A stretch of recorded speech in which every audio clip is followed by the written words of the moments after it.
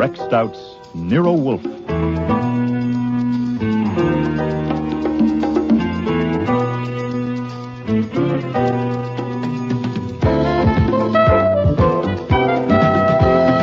Starring Mabel Moore as Nero Wolfe and Don Franks as Archie Goodwin.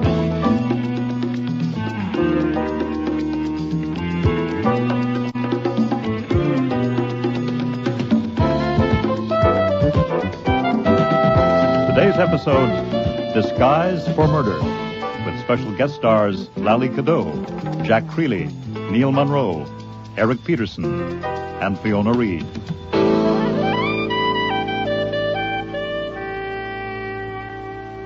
I had made two mistakes.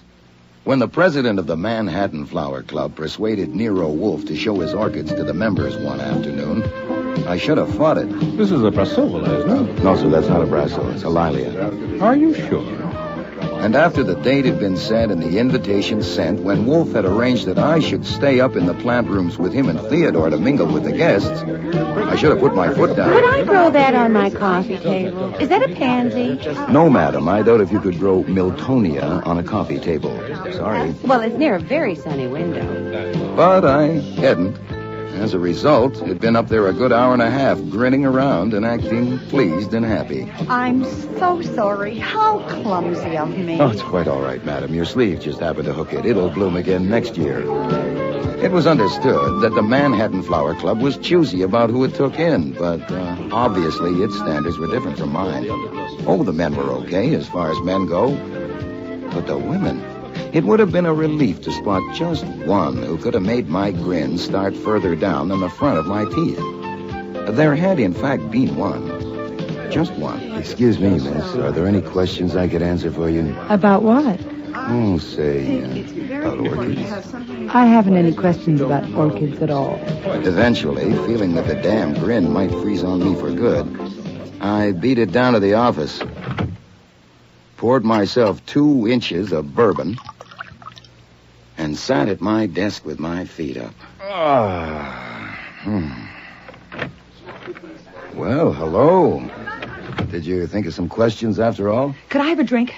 Sure. I got scotch, rye... Anything. Quick. Give me yours. Hey. Oh. Did I need that? You like more? No. You're Archie Goodwin? And you're the Queen of Egypt. I'm a baboon. I don't know why they ever taught me to talk. Look at my handshake. I'm all to pieces. You do seem a little upset. When I saw you upstairs... I want to see Nero Wolfe. Right away. Well, I want to tell him something before I change my mind. And then I'll get a job at Macy's or marry a truck driver. I want to see Nero Wolfe. Oh, I'm afraid that can't be done. Not until the party's over, at least. Are people coming in here? No. May I have another drink, please? Well, shouldn't you give that one time to settle? I'll help myself. You'll pardon me saying this, but for a member of the Manhattan Flower Club, you seem a bit of a screwball. I'm not. A screwball? A member. I see. I could tell you. Many people have. I'm going to. Good, shoot. I'm afraid I'll change my mind, and I don't want to. Okay, now. Ready, go. I had a friend once, as close as a person like me ever comes to having a friend, Mm-hmm. and a man killed her, strangled her. And if I told what I knew about it, they could have caught him, but I was afraid to go to the cops, so he's still loose. And she was my friend. That's getting down toward the bottom, isn't it? That's fairly low. Of course, I don't know you any too well. Why were you afraid to go to the cops? Because I'm a crook. Oh, yeah? Yeah. Oh, what do you do? Steal orchids? No, certainly not. I wouldn't be small, and I wouldn't be dirty. At least, that's what I thought. But once you start, it's not so easy. You meet people and you get involved, you know? Yeah, I know. I realized long ago that I'd made a big mistake. I wasn't what I thought I was going to be. A romantic, reckless outlaw. You can't do it that way. Or anyhow, I couldn't. About a year ago, I decided to break loose. A good way to do it would have been to talk to someone, the way I'm talking to you now. But I didn't have sense enough to see that. So you didn't break loose? No, I kept putting it off. And then I met this man in Florida who had a lead, and we followed it up here just a week ago. That's what I'm working on now. That's what brought me here today. Oh, God. If only I hadn't come here, I wouldn't have seen him. Seen who? I should have looked away from him, turned away, quick, when I realized who he was. but I was so shocked. I couldn't move. Oh, God, how dumb could I be? I just stood there staring at him, thinking I wouldn't have recognized him if he hadn't had the hat on. And then he turned and looked right at me. And he saw that I knew. Oh, God. Mrs. Orwin asked me what was the matter. And then I saw Nero Wolfe, and it gave me the idea of telling him. And then I saw you going out, and as soon as I could break away, I came down to find you. Oh, there. I feel better now. Yeah, it's good bourbon. Is it a secret who you recognized? No. I'm going to tell Nero Wolfe, then he can't touch me. Why not? Because I'll get Nero Wolfe to tell him that if anything happens to me, he'll know who did it. You'll know, too. You'll both know. Well, we would if we had his name and address. He must be quite a specimen to scare you that bad. Speaking of names, what's yours? Do you like Marjorie? So-so. I used Evelyn Carter in Paris once. Do you like that? It's not bad. What are you using now? Hey, come on now. You're not in a vacuum, and I'm a detective. They took the names down at the door. Cynthia Brown. Cynthia Brown. I like that fine. Now, upstairs you were with two men and a middle-aged lady. That's Mrs. Orwin. Yes. And she's the current customer, then, the lead you picked up in Florida. Yes, but that's finished. Hmm? Since I'm telling you and Nero Wolfe, I'm through. Oh, the job at Macy's or marry a truck driver. Who did you recognize upstairs? Can anyone hear us? No, that door goes out to the front room. Today it's the cloakroom. This room's soundproof, including the doors. This has to be done the way I say. Sure, why not? I wasn't being honest with you. Oh, well, I wouldn't expect it from a crook. Start all over again. I don't just want Wolfe because I'm scared. Mm-hmm. I'm scared, all right, but I want him to get that man for murder. Will he do that? Well, he might. Now, what kind of evidence have you got? Have you got any? I saw him that day in her apartment. Whose apartment? My friend's, the one I told you about. I stopped in to visit her that afternoon. I was just leaving. Doris was inside the bathroom. And as I got near the entrance door, I heard a key turning in the lock. And that man came in. When he saw me, he just stood and stared. I knew Doris didn't want me to meet her bank account, and of course I assumed it was him making an unexpected call, so I mumbled something about Doris being in the bathroom and got the hell out. Oh, God, if I'd known. I went and kept a cocktail date and then phoned Doris's number to ask if our dinner date was still on, considering the visit of the bank account. There was no answer. They found her body the next day. There wasn't a word about the man in the papers. No one had seen him come or go. And I didn't open my mouth. I was a lousy coward. And you just saw that man again upstairs looking at the orchids? Yes. That's a pretty good script. It is no script. I wish to God it was. Okay. He looked straight at me, and his eyes. Yes. Archie? Yes, sir. What the devil are you doing down there? Come back up here. Soon. I'm talking with a prospective client. This is no time for clients. Come at once. I have to go upstairs. Mr. Wolfe sounds a little pressed. Do you want to wait here? Yes. If Mrs. Orwin asks about you... I didn't feel well and went home. Okay. Now, I shouldn't be long. The invitations say 2:30 to 5. If you want a drink, help yourself. Well, keep the door closed. Well, what name does this murderer use when he goes to look at orchids? Come on, damn it. What's his name? I don't know. You don't? No. Well, describe him then. You wouldn't believe... Not now. I want to see what Nero Wolfe says first. Look, if you can't trust me... Oh, it's not that. Honest. Look, I might as well tell you. You'd never want any part of me anyway. This is the first time in years that I've talked to a man just straight. You know, just human. You know, not figuring on something one way or another. I've enjoyed it very much, Mr. Goodwin. You just call me Archie. But describe him for me. Just sketch him out. Not until Nero Wolfe says he'll do it. You'll understand why then. I had to leave it at that. Upstairs in the plant rooms, Wolfe shot me a look of cold fury, and I turned on the grin.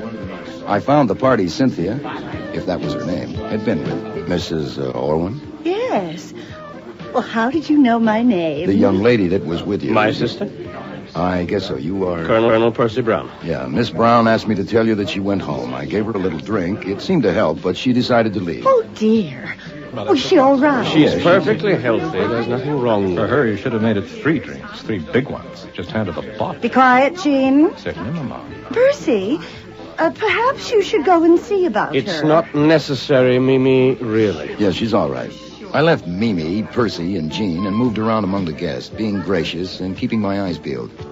I had been known to have hunches, and it would be something for my scrapbook if I picked up the killer of Doris Hatton, and it turned out to be Sunfast.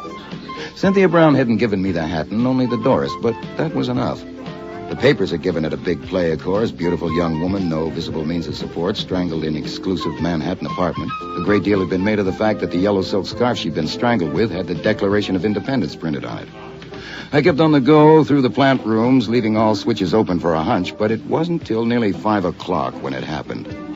A guy at the north bench leaned over to pick up a plant, and I got a buzz at the back of my neck.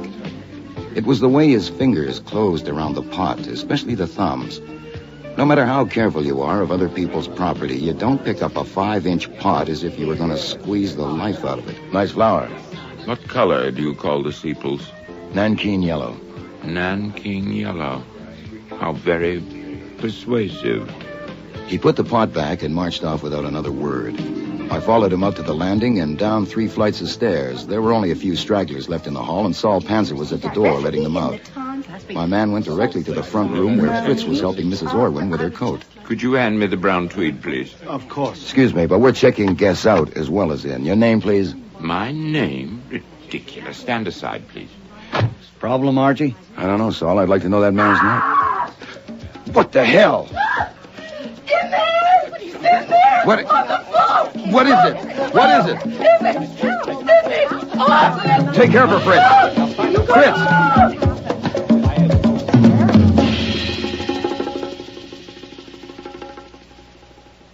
I'm here, Arch. It's too late, but send Fritz down the block for Dr. Vollmer. Right. Oh, and no one leaves, Saul. Keep everyone that's left. Gotcha. Yes? It's me in the office. You better come down. That prospective client is here on the floor, strangled. I'm sure she's gone, but I sent for Doc Vollmer. Is this flummery? No, sir. Come down and look at her and then ask me. Hey, you can't go in there. All right, don't come in here. Insist on knowing what... My God. Yes, sir. How did it happen? Don't know. Who is it? Don't know. The man at the door won't let us leave. No, sir, and you can see why. Now, outside, I certainly please. can, but we know nothing about it.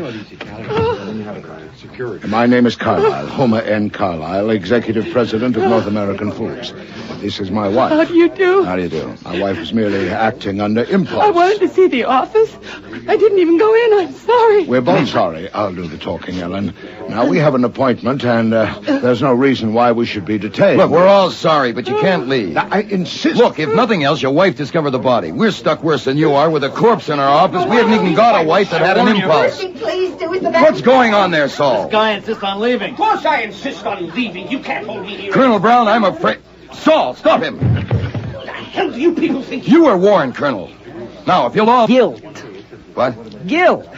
The compression got too great and boom, he exploded. I was watching him. Who the hell are you? My name is Morley. I'm a psychiatrist. Well, that's swell. Now go back in the front room and watch all of them. With a wall mirror in there, you can include yourself. This is illegal. You can't hold I'm me here. trying to... My appointment is very... Now listen to me. Make me stand. Oh, here's Nero Wolfe. My name is Homer N. Carlyle. I am president of North American Foods. I Quiet! only wanted to see your office, and there she was on the floor. Archie, get this tigress off me! Ellen, stop it! Oh. Hush! Madam, you have torn my lapel. My wife is distraught, sir. It's shut up! Distinguished group of sincere and devoted gardeners. Flee! Saul! Yes, sir. Are you armed? Yes, sir. Put them all in the front room and keep them there. Let no one touch anything around this door, especially the knob. Yes, sir. Archie, come in the office with me. Good God. Yes, sir, it's not pretty. Sometimes you can do something, but it wasn't even worth trying. Long ago, can you guess? I saw her alive an hour ago. I would guess she's been dead about half an hour.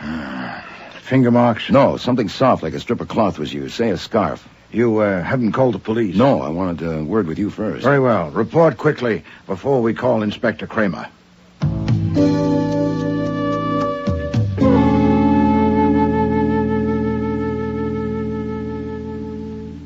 Saul. Yes, Inspector? You and Fritz were in the hall all afternoon. The hall and the front room, yeah. Who did you see enter or leave the office? I saw Archie go in about 4 o'clock. I was just coming out of the front room in someone's hat and coat. I saw Mrs. Carlyle come out just after she screamed. And in between those two, I saw no one enter or leave. We were very busy at that time. What about you, Fritz? I saw no one. I didn't even see Archie go in. Excuse me, Inspector Kramer. Yes? My duties here are of the household and not professional. Your men are still busy in the office. The front room is full of guests. And now here you are in my dining room. I need to know how long you are going to be in my dining room. Mr. Wolfe needs his dinner. Well, I'll be goddamned. All this disturbance. It can't be helped, Fritz. How many people are left in the front room? Mrs. Orwin and her party, the Carlyles, and that strange doctor, the psychiatrist. Have we plenty of ham? Yes, sir. Sturgeon? Yes, sir. Later, probably. For the guests in the front room, but not the police. Are you through with Fritz, Mr. Kramer? Yes. Saul, you were at the door with Goodwin when that woman screamed and came running out of the office. But you didn't see her enter the office. Why not? We had our backs turned. We were watching a man who had just left go down the steps. Archie had asked him for his name, and he had said that was ridiculous. If you wanted, his name is Malcolm Vedder. What the hell it is? How do you know? I had checked him in along with the rest. Are you telling me that you could fit that many names to that many faces after seeing them just once? Hey, there's more to people than faces. I might go wrong on a few, but not many. I was at that door to do a job, and I did it. You should know by now, Mr. Kramer, that Mr. Panzer is an exceptional man. All right, that's all for now, Saul. Wait in the front room. Rowcliffe, you heard the name Malcolm Vedder. Check it on that list and send a man to bring him in. Yes, sir. Jesus, there are 219 names on that list. Yes. This house won't hold that many. Not all at once. They came and went. Oh, great. Goodwin's story. I mean, the girl's story as Goodwin told You got it exactly as she told it to me. Sure I did. Nothing saved, nothing held back. No. What do you make of the girl's story, Wolfe? Well, what followed seemed to support it. I doubt if she would have arranged for her death just to corroborate a tale. I accept it. I credit it.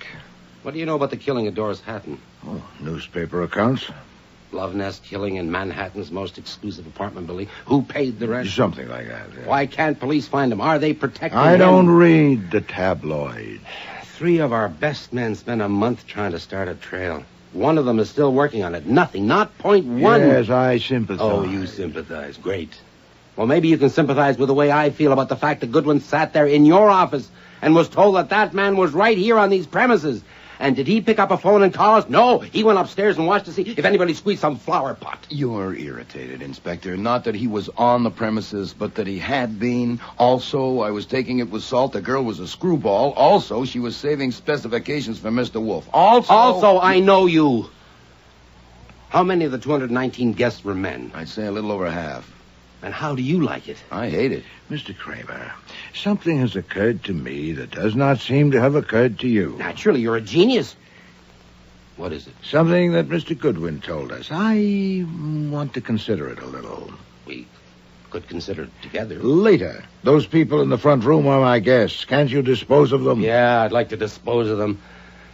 Let's see the woman who found the body. What's her name, Carlyle?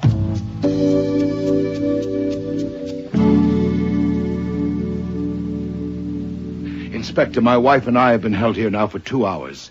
I know you have your duty to perform, but citizens have a few rights left, thank God. Now, why are we being detained? Mr. Carlyle, a woman was murdered here today. Well, that has nothing to do with us. I warn you.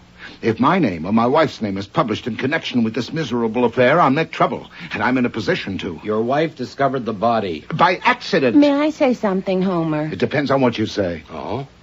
What do you mean by oh? I mean that I sent for your wife, not you. But you came with her. Why? Well, to protect her, of course. Does she need protection? Certainly not. I mean... Then why don't you just sit down while I ask her a few questions? You wanted to say something, Mrs. Carlyle. Only that I'm sorry for the trouble I've caused. There, do you see? I wouldn't say you caused any trouble exactly, except for yourself and your husband. The woman was dead whether you went in there or not. Now, I have to ask you some questions, if only as a matter of form, because you discovered the body. There's no question of you being involved more than that, is there? How the devil could there be? How long had you been downstairs before you went into the office? Oh, we had just come down. I was waiting for my husband to get his things. Had you been downstairs before that? No. Or only when we came in. What time did you arrive? A little after 3, I think. At 3:20. Were you and your husband together all the time, continuously? Of course. Well, you know how it is. He would look a little longer at some things sometimes, and I would move on a little. We were together the whole time. Do you see what I meant, Inspector? My wife has a habit of being vague. This is I'm just not another... actually vague. It's just that everything is relative. For instance, who would have thought my wish to see Nero Wolfe's office would link me with a horrible crime? My God, you hear that? Link. Why did you want to see Wolfe's office? Why, to see the globe. What globe? Oh, yes, it's famous. I'd read about it, and I wanted to see how it looked. A globe 3 feet in diameter. Oh. What? I didn't see it. Well, you were distracted. By the way, did you know her? Had you ever seen her before? You mean her? Yes, her name was Cynthia Brown. We've never known her or seen her or heard of her. Had you, Mrs. Carlyle? No. Inspector, surely you can see how this has upset my wife. Haven't you asked enough questions? Oh, I suppose, for now. Thank you, both of you. We won't bother you again unless we have to. Rowcliffe, pass them out. Oh, Inspector? Yes? I don't suppose... would it be possible for me to look at the globe now, just a peek? For God's sake, Ellen, come on. Excuse me, sir. What is it, Rowcliffe? We're all through in the office, sir. We've covered everything. Nothing is being taken away, and it's all in order. We were especially careful with the contents of the drawers of Wolfe's desk. My desk? You went through my desk? Oh, yes. She was killed there. She was strangled with something, and murderers have been known to hide things. Did you get anything at all, Rowcliffe? I don't think so. Of course, the prints have to be sorted, and there'll be lab reports. How do we leave it? Seal it up, and we'll see tomorrow. You stay here and keep a photographer. The others can go. What? Have that woman sent in, Mrs. Irwin. Orwin, sir? I'll see Wait her. a minute. You're going to seal up what, the office? Certainly. You don't mean that. We work there. And we live there. All our stuff is in there. Go ahead, Lieutenant. Mr. Kramer, have you the effrontery It's routine. That's a lie. It is not routine. It's my routine. Your office is not just an office. It is the place where more fancy tricks have been played than any other spot in New York.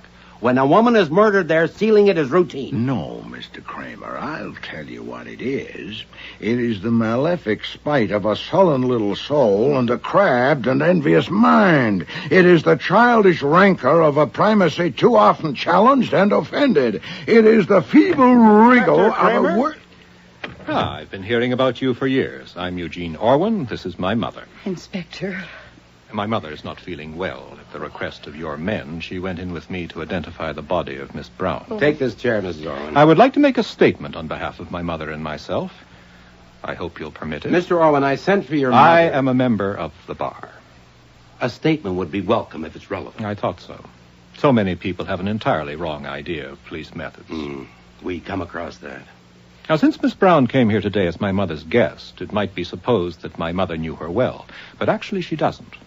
That's what I want to make clear. Go ahead. Then here are the facts. In January, my mother was in Florida. You meet all kinds in Florida. My mother met a man who called himself Colonel Percy Brown. Colonel in the British Reserve, he said. Later, he introduced his sister Cynthia to her. My mother saw a great deal of them. My father is dead, and the estate, a rather large one, is in her control.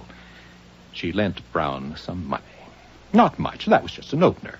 But a week ago... It was only $5,000, and I didn't promise him anything. Mother.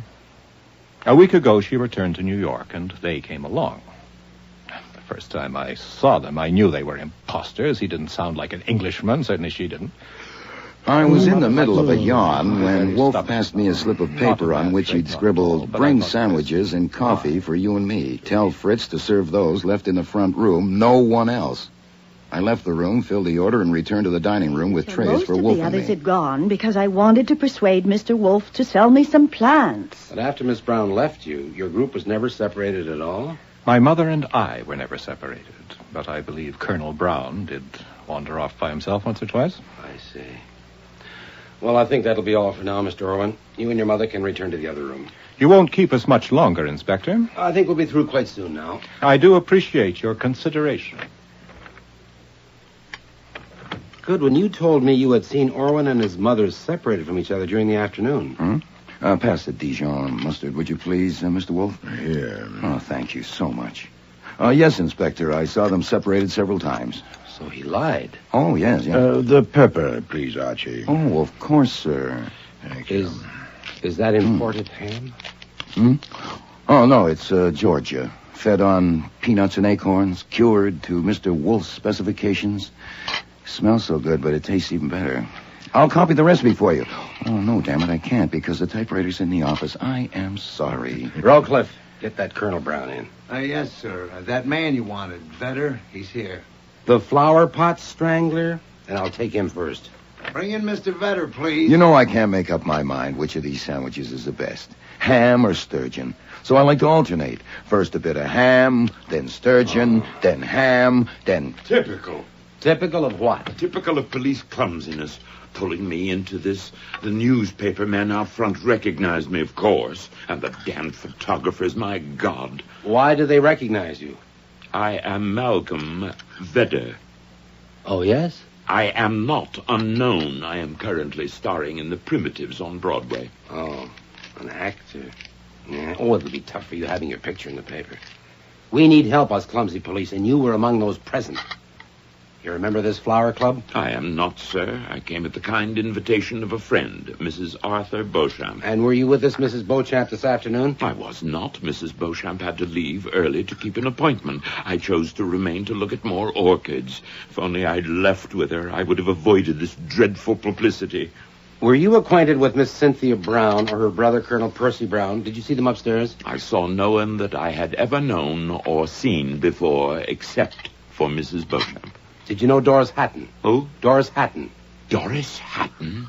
She was also strangled. I remember now. Yes?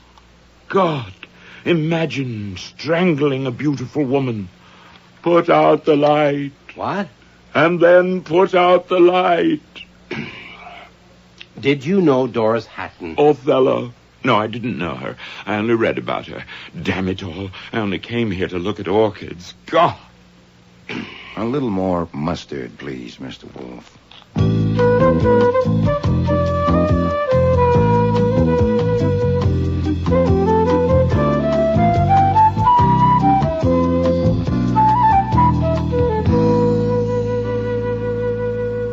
Your name, please. My name is Colonel Percy Brown. Which army are you in? I think it will save time if I state my position. I will answer fully and freely all questions that relate to what I saw or heard since I arrived here this afternoon. Answers to any other questions will have to wait until I consult my attorney. Well, the trouble is, I'm pretty sure I don't give a damn what you saw or heard this afternoon. I want to put something to you. As you see, I'm not even wanting to know why you tried to break away before we got here. I merely wanted to... Forget it. Now, on information received, I think it's like this. The woman who called herself Cynthia Brown, murdered here today, was not your sister. She was working with you on an operation of which Mrs. Orwin was the subject. Now, as far as I'm concerned, that's only background. Otherwise, I'm not interested in it. My work is homicide, and that's what I'm working on now. I'm listening. For 2 months now, you've been on intimate terms with Cynthia Brown. She certainly must have mentioned an experience you had recently. A friend of hers named Doris Hatton was murdered. And she had information about the murderer. She must have mentioned that to you. Now you can tell me. Now, if you do, we can nail him for what he did here today, and it might even make things a little smoother for you. Well? I'm sorry. For what? I'm sorry I can't help. Do you expect me to believe that during all those weeks she never mentioned the murder of her friend? I'm sorry I can't help. Oh, I'm sorry, too. Okay. We'll go on to this afternoon. On what you said you'd answer fully and freely, do you remember a moment when something about Cynthia Brown's appearance, some movement she made, or the expression on her face, caused Mrs. Orwin to ask her what was the matter with her? No, I don't believe I do. I'm asking you to try. Try hard. Well, I may not have been right there at the moment, in those aisles, in a crowd like... We weren't rubbing elbows continuously. You do remember when she excused herself because she wasn't feeling well? Yes, of course I do. Well, this moment I'm asking about came shortly before that. She exchanged looks with some man nearby, and it was her reaction to that made Mrs. Orwin ask her what was the matter. Now, if you saw that look and can describe the man, I wouldn't give a damn if you stripped Mrs. Orwin clean and 10 more like her. I didn't see it. You didn't? No. You didn't say you're sorry. Well, I am, of course, if it helps. Oh, to hell with you. Levy, take him out and tell Stebbins to send him down and lock him up. Material witness. And he's got a record somewhere. Find it. Yes, sir. I wish to phone my attorney. There's a phone down where you're going. If it's not out of order, take him, Levy. And tell the men to start gathering up. We're leaving. Everybody out to my office. But there's one more, sir. One more what? In the front room, a man. Who? His name is Nicholson Morley. He's a psychiatrist. Oh, let him go. This is a goddamn joke. Yes, sir. Clear up, Rowcliffe. Oh, before I go, Wolf, earlier you said something had occurred to you. Did I? Something in Goodwin's report of what Cynthia Brown said to him. Was that just before you ordered my office to be sealed? Come on, Rowcliffe, let's get out of here. Excuse me, sir. That man Morley insists on seeing you. He says it's vital. What is he, a screwball? I don't know. He may be. Oh, bring him in. Come in, Dr. Morley. You have something to say, Doctor? I have. Something vital. Well, let's hear it. The talk in the front room is that the murder of Cynthia Brown may be connected with the strangling some months ago of Doris Hatton. May I assume that is so? If you want to, why do you ask? And may I ask if you have a definite object of suspicion? If you mean, am I ready to name the murderer? No. Are you? I think I may be. Go ahead. Oh, not quite so fast. I must first make one more assumption, that these were not commonplace crimes with commonplace discoverable motives, or the murderer would have been vulnerable to your very efficient police techniques. Now, assuming those techniques have failed, we must ask why. Must we? Okay, why? Because the most powerful motives on Earth are motives of personality, which cannot be exposed by any purely objective investigation.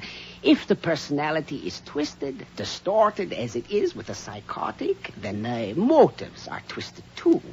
Get down to it. Very well.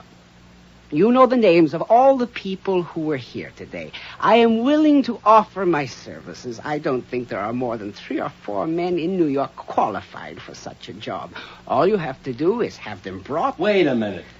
Are you suggesting that we deliver everyone that was here today to your office for you to work on? Oh, no. Only the men, of course. There's an excellent chance that I can tell you who the strangler is, and when you know that... Excuse me. Sorry to cut you off, Doctor, but I have to get downtown. I'm afraid your suggestion won't work. I'll let you know. Come on, Rowcliffe. Mr. Wolfe, you are intelligent and literate. I should have had you more in mind. May I count on you to explain to that policeman why my suggestion is the only hope for him? No. Mr. Wolf's had a hard day, so have I. Would you mind closing the door after you? But... This way, please.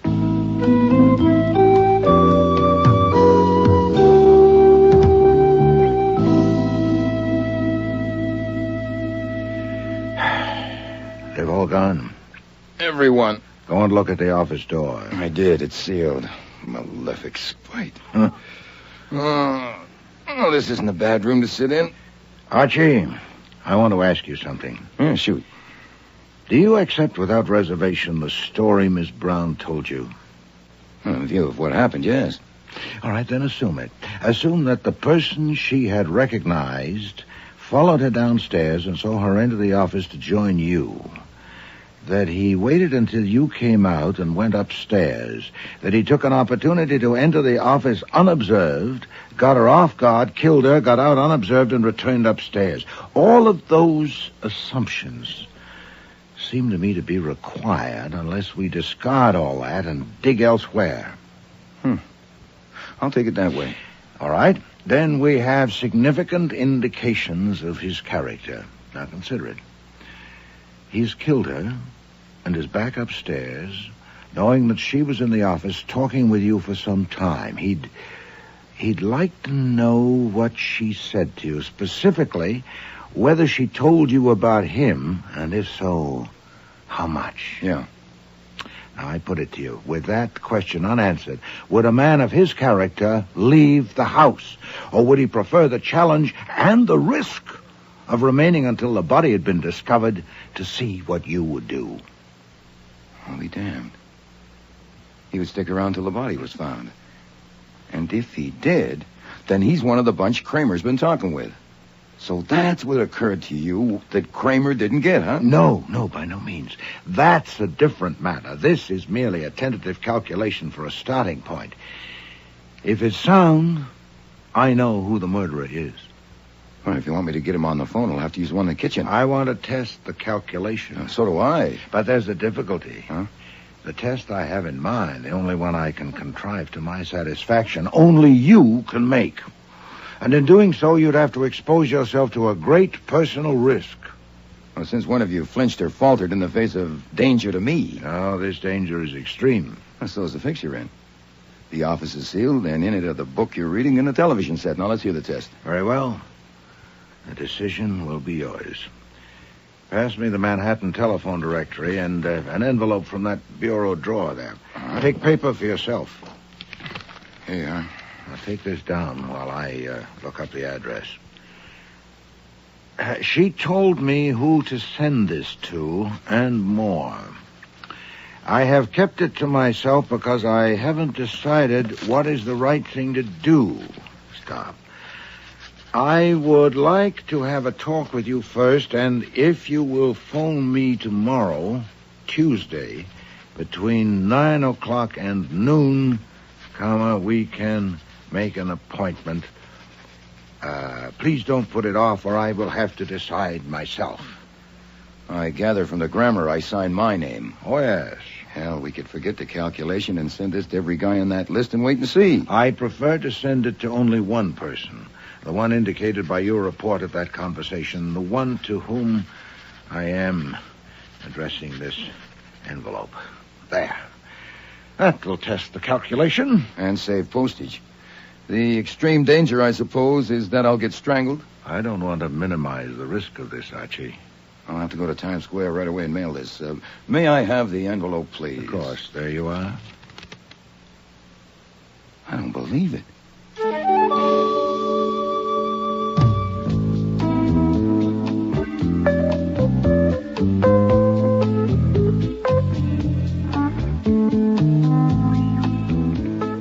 I was with Wolfe in the plant rooms the next morning when the call finally came. Nero Wolfe's residence, Archie Goodwin speaking. You sent me a note Did I? What about? about an appointment. Can you discuss it? Sure, I'm all alone. There's no extensions on. But I don't recognize your voice. Who is this? I have two voices. This is the other one. You made a decision yet? No, I was waiting to hear from you. That's wise, I think. You free tonight? I can wriggle free. Drive the northeast corner, 51st Street, 11th Avenue. Get there at 8 o'clock. Park on the corner. You got that? Got it. You'll be alone, of course. Yeah. I still don't recognize your voice. You know, I don't think you're the person I sent the note to. I am. It's good, isn't it? Mr. Wolfe, you saved a lot of postage. Ah, you have an appointment? For 8 o'clock. Get Saul. We have planning to do.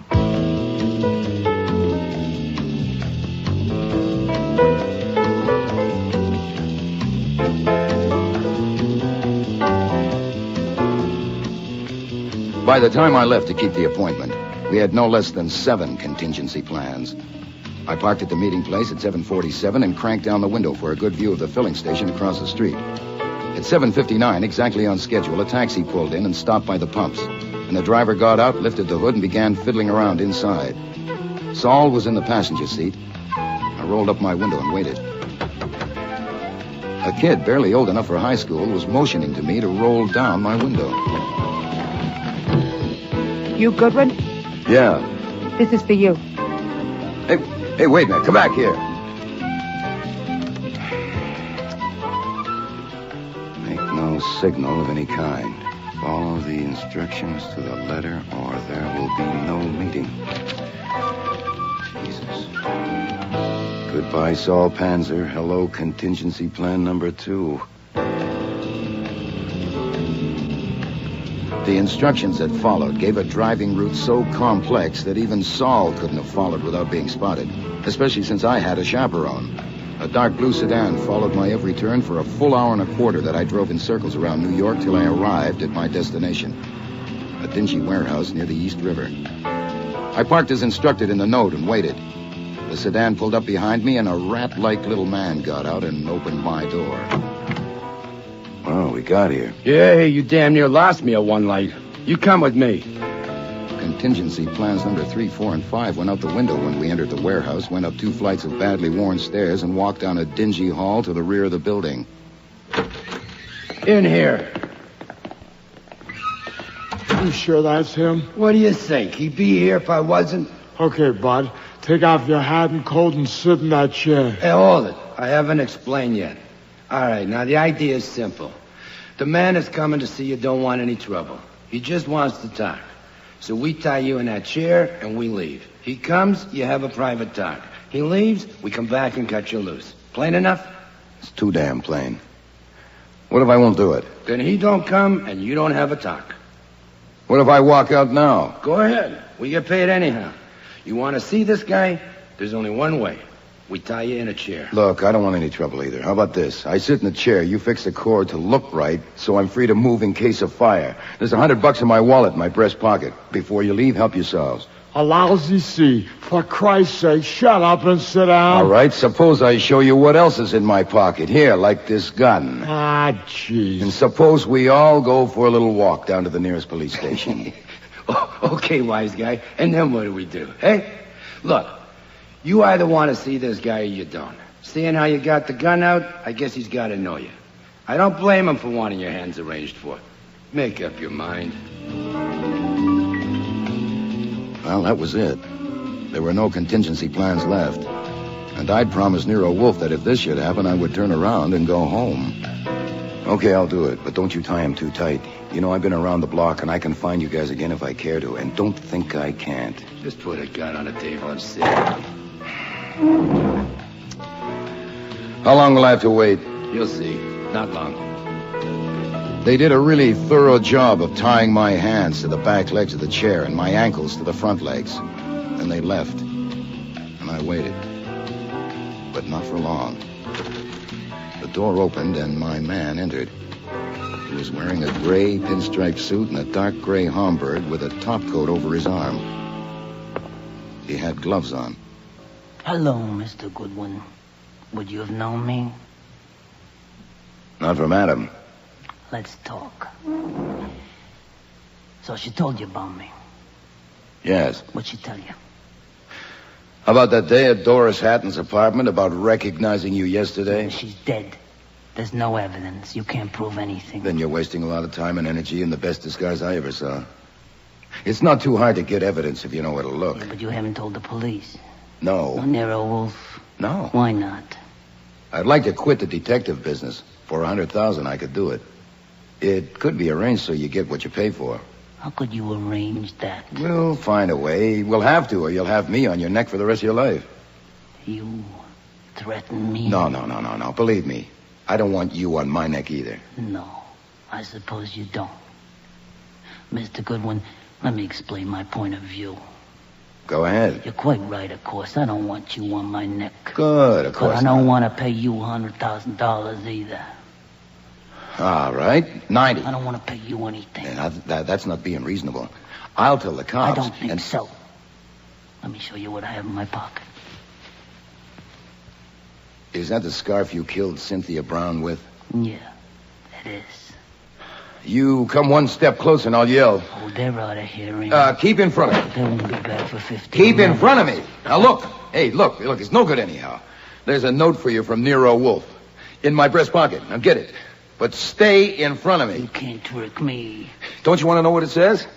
All you have to do is reach. Hey, what can I do? Very well. There, now. You see, read it. Go ahead. If Mr. Goodwin's not home by midnight, the information given him by Cynthia Brown will be communicated to police. And I shall see the day after immediately. Right, see, it's no good.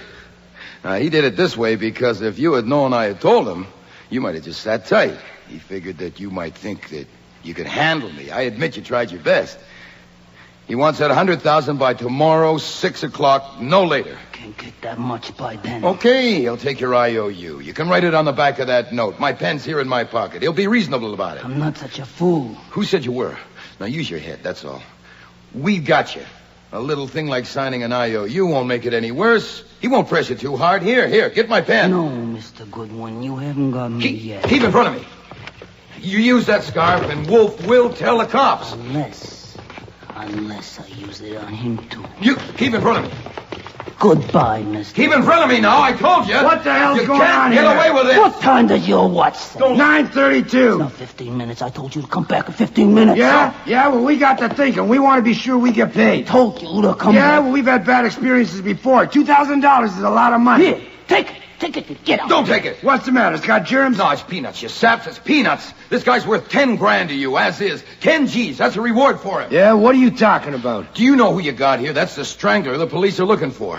You read today's papers? You see the scarf in his hand? Look, he's trying to hide it. Yeah, he's crazy. He's trying to make a fool. You want to know his name? I'll give you his name. Mrs. Carlyle. Mrs. Homer N. Carlyle. You want her address? Mrs. Did you say Mrs.? That's a woman. Watch her now. Keep her away from me. Keep her away. Don't let her touch me. Okay, pal, hold it right there. Let me go. Jesus, it could be a woman. There's one way to find out. Yeah. Don't you touch me.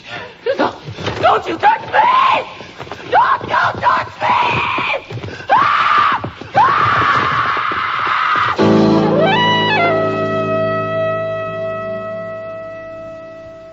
Well, I hope you're satisfied. You and Goodwin have got your pictures in the paper again. Got a lot of free publicity. And I got my nose wiped. But you got no fee. No fee. I suppose you thought you could pry a fee out of somebody. That's why you suppressed evidence. Oh, now, Mr. Kramer, I suppressed no evidence. Okay, I can't prove it, but I know it. If she hadn't been described to Goodwin, how did you know to send that blackmail note to her? I explained to you. I concluded that the murderer was among those who remained. Yes, but why her? There were only 2 women who remained. Obviously, it couldn't have been Mrs. Orwin. With her physique, she'd be hard put to pass as a man. Besides, she's a widow, and it seemed a sound presumption that Doris Hatton had been killed by a jealous wife. Yeah, but why a woman? Why not a man? Yeah. I told you in my dining room that something had occurred to me, and I wanted to consider it. Yeah? Later, I would have been glad to tell you about it if you hadn't acted so irresponsibly and spitefully in sealing up this office. All right. That made me doubt if you were capable of proceeding properly on any suggestion from me, so I decided to proceed myself. Get to it. What occurred to you? Well, simply this. Miss Brown told Mr. Goodwin that she wouldn't have recognized the murderer if he hadn't had a hat on. So? She used the masculine pronoun, naturally, throughout that conversation, because it had been a man who'd called at Doris Hatton's apartment that October day, and he was fixed in her mind as a man. But it was in my plant rooms that she had seen him the other day, and no man wore his hat up there. But nearly all the women had hats on, so it was a woman. I don't believe it. You have a record of Mr. Goodwin's report of that conversation. Consult it. I still wouldn't believe it. Well, there were other little items. For example, the strangler of Doris Hatton had a key to the door.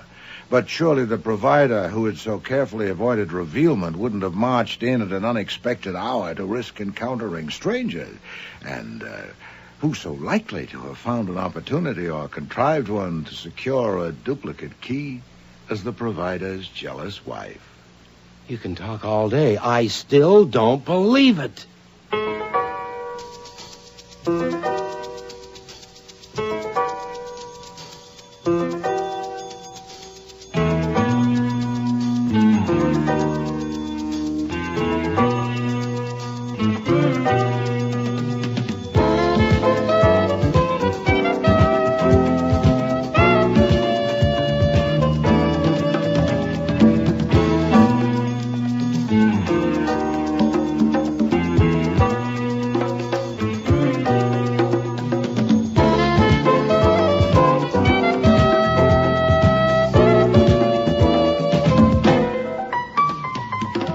Starring in today's episode were Mavor Moore as Nero Wolfe, Don Franks as Archie Goodwin, and Cease Linder as Inspector Kramer. Lally Cadeau was Mrs. Carlyle, Jack Creeley, Malcolm Vedder, Neil Monroe, Colonel Percy Brown, Eric Peterson, Dr. Morley, Fiona Reed, Cynthia Brown, Denise Ferguson, Mrs. Orwin, Michael Tate, Gene Orwin, Henry Raymer, Homer N. Carlyle, Nick Nichols, Charlie, Jim Morris, Skinny, Alfie Scott, Saul, and Frank Perry was Fritz. Music was composed and conducted by Don Gillis. Technical operations by John Jessup. Sound effects, Bill Robinson. The production assistant was Nancy McElveen, and casting consultant was Ann Weldon Tate. Disguise for Murder was written and produced in Toronto by Ron.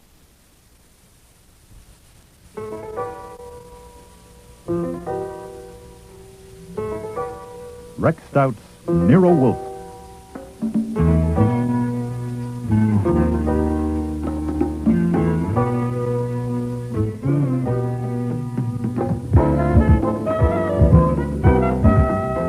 Starring Mavor Moore as Nero Wolfe and Don Franks as Archie Goodwin. Today's episode, Before I Die, with special guest stars Jane Eastwood, August Schellenberg, and Maria Loma. That Monday afternoon in October, life in the office of Nero Wolfe, where I work, was getting to be more than I could stand. What time is it, Archie? When you asked me 5 minutes ago, it was 3:25. It is now 3:30. And when you ask 5 minutes from now, it will be 3:35.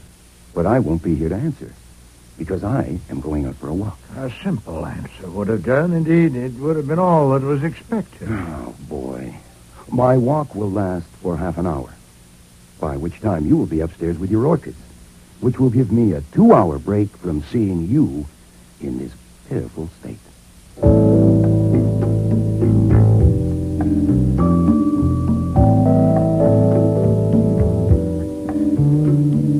I wasn't blaming him. I was merely fed up with him. You see, it was smack in the middle of the great meat shortage after the war. And to my 270-pound boss, a meal without meat was an insult. He'd got so desperate that he started taking long walks, as, for instance, back and forth between his chair and the bookshelves. Anyway, I got my coat on and was just reaching for the front door. Your name's Archie Goodwin. Thanks. How much do I weigh? Come on out. Guy here in a car wants to see you. The black Cadillac. Yeah. Uh-huh. Oh, hold it for a minute.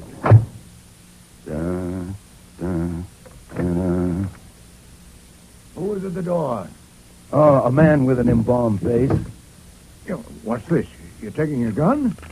I was asked to step down to the curb and see a man in a car.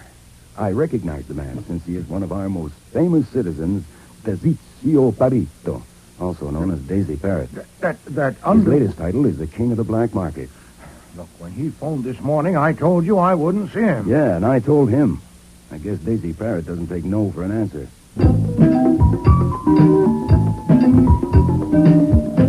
You're Archie Goodwin. And you're Daisy Parrott.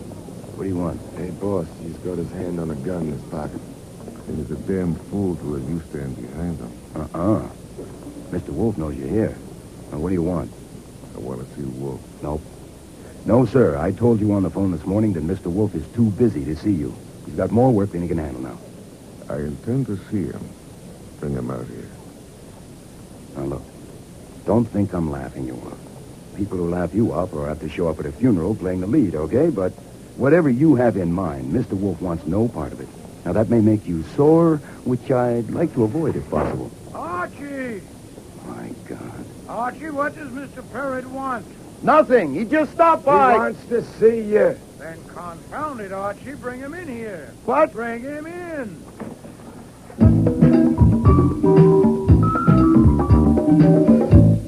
Be seated, Mr. Parrott. I don't like it in here. I've got something private for you. Come out and sit in my car. Oh, I rarely leave my house. I do like it here. I'd be an idiot to leave this chair made to fit me. Okay, Goodwin. You go out and sit in my car. No, sir. I do nothing without Mr. Goodwin. You might make exceptions. This might be a good exception to start with. No, sir. Please, sit down. Even if you decide against entrusting secrets to Mr. Goodwin and me, there's a little matter I'd like to discuss with you. What do you want to discuss? Well, in my own field, I am an expert. I sell expert information, advice, and services. I understand that you are also an expert in a different field. Presumably, you know where certain things are and how they may be got. I am, on the whole, a respectable and virtuous citizen, but like everyone else, I have my smudges. Where is some meat? You want a slice of the meat racket? No. I want slices of beef and pork. I want some meat to eat. Lamb, veal. Oh, you're just hungry. Yes, I am. Goodwin. Ring Lincoln 63232 between 7 and 10 in the morning and ask for Tom. Use my name. Thank you, sir.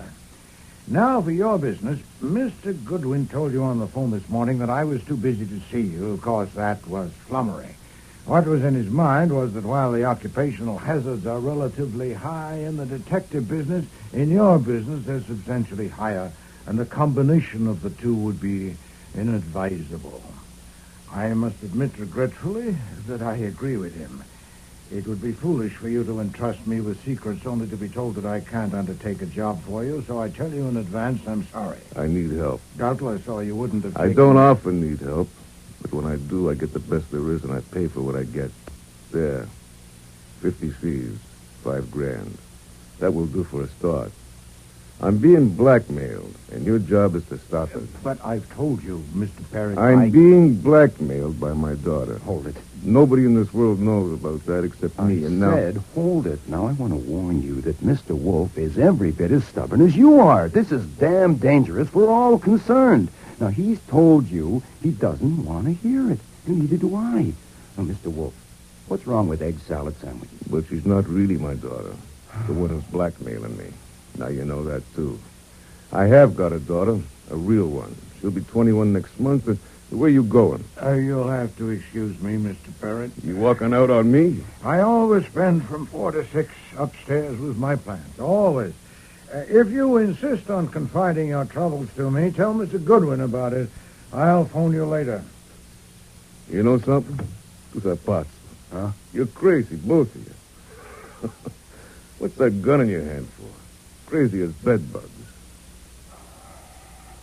Okay, tell me about it.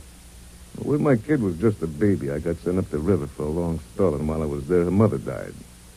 It took me nearly 5 years before I found the kid, never mind how. And by then, I decided it wasn't safe for her to know who her father was, or for anyone to know I had a kid. So I found a way to send money to her, keep her in schools and all. Uh-huh. And I got reports on her every 3 months, and everything was okay. It was working just fine till, Thumbs Meeker bitched it up. Thumbs Meeker? You heard of him? I've heard of him. And how he got his name. And Thumbs sent a punk to tell me that if there was any little favor he could do for my daughter, just let him know, capiche? It was his way of saying he'd found out and he could put the screws on you. Yeah, but he hadn't. I mean, he found out I had a daughter, but he hadn't found her yet. So I had to stop. There's only one thing in the world I'm afraid of, Goodwin. Huh? That someone will find my daughter and tell her the truth. It's ruined my life having a daughter. Where she's concerned, I can't think straight, and I can't act straight. I mean, look at my coming here and spelling this. Worse yet, look what I did a year ago, April. I rented a penthouse, and I brought a girl there to act as my daughter. I knew it was dumb, but my brains wouldn't work, and I did it. Why? To draw Thumbs Meeker off. If he thought that was my daughter living in the penthouse with me, naturally he wouldn't look for her in other places, especially in colleges. I thought it would keep my secret sewed up. Everything seemed fine for a few months. Then the little bitch put the pliers on me. The phony daughter started blackmailing you? Yeah. First in small amounts. Then every month it got bigger. So far, she's into me for $25,000. I don't get it. What? Well, how do I put this? Most people would wonder, with your reputation, why she hasn't had an accident, like getting in the way of flying pieces of metal or something. That's all exaggerated. Yeah. Rumors start and everyone believes them. Well, why didn't you handle her or have her handled? My daughter? My own daughter? Wait, she isn't. As far as everyone knows she is. I would have to do it myself, and even then it would have to be very risky. She's got it all figured out. What if she disappears? How would Thumbs Meeker dope? I'd be right back where I started. They'd be looking for trails again. I've looked at it from all angles, and it's no go. Then you're stuck with an expensive daughter. Like hell I am. Last night she hit me for $50,000. That settles it. I've got to have help. I picked on Nero Wolfe, but from what I know of him, he's got brains, and mine won't work on this. That $5,000 is just for a start. I'll pay what it's worth, and it's worth plenty. Look, he won't touch it. Her name is my daughter, is Violet Parrott. Her real name is Angelina Murphy. She was on the jump in Salt Lake from a rolling and cleaning charge. I went out there and got her myself. See, I doped it that I'd have her sewed up because the Salt Lake Fuzz would like to have her back if she got tricky. But it didn't take her long to realize that I couldn't unload her. Okay. You'll have to deal with her. Is it true Wolf never leaves the house? Absolutely true. So you see... Violet will be here at 9 o'clock tonight. Mr. Wolfe will have to call you. Now, after he's seen Violet, there's another job he'll have to do. With my real daughter. He'll have to be very careful. Look, that can wait. Her name's Beulah. Beulah Page. I'll write her address down for you. Look, Mr. Parrott, there's no Hey, point... Goodwin. Yeah? I know I can trust you. I'll be in touch. Ciao. Ciao. Why are you disturbing me, Archie? I'll be down at 6 o'clock. This is urgent. A question for you to mow. Well? What color do you like in shrouds?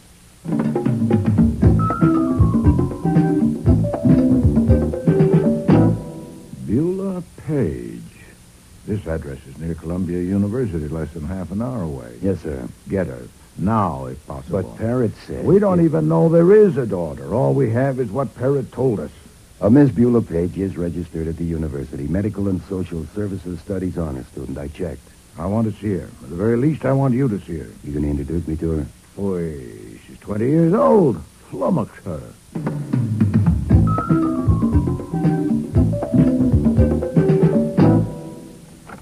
Hello.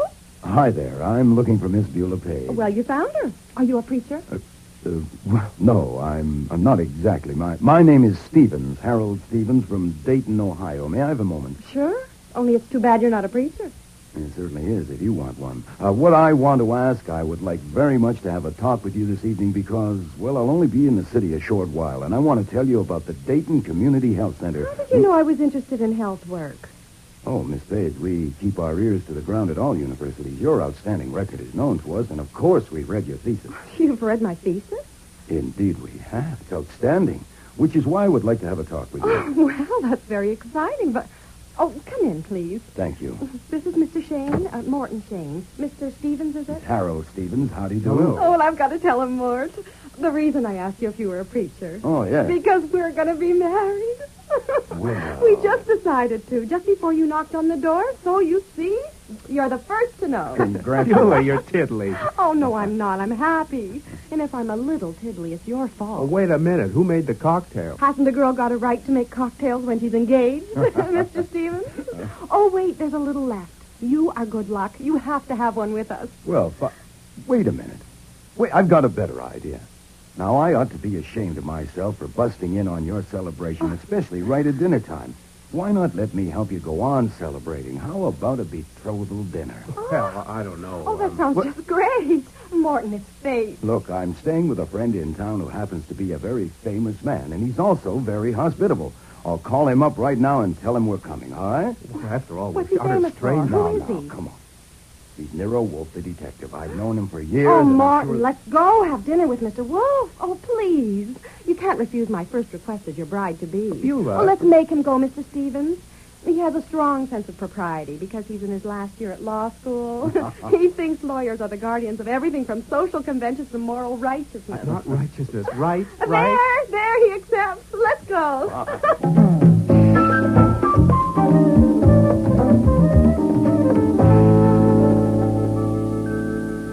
To my surprise, Wolfe helped out over dinner by hopping all over the place. Conversationally, that is.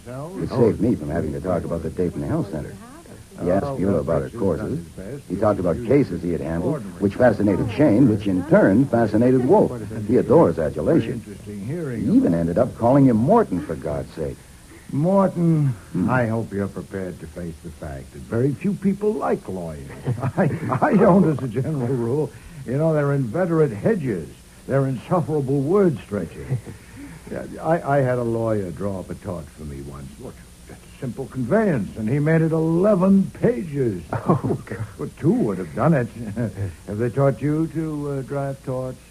Oh, naturally, sir, that's in the course, yeah. I try not to put in more words than are necessary. Well, for heaven's sake, keep it brief. A little more wine. Thank you. Oh, there's a crack in your wine glass. Fritz, replace Mr. Shane's glass, please. Yeah. Well, Miss Page, let me give you another helping of zucchini a la... It was like that right through dinner. Almost more than I could stand. And after dinner, Wolfe and Beulah sang songs. Well, at least Beulah sang. She was in very high spirits. And Wolfe was moving a finger to keep time and evidently trying to hum. For him, that was drunken revelry. I'm sure his mood could only have been brought on by a girl whose father could get him a pork chop.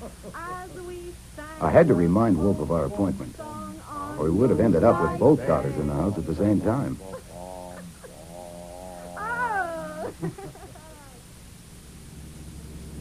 I finally got the 2 celebrants into the car and was driving them home. You know, you're a swell guy, Stevens. That was a swell idea you had. Hey, now I've got one. What do you think of this? You drive us to Maryland and we'll get married. Now who's tiddly? Well, that's a good idea, isn't it? It stinks. Why? Look, I may not have any father or mother or even aunts or uncles, but I don't have to sneak off to Maryland in the dead of night to get a husband.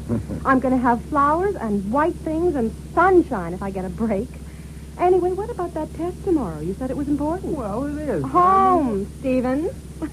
Him first, because he has to study. And then you can come up to my apartment and tell me about your health center. You haven't said a word about it all evening. Well, I didn't want to spoil the celebration. Brides-to-be should not discuss business on their betrothal night. I'll phone you tomorrow, okay?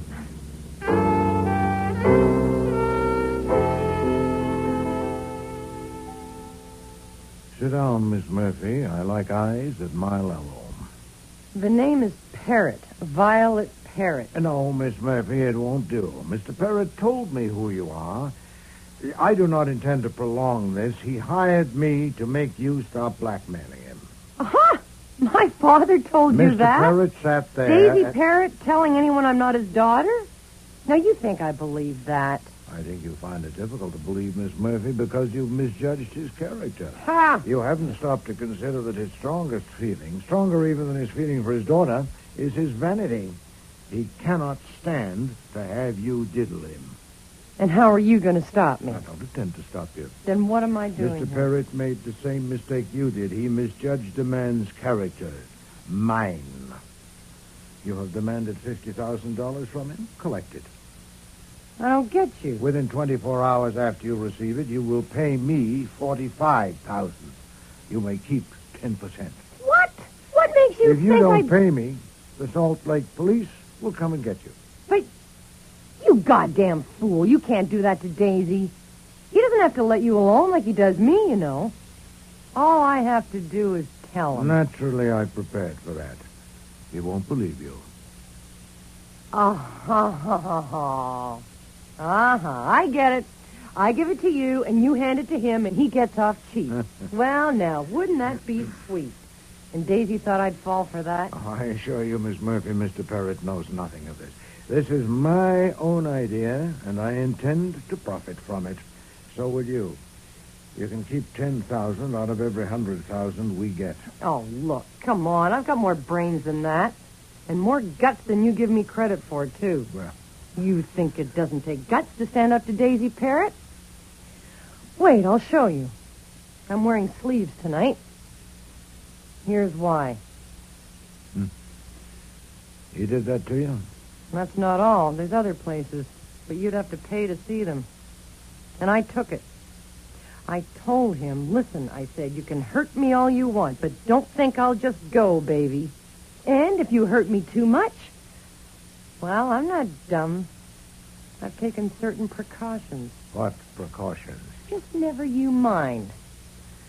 But I've got Daisy Parrott all right, and I'm the only one that ever did that and lived to tell it.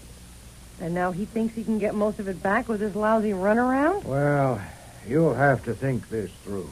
The point is that even if you're 99% convinced that Mr. Parrott arranged for me to take this line, dare you risk that 1%? What if I am acting on my own hook? You'll never know what minute or where you'll feel that hand on your shoulder. Suppose I wasn't there. Oh, you're not thinking straight. If you disappear, Mr. Parrott might possibly decide not to find you for obvious reasons. I wouldn't. I would find you.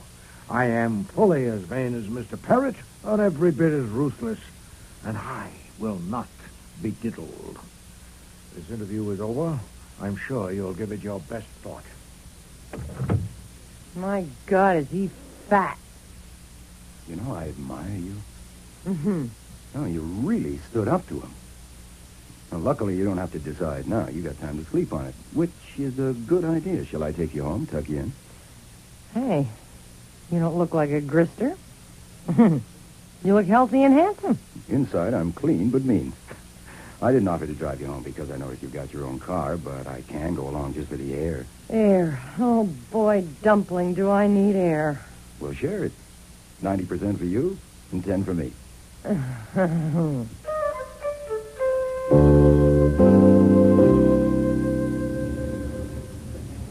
You know, Angelina, you're sunk. You can cut out the Angelina. Just call me Angel Food. Ooh, I don't like angel food. I'll call you Maple Delight. No, but you're absolutely sunk if you try to pull it through. And I speak frankly because I admire you in more ways than one. Oh, Dumpling. And also because I enjoy life, and I don't care to leave it at this point.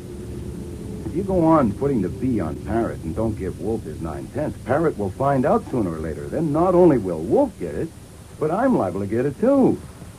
Even if I'm not as healthy and handsome as you thought I was there for a minute, I do have my skin on straight, and I kind of like it that way. Just go on talking. You haven't said anything yet, but your voice goes right through me. I don't even want to drink. Look, to show you how selfish I am, I've got a suggestion. You haven't got a chance to clean up. Not one in a million. You're squeezed in between Daisy Parrott and Nero Wolfe, and that's no setup for a Sherman tank, let alone a lady. You were going to make a suggestion? Tell Parrott, or I'll do it for you, that the jip is up. You're merely his loving and obedient daughter, but it would be nice to have an allowance of, say, $300 a week. $300 a week? You'd probably settle for that, no hard feelings. Wolfe wouldn't be able to get a cut of it, and you'd be earning over $15,000. That's more than a U.S. senator gets today. Hey, you know, I usually hate to be driven by a woman driver, but you're good. I thought you would be. You're very good. I can turn corners and back up. Yeah, that's my building just ahead. You wouldn't con me, would you, Dumpling? If you still think Parrott and Wolfe framed it, you're batty. You don't know Wolfe. I don't know you either. So, let's see what we can do to fix that up now, huh? We'll leave the car here. Later I'll come down and drive you home. Come on. Angelina, Miss Murphy, I don't think you... Dumpling. What? This isn't Halloween night, is it? No, it's not. Then why's that guy in the car wearing a mask? Get down! Ah! I'm shot. Quick. Oh, my God, I'm shot. Don't move, kid. Just try to be quiet. Angel food. Don't. Shane. God damn. Shane.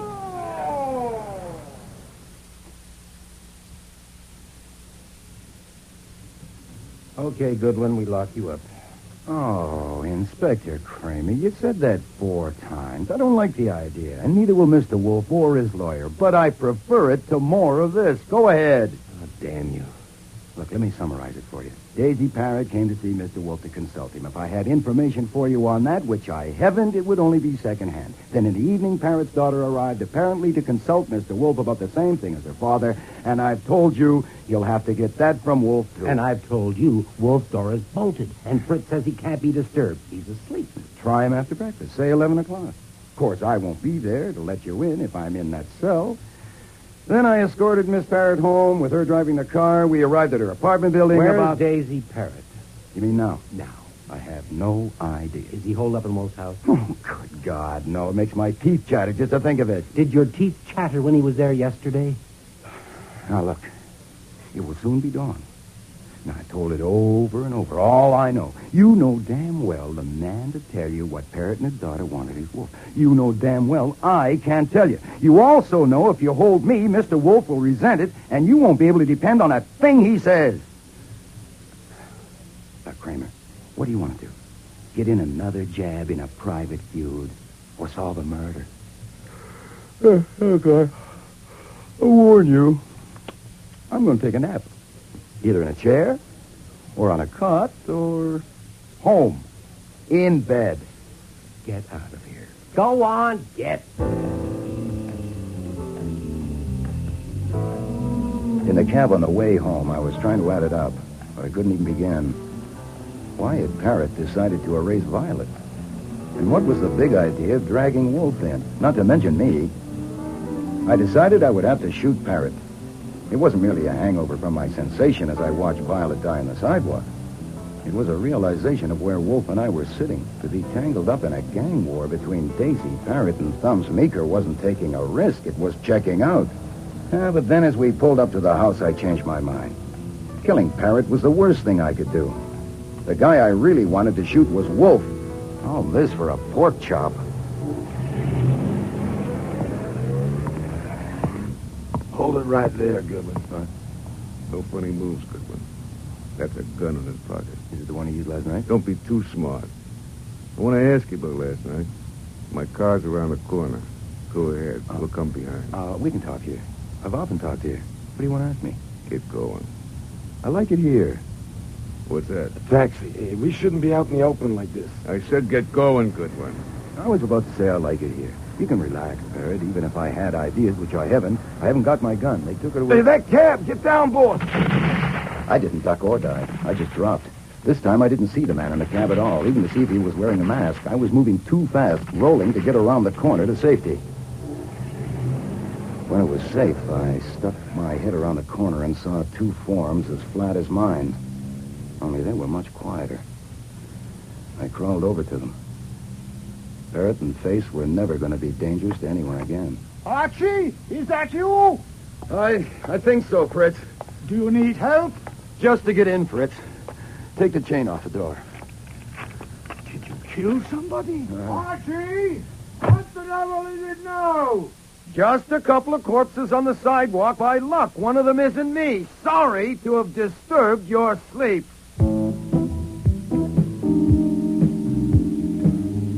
So Kramer didn't have to wait till after breakfast to see Wolf.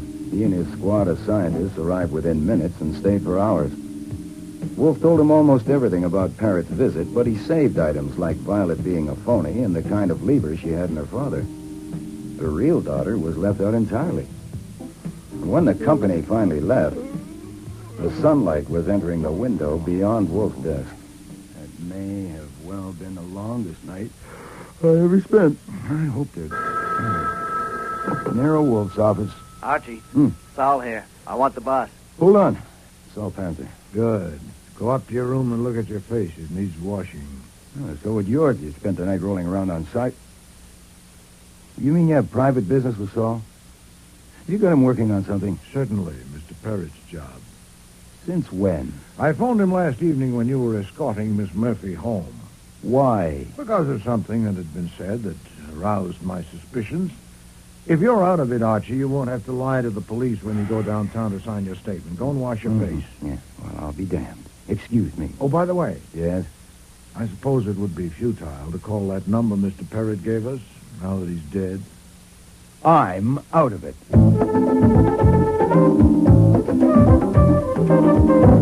My breakfast was interrupted 4 times by phone calls, and that went on all morning. That wasn't so bad.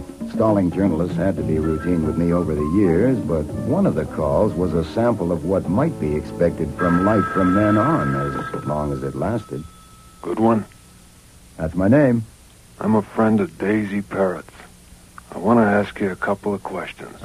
be at the 7-Eleven Club this afternoon at 2 o'clock. I'm tied up at the office, but if you'll give me your name and number, I'll ring you if I find I can make it. It's too bad you wasn't tied up at the office last night. When Wolfe is upstairs with his orchids every morning from 9 till 11, he does not like to be disturbed. So I buzz to tell him about that call. That's all? You interrupted me to tell me that? Yes, sir. Oh, and another man called. Said his name was Schwartz, and he's Daisy Parrott's lawyer. He wanted to see you immediately. I told him 11 o'clock. But if you regard him as out of it, too, I can ring him and tell him not to come. No, 11 will do. Archie, did you try that Lincoln number? Mr. Parrott said between 7 and 10. No.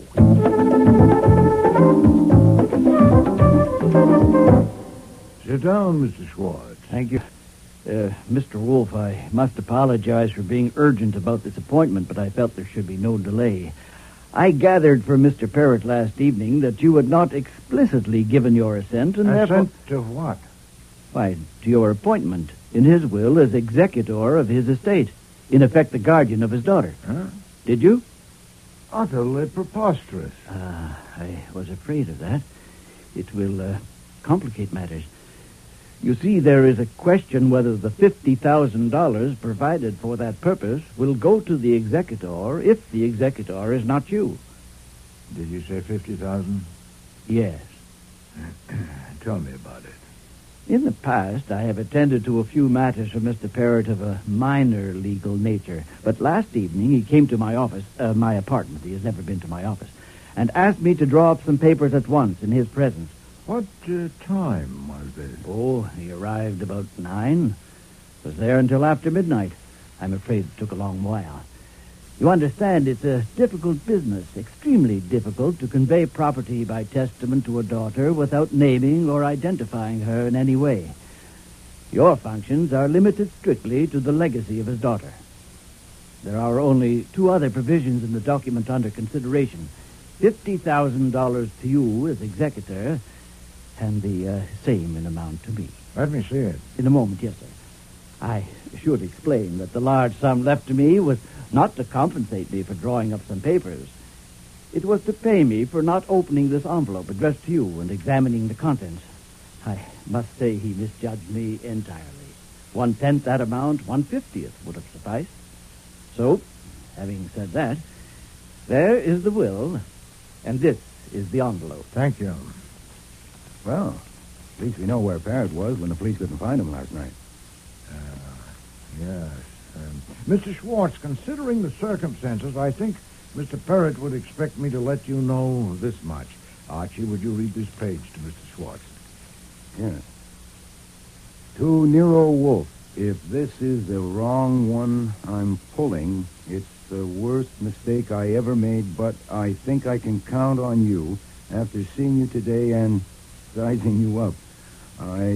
I don't think I'm going to die, but what if I do? That's my problem. My daughter has got to be protected. I mean, she has got to get what belongs to her, and that's my problem. Thank you. The envelope also contains a marriage certificate and a birth certificate. Put them in the safe, Archie. Then you accept the office? I do. In that case, I have a question. With the daughter dead, how do you propose to perform the functions of your office? A reasonable question. I had Archie read you that page because I wanted to understand why I cannot give you an answer. Since Mr. Parrott trusted you, he would expect me to give you this much satisfaction. The daughter is not dead. Beyond that, Mr. Parrott left it to me, and so will you. I see. I hope you'll forgive me if I mention another detail. I understand that Mr. Goodwin here was present when Miss Parrott was killed. Yes. He was also present when Mr. Parrott and his companion were killed. Yes. But Mr. Goodwin was not injured. Only my pride. Mr. Wolfe, I don't know whether you fully realize the inferences that will be drawn by Mr. Parrott's associates when they... Nero Wolfe's office. Archie Can he Goodwin. talk to me now? Hold on a moment, I'll see. The man who called earlier. The one who wouldn't leave his name. I'll take it. Nero Wolfe speaking. Your name, please?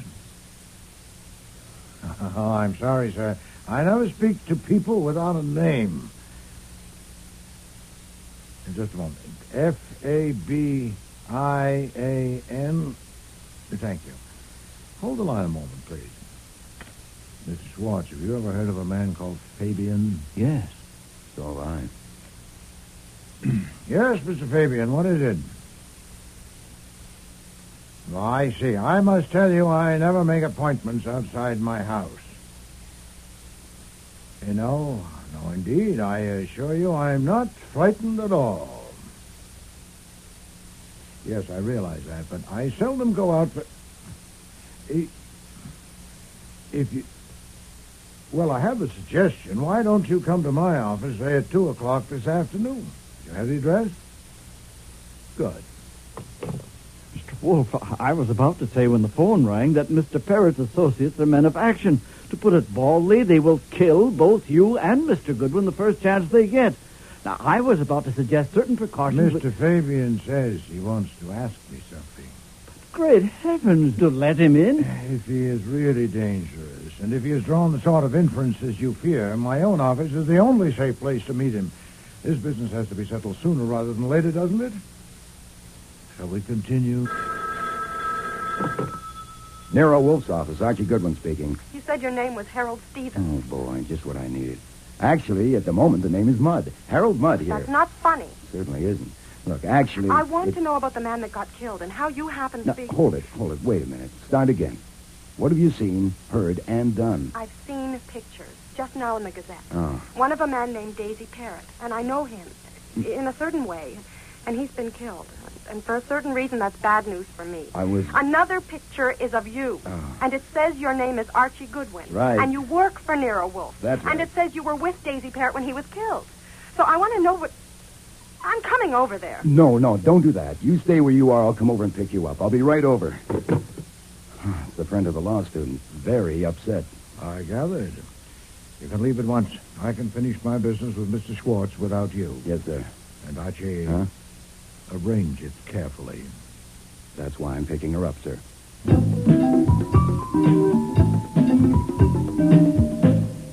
How do you do, Miss Page? And, Morton, I wasn't expecting you. He wouldn't let me come along. I certainly wouldn't. I'd like to know what this is all about. Goodwin saying his name was Stevens. And why were we sneaked in the back way like this? The sidewalk in front of our house was the scene of 2 murders, and quite conspicuous. I demand to know what is going on. Miss Page deserves an explanation, and she'll get it. Doubtless you'll get it later from her. Mr. Goodwin and I are taking Miss Page up to the plant rooms to show her my orchids and have a talk with her. Now, there are books and magazines down there. I must insist. No. Don't try. Archie, tell Fritz there'll be 2 luncheon guests at one shop. My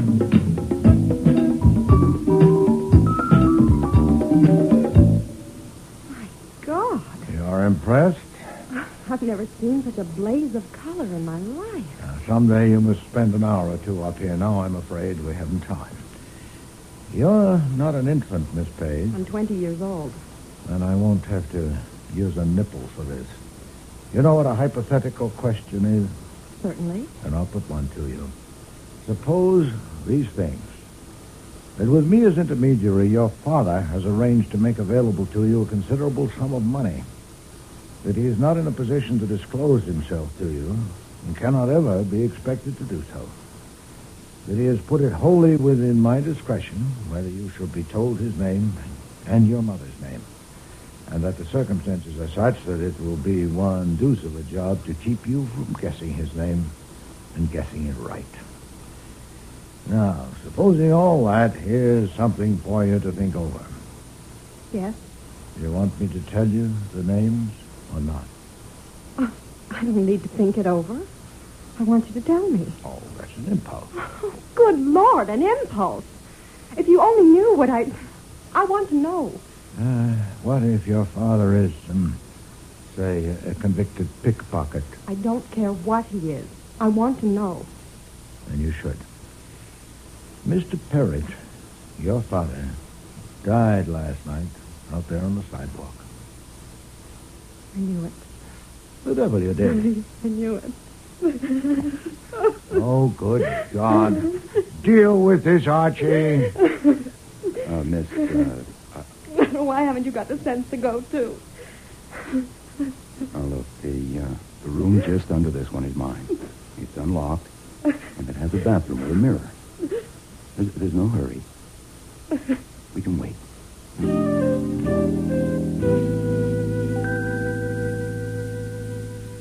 Down so soon, Archie? Is she all right? She needed a shoulder to cry on, but with her fiancé under the same roof, I didn't think it would be fitting. Morton's in the front room, pacing. Nero Wolfe's office, Archie Goodwin. Let me talk to him. It's Kramer.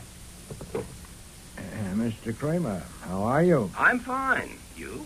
The way I always am before lunch. Hungry. Enjoy it. This is just a friendly call. I wanted to let you know that you were right as usual when you decided to keep it all to yourself and tell us only one thing that was worth a damn about Parrot's daughter being wanted in Salt Lake. We got onto her through the Washington fingerprint files, as you knew we would. I don't think she was the daughter at all. Her name was Angelina Murphy, though she used others. She had about 10 years coming. I suppose I might as well ask if you have anything to add. No. No, I think not. Nothing at all? About the job you took on for Parrot? No, nothing. Okay. I didn't expect it. Enjoy your lunch. Oh, at least I heard that before I died. What? Well, Kramer knowing you've got things he could use and merely telling you to enjoy your lunch. Do you know why? Yes. It was, in effect, an obituary. If I were a sentimentalist, Archie, I'd be touched. He thinks we haven't got long to live. Yes. What do you think? I think we should enjoy our lunch.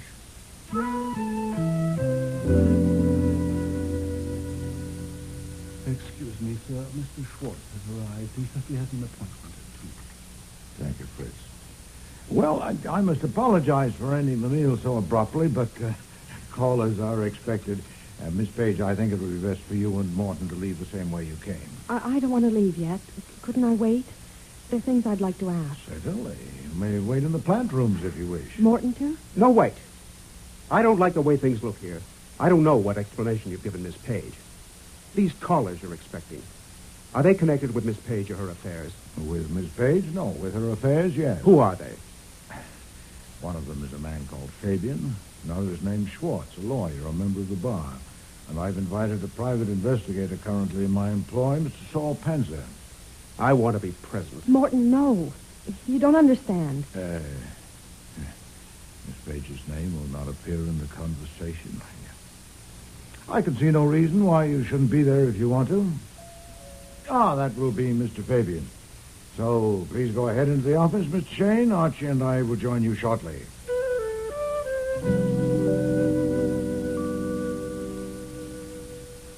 Mr. Fabian, it is part of your legend, sir, that you never go anywhere unarmed. Are you armed now? Yeah. Any objections? None at all, but I'm not calling you a liar, but I would be better satisfied if I saw proof. Where is your weapon? Easily available? It's available. Would you mind showing it to me? Comedy. Here. I could have had it out and in again 20 times. I came to get some proof from you and Goodwin here. Excuse me. We'll go into the office and sit down. This way, sir. You know, I must apologize to you, Mr. Fabian, for appropriating a few minutes of your time, but this will only take a few... Fritz has got it, sir. You're Schwartz. Yes, Mr. Fabian, you may remember. Yeah, I remember. Archie, you can't go in Fritz, there, Mr. are you all right? How How are you going to stop me? Fabian, what you doing here? I got you covered, Thomas. Not here and now, Fabian. Who gave you the steer? Nobody. I came on business. Lift them up. Oh, Tommy Rocky, this is preposterous. Besides you two, there are 5 people in here. What do you expect to do, shoot all of us? Nonsense. And who the devil are you, sir? What do you mean bounding into my house like this? That's Mr. Thumbs Meeker. Mr. Wolfe, sir. You heard me, Fabian. Not here and now. He's right. I came on business. You came on business? What business? Who are these guys? Well, they're here on business, too. What's yours? I want to know if it's true that you told the cops that your punk put a finger on Parrot and his daughter for me. No. They seem to have that idea. It isn't true. Oh, I'm a liar? I don't know whether a liar or not, but if the police have made any such statement or intimation, they are. I would have expected you to be sufficiently familiar with police methods not to come running to me with anything as silly as that. You didn't tell him that. Certainly not. You're Goodwin. Yeah? Did you? No, am I a half-wit? Mr. Meeker, now that you're here, I suggest that you stay.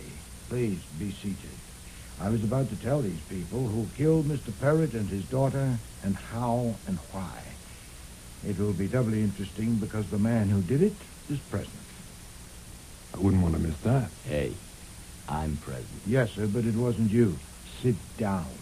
I don't like to talk to faces on different levels. And you too, Mr. Fabian. Yeah, that's better. Now then, first about Mr. Parrott's daughter. The police know that the young woman who was killed last night was not his daughter, but they don't know that he actually has a daughter. I do, and I know who and where she is because Mr. Parrott told me about her in this room yesterday. At this very moment... Go slow. If you please. No power on earth, Mr. Fabian, not even the kind of primitive power you rely on, will keep me from telling this properly. You can shoot me, but you're not going to, so don't interrupt.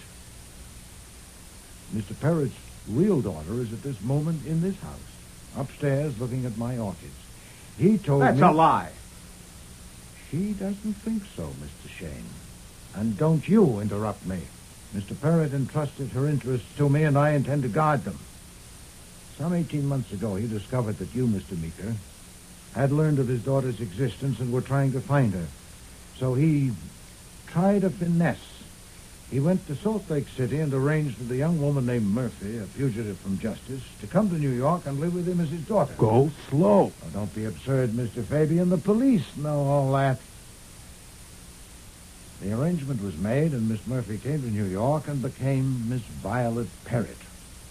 But before long, she began demanding sums of money, increasingly larger, with the threat that she would make a disclosure if he didn't pay, and he paid. That's crazy. Daisy Parrott would never pay blackmail. Oh, but he did, Mr. Fabian, because, you see, Miss Murphy had somehow found out who and what and where his daughter was, and that put his daughter in jeopardy. Daisy would never have put up with that. He would have handled it. Mr. Parrott couldn't handle this because Miss Murphy had taken precautions. To protect herself, she told someone else. Someone else? With Mr. Panzer's help, I have discovered the identity of that person. Who? Who was it? Miss Murphy, out west, had been attached to a man in some of her unsavory enterprises. That man came to New York, I don't know when, but it may be surmised that it was about the time Miss Murphy began demanding money from Mr. Perry. Who is he? That man decided on a stroke of his own. Unknown to Miss Murphy, he contrived to meet the daughter, to pursue a friendship with her, to ask her to marry him, and to be accepted. He had enough temerity to masquerade as a law student. And indeed, his temerity was unlimited. He didn't even bother about an alias. He became engaged to marry Mr. Perry's daughter under his own name, Morton Shane. That's a lie. No, Mr. Shane, that is the truth. I know it. I can prove it. What I don't know yet is why. Why did you shoot and kill Miss Murphy and Mr. Perry? Merely to clear the track, to get them out of the way since the daughter was betrothed to you? Possibly, but I doubt it. More probably, something had happened. You'd become aware of some deadly threats. Had Miss Murphy, by any chance, discovered your association with the real daughter? You'll eat all of this, you fat, lying son of a bitch. I'm going. Stay where you are. You got anything else? Nothing but proof. Last evening, Mr. Perrod's daughter and this young man dined with us. And one or two remarks he made stirred a faint suspicion in me. Faint, but simple to test. He said he was in his last year at law school, and I asked him if he'd learned to draft torts. And he said he had. Mr. Schwartz, you're an attorney. Is that possible? No, certainly not. A tort is an act, not a document, as any law student would know. You can't draft a tort any more than you can draft a burglary. I had my chef save your wine glass, Mr. Shane, and after you had left, I got in touch with Mr. Panzer. Through the FBI, we learned of your background and your record. And I also arranged that Mr. Panzer should pick you up last evening in front of the building where Mr. Perrod's daughter lives and keep on your trail. I'll kill you, you son of a...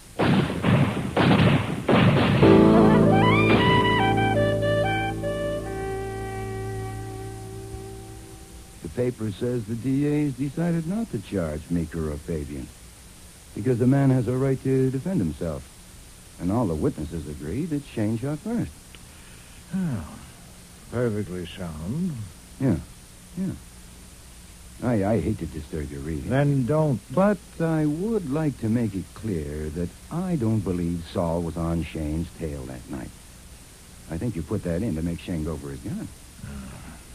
That's not sound at all. Uh-huh. Mere conjecture. You knew Fabian would get Shane, and you had to do it that way because you knew you couldn't pin the killings on Shane.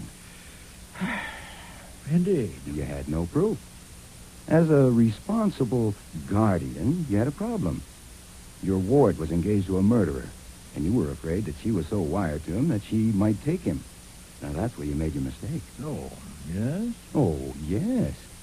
You see, once Beulah laid eyes on me, Shane was right out of the picture. Oh, shut up, Archie. Yes, sir. In an hour or so.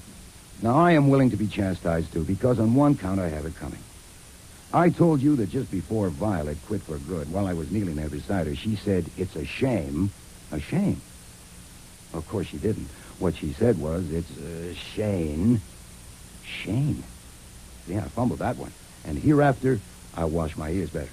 Archie. Okay, go on and read. Go on. Because I'm going up to change my shirt. I'm taking your new ward out to dinner tonight. But don't jump to the conclusion that I'm thinking of marrying her. I don't want you dragging Fabian and Thumbs Meeker down here on my account.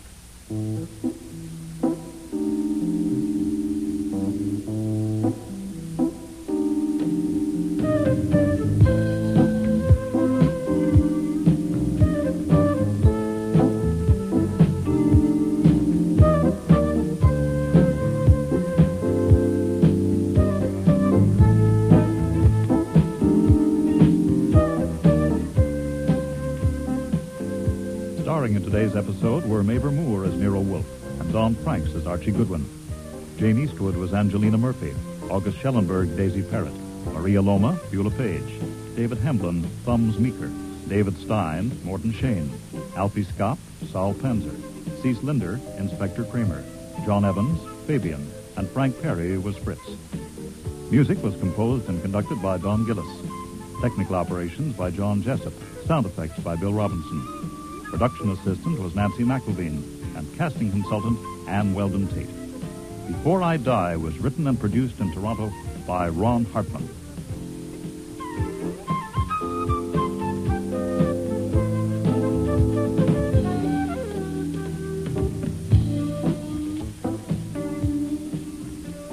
Next week, Listen, I wouldn't trust no cop if he was a baby and stark naked. Nero and Archie meet Hattie Annis. A witch can be 20 minutes late. A what? Of course, nobody believes in witches anymore. Certainly I don't. But now I'm not so sure. Hattie owns a theatrical boarding house. Do you happen to know that all stage people are crazy? They have no monopoly. My name is Tammy Baxter, short for Tamiris. I haven't decided yet which one to use in the marquee when I'm a star. Hold it. What's the matter, Buster? Come here. Behind the sofa. Oh. Easy. Oh, my God. It's Tammy. Yeah. Now you'll never get your name up in lights. I'll get up when I like and I'll walk out when I like. Steady. Boot liquor. Here, let me help the you. great detective Nero Wolfe, just a flunky for the cops. Get in here quick. Thanks. Hey, you might have brought me something to eat. You're no good. Well, if I'm no good, why'd you let me in? Because I thought you had something to eat. Actually, if I wasn't any good, would I bother to come and tell you to stay away from that door because they're going to bust it in? No, they won't. Why won't they? Because they know if they do, I'll shoot. You've got a gun? No, but they don't know that. Oh, All right, Buster. I've never hired a detective before. You want me to sign something? Who are you hiring, Miss Annis? I'm hiring you. To do what? What? To show the cops. To make them wish they'd never set foot in my house. No to way. make them eat dirt. Next week, Rex Stout's Counterfeit for Murder, with guest stars Joy Coghill, Brent Carver, Gilly Fennick, Lynn Griffin, and Sandy Webster.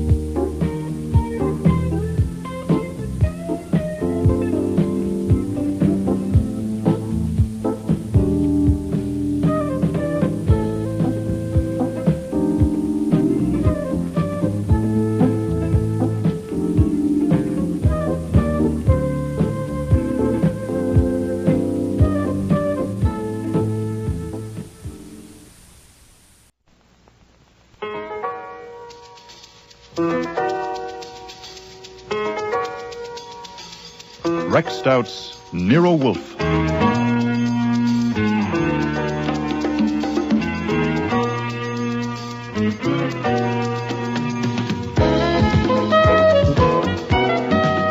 Starring Mabel Moore as Nero Wolfe and Dawn Franks as Archie Goodwin.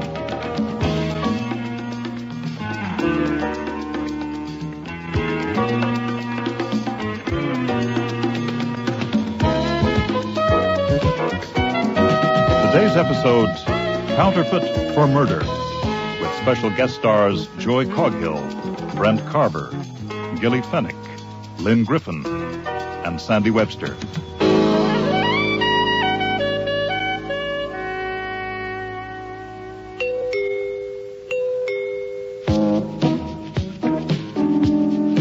I was on my way out to deposit a check in Nero Wolfe's bank account when I saw her through the frost on the one-way glass panel of the front door.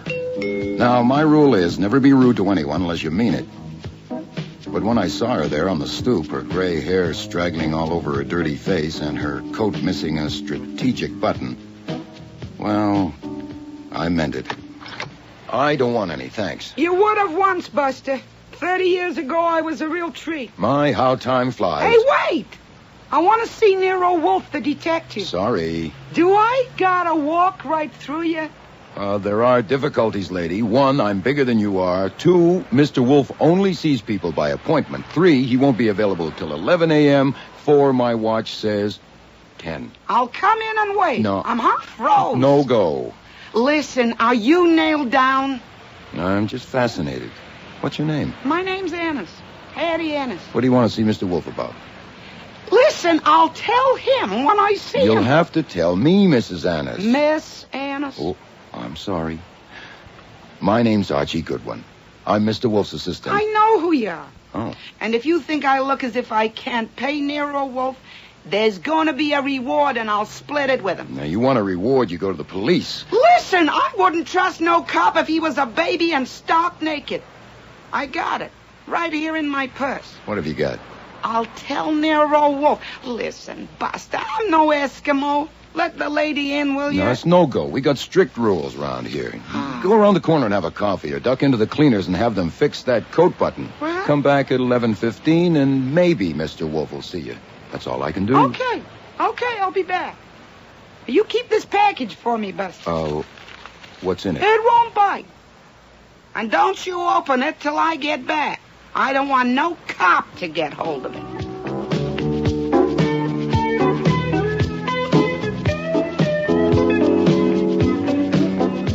I don't know why I took it, except that she trusted me, which meant she had fine instincts and no sense at all. Could have been a bomb, but it didn't tick, so I just stashed it under the couch in the front living room and went off on my errand, thinking maybe it was the Hope Diamond and I should have put it in the office safe. I was so worried by the time I got back to the front door of the old brownstone that I almost tripped on a fur coat on the top step before I noticed somebody was sitting in it. It's a terrific idea, this outdoor waiting room. But you ought to install a magazine rack. She was the kind of girl Hattie Annis might have been 30 years ago. Right age, right face, right legs, so far as I could see. I decided to invite her inside so she could take her coat off. Welcome to the office. I'll sit here. You can sit there. A man told me through a crack in the door that Mr. Wolfe was engaged and Mr. Goodwin was out. Mr. Goodwin, I presume? You do, but it's okay by me. Your turn. My name's Tammy Baxter, short for Tamiris. I haven't decided yet which one to use in the marquee when I'm a star. Well, that would depend. If it's a musical, Tammy. Mm-hmm. But if it's Lady Macbeth, Tamiris. Hey, thanks. Don't mention it. Why don't you ask me what I want? I'm putting it off because I may not have it. Oh, that's nice. I like that. Hmm. That's a good line if you knew how to read it. Okay, how's this? What do you want? Don't call us, we'll call you. I'm not an actress yet, only going to be. Oh. I don't want much, just to ask about my landlady, Miss Annis. Hattie Annis. Has she been here? Here? When? This morning. I'll ask Fritz, the housekeeper. Fritz! A male housekeeper. He's also the chef. Mr. Wolfe doesn't like women around the house. Can I be of assistance, Mr. Goodwin? Oh, Fritz. Mr. Brenner. Did anyone besides this lady come in while I was out? No, sir. No one. Any phone calls? No, sir. Oh. Thank you very much, sir. Well, thank you, sir. No, thank you, sir. Well, apparently not, Miss Baxter. That's funny. She said she was going to take something to... I'm worried. Why should you worry? You would if you knew her. She almost never leaves the house, never goes more than a block away. She's no loony, you know, but she's not quite all there. And we all feel responsible for her. All? It's a boarding house. Oh. A dump, almost. But anybody in show business or trying to be can get a room there, even if you don't pay every week. I only hope she's... Well, if she comes, will you phone me? Oh, sure. If you'll give me your phone number. Oh, my, you read that line wrong, too. Got your little black book handy?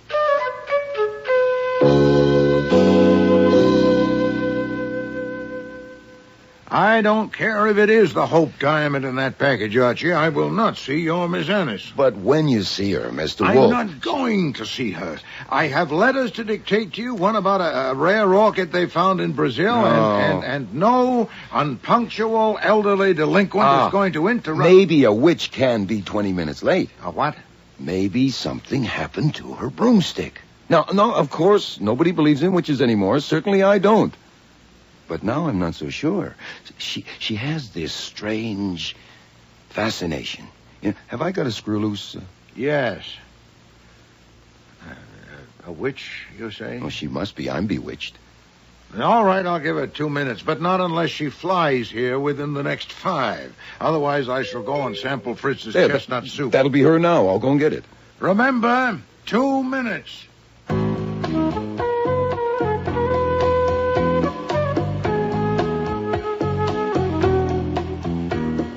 It was her, all right, looking as if she'd been hit by a car. Turned out she'd been hit by a car. I caught her as she passed out and carried her onto the couch in the front room.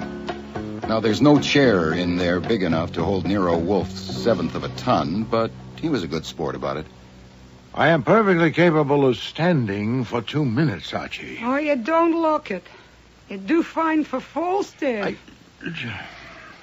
I take it you are feeling better, Miss Annis. Yeah.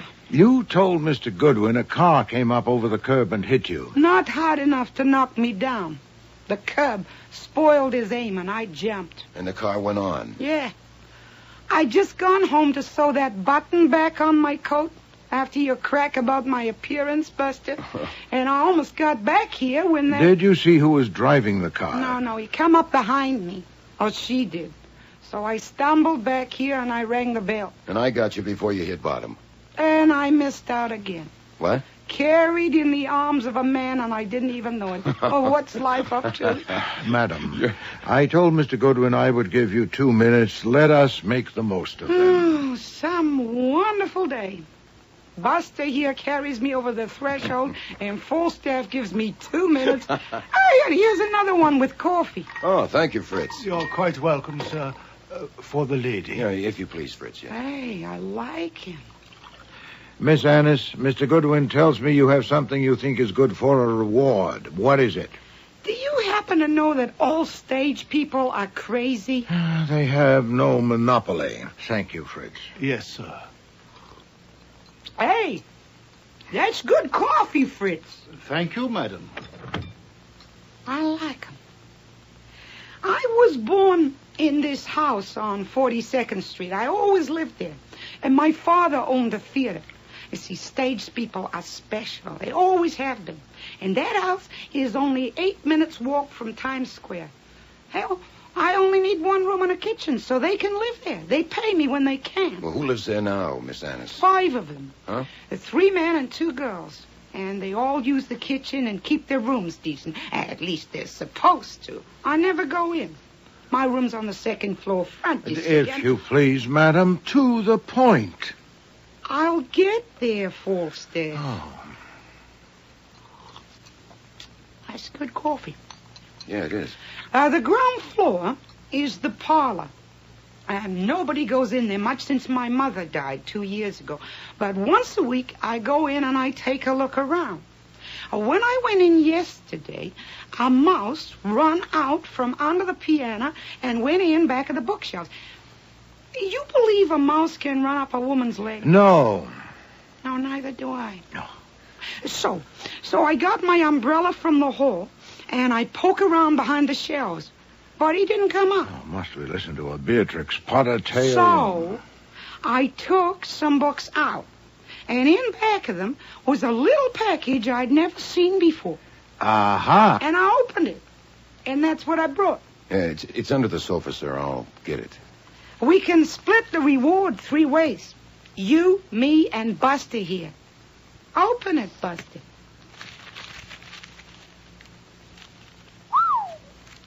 All 20s, Mr. Wolfe. How much? 2 inches, 250 to the inch. That would make it about $10,000. Very tidy, madam. It belongs in the hands of the police. Hey, no, you don't. You take it to the cops and goodbye. Listen, whoever drove that car knew I had it and tried to kill me. I'll get it. All of a sudden, Grand Central Station.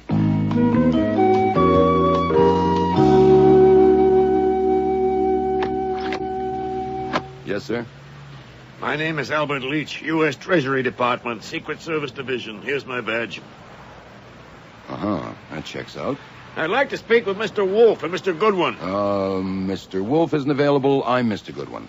Want to ask about a woman named Baxter. Is she here? Around 25, 5'4", light brown hair, 120 pounds, fur coat. That fits. No.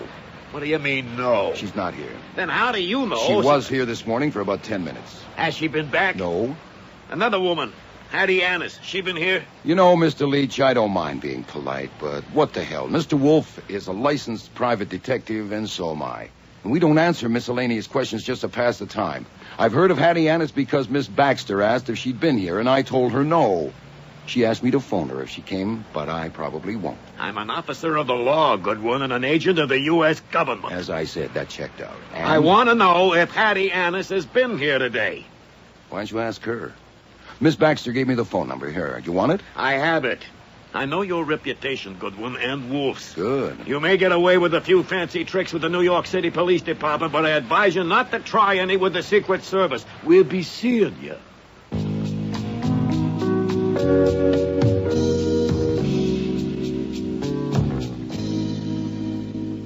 Hold everything, Mr. Wolfe. Those bills are counterfeit. Yes, we know that. You do? How'd you find out? Miss Annis just told me so. You knew they were phonies? Of course. Why would he hide real money in my parlor? And why would I bring it to Nero Wolfe? How did you find out, Archie? That was a T-man at the door. A what man? A T-man, a Secret Service agent of the U.S. Treasury. That's their job, counterfeiters. He wanted to know if a woman named Baxter was here this morning. Tammy Baxter? Tammy Baxter was here? That's right, and he wanted to know if you were here, too, and I insulted him, so he left. You insulted a T-man? Why didn't you show him in? And have her accuse me of substituting phonies for the real money she walked in here with? Hey, what did you say? Call the Secret Service at once, Archie, and tell them it's here. If Miss Annis leaves before they arrive, keep the package and give her a receipt. Good day, madam, and please don't get up. Hey, don't you madam me. You mean that? Call the cops and hand it over? Not the cops, Miss Annis, the Secret Service. I have a responsibility as a citizen. Counterfeit money is contraband. I can't let you walk out with it. I'll get up when I like, and I'll walk out when I like. Steady. Bootlicker. Here, let me help you. The great detective, Nero Wolfe, just a flunky for the cops. Hey. If full staff was here, I'd apologize. Madam, I cannot... cannot... And you can't glare me down. This lady is going to talk. Take Now, don't you touch me, Buster. Take it easy. You know better better thinking I pull a switch on you. It may be counterfeit money, but it's not your counterfeit money, it's mine. I find that stuff in my house. I'd rather burn it than turn it over to the cops. So I think I'll get a detective to find out who put it there. So I go to Nero Wolfe, and this is what happens. You want to suck up to the cops. I spit at you. I don't spit, but I spit at you. Miss Annis, you have a point. I reject the charge of civility, but you have a point. Has a private citizen the right to confiscate contraband? I doubt it. That counterfeit money is yours until seized by public authority, which I am clearly not. I confess to error, but I was prompted by expediency, not sycophancy. What? I merely wanted to get clear of the muddle. Now, I offer a suggestion. Mr. Goodwin will put the bills in my safe and go with you to your house to investigate. You say you wanted to engage me to find the counterfeiter. Well, he will decide if that is feasible without an expensive inquiry. If it isn't, I'll return your property to you, but I'll notify the Secret Service that I am doing so. And in either case, I shall expect no fee. We split the reward 3 ways. I have no interest in a reward. Archie, be good enough to escort Miss Annis home.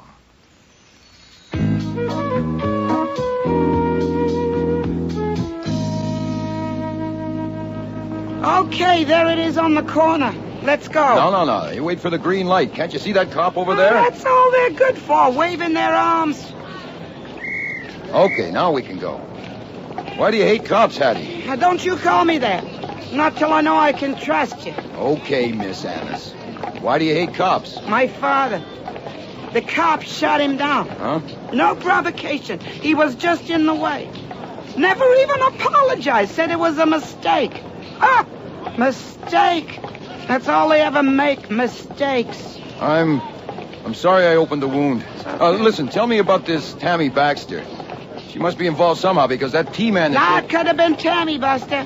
Why not? Well, she only has 1 suit, 2 dresses, 3 blouses, 2 skirts, and her fur coat was rabbit. A counterfeiter would have had more clothes. I thought you said you never went into their rooms. Well, only when they arrive here. When did she arrive? 3 weeks ago. What do you know about her? I don't ask for references. I just size them up, you know what I mean? Hey, here we are. Come on in. Hattie, is that you? Yeah, it's me. Where on earth have you been, or above it or beneath? Without you, this house is a sepulchre. There are no oranges. Oh, how do you do, sir? Archie Goodwin, Raymond Dell. Mr. Dell plays Shakespeare. Oh, good for you, Sir Raymond. Oranges here in the kitchen, Ray. I went out and got some. Oh, listen, Hattie, do you know where...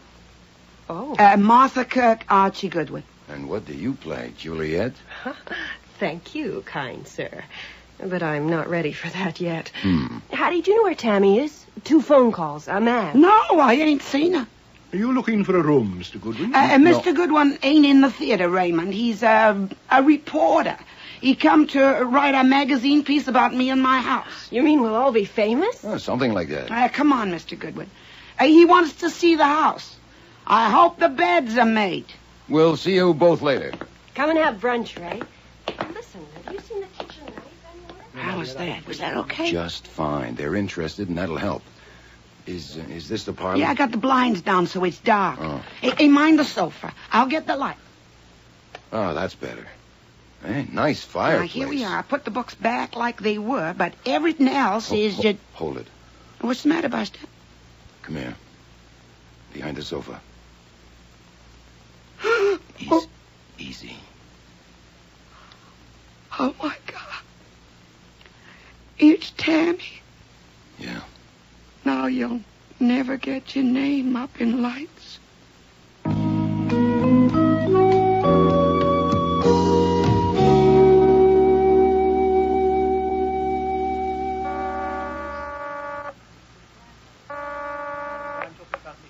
Yes? Me. Calling for Miss Annis's house to report a complication. Went into the parlor to look at the bookshelf and found Tammy Baxter on the floor with a kitchen knife in her chest. Oh? The girl who came in this morning and the tea man was interested in. I'm keeping my voice low because this phone is in the hall and there are people in the kitchen with the door open. I have my eye on it. Have you called the police? Miss Annis won't, so I'll have to. I suppose I ought to contact Leach, the tea man. Why him? To tell him the lady whose health he was inquiring after is dead. But I need instructions. When I start answering questions, what do I say? Not again. Again what? Again you. Huh? Your talent for dancing merrily into a bog is extraordinary. I am not dancing, and I am not merry. It would be a nuisance to have to explain why we postponed reporting that counterfeit money. Oh, that. I could omit the detail that we knew it was phony, at least until they find my fingerprints on it. Phooey! That woman has got us into the worst kind of... She says she's not going to see any cops and has locked herself in her room. Even if they break the door down, I doubt if they'll hear much. Now, one will get you 10. She won't even tell him where she went this morning. But if you prefer me to confess that we know all I prefer to about... obliterate the entire episode. Found the woman. Oh, all right. Omit that detail. Okay. Now I'll call the Marines.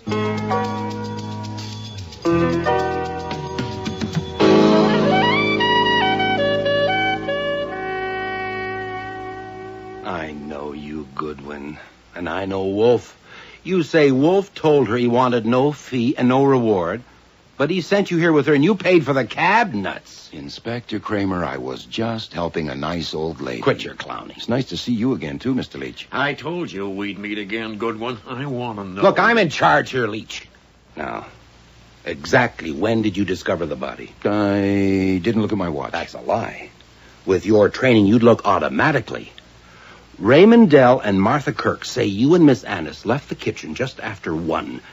And you call my office at 1:34 for half an hour. What were you doing? Getting Hattie Annis up to her room and talking her down off the ceiling so I could call you. She has a personal attitude toward cops. A cop shot her father. Yeah, 15 years ago. Hasn't she any sense? No. Oh, then I went to the John. Is that okay? No, it is not okay. You're getting into deep trouble, Goodwin. I warned you not to try any tricks with the Secret Service, Goodwin. That you did, Mr. Leach. And at that very moment, when I was asking you if Hattie Annis had been there, she was inside with Wolfe. You just admitted it. You withheld information required by an agent of the federal government in the performance of his duty, and you'll answer for it. I'll answer now. Why should I tell you anything about anybody? If you had any proper ground for asking me about Hattie Annis, you didn't mention it. She and I found a dead body in her house, and it's Inspector Kramer's job to catch murderers, and it's just possible there's a connection between the package Miss Annis found and brought to Mr. Wolfe, so I'll answer his questions. I can't think offhand of any question I owe you an answer to. You want to try? I'll pick the time, Goodwin, not you. Inspector, I'll be in my office if you get anywhere with this bunch.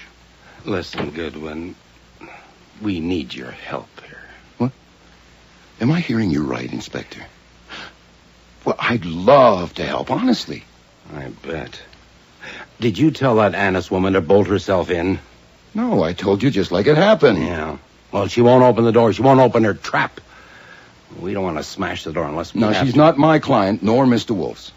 Yeah. But wouldn't she open the door if you asked her nice? Probably. Okay, ask her. Only if you and your men stay down here with the door shut. And I mean down here. Okay, Goodwin.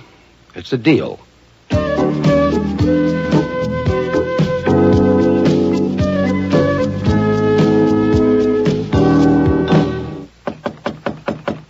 Who is it? Me, Buster Goodwin. I'm alone. Let me in. I want to ask you something. Where are they? They're downstairs. Look, I'm not a flunky. Okay. Get in here quick. Thanks. Hey, you might have brought me something to eat. You're no good.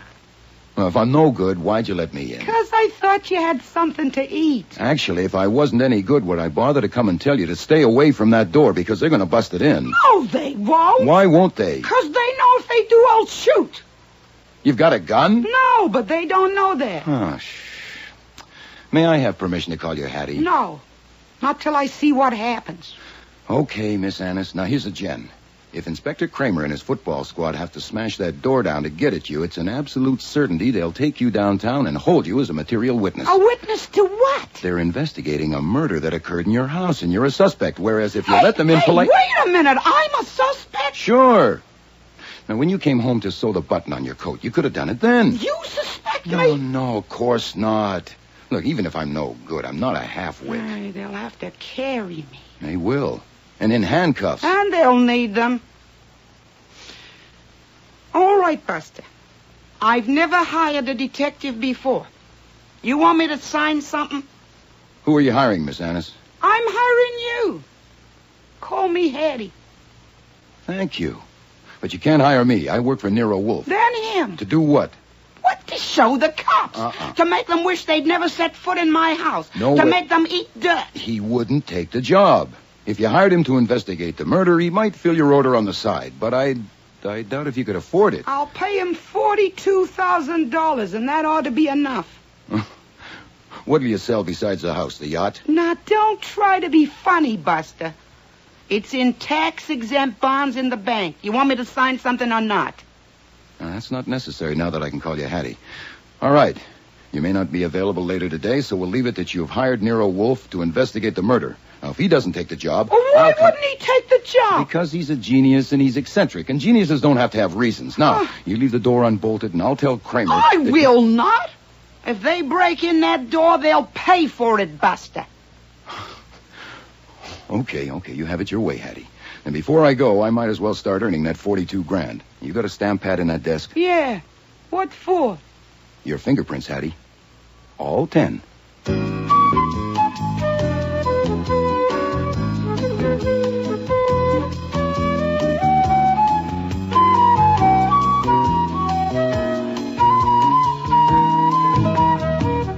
One of the rules in our house is no business talk at meals, and another is no business in the orchid rooms except in emergencies. There being no emergency except deciding whether he was going to work today or not, Nero Wolfe took my report not in the plant rooms with their dazzling color, but in the potting room next door. Theodore was washing pots in the sink. Theodore, you must be very careful of this beauty. Don't plant her too deeply. Right? Now then, Archie, to your report. Thank you, sir. The main thing is I'm pretty sure Hattie Annis is on the level. You mean she's innocent of that girl's murder? I think so. On what grounds? Well, she couldn't possibly have been faking when we discovered the body. First she said to the corpse, right, "Now you'll never get your name up in lights." Well, sentimental, but you're right. I doubt if she's capable of inventing it. Yeah, then she says, "Oh, no, that's the kitchen knife." Well, I mean, how corny can you get? Now, I'd never try to predict what the lady was going to do. But I know what she didn't do. She didn't kill Tammy Baxter. But what's the connection, then? What had the Baxter girl to do with Hattie Annis's counterfeit bills? I don't know. But there's got to be one. Because I called Kramer and Leach separately, and they both turned up at the house together. Coincidence? No, sir. They'd been talking. Planned a little campaign for handling yours truly. I must say, Kramer and Leach, neither of them asking if you knew the money was counterfeit. It's an insult to your intelligence and mine. My guess is Leach told Kramer not to mention it, because what Leach wants to find is the source. He'd rather catch an engraver than a murderer any day. And if counterfeiting was mentioned to me, I might mention it to someone else, like a reporter. God knows I wouldn't put it past you. Oh, thank you, Theodore. Splendidly potted. Oh, yes. Let me hold a little beauty. All right, on, Archie, on. Next, Tammy Baxter was a tea woman. A tea woman? Well, you have tea men, you can have tea women. Oh. When Leach was here this morning, why didn't he ask me what Tammy Baxter had told me? Because he knew. She'd already reported to him. Also, he knew the phone number of that house. Said so. And Kramer. Why wasn't he more interested in my talk with Tammy only an hour before she was murdered? Because he already knew from Leach. Then she'd been posted in that house by the secret police. What else? Someone who lived there was passing bad money. If they knew who, they'd know who killed Baxter. So I figure they don't. Oh, it's one of the 4 rumors. Is that it? They all used the kitchen knife. Raymond Dell, who's an old ham, and then there's Noel Ferris. He's a young, sensitive type. Paul Hanna, a character juvenile from Central Casting, and Martha Kirk, who has 20-year-old dimples and a nice smile. They work irregularly, but that's showbiz. Nonetheless, one or more may have an alibi. Jack, Oh, if Hattie Annis is your client, Go you on. probably want to phone our lawyer since you don't like leaving your clients in the coop. Oh, phooey, lawyers cost money. Those bonds of hers may not exist. She's probably an indigent. Not a chance. She's my favorite screwball, but she's not a liar. I'm in her debt. She made Kramer ask me a favor. No. All right, then. Call Parker. Have him get her out on bail. Fine. Now that's settled, I assume you don't intend to let go of your client's property unless a court orders you to. What property? The package. According to Kramer and Leach, we're not supposed to have guessed the bills are phony. I thought I'd try the package for fingerprints, okay? No objection. But there'll be other prints than yours. Hers, for instance. How will you know them? I got hers before I left. You took... There are 7 good prints, 12 fair ones, and 14 smudges. The only ones you can identify are mine and Hattie's. Either he wore gloves or he wiped it. Confound you, Archie! You dropped the pot. Then pick it up. Yes, No. You look after it, Theodore. Oh, confound you, Archie, I say again. Why ask permission for something you've already gone ahead and done? Because I had to know you'd taken her on as a client. Oh, phooey! Now what? Come. Excuse me, Mr. Wolfe, but there's a party below wishing to see you. What party, Fritz? Didn't you tell him I'm busy? Yes, sir. Messrs. Dell, Ferris, and Hannah, and Miss Kirk. All 4 of them. This is the limit. Did you invite them, Archie? No, sir. It's a surprise party.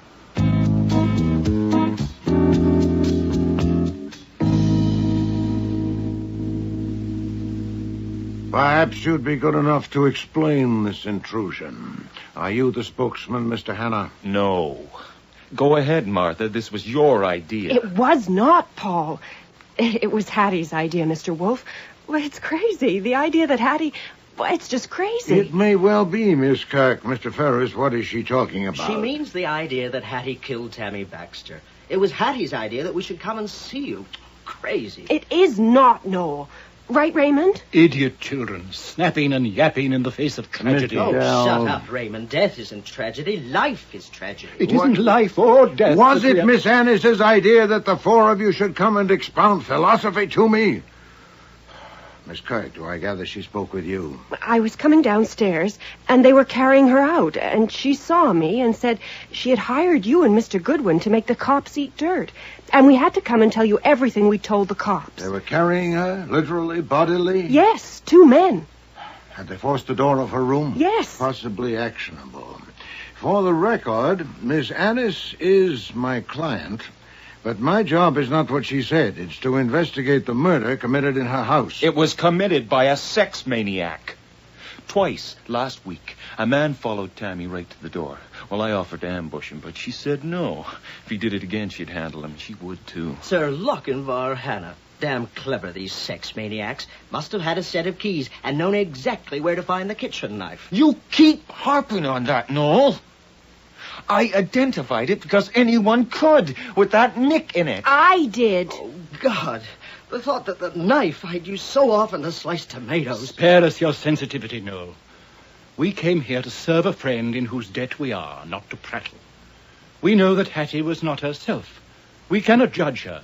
We can only ask, what can we do or say to help her? Hattie said we should tell Mr. Wolfe everything we told the cops. That may not be necessary. When 4 people are conversing in my presence, and I know that one of them committed murder less than 12 hours ago, I'd be a dolt to get no inkling at all. You know it was one of us? How? Not by an inkling, Mr. Ferris.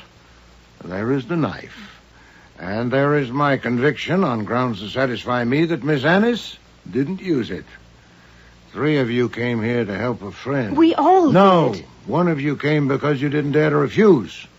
Nor will that one dare to refuse to answer my questions, and thus expose himself, or herself. If I fail, it'll be because I haven't asked the right questions, and I don't intend to fail. Mr. Dell, have you paid your room rent for the past 3 months? That's not the kind of question the police ask. No, but it's the kind of question I ask. Have you? You could just as well ask Hattie. I have paid no rent for 3 years. She has asked for none. Miss Kirk? Does the question embarrass you? No, I've been there a year and pay $5 a week. From current income? I haven't any. I'm attending a ballet school. I get a monthly check from my father. I see. Mr. Ferris? Well, I haven't figured it out. I pay her whatever I can, when I can. I've been there for 18 months. A little TV, a stage show that flopped. I take it you're a trifle behind. Mr. Hannah? I'm taking no dare. You say you know one of us killed Miss Baxter, but I don't believe you. Whoever killed her got into the house somehow and used the knife. Anyone coulda. I ain't taking no dare. Your spunk is impressive, Mr. Hannah, but are you here to oblige your friend or to show off your conceit? I've been there for 4 months, and I paid every week. That proves something, for God's sake. That you are not a pauper.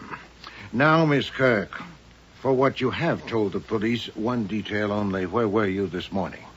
I slept in till about 11, got up and did my exercises in my room. About 12:15, I came down, saw there were no oranges, and went out and got some. I wasn't gone more than 10 minutes. I was cooking up some breakfast when Hattie came in with Mr. Goodwin and said Yes, that's far enough, thank you. Did you see any of the others this morning? No, not till Ray came to have breakfast, or brunch. Mr. Dell, I know you came downstairs when Miss Annis entered the house with Mr. Goodwin, right, Archie? That's right, sir. And before that, Mr. Dell? Nothing. I was asleep. Then how did you know there were no oranges? What? Oh, well, I read late. Sophocles, Oedipus Rex, as a matter of fact. About 5 o'clock, I wanted an orange. There weren't any in the kitchen, so I went back up to my room. At night, you read. How do you spend your afternoon? What's that got to do with it? I'll be the judge. Oh. All right. I babysit. You what? I have a painter friend by name Max Ada who lives in an East Side tenement. His wife is dead. He has 2 small children. From 2 to 7 p.m., I am their reluctant keeper. Are you happier knowing my shame? What is Mr. Ada's address? Oh, this approaches lunacy. His address is 314 Mission Street. Thank you. Mr. Hannah, since I'm now only asking for what you've already told the police, I hope you won't be provoked. You do like hell. I left the house a little after 9 o'clock and spent a couple hours around the West Side docks. What were you doing around the docks? Looking. I'm playing a longshoreman in a show at the Mushroom Theater. And then I hopped a bus downtown. I got to the theater just before 12. We just started rehearsing when a guy comes up to me and flashes a badge and takes me in for questioning. Where is the Mushroom Theater? Bowie Street. Do you have a leading role in the play? No. How many lines have you? Not many. It's a small part. Hey, look. I'm just starting out, okay? Yes. And you, Mr. Ferris? You know, when the questions the cops asked me made me realize I was actually suspected of murder, and I also realized I had no alibi. It looked pretty dark, Mr. Wolfe. I thought maybe the others had solid alibis and could prove it, so I feel a lot better now. So I thank you, Mr. Wolfe. Well, actually, I left the house a little after 10 and called at 4 different agencies. 2 of them might remember I was there, but... What kind of agencies? Casting, theater, and TV. You visit them daily? About twice a week. And the other 5 days, how do you pass the time? 2 days, sometimes 3. I make horses and kangaroos and other animals. I go to a workroom and model them and make molds. I get $8 for a squirrel, 20 for a giraffe. Where is this workroom? In the rear of a shop on First Avenue. Harry's Zoo, it's called. The owner is Harry Archese. He has a 16-year-old daughter as beautiful as a Rosie Dawn She lisps. Her name is Alonka. Now, this is not a comedy, Mr. Ferris. I engaged to act for Miss Annis only 5 hours ago, and I haven't arranged my mind. So my questions may be at random, but they are not frivolous. Now that I have seen and heard all of you, I am better prepared. I bid you good night, and leave Miss Annis to thank you, 3 of you, for coming. The 4th will begin to feel the pinch.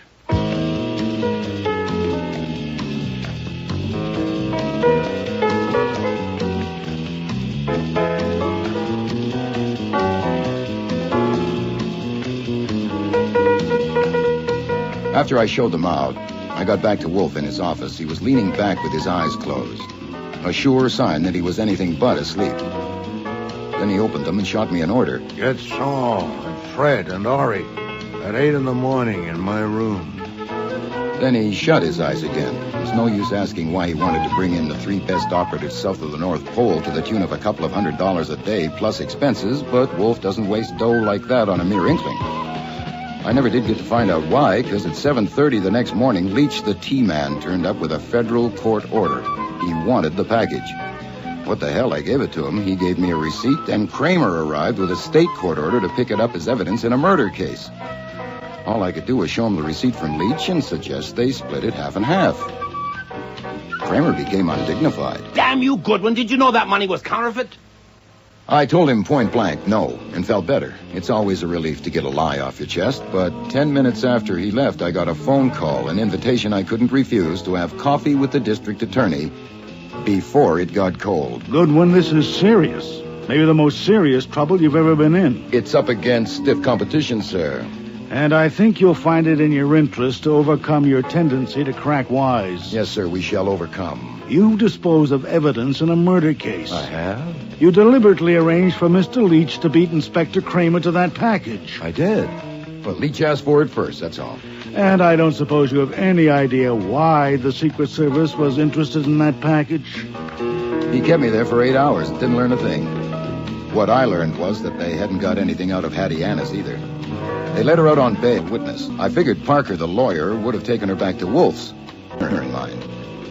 What I didn't have in mind was another surprise party.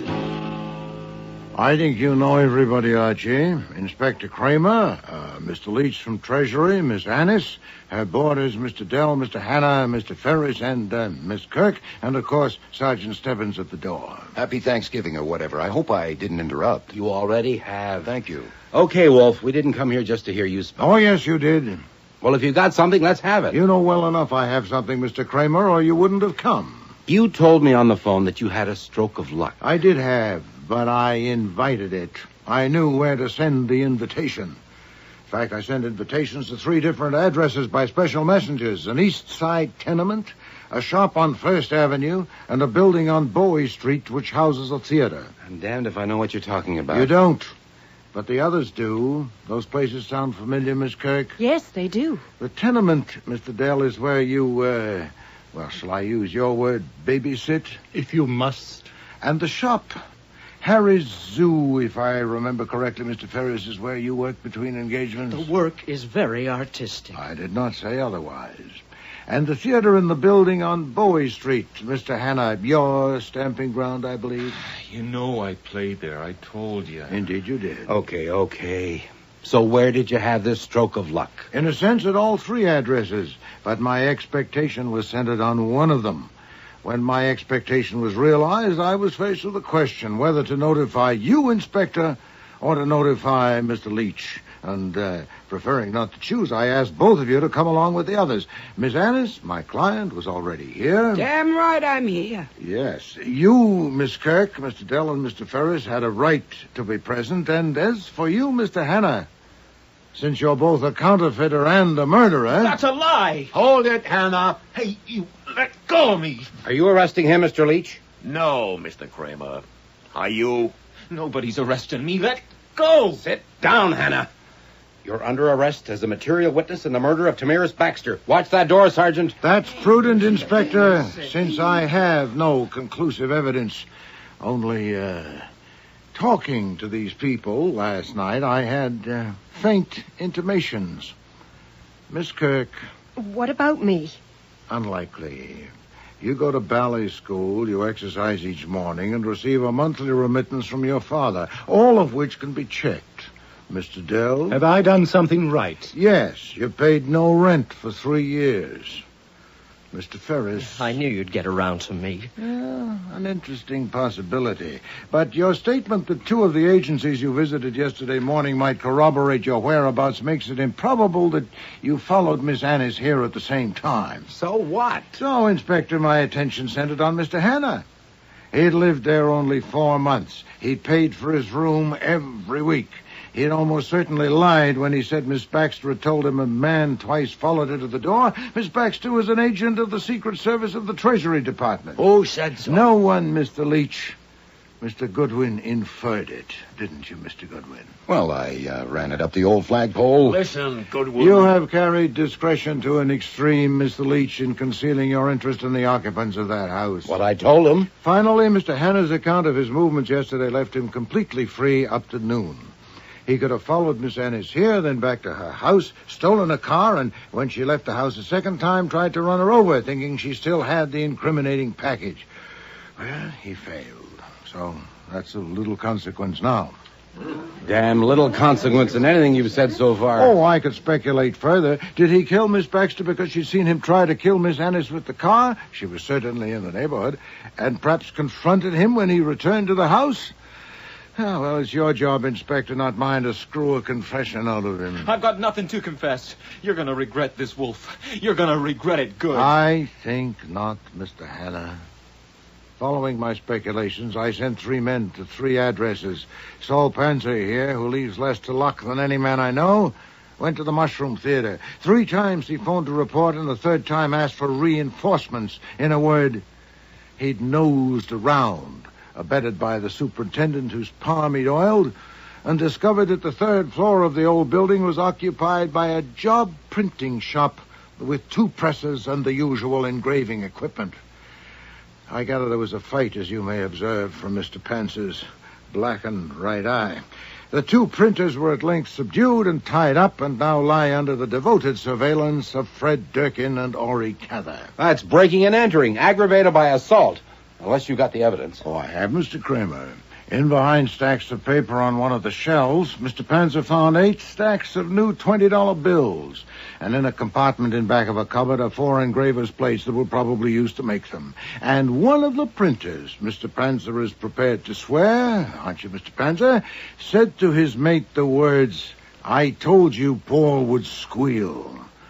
I believe, Mr. Hanna, your first name is Paul. I'll get you, Wolf. Grab him, Sergeant. Hold it right there, Hanna. So, gentlemen, I was faced with a dilemma. Since he was both a counterfeiter and a murderer, I leave it up to you, Mr. Leach, who has the priority.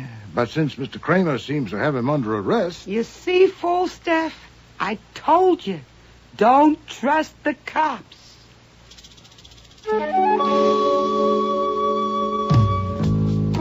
One day, 3 weeks later, Wolf and I were in the office disagreeing about something when we had a visit from Hattie Annis. She opened her handbag and took out a little package wrapped in brown paper, and we both thought, good Lord, she's found another one. But she put it to one side and brought out an envelope. This check you sent me. Your letter says it's for my share of the reward, $100.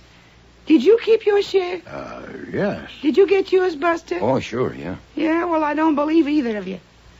And this bill, $5,000 for services and $621.65 for expenses. Buster, didn't I say I'd pay $42,000? I guess you did, yeah. Then here it is. Hey, last time funny money, this time bonds. I cannot accept these, Miss Anna. Oh, you can call me Hattie, Falstaff. I've held on to these bonds since my father died. First time I ever signed them over. But it was worth every dollar of that $42,000 to see you beat that Inspector Kramer at his own game. I didn't like what I saw in the paper, where that no-good Paul Hanna had confessed. I got no use for nobody that confesses to the cops. But you two made them eat dirt. You gave me the best day of my life. Well, thank you, Miss Alice. Hattie. Hattie? Yeah. Archie? I think a trust fund might be in order so that Hattie may have even better days to come.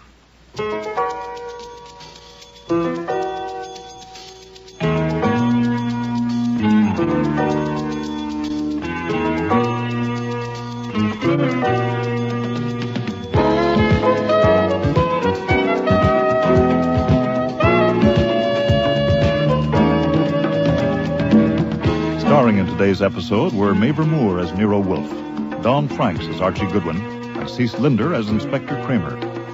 Joy Coghill was Hattie Annis, Brent Carver, Paul Hammond, Gilly Fennick, Raymond Dell, Lynn Griffin, Martha Kirk, Sandy Webster, Leach, Nikki Guadagni, Tammy Baxter, Peter Blay, Noel Ferris, and Frank Perry was Fritz. Music was composed and conducted by Don Gillis. Technical operations, John Jessup. Sound effects.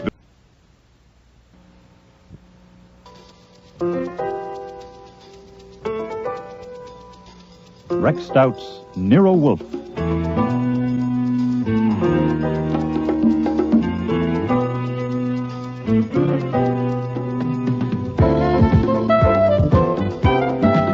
Starring Mavor Moore as Nero Wolfe and Don Franks as Archie Goodwin.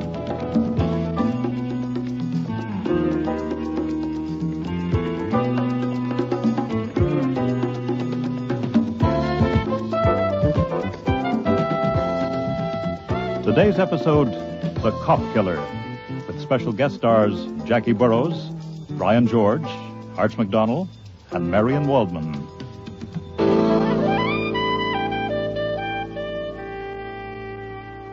The truth of the matter is that everyone doesn't understand my sense of humor. It's not the first time my mouth has gotten me into trouble. Mr. Goodwin, you told me once that people in danger have only to mention your name. So when Tina and Carl from the barber shop turned up at the front door that morning, I didn't know at first how to deal with the situation. Nero Wolfe was due down from the plant rooms at any minute, and he's extremely finicky about seeing people without an appointment. Also, his fees are very high, and as his assistant, I am expected to screen would-be clients. I really should have sent Carl and Tina on their way. This is a so nice, safe room for you and Mr. Wolfe, two such great men. No, he's the great one. I just caddy and talk too much. Now, what's this about danger? We love this country, Mr. Goodwin. We love... Let me talk, Carl. We do love this country, Mr. Goodwin, and we want to see more of it. But you see, we don't know where to go. I have $50 here. Well, that wouldn't get you too far. Oh, no. The $50, this is for you. What? To tell us where to go. You know our name, Vardas. You know we are married. So there is no question of morals. Only all we want is to do our work and live in private, Carl and me. And we think... Archie, I want to see the germination records of those orchids. Oh, you didn't tell me we had callers. No, sir, because I knew you would be down soon. You know Carl. He takes your coat at the barber shop, and Tina's a manicurist there. It's all right. They're married. They just dropped in to buy $50 worth of travel... Yeah. Why he went? He's angry? No, sit down, please. As you said, he's a great man. It makes him a little eccentric. Now, you were saying... We don't want Mr. Wolfe mad at us. No, forget it. He's only mad at me, which is chronic. Now, why do you want to travel? Is what I said. We love this country, and we want to go more into it. Far in. You're both scared stiff, aren't you? And what's this danger Carl mentioned? I don't think that makes any difference. It's no good, Tina. We must tell Mr. Goodwin if we want him to help us. Please. Hi. I met Tina 3 years ago in concentration camp in Russia. If you want me to, I tell it you why is they will never let us get out of there alive. Not in 100 years, but I rather not to talk so much about it. It makes me start to tremble, as you can see. Okay, save that part. But you did get out alive. Oh, yes, we are here. But they think we are dead. You see, Vardas is not our name then. We take name later when we get married in Istanbul. You shouldn't tell any places. No places, no people at all. You are most right. Was not Istanbul. Okay. Istanbul is out. You got married somewhere in... Yes. And then later we nearly get caught again. We do get caught again, but... You're most right, Tina. At a certain time, in a certain way, we cross that ocean. We try very hard to come to this country according to rules, but it's in no way possible. I see. It is nearly a year now since we get the jobs at the barber shop, and life is be so fine and sweet that we are almost healthy again. Oh, what we eat. We even have some money saved. We haven't got... $50. You're most right, $50. We be happy beyond our dreams 3 years ago, except we don't know what minute someone comes and asks us how we get here. Ah, so the danger is... We will be sent back. Right. And we know exactly what will happen to us there. I am not surprised if you feel deep contempt when you see me trembling the way I do, but To understand situations like this, I believe you have to be somewhat close to it. As I am, as Tina is. The danger has come, Mr. Goodwin. This morning, a man came to barber shop and asked us questions. An official. What kind of an official? Was he wearing a uniform, you mean? No, in the regular clothes. But he showed us card from police department. His name was on it. Jacob Wallen. What time this morning? Little after 9 o'clock, soon after shop open. He talked first with Mr. Fickler, the owner, and Mr. Fickler bring him around behind partition to my booth, and the man, he take out notebook and ask me questions. What kind of questions? My name, where I live, where I came from, how long I've been working there, all that kind. And then, about last night. Last night? Yeah, where I was and what I was doing last night. Did he say why he was curious about last night? No, he just asked questions. Did he ask to see your papers? No, that will come next. That's why we can't go back there. We have to leave here today, now. Did he question Carl, too? Yeah, yes. Right after me. And after Carl came out, he sent in Jimmy, but Carl and I knew we had to get out. So we wait till Mr. Fickler went to back up shop for something, and then we just walk out. And you came here? No, first we went to our room where we live, and we pack our stuff. Yeah, but then we realized that we don't know about where to go, and we might make some terrible mistakes, so we talk it over. We decide that best thing will be to come to you and pay you to help us. Why me? Because we don't know many people here, and you are a professional detective. And anyway, Carl like you, best of all customers. You don't tip him much, so it's not that. I have noticed you myself, the way you look. You look like a man who would break some rules, too, if you had to. Thanks. Ah, damn it. Now, why did you have to beat it? That alone fixes you. What else we can do? Well, he was questioning the others, too. He was concentrating on last night. What about last night? Now, what were you doing? Out there breaking more rules? Oh, no, we don't. We go straight home and eat in our room as usual. Then I wash some clothes. And I read book. About 9 o'clock we go for And walk. we are in bed by 10:30. Our usual time. Well, then why did you run this morning? Mr. Goodwin, policemen asking questions has different effect on different people. Right. If you have a country like this one and you are innocent of crime, all the people of your country are saying with you when you answer the questions. But two people alone can't answer policemen's questions anywhere in the world. Takes it whole country to speak to policemen, and Tina and I, we don't have it one. The country we had once, it is no longer a country. It is just a place to wait to die. Only if we are sent back there now, we will not have to wait. Please, Mr. Goodwin, take it $50. Take and tell us where to go. All little facts that will help us. Perhaps you can give us letter to some friends. It's not going to do any good. Now, if they're really after you, you'd be throwing your money away. Save it for a lawyer. Who are you phoning? Mr. Wolfe, in the kitchen. Yes? Are they gone? No, sir, they got themselves into a mess. I'm putting them in the front room till I get back. Where are you going? To get a shave. You can dock me. All right, you two. All right, in here. And keep away from the window and don't budge from this room till I get back. Oh no. I don't think we can't. Carl? I like him.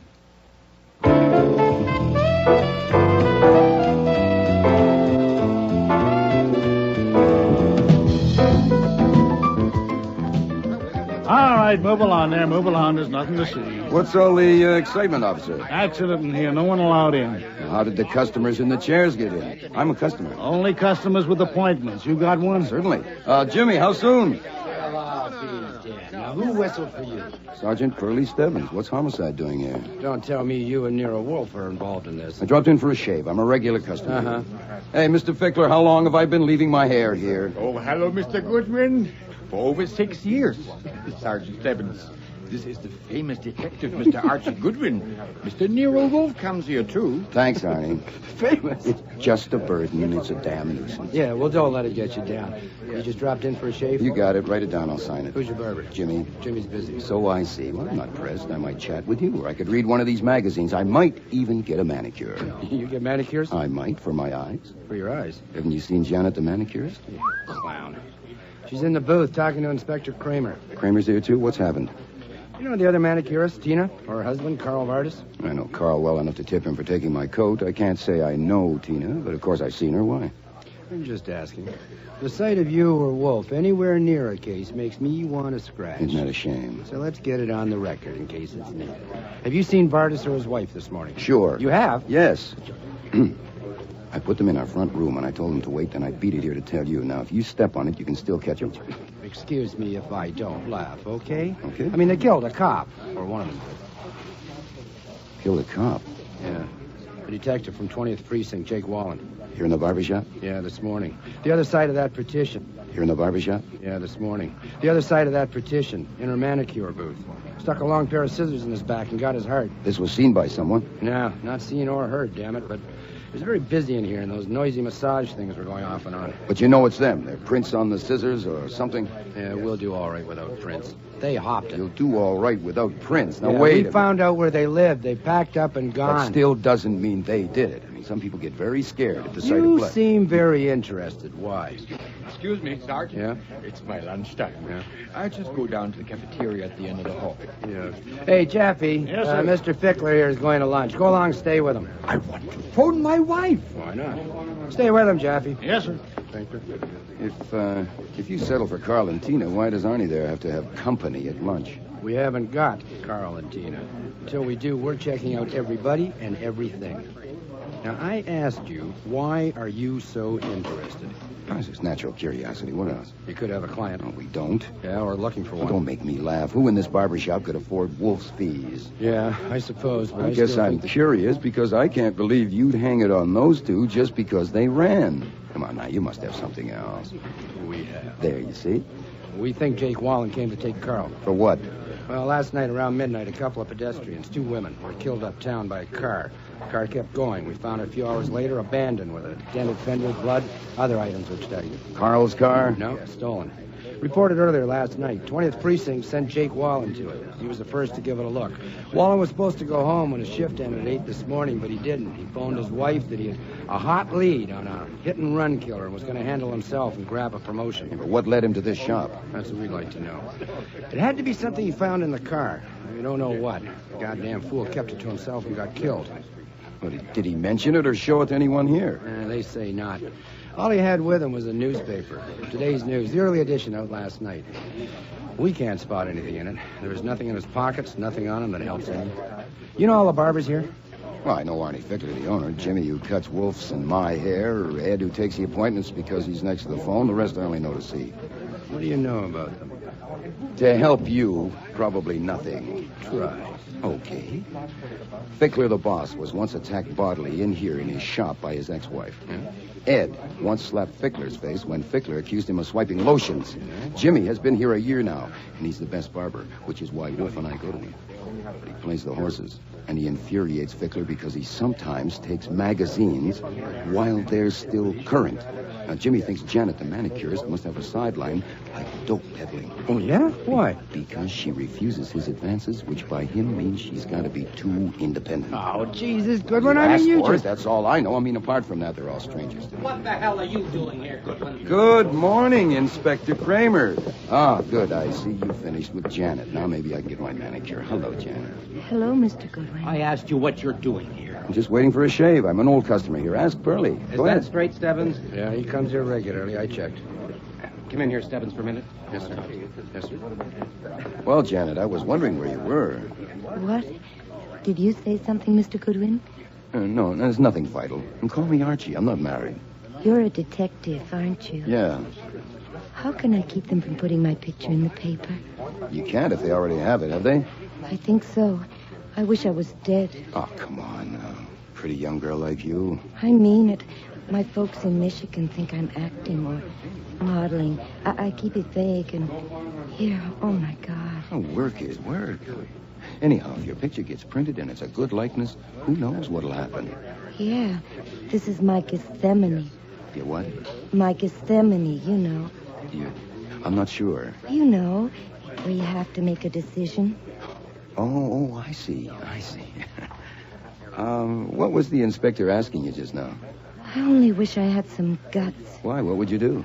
I'd tell all about it. All about what? all about what happened. You mean last night? Why not try it out on me and see how it goes? How it happened this morning. How I was going back to my booth after I finished Mr. Levinson in Ed's chair. And he called me into Tina's booth and he seized me with one hand on my throat so I couldn't scream. And there was no doubt at all about what he intended, so I grabbed the scissors from the shelf and without realizing what I was doing, plunged them into him with all my strength. And his grip on me loosened and he collapsed into the chair. That's how it happened? That's what I would tell them if I had any cuts. See, I would have to be arrested and then have a trial and then... Hold it. Who called you into the booth? The man that got killed, of course. See? The marks on my throat. No, I don't. Too early for the bruises to show, I could say. Good Lord, that would get you top billing anywhere, wouldn't it? That's what I'm saying. Well, then go ahead and tell it. I can't. I simply can't. It'd be so damn vulgar. Yeah, it would be if it wasn't true. About your not being married, I hadn't even thought. There was an article in Collier's magazine last month about career girls getting married. Did you read it? No, I must have missed that one. Oh, that article was silly. I think a girl should get a career established first. That's why when I see an attractive man, I never wonder if he's married. But by the time I'm ready for one, these will be too old. See, that's why I wouldn't ask you if you knew anyone in show business, because I wouldn't take help from a man. I think that a girl... Ready, Mr. Goodwin? Oh, good, Jimmy. Just scrape of the face. Did you phone? Huh? Did that fathead Ed forget again? Oh, no. I just got caught needing a shave, that's all. You seem to have had some excitement here, Jimmy. We sure did. Hey, Carl. You know Carl? Sure. He killed a man in Tina's booth. What? Then they both ran. I'm sorry for Tina. She was all right, but Carl, I don't know. Hey, how's that? Too tight? No, it's fine. Jimmy, I'd watch it if I was you. You know, it's a little risky to go blabbing that Carl killed him unless you can prove it. Yeah, well, he had fits. Fits? Yeah, like he'd shake all over. And what did he run for? I couldn't say, but I mean, the cops are still poking around here. There's even an inspector. This towel's hot now. Oh, yeah, it sure is. Hey, they're after evidence. You gotta have evidence. For instance, they want to know that man who was killed. Did he show me anything? Or did he ask me anything about some article from the shop? That would be evidence, see? Yeah. What did he ask you? Hell, what didn't he ask? You'd think I was taking out insurance or something, you know? I told him where to get out. Oh, yeah? Yeah. He asked me what was I doing last night. Do you believe it? Come on. Yeah. Oh, you didn't tell him, eh? Nah, he kept on at me, so I figured, what the hell, and told him. Why not? That's my philosophy, Mr. Goodwin. Why not? It saves trouble. As long as my wife doesn't find out, huh? Yeah, all is in there asking questions. One at a time. Janet was the last. Well, who found him dead? Fickler. 10 or 15 minutes later, geez, he come yelling out of there. I damn near nicked my customer. How's the razor, all right? It's fine, just fine. Yeah, then the cops come. Man, it's been nothing but questions ever since. Who went behind the partition after Janet came out? They want to know. I tell them, how do I know? I had a customer at the time. When exactly did Carl and Tina leave? They must have asked me that 20 times. But I can't say and I won't say. Carl did it all right. But they can't prove it by me. They got to have evidence, right? But not me. Goodwin, Inspector Kramer don't like you being here. Neither do I, Sergeant. Neither do I. Yeah, thank God this didn't happen to be Wolf's day for a haircut. You never would have believed it. Speed it up just a little, Jimmy. Mr. Wolfe hates to wait lunch.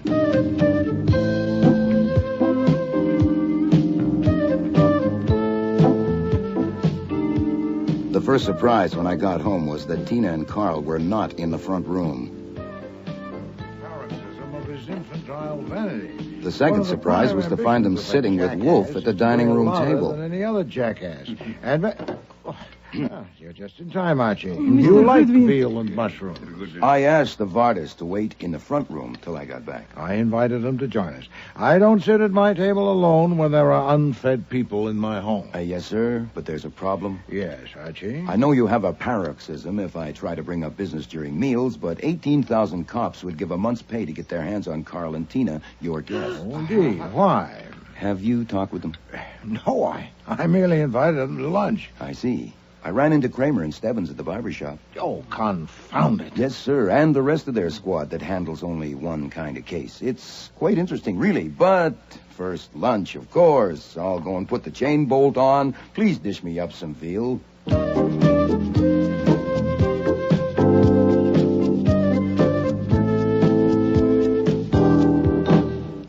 Please be seated. Mrs. Vardas, I think you'll find the red chair quite comfortable. Thank you, Mr. Wolfe. That was it. Fine cooking. Thank you, Mr. Vardas. Fritz takes great pride in his veal. Now then, Archie, what have you gotten us into this time? Us? Yes, I'm responsible for their presence since they were my guests at lunch. Okay, if that's how it is. I did not invite them to come here, let alone to have lunch. They came on their own, and I let them in, which is one of my functions. Having started it, I'll finish it. Carl, Tina, it's dangerous for you to stay here. Now, I know of a safe place up in the Bronx for you to lay low for a couple of days. You shouldn't take a taxi or the subway, so we'll go around the corner to the garage, get Mr. Wolfe's car, and you can drive it up there. Excuse me, you will drive us up there? No, I'll be too busy. Yeah, but I can't drive car. I don't know how. Okay, then your wife will drive. Now, you can leave the car. No, she can't. She don't know it either. What do you mean you can't drive a car? Certainly you can. Everybody can drive a in car. In this country, yes, but we are new in this country. We have never had the chance to learn. You've never driven a car? No, never. No. Carl? Never. No. What the devil is this? It has a bearing, as you'll soon see. Now, here's how it is. A precinct detective named Jake Wallen called at the barber shop this morning and began asking questions. Fickler took him into Tina's booth, and he questioned Tina first. Then the others had sessions in this order. Carl, Jimmy, Ed, and Janet. After Janet came out, there was a period of 10 or 15 minutes when Wallen was in the booth alone. Then Fickler went to see, and what he saw was Wallen's body with scissors buried in his back. Carl! No. Oh, no. Oh, Carl, you didn't. Archie, make us Tina, stop. Mrs. Vardas, please. You understand? No. Mrs. No. Vardas. Stop. And that man was killed there in Tina's booth? Yes. Then, of course, this is end for us. But please, I ask you not to blame my wife, because we go through many things together. She thinks I can do things that are not possible for me. But I do not kill that man. I do not touch him. About driving a car. Was that flummery? No, sir, that comes next. Last night around midnight, a hit-and-run driver in a stolen car killed 2 women up on Broadway. The car was found parked at Broadway 96th Street. Wallen from the 20th Precinct was the first one to look it over. In it, he apparently found something that led him to the Goldenrod barber shop. He showed up there and called the roll, as described, with the result also as described. Now, Kramer has bought it that the hit-and-run driver found himself cornered and used the scissors. And Kramer, don't quote me, is not a dope. Now, to qualify as a hit-and-run driver, you must meet certain specifications, and one of them is knowing how to drive a car. Then the best plan would be for Mr. and Mrs. Vardas to go back to the shop at once and submit to Mr. Kramer's questioning. Except for 2 things. What? 1, the fact that they landed will make it very tough. And 2, even though it is settled that they didn't kill a cop, their lack of documents will fix them anyhow. Wait, their lack of documents? Yes, sir, they're in the country illegally. They escaped from a concentration camp in Russia. Oh, confound it. An interesting angle is that you are harboring fugitives from justice, and I am not. I told Pearlie they're here. You what? That's the advantage of having a reputation for gags. You can say practically anything if you handle your face right. Oh. I told him they were here in our front room, and he sailed right over it. So I'm clean, but you're not. If you don't want to call Kramer yourself, which I admit would be a little thick since they were your luncheon guests, I could get Pearlie at the shop, tell him that they're still here, and why hasn't he sent for them? It might be better if you let us go ourselves, no? No. There is another alternative to consider. Oh, yes, sir. What? Since Mr. Kramer and Mr. Stebbins are still there at work, they may at any moment disclose the murderer. Oh, I doubt it. They settled for Carl and Tina, and what they're looking for is evidence, especially what it was that led Wallen to the shop. Mrs. Vardas, except for Mr. Fickler, that man questioned you first, is that right? Yes, sir. Did he produce any object? Did he show you any object whatever? No, I'm sure he did not. He had the newspaper in his hand. Yes, he asked about no object, anything in the shop? No. He took nothing from his pocket? No. The newspaper he had, did he take that from his pocket? No, he had it in his hand when he came in from the booth. In his hand or under his arm? In his hand, I think. Yeah, I'm sure. Was it folded up? Well, of course, newspapers are folded. Yes, Mrs. Vardas. Just remember the newspaper as you saw it in his hand. I'm making a point of it because there's nothing else to make a point of, and we must have a point if we can find one. Was the newspaper folded up as if he'd had it in his pocket. No, it was not. It was not full that much. When he sat down, he put it at the table, and it was the way it is on newsstands, so that's how it was folded. But he didn't mention it. No.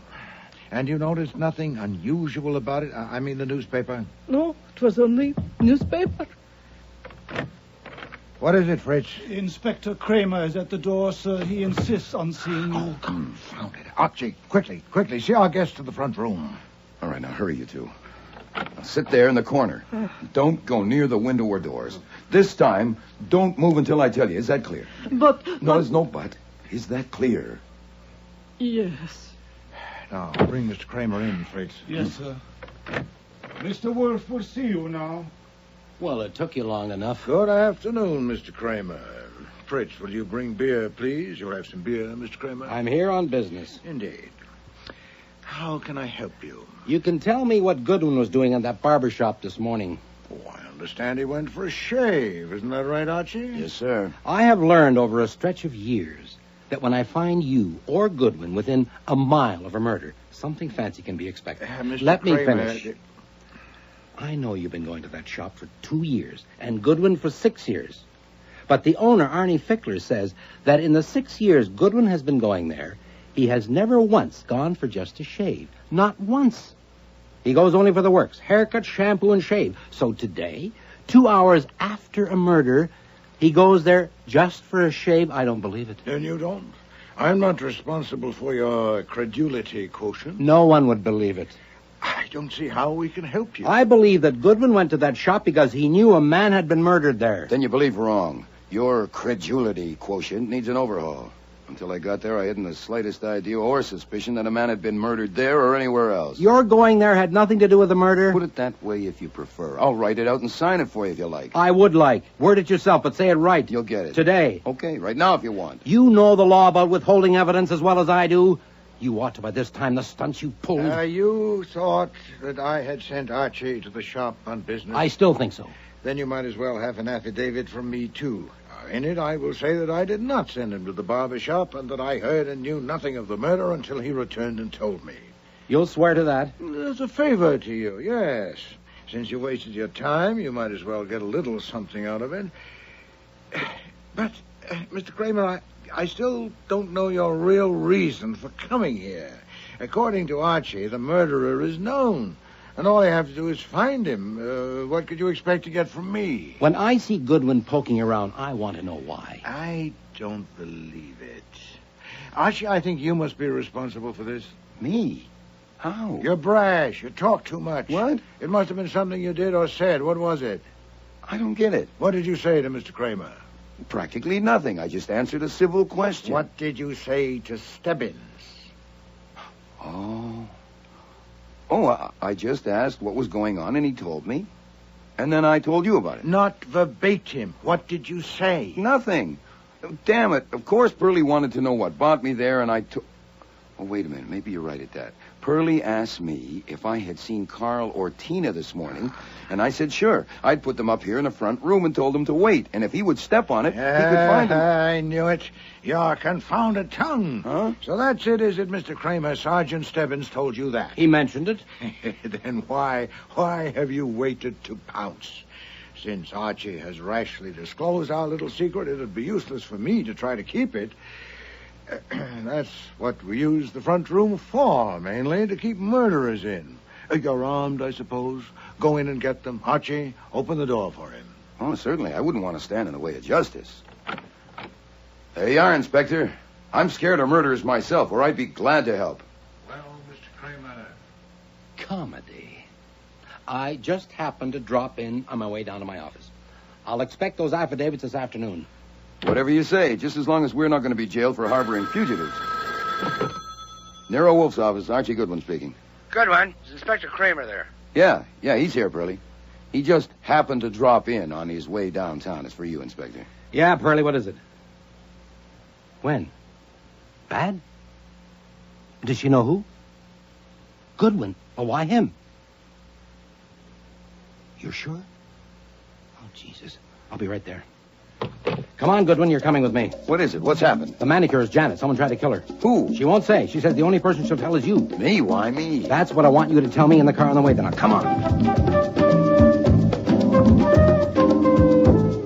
She was found on the floor of her booth out cold from a blow on her head. We brought her to, and she can talk, but she won't. She says she won't talk to anybody except her friend Archie Goodwin. How long have you known her? Until today, I merely leered at her. The only chat I've ever had with her was here today, under your eye, huh? But look what it did to her. Is it any wonder my opinion of myself is what it is? Yeah, you've never seen her outside the shop? Never. That can be checked. Yeah. Right now, we want you to get her to talk. Oh, God damn her. She stopped us cold. Come on. Hey. Hold it. If I'm going to ask her questions, I ought to know what happened. Oh, Jesus, Goodwin. There are only 3 of us left here. I was on the phone. Jaffe and Sullivan were there on chairs. The barbers were working on customers. Someone wanted a manicure. Fickler called Janet. She didn't come. Where was she? On the floor of her booth, out cold. She'd gone there maybe 15 minutes before. Alone all that time? Well, I think all the barbers had gone back behind the partition at least once during that time. You think? Goodwin, I said I was on the phone quite a lot. Oh, Jesus. How bad is she hurt? Well, not bad enough for the hospital. Doc let us keep her here. She was hit above the right ear with a bottle taken from the supply shelf. The bottle was big, heavy, full of oil.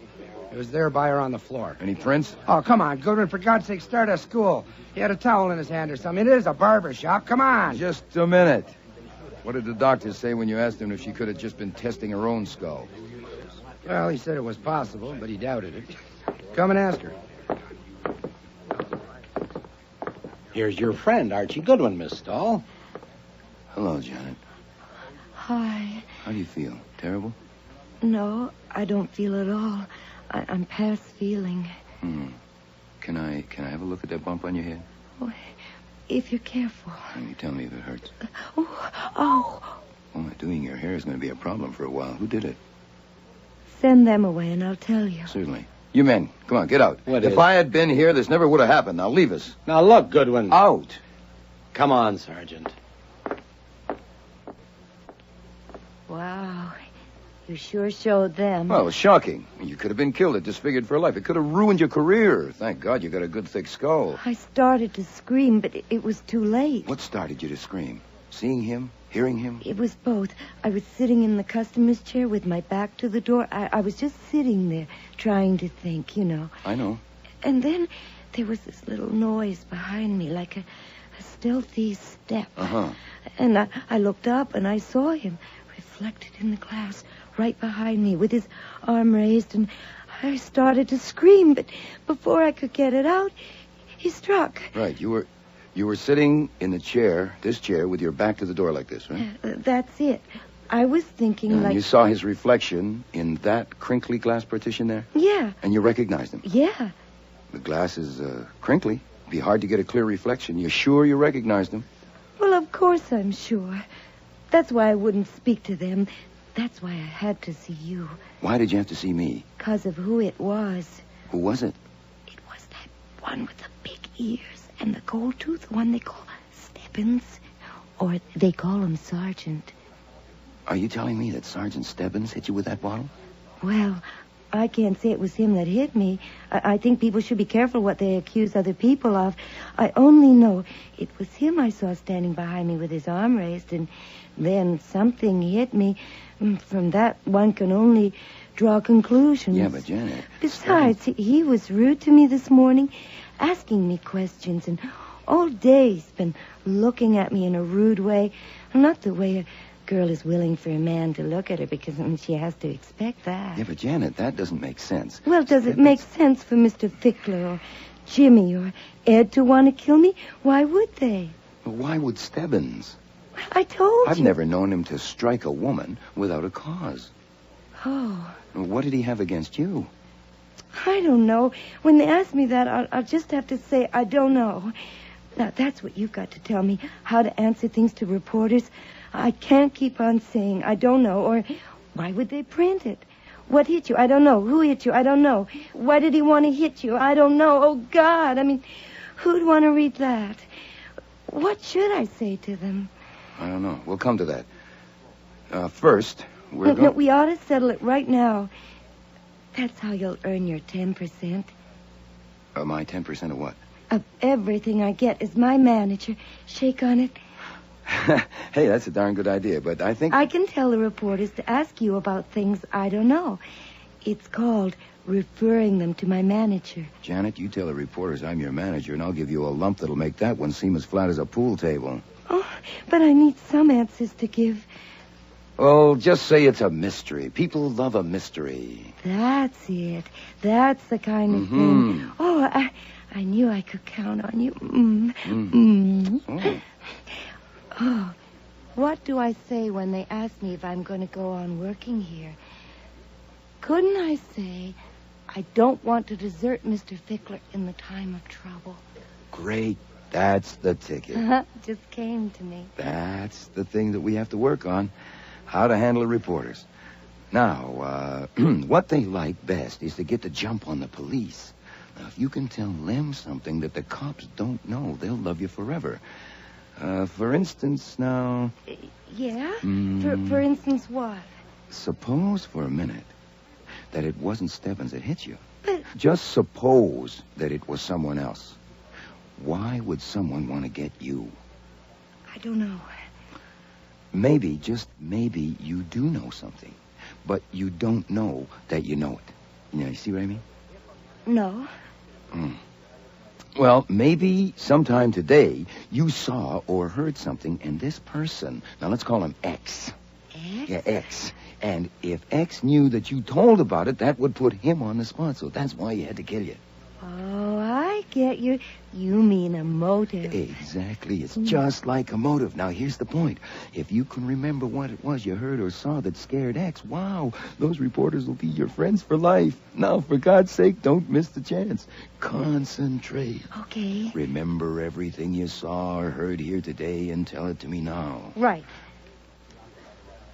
I don't remember anything. Concentrate. It was probably some little thing that didn't seem important to you at all. Maybe I could say that... No, it's got to be true. Oh, Now, let's... 4 to 9. I'm always punctual. Swell. Were the others here already? Some were and some weren't. Who was and who wasn't? Good Lord, I don't know. If you're going to expect me to remember things like that, then we might as well just quit. When I came to work, I was thinking of something else. A lot of the time, I'm thinking of something else, so how could I notice? I'll tell you what. I think you're ready. I'm going to send in a reporter. A reporter? Oh, God, I'm not ready. Sure you are. Just use your common sense and stick to facts. Oh, give me a minute. I want to fix my... You heard. We heard. I had to come up for air. If you shoot her, send her brain to Johns Hopkins. We can find it. Gee, did she knock herself out? I doubt it. It was a pretty solid blow to raise that lump. You didn't find a prince in the bottle. Bothering about princes been either. You better pick someone good to be that reporter from the Gazette. Can I go home now? No, she might insist on seeing her manager again. Oh, come on. Oh, well. I'll have to call Mr. Wolfe and let him know. I do work for him, you know. So I dialed the number that I knew best and reported. And then I waited. I waited for nearly 2 hours while they brought in a detective that Janet might think was a reporter. I think he came out even more confused than she was.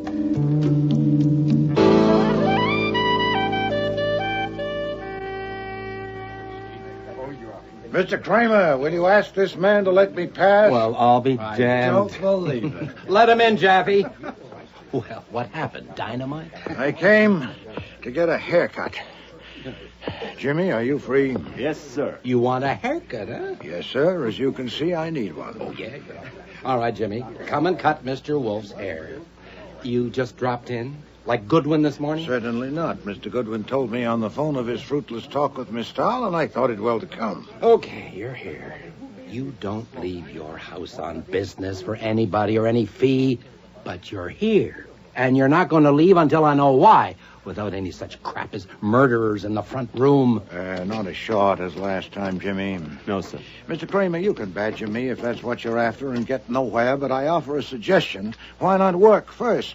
Why don't we see if we can settle this business, and then if you insist, go after me? Or would you rather harass me than catch a murderer? You know how to catch the murderer? Quite possibly. I'd like to propose certain assumptions about what happened here today. Do you care to hear them? Oh, listen, but don't drag it out. I won't. Please don't waste time challenging the assumptions. I don't intend to defend them, much less validate them. They're merely a basis of exploration to be tested. The first is this, that Wallen found something in the car that had killed 2 women. No, Jimmy, I don't like it this way. I want a direct view, not reflections. Turn me around, please. Like this? Thank you. Janet isn't here. Do you want her? If possible. Can she sit up? Stebbins, she says it makes her a little bit dizzy. Who'd notice? Bring her. Yes, sir. You were going to make some assumptions? Yes. The first is that Wallen found something in the car that led him to this shop. Some object, obviously, since there was no one to tell him anything. We made that assumption without any help. And it still holds? Yes. That's fortunate, since all of my assumptions concern that object. The second is that Wallen had it with him when he came here. I can support that with strong You don't evidence. need to. We made it and we hold it. Very well, that saves time. Not too short back there, Jimmy. No, sir. The third is that he had the object inside the newspaper he was carrying. It was an early edition of the news on sale last evening, not on sale this morning. He had it in his hand, folded to approximately the size of 12 inches by 9 inches. You know a lot about it. I know nothing you don't know. It's difficult to account for his carrying a stale newspaper in that manner unless it was a container for some object. At least the assumption is good enough to work on. The fourth is that whatever the object was, the murderer got it and disposed of it, because no object that could have led Wallen to this shop was found on his person or in the booth. The fifth assumption is that the murderer was neither Carl nor Tina Vardis. How do you know that? I shall want to know not why support that assumption. Don't waste time clawing at me. Since Carl and Tina are not involved and therefore didn't take the object away with them, it's still here in the shop. That is the sixth assumption. And it's good only if your surveillance of these people here all these hours has been constant and alert. Now, what about it? Could any of them have removed such an object from the shop? I want to know why you're excluding Carl and Tina. No, not now. First, we'll complete this test. We must know whether the object could have been removed by anyone other than Carl or Tina. No. How good a no? Good enough for me. No man has stepped outside this shop alone. Something could have been slipped to a customer, but that's stretching it. And we've had them under our eyes. Not apparently the one who assaulted Miss Stahl. That was in the shop. Is that a point? I suppose not. Then we assume that the object is still here. The seventh assumption is this, that no proper search for such an object has been made. Have you searched thoroughly, Mr. Stebbins? We've looked. Carl and Tina had to have taken Yes, it. but granting my assumption which excludes their taking it, has there been a proper search? No. Then it's about time. Mr. Fickler. Yes, Mr. Wolfe? You run this place and you can help us. But I address all of you who work here. Put your minds on this. You too, Jimmy. Stop a moment. Listen. Hell, I can work and listen too, Mr. You Wolfe. cannot. I want full attention. Okay. Miss Stahl, are you listening? What? What we're after is an object with something on it that identifies it as coming from this shop. Ideally, it should be the name and address or phone number, but we'll take less if we have to. We are supposing that it was inside the newspaper as Wallen was carrying it, so it should be flat and of those dimensions. Now, all of you went to the booth and were questioned by Wallen, but he showed you no such object and mentioned none. Is that correct? Yes. Yeah. No, he didn't. Then only the murderer saw it or was told of it.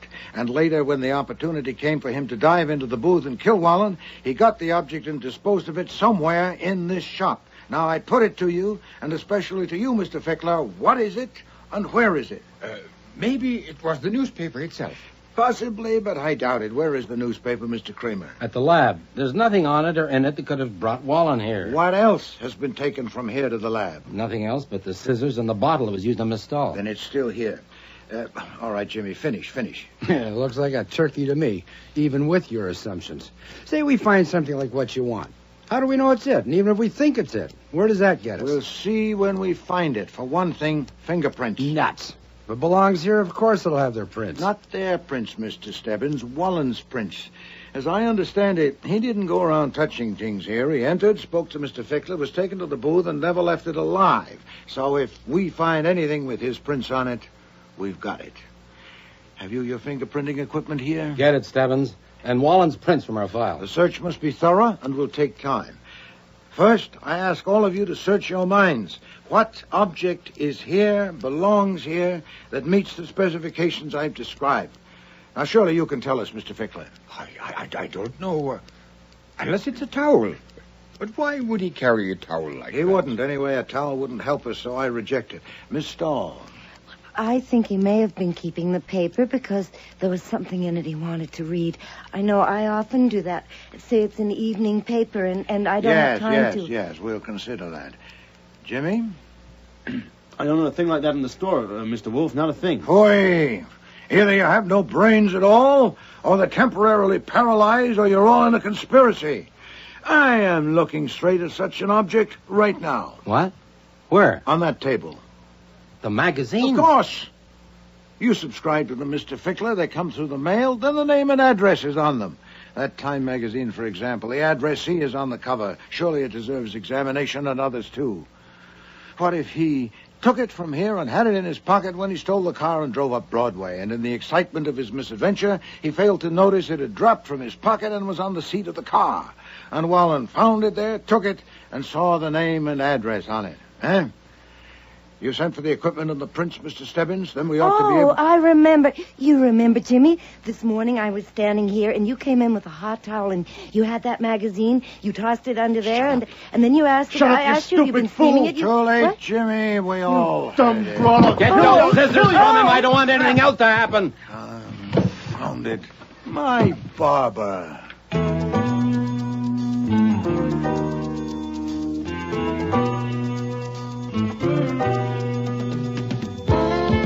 As stubborn as Kramer was, he never did learn why Wolfe went to get a haircut that day. But he did learn plenty about Jimmy Corelli. Jimmy was wanted as a bail jumper under another name in West Virginia on charges of car stealing, drunken driving, and assault, to name just a few. He had a really colorful background. As for Carl and Tina, I took a strong position on them Tuesday evening in the office after they had been sent up to the south room to bed. You know damn well what'll happen. They won't go to Ohio or anywhere else. They'll stay here, and someday, maybe next week, they'll be in trouble again. And they'll come to me again because Carl likes me and because I rescued them this time. You rescued them? And I'll try to help them again, and you'll have to butt in again because you can't get along without me, and it'll go on like that year after year. Why not take care of it now and live in peace? Oh, shut up, Archie. I'm reading. Yes, sir, in an hour or so. There are people in the government who owe you something. For instance, Carpenter. I have Carpenter's home number, and I might as well get him now. Shall I make it person to person? I got my naturalization papers 24 years ago. I wasn't discussing you. You've caught it from Janet.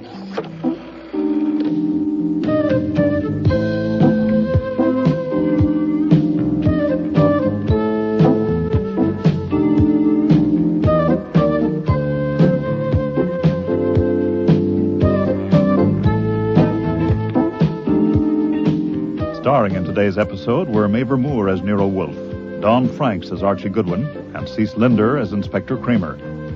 Jackie Burroughs was Janet, Brian George, Jimmy Corelli, Arch McDonald, Carl Vardis, Marion Waldman, Tina Vardis, Arnie Hart, Mr. Fickler, James Morris, Sergeant Stebbins, and Frank Perry was Fritz.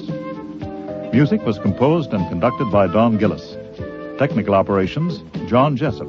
Sound effects, Bill Robinson. Production assistant was Nancy McElveen, and casting consultant, Ann Weldon Tate. The Cop Killer was written and produced in Toronto by Ron Hartman.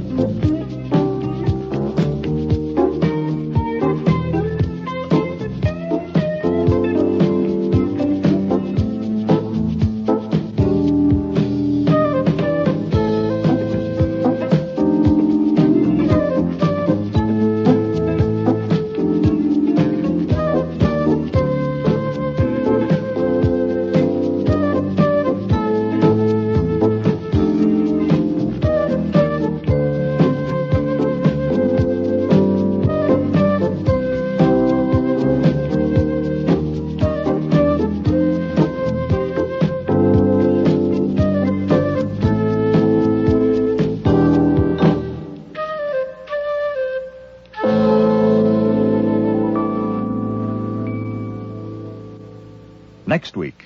What's this? Well, as you see, it's a marriage license for Archie Goodwin and Margot Dickey. It cost me $2. Flummery. No, sir. No flummery. I could be mushy about it, but I won't. I will only say that I'm hooked at last. Margot intends to spread the tidings at the Christmas office party, so I have to be there. You are deranged. Sit down. I suppose it is a form of madness, but there, I've got it. It's like what Margot was reading to me the other night, some poem. I think it was Greek. Oh, love, resistless in thy might, thou mightest Shut shine. up and even... sit down. Yes, sir. We haven't set the date yet. We don't want to rush it.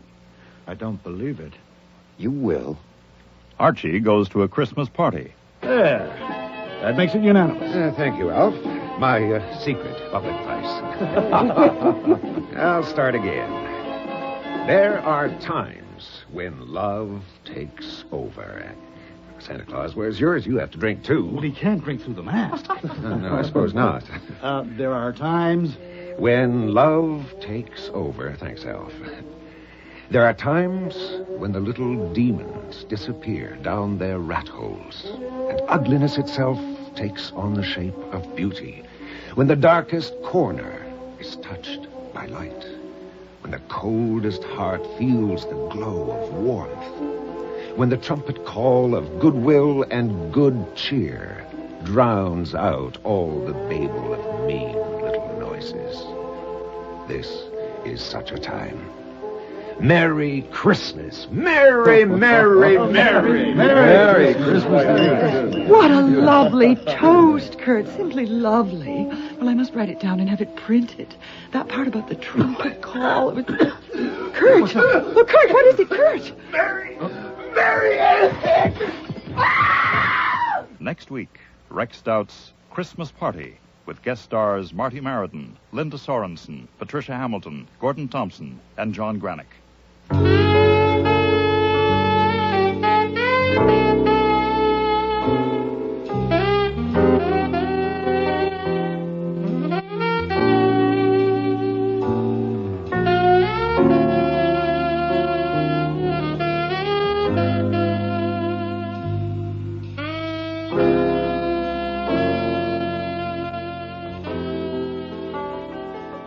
We hope you have enjoyed this week's Nero Wolfe episode.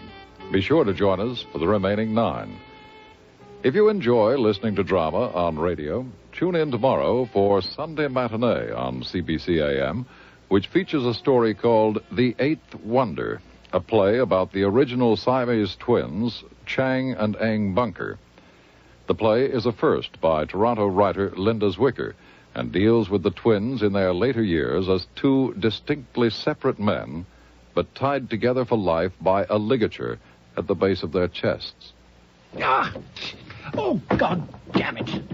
God, that hurts. What are you doing, Chang? I stubbed my toe. Do you mind? Well, don't just lurch forward like that. You absolutely snapped my head. Why don't you watch where you're going? An accident's an accident. If they made these bloody hotel doors wider... Well, there's nothing you can do about that except to be more careful in future. Why don't you keep your sanctimonious advice to yourself? Why don't you shut your quarrelsome mouth and the door while you're at it? Now, where's that Christian philosophy? Where's that other cheeking? What a rotten thing to say. I get so tired of seeing you hide your true feelings behind that veil of piety. One day at a time, a season to all things in moderation. Why are you goading me, Chang? What's your problem? I'm just getting a few things off my chest. You have no subtlety, Chang. You never did have. It never occurs to you to handle anything but head on. You always just bash right ahead. At least I have feelings. And I don't. You've lived with me for 60 years, every minute, every hour, every second, and you don't think I have feelings? The Eighth Wonder by Linda Zwicker, tomorrow on Sunday Matinee. Also coming up on CBC AM on Friday, February 12th, our Playdate series features 2 plays. The first is Stopover Point by Audrey Thomas, and the second, The Answerer by Rex Deverell. Later that day, tune in for Nightfall, our horror series on CBC AM. We will be presenting a play called The Club of Dead Men, a dramatization by John Douglas of a short story by J. Wentworth Day. Please check your local listings for the exact times and dates of these programs. If you have any comments or suggestions about the radio dramas you hear, write to us at Post Office Box 500.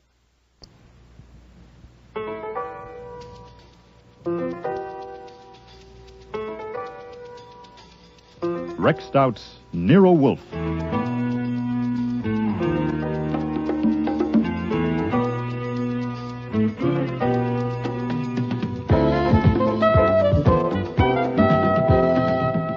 Starring Mabel Moore as Nero Wolfe and Dawn Franks as Archie Goodwin.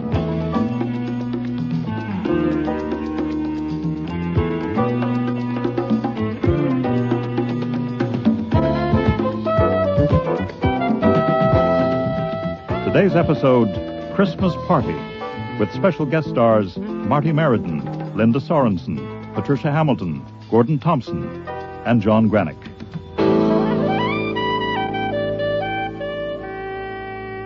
I'm sorry, Mr. Wolfe, but I told you 2 days ago that I had a date for Friday afternoon, and you said it was all right, so I'll drive you to Long Island on Saturday or Sunday. That won't do, Archie.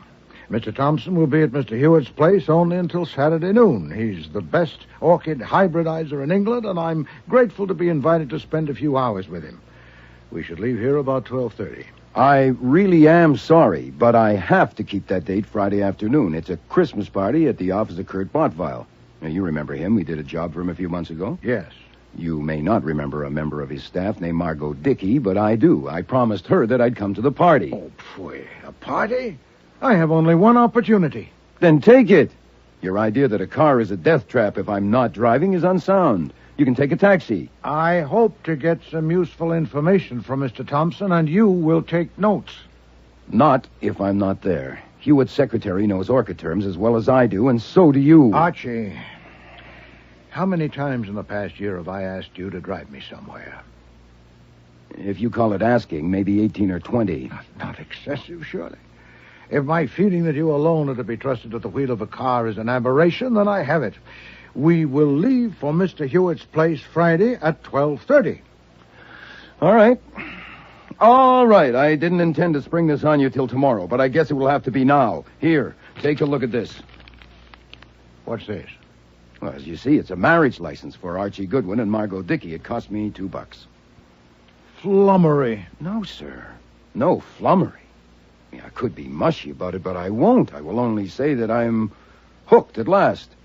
Margot intends to spread the tidings at the Christmas office party, so I have to be there. You are deranged. Sit down. I suppose it is a form of madness, but there, I've got it. It's like what Margot was reading to me the other night, some poem. I think it was Greek. Oh, love, resistless in thy might, thou mightest Shut triumph. up and sit down. Yes, sir. We haven't set the date yet. We don't want to rush it. Now, you may not want me to be here anymore, but that's up to you. As far as I'm concerned, I'd like to stay. I'd hate to end such a long association. The pay is okay, especially if I get the raise at the first of the year, which is a week from Monday. I'm used to my room upstairs, and I like Fritz's cooking, and the billiard table in the basement, and the one-way glass panel in the front door. Archie, sit down. I've told Margot all this, everything, including the fact that you're allergic to women, and we've discussed it, and we think it might be worth trying, say for a month.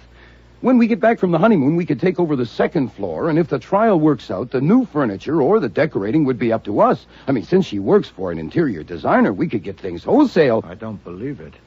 You will. What about Miss Rowan? We won't drag Miss Rowan into this. What about the thousands of others you dally with? Not thousands. Not even 1,000. And I'll look up Dally. Oh, for heaven's sake, sit down. No, sir. Right now you're stirred up. We'd better discuss this some other time. In a few days, you may hate the idea of having a woman in your house, even worse than you do now, or you may have cooled down to a simmer. Could I have my license back, please? I want to go and show it to my bride-to-be.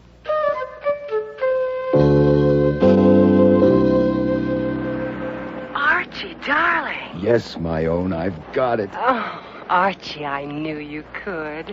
How much do I owe you? This one's on me. Doesn't the groom always pay for the license? Besides, I've already had my money's worth out of it. Shall I send it over by messenger? No, I think I'd better collect it in person. Where are you? I'm in a phone booth. I'd just as soon not go to the office right now. Mr. Wolfe wants to be alone to boil. How about the Tulip Bar in 20 minutes? I feel like buying you a drink. Oh, no. No, lover. I feel like buying you a drink.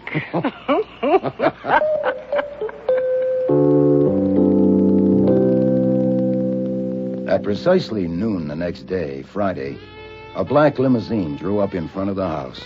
And Wolfe, with the brim of his old black hat turned down and the collar of his new gray overcoat turned up for the snow, descended the stoop, stood like a small mountain on the bottom step till the chauffeur had opened the door. Then he crossed the sidewalk and climbed in. I watched it from above, from a window of my room.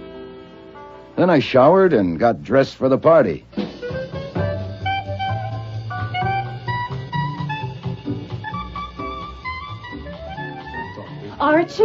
Archie, lover, you got here. Margot, my own.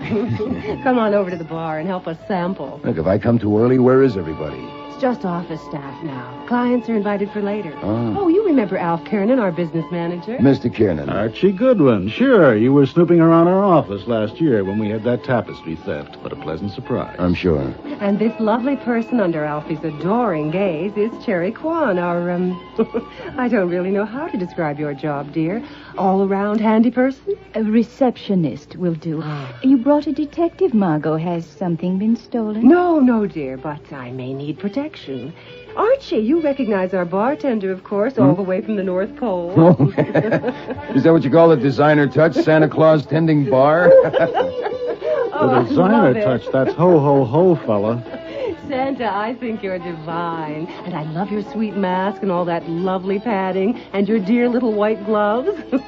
Now, if you want to hee-hee instead of ho-ho, that's all right by me. Oh, thank you, Miss. You're welcome. My friend Archie needs a drink, Santa. Oh, certainly, Miss. Champagne only, Goodwin. The designer touch. 3 different brands. The Kurt Bottweil touch. Yes. Shall we sample the Veuve Clicquot this time, Santa? Oh, certainly, sir. Santa, you're adorable. Stop tugging at me, Leo. Oh, here comes the angel on our Christmas tree, Mrs. Porter Jerome. This is Archie. She means that I provide the money that runs this organization. Leo, take my wrap, will you? It's stifling in here. Yes, Mama. And this is Mrs. Jerome's son, Leo Hatch, who does all the work around here and gets none of the credit. I thought this was to be a family affair. Well, Archie's like family to me. I invited him. You're a blessing, Margot. Leo, get me a drink. Yes, Mama, as soon as I get rid of your mink, Mama. Archie and I have something to discuss, if you'll excuse us. A pleasure. Oh, Cherry, love, I don't think you have the Christmas family spirit. You have another drink and cheer up now, you hear? Come on, Archie. Bartender, don't just stand there. Pour me a drink. Well, can you hear me behind that mask? Margot, if this is a Christmas party, why do I have a feeling that it's Halloween? Well, you should work here. One big happy family. I'll bet. What do you think of Cherry? She's pretty. Pretty as me? Nothing like as pretty as you. Oh, if only that marriage license was real. I can get a real one for $2. What do you say? Huh? You wouldn't marry Miss Universe if she came on her knees with $1 billion. I dare her to try it. Did the license work? Like a charm. Absolutely perfect, Archie. Oh, good. I mean, no. That means it's all over between us. Oh, yeah. Archie, darling, look, I'll be a sister to you. I don't need a sister. Okay.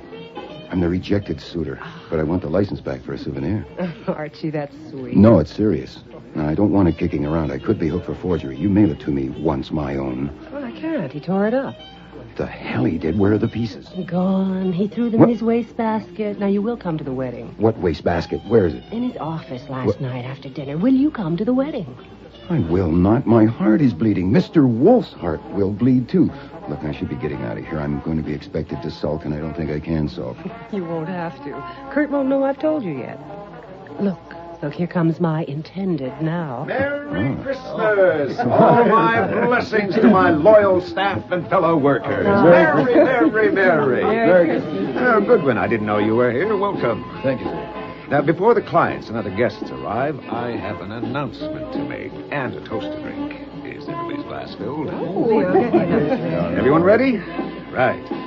Now, There are times when love takes over. There are times... Wait a minute. You don't have a glass. You have to drink, too. Of course. Well, I'll just have a sip of champagne. Oh, nonsense. You should enjoy, too. I'll get your private bottle from your office. It doesn't have to be Pernod. I should drink what everyone else is drinking. Nonsense. You should enjoy it just as we do. Now, could I have a glass, please, Santa? There. That makes it unanimous. Thank you, Alf. My secret public price. I'll start again. There are times when love takes over. Santa Claus, where's yours? You have to drink, too. Well, he can't drink through the mask. No, I suppose not. There are times... When love takes over. Thanks, Alf. There are times when the little demons disappear down their rat holes, and ugliness itself takes on the shape of beauty. When the darkest corner is touched by light. When the coldest heart feels the glow of warmth. When the trumpet call of goodwill and good cheer drowns out all the babel of mean little noises. This is such a time. Merry Christmas. Merry, merry, merry. Merry Christmas. What a lovely toast, Kurt. Simply lovely. Well, I must write it down and have it printed. That part about the trumpet call. It was... Kurt! Oh, Kurt, what is it, Kurt? Mary Get a doctor. Stand back, everyone. Get back. Now he needs air. Do something. Somebody do something. Cyanide has a very distinctive smell, and it must have been a big dose to hit him that hard and that fast. Kiernan was loosening Botvile's collar, and Margot was squatting at her groom-to-be's feet, taking his shoes off. I could have told her she might as well let him die with his boots on, but I didn't. I had 2 fingers on his wrist and my other hand inside his shirt, and I felt him going.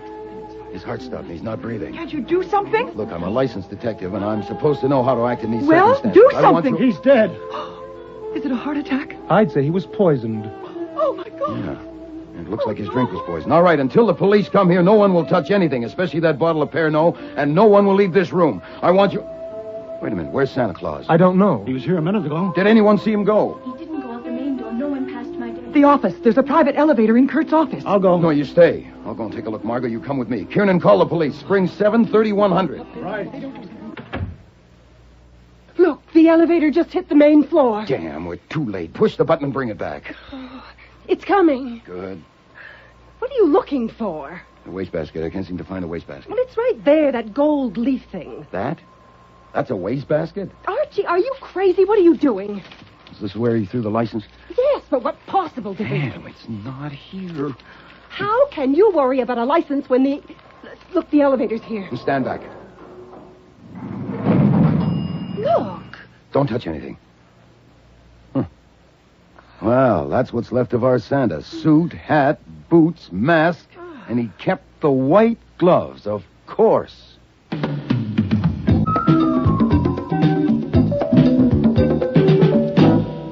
Mr. Kiernan and Mr. Hatch will be taken to the district attorney's office for further questioning. The rest of you can go for the present, but you'll keep yourselves available at the addresses you've given. Before you go, I want to ask you once again, here together, about the man who was here as Santa Claus. You've all claimed you know nothing about him. Do you still claim that? Inspector Kramer. Yes, Mr. Kiernan. I'm not objecting to going to the DA's office for 3 hours. I haven't objected to anything. But we've told you all we can. I know I have. Seems to me your job is to find Santa Claus. Do you mean to say that no one knows anything about him? So they say. It seems that Botvile himself had arranged for him. He came up in the private elevator and put on the costume in Botvile's office. You may as well know there is some corroboration for that. The costume came from Burleson's in 46th Street. Botvile phoned them yesterday afternoon, ordered it sent here, marked personal. Miss Kwan admits receiving the package and taking it to Botvile in his office. I didn't admit it, Inspector. I said it. We're also covering agencies which might have supplied a man to act Santa Claus, but that's a big order. It's also a waste of time. If he was just a hired person, why would he kill Kurt? And besides, he wouldn't have known that the poison was kept in my workshop downstairs. We waste most of our time, Mr. Hatch, but our job is to be thorough. We're going to find that Santa Claus, and when we do, we'll see. If we can't see him for it, we'll have to look further. And we'll expect all of you to help us. I'm taking it for granted you all want to help. What does that mean? That we are under suspicion? I and my son are under suspicion? What I said, Mrs. Jerome, is that we'll expect help from all of you. Don't you want to help? Well, I would help if I could, but I know nothing about it. I only know that my very dear friend is dead, and I don't intend to be abused and threatened. What about the poison? The medical examiner expects the autopsy to verify that it was cyanide. Your son uses potassium cyanide in his work with metals and plating. There's a large jar of it on a stair from Botval's office to the workroom. Now, anyone who knew that, and who also knew that Botval kept an open bottle of Pernod in his desk, couldn't have asked for a better setup. 4 of you have admitted knowing both things. You, Mrs. Jerome, admit knowing about the Pernod, but not the poison. That's not true. She did know about it. You little slut. How dare you lie about me? There. You tell that lie again, and I'll slap the other side of your face. Sit down, Mrs. Jerome. But she's lying. She can't I said lie. sit down and stay sitting. Miss Kwan, you say Mrs. Jerome knew about the potassium cyanide? Of course she did. In the workshop one day, I heard her son telling her how he used it and how careful he had to be. Mr. Hatch, do you verify... Oh, nonsense. What if he did? Perhaps he did. I'd forgotten about it. I told you I won't tolerate this abuse. So far as I know now, only one of you has told a lie. You. That's on the record. I'm telling you lies only make it harder for you. But sometimes they make it easier for us. I'll leave it at that for now. Mr. Kiernan, Mr. Hatch, my men will take you downtown. The rest of you can go. But remember what I said. Goodwin, I want to see you. I'll go sit in my car.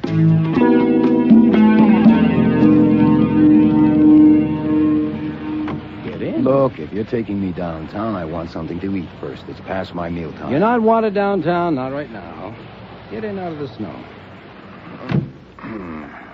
What were you doing there today? I told you, having fun, 3 kinds of champagne. Miss Dickey invited me. I'm giving you another chance. Huh? You were the only outsider there. Why? You're nothing special to Miss Dickey. She was going to marry Botval. Why were you there? Ask her. We have asked her. She says there was no particular reason, that she stuttered around it. What I say, anytime I find you near a murder, I want to know. I'm giving you another chance. Oh, thanks. But I can't use it. I have nothing more to tell you. Lay off and go find your murderer. I know you, Goodwin. Yeah, you even called me Archie once. You know, I treasure that memory. I know you. Treasure it. Do you expect me to believe that guy got out of that room and away without you knowing it? Look, I was kneeling on the floor watching a man die. Huh? You're just talking to hear yourself. You don't think I was an accessory to the murder or the murderer's escape. I don't say he was the murderer. But if you knew who he was and didn't want him involved in it for some reason, like maybe earning a fee and let him get away, what about that? That would be bad. If I asked my advice, I would be against it. God damn it. Do you know who he is? No. Did you or Wolfe have anything to do with getting him there? No. All right, pile out. I'll be wanting you downtown sometime. You know where to find me.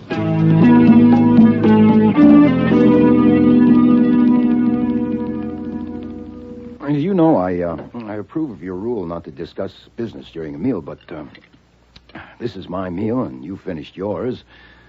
I've got something on my chest, and it's not business, it's personal. The death of Mr. Botval was reported on the radio at 7 o'clock. Oh, yeah. You were there. Mm-hmm, yeah, I was there. I was kneeling by him when he died. But what I want to report is what happened before he died. It's about the marriage. Miss Dickey has called it off. She told me she had decided to marry Botval.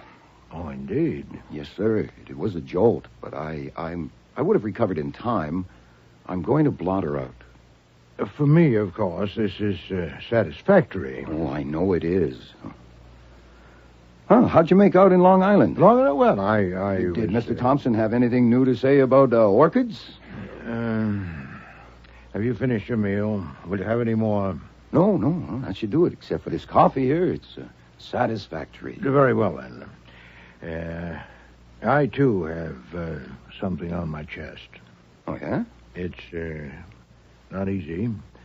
Perhaps the best way to begin is to show you something. Well, go ahead. What is it? These white gloves. Are those... Where did you get... Are those the white gloves? Yes. How'd you get them? Oh, my God. I don't believe it. You? It was you? Oh, my God. You wore the gloves so I wouldn't recognize your hands, and then you so I wouldn't recognize your voice. And all that dear, sweet patting that Margot loves so much was all you. Have you finished? Yeah, sorry, I got something in my throat.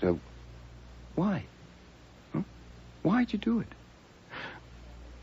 Oh, my God. Were you really that desperate? The thought of a woman living in your house, of losing an employee after you'd got used to me? You had to go and see for yourself. What were you going to do, anyway? Save me from a fate worse than death? Shall we take it that I love to dress up as Santa Claus and tend bar? Oh, sure. Oh, sure, why not? Well, now, where do we start? Do you want to know what happened after you left? The details can wait. First, where do we stand? Was Kramer there? Yes, certainly. Did he get anywhere? No. He probably won't till he finds Santa Claus. Oh, my God, about 1,000 men are looking for you this very minute. Where did you get the gloves? At a store on 9th Avenue. Oh, boy. Confound it, I didn't know a man was going to be murdered. When did you phone Botvile to arrange it? Yesterday afternoon. Do you think he told anybody about it? No, he said he wouldn't. I know he got the costume, so that's okay. And when you left here at 12:30, did you go straight to Botvile's? No, I stopped to buy the gloves and then met him for lunch at Rusterman's. From there, we took a cab to his place, arriving shortly after 2 o'clock, and took his private elevator up to his office. He immediately got a bottle of Pernod from a drawer of his desk, said he always had a little after lunch, and invited me to join him. I declined. He poured a liberal portion in a glass, drank it in 2 gulps, and returned the bottle to the drawer. Boy, the cops would sure like to know that. No doubt. And the costume was there in a box. There's a private bathroom at the rear of his office. I know the layout. I took the costume there and put it on. He'd ordered the largest size, but it was a squeeze, and it took a while. I suppose I was in that bathroom for half an hour. When I returned, the office was empty, but soon Botvile came up the stairs from the workshop and helped me with the mask and wig. They'd barely been adjusted when Mrs. Jerome and her son Leo appeared, also coming up the stairs from the workshop. I left and went into the studio and found Miss Kwan, Miss Dickey, and Mr. Kiernan there. Yeah, and before long I was there, so none of them saw you unmasked. No. When did you put the gloves on? The last thing, just before I entered the studio. Oh, then you left Prince. Archie, I know. You didn't know there was going to be a murder. You left your clothes in the bathroom. Are you sure you got everything when you left? Yes, I'm not a complete ass. Private elevators at the rear of the hall downstairs. Did anyone see you leaving it or passing through the hall? No, the hall was empty. How'd you get home? Taxi? No. Fritz didn't expect me until 6 or later. I walked to the public library, spent some 2 hours there, and then took a cab. You walked all the way to the library because you couldn't admit to Fritz that you hadn't been to Long Island, that you had been confound it! Marry the woman and be damned! I beg your pardon, but you have to admit the situation is a little unusual. Shall I describe it, or do you want to? I would like to hear you try. Yes, sir. I suspect the only thing to do right now is phone Inspector Kramer and invite him to come and have a little chat. And when he comes, open the bag. No, I will not do that. Then, next best, I go to him and spill it there. No. Okay. They have 1,000 men looking for Santa. They'll check the prints they find in the office, and eventually they'll match it to yours. Now, they'll cover all the stores for sales of white gloves to men. They'll trace Botvile's movements and find that you lunched with him. Now, you're sunk. Kramer's been itching for years to lock you up, and any judge would commit you as material witness who would run out. And another thing. Yes? If you wait till they find you, you can't tell them that Botvile took a drink from that bottle shortly after 2 o'clock and it didn't hurt him, or they should book you for withholding evidence. Shall I call Kramer? No. I will not confess that performance to Mr. Kramer. I will not unfold the morning paper to a disclosure of that outlandish masquerade. Then you're just going to sit here and read a book till they come with a warrant. No, that would be fatuous. I am going to find the murderer and present him to Mr. Kramer. There's nothing else. Oh, that's fine. Well, then, we may have 2 weeks, and we may have 2 minutes. At this very minute, some fingerprint expert is comparing the prints of Wolfe, Nero, number 709... Do I answer? Of course. Nero Wolfe's office. Archie Goodwin speaking. Goodwin, Well, Inspector Kramer, what a pleasant surprise. I want you down in my office at 10 o'clock tomorrow morning. All right, sure. Anything special? 10 sharp. Well, I've already told them 6 times I know absolutely nothing about Santa Claus. They may not ask again. Now, I want a complete report of what happened there after I left. But first, I want background. In your intimate association with Miss Dickey, you must have learned things about those people. What? Not much. I guess I have to explain something. My association with Miss Dickey was not intimate. Oh, choose your own adjective. I meant It's no not an innuendo. adjective. This isn't going to be easy. See, Miss Dickey's a very good dancer. She's an exceptionally good dancer, and for the past couple of months, I've been taking her here and there, and last Monday she asked me to do her a favor. Yes. She said Botvile was giving her the runaround, and he'd been going to marry her for a year, but he kept on stalling, and she wanted to do something about it. You see, Sherry Kwan was after him, too. Archie, would you get to the point? And she asked me to get a marriage license blank and fill it out for her and me. She'd show it to Botvile and then tell him it was now or never, and that way she'd force his hand. Archie, Yes, sir. are you telling me that license was... Yes, sir. I want to make it clear that I had no intention of showing it to you. I did that on the spur of the moment because you were being so stubborn. I was being stubborn. Sir, yes, sir. Margot said the trick worked a treat. Botvile tore up the license, threw it in his wastepaper basket, and agreed to marry her. Then you're not on intimate terms with Miss Dickey. No, sir. All right. Even so, she must have spoken of that establishment and those people. Some, yes. And one of them killed Botvile. The poison was put in the bottle between 2:10 when I saw him take a drink and 3:30 when Kennan went in and got the bottle. It's a strong possibility that the opportunity was even narrower, that the poison was put in the bottle while I was in the dressing room. Since 2 of them, Mrs. Jerome and her son, were in the office with Botvile when I left. It must be assumed that one of them, or one of the 3 people in the studio, had grasped an earlier opportunity. Now, what about them? Had any of them reasons to do away with Botvile? There are motives aplenty.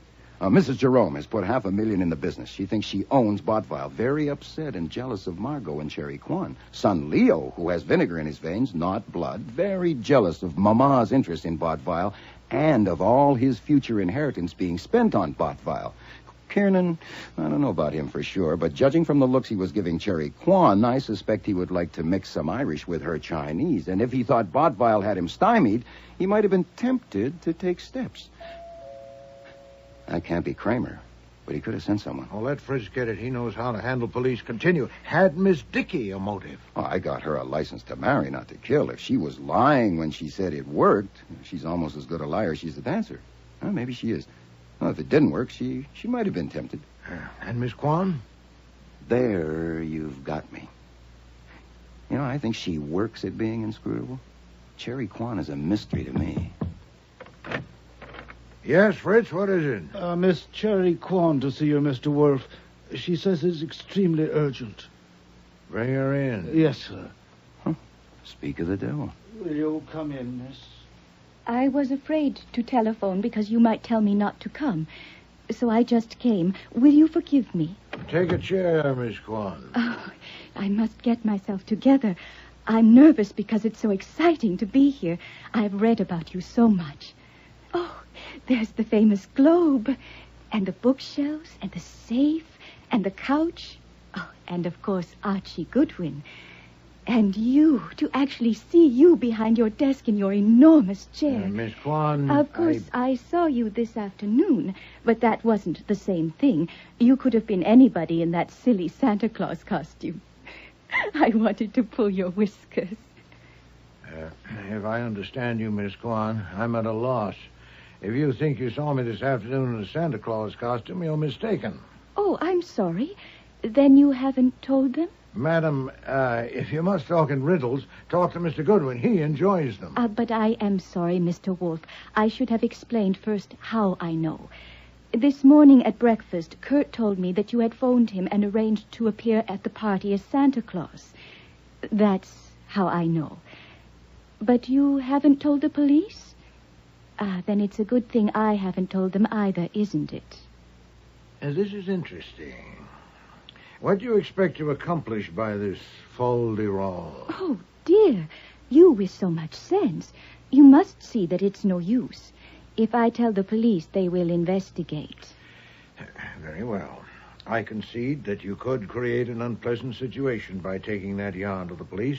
I don't suppose you came here merely to tell me that you intend to. What do you intend? I think we understand each other. I understand only that you want something. What? You are so direct, so very abrupt, that I must have said something wrong. But I do want something. You see, since the police think the murderer was the Santa Claus who ran away, they may not get on the right track until it's too late. You wouldn't want that, would you? Well, that's your premise. I wouldn't want it. I wouldn't want whoever killed Kurt to get away, no matter who it was. But you see, I know who killed him. Oh, you do? Oh, yes. I have told the police, but they wouldn't listen until they find Santa Claus. Or if they listen, they think I'm just a jealous cat. Who killed him? I'll tell you. Margot Dickey and Kurt were having an affair. A few months ago, Kurt began on me, and it was hard for me because I had a feeling for him. I had a strong feeling. But you see, I am a virgin, and I wouldn't give in to him. I told him the first man I slept with would be my husband. Can you understand that? I think so. Last night, late, it was after midnight, he phoned me that he had broken with Margot for good, and he wanted to marry me. He wanted to come and see me, but I told him I was in bed and we would see each other in the morning. He persuaded me to go to his apartment for breakfast, and I did this morning. But I am still a virgin, Mr. Wolfe. That is your privilege, madam. Oh, is it a privilege? When I got to the studio, I was surprised to see Margot there and how friendly she was. That was part of her plan, to be friendly and cheerful with everyone. She has told the police that Kurt was going to marry her, that they had decided last night to get married next week, Christmas week. Have we reached the point? Did Miss Dickey kill Mr. Botvile? Yes, of course she did. And you told the police that? Yes. I didn't tell them all that I have told you, but enough. With evidence? No. I have no evidence. Then you're vulnerable to an action for slander. Does that matter? When I know I am right, when I know it? But she was so clever, the way she did it, that there can't be any evidence. But it has got to be proved somehow. There has got to be evidence to prove it. And you want me to get it? It would be very good if the evidence proved who killed Kurt and also proved who Santa Claus was. Wouldn't it? Go on. You have men who do things for you. And one of them can say that you asked him to go there and be Santa Claus, and he did. He can say that while he was in the dressing room putting on the costume, he heard someone in the office and peeked out to see who it was. And he saw Margot Dickey get the bottle from the desk drawer and put something in it. I see. He can say that he ran away because he was frightened and wanted to tell you about it first. I don't think they would do anything to him if he went to them tomorrow morning and told them all about it, would they? Oh, just like me. I don't think they would do anything to me if I went to them tomorrow morning and told them that I had remembered that Kurt told me that you were going to be Santa Claus. And that's what you want. Did I say it so you understand me? Oh, you did indeed. You put it admirably. Buzz for Fritz, Archie. I suppose, Miss Corn, it's futile to advance the possibility that one of the others killed him. But if so, it would be a pity. Excuse me, I interrupt. I know she killed him. I don't. And even if I bow to your conviction, before I can undertake the stratagem you propose, I'd have to make sure there are no facts that would scuttle it. It won't take me long. You'll hear from me tomorrow. I can't wait longer than tomorrow morning to tell them what Kurt told me. Oui, you can and you will. The moment you disclose that, you no longer have a whip to dangle at me. You'll hear from me tomorrow. Yes, Mr. Wolfe. Miss Corn is leaving, Fritz. Show her out. It was very exciting to be here. I hope it will be early tomorrow. Oh. Who do you think will be best for it? Saul, Fred, Ori Cather? Sit down. You see through women? Huh? Well? Oh, no, not that one. I pass. I wouldn't bet a dime on her one way or the other. Would you? No. She's probably a liar and possibly a murderer. If you sit down, I must have everything that happened there today after I left. Every word and every gesture.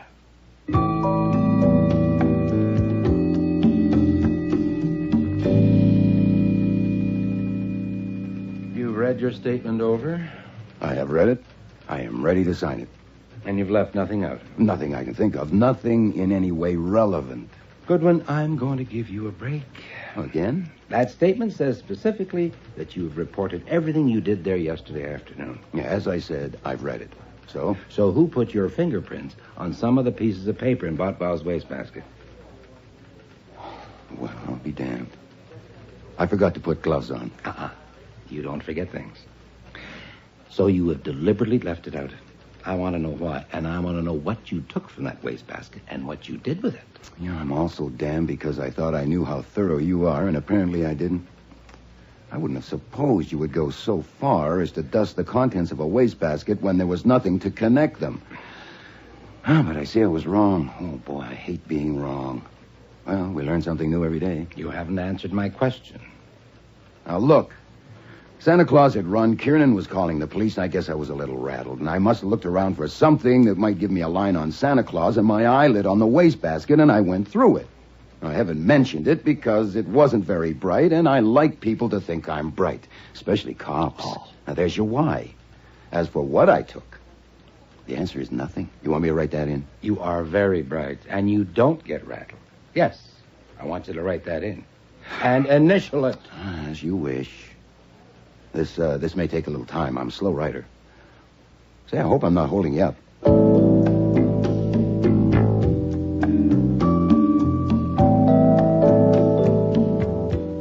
Wolfe wasn't in the office when I got home, of course, because his afternoon session up in the plant rooms is from 4 to 6 without fail.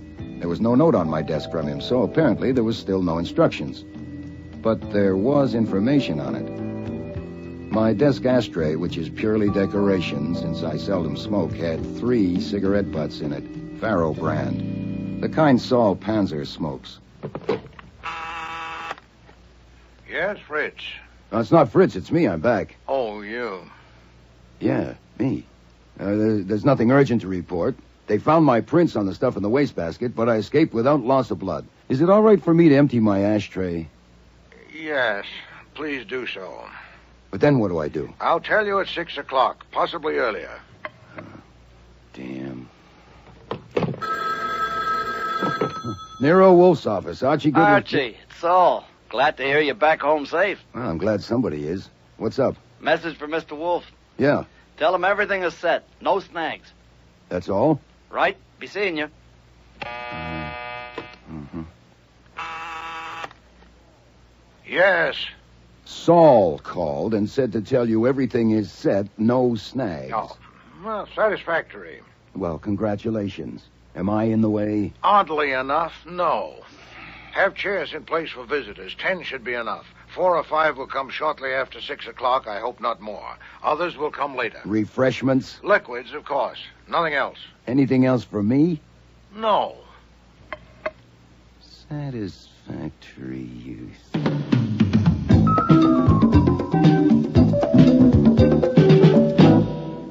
I don't thank you for coming because you came in your own interest, not mine.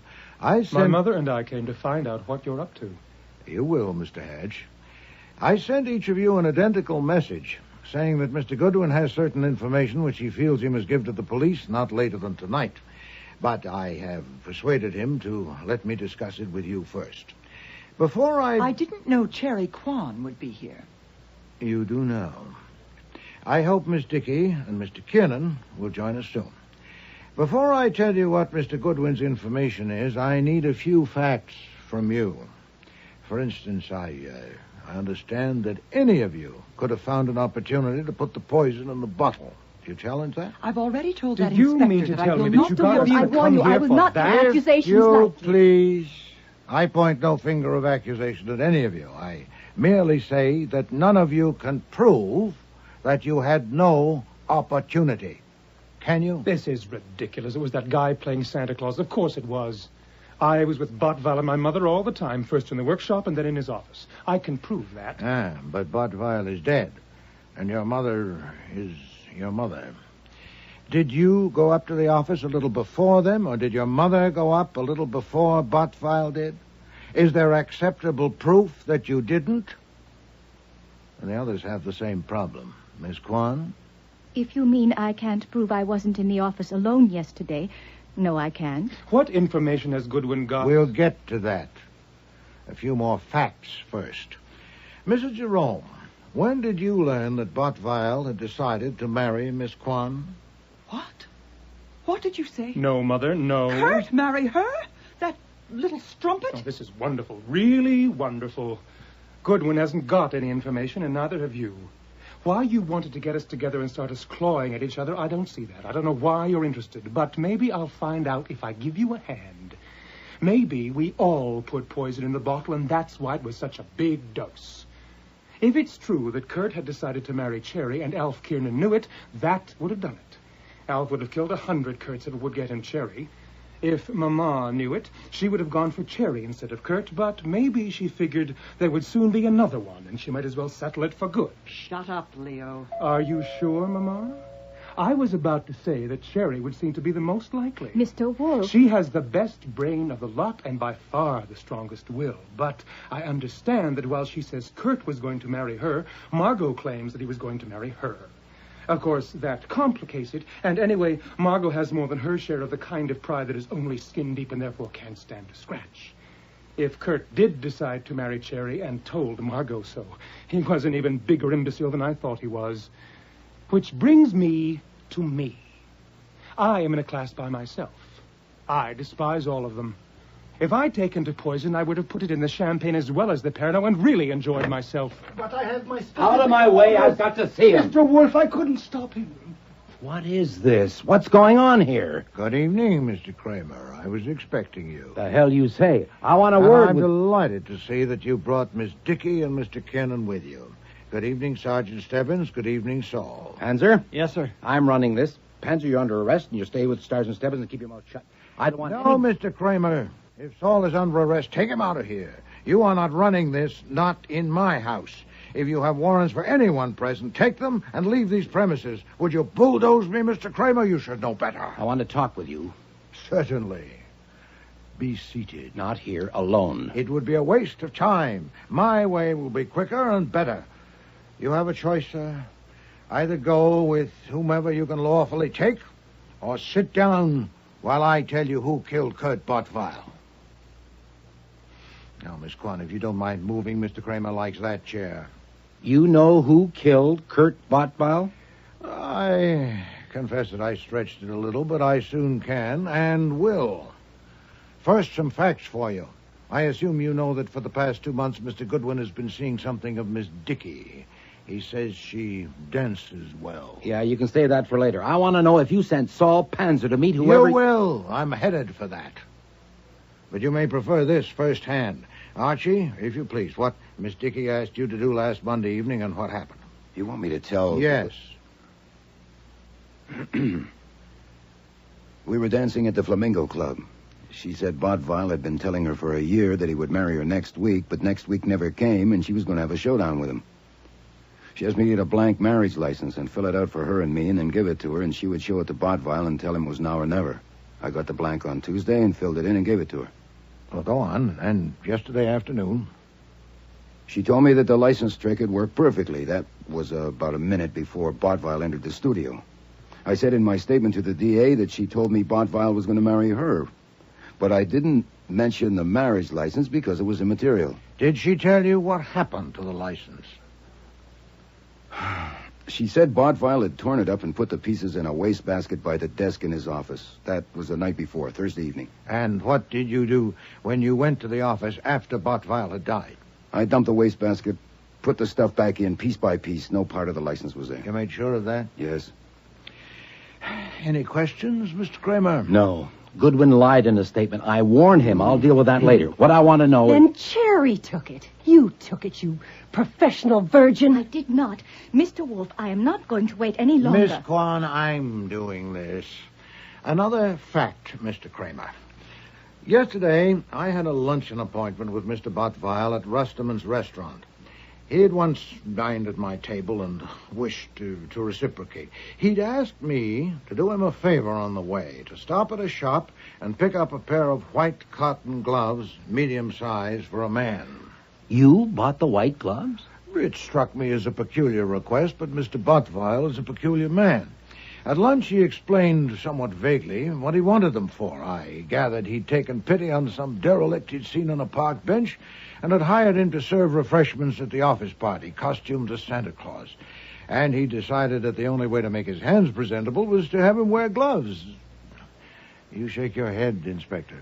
You're damn right I do. You would have reported that. No reason on earth not to. I didn't report it because I thought you'd find the murderer without it. The derelict Santa had obviously skedaddled out of fright, since he couldn't possibly have known of the jar of poison in the workshop, among other things. And, as you know, I have a strong aversion to involvement in matters where I've no concern or interest. You're reporting it now. I am indeed, because I understood from Mr. Goodwin that you were intensifying your search for the man who was there as Santa Claus. And with your army, it probably wouldn't take long to get to me, and I'd be under inquisition. I must report the episode now and suffer your rebuke for not reporting it earlier, but in the meantime, I wanted to make use of my singular advantage. I knew that the man who acted Santa Claus was almost certainly not the murderer, and I needed first to have a talk with one of these people, and I did so when Miss Kwan came here last evening. Why, Miss Kwan? Mr. Wolfe. You can decide later whether such details matter. With Miss Kwan, I discussed her associates at that place and their relationships, and I became satisfied that Bottweil had, in fact, decided to marry her. That was all.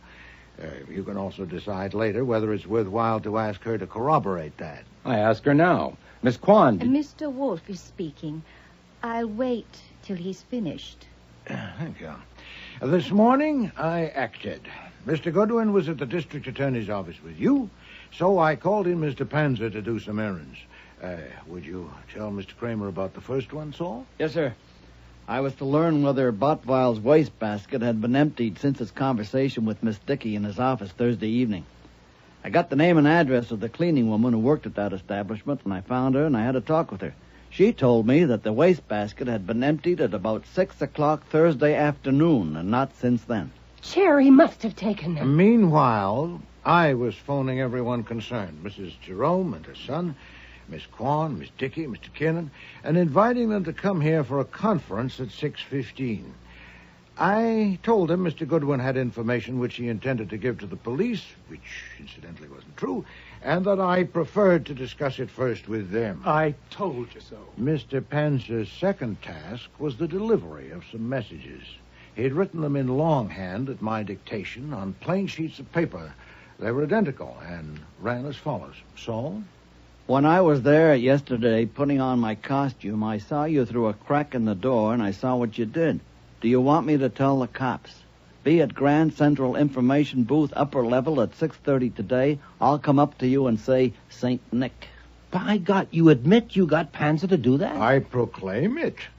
The messages were signed Santa Claus and put in plain envelopes, and Mr. Panzer made sure they were delivered.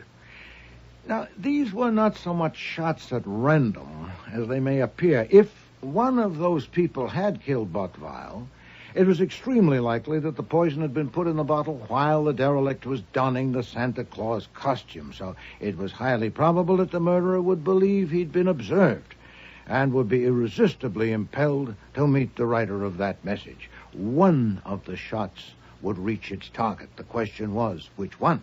Are you going to tell us now? Yeah, there was the possibility, of course, that one or more of them would go to you with the message, Inspector. Only the murderer would go to the rendezvous without first consulting you. So, you may now report. What happened in the vicinity of the information booth after you arrived? Yes, sir. I arrived at 6:20. Within 3 minutes, I had recognized 3 homicide men scattered around in different spots. I don't know if they recognized me. At 6:28, I saw Alfred Kernan walk up near the booth and stand there about 10 feet away from it. And I was just about to go and speak to him when I saw Margot Dickey coming up from the 42nd Street side. I went to her first and said St. Nick. She said, "Who are you? What do you want?" I said, "Excuse me, I'll be right back." And I went over to Alfred Kernan and said to him, "St. Nick." As soon as I said that, he raised a hand to his ear, and then here they came, the 3 homicide men who I had recognized, and Inspector Kramer and Sergeant Stebbins. I was afraid Miss Dickey would run, and she did start to, but they had seen me speak to her, and 2 of them stopped her. They took us to a room back at the parcel room and started in on me, and I followed your instructions. I told them I would say nothing whatever, except in the presence of Nero Wolfe, because I was acting under your orders. When they saw I meant it, they brought us here. Anything else? No. Satisfactory. Inspector, I assume Mr. Pence is correct in concluding that Mr. Kiernan gave your men a signal, so Mr. Kiernan had gone to you with the message. Yes. So had Mrs. Jerome and her son Leo. But Miss Dickey hadn't. No. Of course, I expected it to be Miss Dickey, since she lied about the license. The rest of what she told Mr. Goodwin was under suspicion. Why would I tell Archie that Kurt was going to marry me if it wasn't true? It would have been stupid. He'd find out. Not so stupid if you knew that Bottval would soon die. Far from stupid if you'd already put the poison in the bottle. It would purge you of motive, or at least help to do so. Kurt was going to marry me. No, Miss Dickey. It's a fair surmise that on Thursday evening Bottval told you that he would not marry you, that he had decided to marry Miss Kwan, and you decided to kill him and proceeded to do so. And it must be admitted that you would probably never have been exposed, but for the complications injected by Santa Claus and my resulting intervention. Have you any comment, Miss Dickey? Don't answer. I'm running this now. You may. Inspector, Cherry took those pieces from the wastebasket. She did it. She killed him. No, Miss Dickey. She didn't go there to meet a blackmailer, and you did. Take her, Stebbins.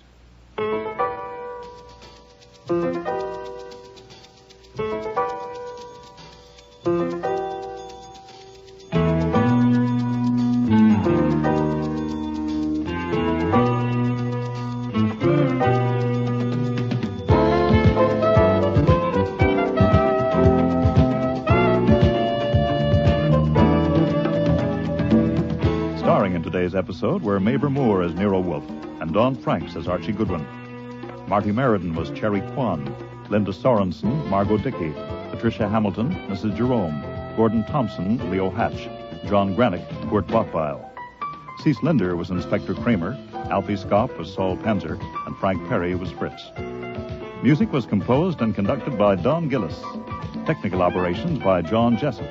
Sound effects, Bill Robinson. Production assistant was Nancy McElveen, and casting consultant was Ann Weldon Tate. Christmas Party was written and produced in Toronto by Ron Hartman.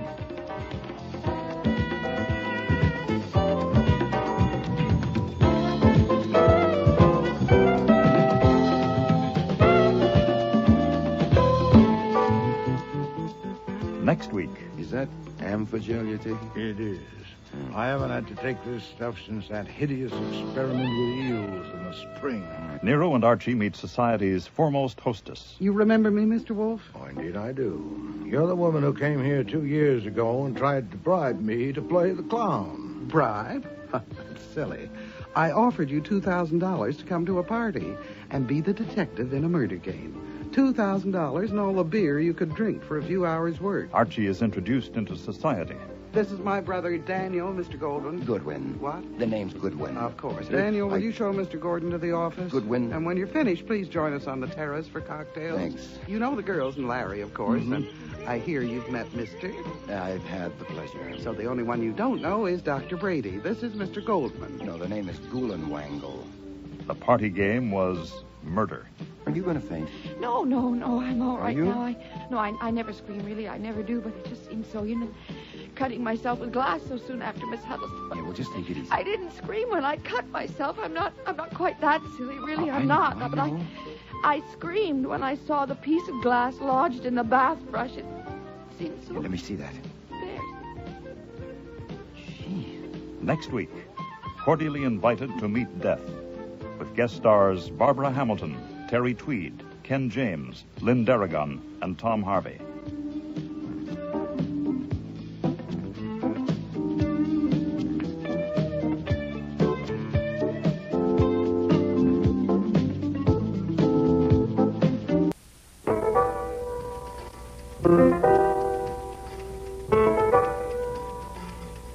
Rex Stout's Nero Wolfe.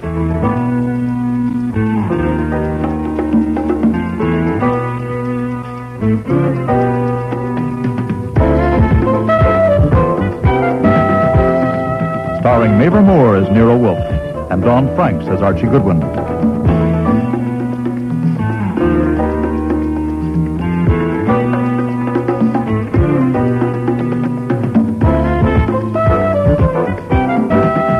Today's episode, cordially invited to meet death, with special guest stars Barbara Hamilton, Terry Tweed, Lynn Darragon, Ken James, and Tom Harvey.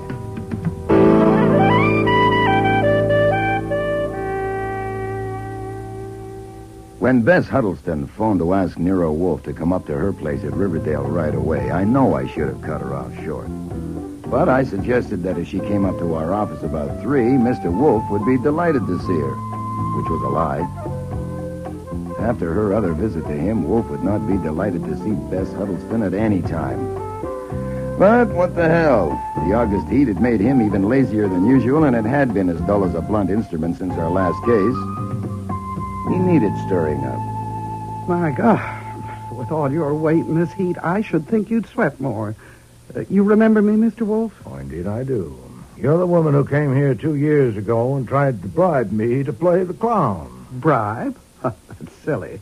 I offered you $2,000 to come to a party and be the detective in a murder game. $2,000 and all the beer you could drink for a few hours' work. Now, surely that was a reasonable offer. If you have come, madam... Relax. I don't want you for a party this time. I wish I did. Someone is trying to ruin me. Ruin you? What, financially, physically? Just ruin me. You know what I do? I do parties. I know what you do. Very well. My clients are rich and important people. So what do you think the effect would be? Wait, I'll show you. Oh, you dropped something. Oh, down there. That's nothing. Just toss it in the wastebasket. Oh, into the wastebasket. Here it is. What do you think of this letter? Archie. This is confidential. So is Mr. Goodwin. Read it to me, Archie. The envelope is addressed to Mrs. Jervis Horrocks, New York City, and the message reads, was it ignorance or something else that caused Dr. Brady to prescribe the wrong medicine for your daughter? Ask Bess Huddleston. She can tell you if she will. She told me.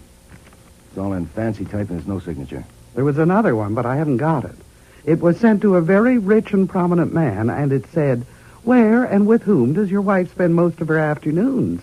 Ask Bess Huddleston. She told me. The man showed it to me. His wife is one of my Please.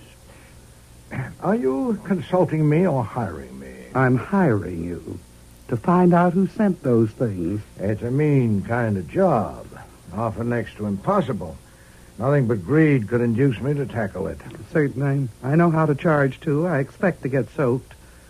But where will I be if this isn't stopped, and stopped quickly? Very well. Your notebook, Archie. Now, I can save you some time.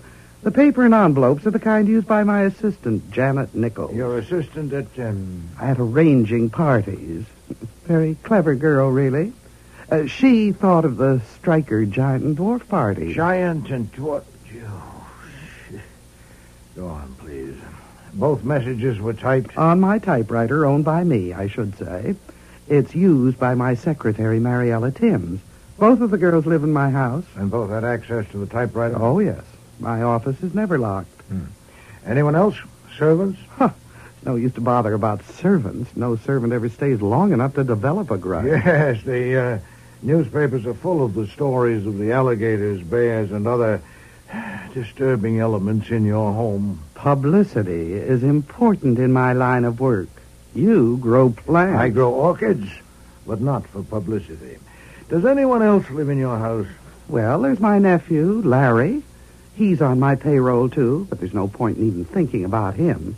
He'd never do a thing like that. What about the insinuations in the letters, the wrong medicine of the questionable afternoon? I know nothing about those things, and anyway, they're irrelevant. The point is that some malicious person is trying to ruin me by spreading hints that I'm blabbing secrets about people. Whether the secrets are true or not has nothing to do with it. Okay. Now, forget about where Mrs. Richman spends her afternoons. Maybe at the ball game. But just as a matter of record, did Mrs. Jervis Horrocks have a daughter? And had she been sick and had Dr. Brady attended her? Yes, Mrs. Horrocks' daughter died a month ago, and Dr. Brady was her doctor. She died of what? Tetanus. She scratched her arm on a nail in a riding academy There is stable. no wrong medicine for tetanus. It was terrible, but it has nothing to do with this. The point is that someone is trying to ruin me, and it's got to be stopped. And if you're as smart as you're supposed to be, you can stop it. Of course, I ought to tell you, I know who did it. You know? Yes, I think I know. No, I do know. Well, then why, madam, are you annoying me? Because I can't prove it. And she denies it. What, you charged her with it? I discussed it with her. And also with Mariella, and my nephew, and Dr. Brady, and my brother. I asked them questions. I saw I couldn't handle it, so I came to you. By elimination, the culprit then is Miss Nichols. Yes. But you have no proof. What do you have? I have a feeling. Oh, phooey. Based on what? I know her. Do you? By divination? Phrenology? What specific revelations of her character have you observed? Does she pull chairs from other people? Cut the glitter. You know quite well what I mean. I say I know her, that's all. I see. Flatly, you don't like her. She must be either remarkably stupid or extremely clever to have used her own stationery for anonymous letters. Had you thought of that? Certainly. She's clever. How long has she worked for you? 3 years. You pay her adequately? I certainly do. Then why does she want to ruin you? Sheer cussedness? She thinks she has a grievance. Which is? A private matter. Wouldn't help you any. Look, I'm willing to pay you for finding out who sent those letters and getting proof. You mean you pay me for fastening the guilt on Miss Nichols? Not at all.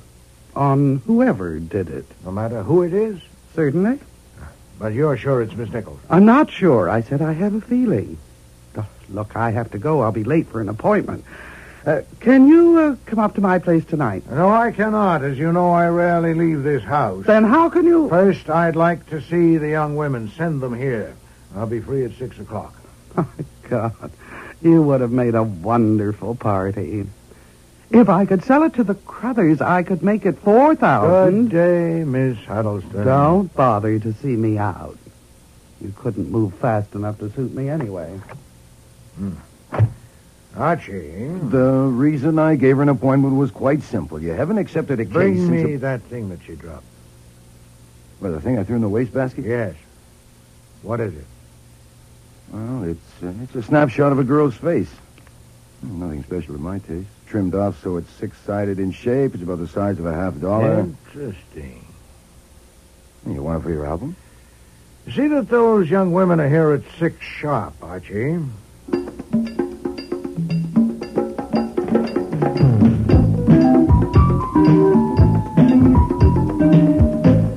I'm Janet Nichols. And I'm Mariella Timms. We have an appointment with Mr. Wolfe. For 6 o'clock. You're late. I'm sorry. It's my fault. Well, come in. We'll go into the office. Since it's 20 minutes past 6, Mr. Wolfe has gone to the kitchen and started operations on some corned beef hash. You mean he's eating corned beef hash? No, that comes later. He's concocting it. Now, I really am sorry. I didn't get back until after 5, and I was in riding clothes and had to change. If you ladies will, just wait a minute. Make yourself comfortable, please. I'll see if I can pry him out of the kitchen.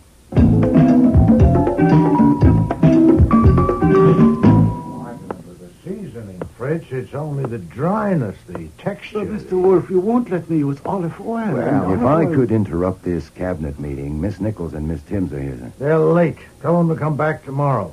Fritz, I will not allow you to put olive oil. Well, I hear y'all making corned beef hash. Archie? I asked them to wait in the office. Excuse me, but corned beef hash is one of my specialties. Well, now, let's see. Well, there's nothing in this bowl but meat, is there? As you see. Why, it's ground too fine. Ground too... This is Miss Timms, Mr. Wolfe, Mr. Fritz Brenner, our chef. Ground too fine for what? This is not a tender fresh meat with juices to lose. Oh, now, honey, you just calm down. It's not ruined, only it's better if it's coarser. Oh, and that's far too much potatoes for that meat. But if you don't have chitlins, well, then you can... Chitlins? Fresh pig chitlins, of course. That's the secret of it. Fried shallow in olive oil with onion juice. Good heavens. I've never heard of it. It's never occurred to me. Fritz? It might go. We can try it as an experiment. Yeah. Archie, go to Kretzmeyer and see if he has pig chitlins. 2 pounds. Oh, you better let me help, Fritz. It's sort of tricky.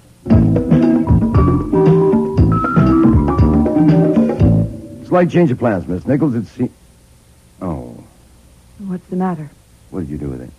What did I do with The what? snapshot you took from my desk. It's the only picture I've got of you. Where'd you put it? I don't know what you mean. That picture is my property, and I want it. Let's say fluttered into your bag. Now look in your bag. It isn't then there. I'll look into your bag. No! It isn't there. It's down my blouse. Okay. You have an alternative. Either you dig it out yourself, or I will. Now, first way is the most ladylike. I'll even turn my back. Please, it's my picture. It's a picture of you, but it's not your picture. Miss Huddleston gave it to you, didn't Let's she? say she did. And she thinks I sent those awful letters. I know she does, and I didn't. Good. Only good. a skunk would send letters like that. That is another matter which Mr. Wolfe is handling. I'm handling the picture, and I want it back. Now, do I take it? No. Just turn around. I'll count to 3. 1, 2... All right. There you are. Thank you. Now, you'd like to come with me? Where are you taking me? Miss Nichols, you and I are about to hunt the wild pig chitlin in its lair. What?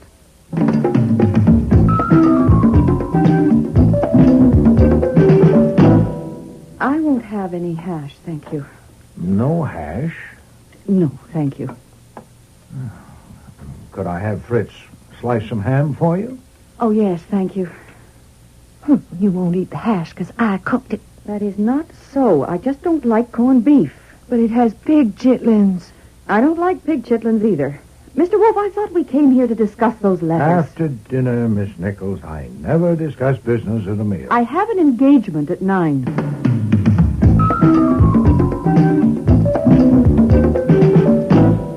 Now, that was what I call a truly productive evening. We have them here for 3 hours, and what do we got?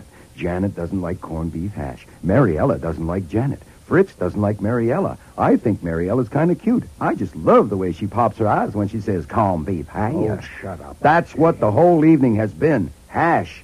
If you think you're going to solve this case... Look, go up there tomorrow and look around. Check the servants, the typewriters. Talk to the nephew and decide if I must see him, and if so, bring him. And get Dr. Brady here. After lunch would be best. Right. Around 2. Now, please get your notebook and take a letter. Get it off tonight's special delivery. Yes, sir, I'm ready. To Professor J. Martingale of Harvard. Harvard? Dear Joseph, I have made a remarkable discovery stop. You may remember our discussion last winter regarding the possibility of using pig chitlins in connection with the... Oh, boy.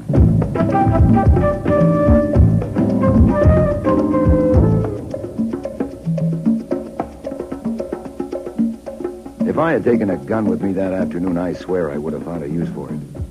Since I read newspapers, the trick fence at Bess Huddleston's estate in Riverdale was no surprise to me. I parked the car, walked up a path through the trees and bushes towards the house. I don't know what warned me. I suppose I was aware of being watched. Oh, nice. Nice, fellow. Easy, boy. Easy. Nice. Orangutan. Easy now, easy boy. I'm a friend, honest. I was invited. If this is your private path, why didn't you say so? All right, okay, I'm going. He wants to play tag. What? He wants to play tag. I don't. Well, if you offend him, he'll bite you. Oh. Start past him and dodge when he goes to touch you. Huh? Dodge a couple of times, then let him tag you and say Mr. in an admiring voice. That's all. Mr. Mr. is his name. Oh. Well, I could turn around and just go home. No, I wouldn't try that. He'd resent it. Well, then I could sock him one. You might. I doubt it. Besides, if you hurt him and my aunt ever catches you... I suppose you're Archie Goodwin? Uh-huh. I'm Larry Huddleston. I didn't send those letters and don't know who did. My aunt is upstairs arguing with her brother Daniel, but I can't invite you in until you get past Mister. Does everyone who comes here have to play tag with this damn overgrown orangutan? He's not an orangutan. He's a chimpanzee. He doesn't often play with strangers. It means he likes you. Oh, swell. Here, mister. Come on, catch me. You missed. Ha, ha, ha. Try again. Whoa, look, you caught me. Oh, mister. Nice, mister. Oh, God, I feel like a damn fool. Very good. You've made a friend for life. Oh, great, great. My heart bleeds. So does my hand. Oh, did he bite you? No, he must have just scratched me, I guess. It's just a scratch. Come on up to the house. I'll get you some iodine.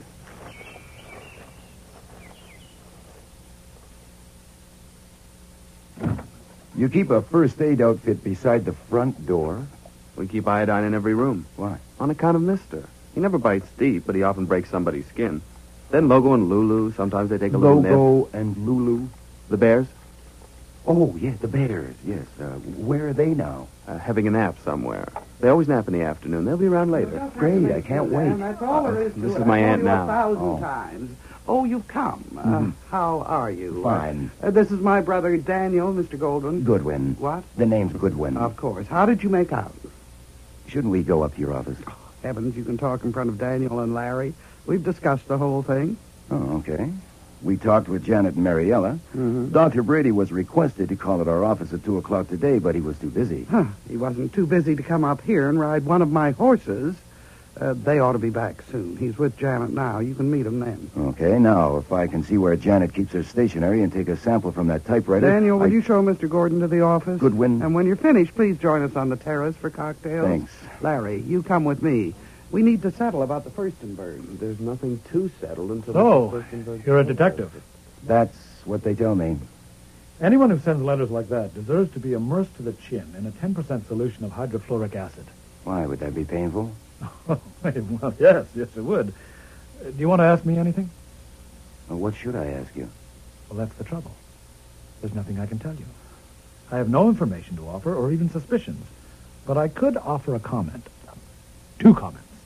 Number 1? It is worth considering that 4 people would be injured by anything that might happen to my sister.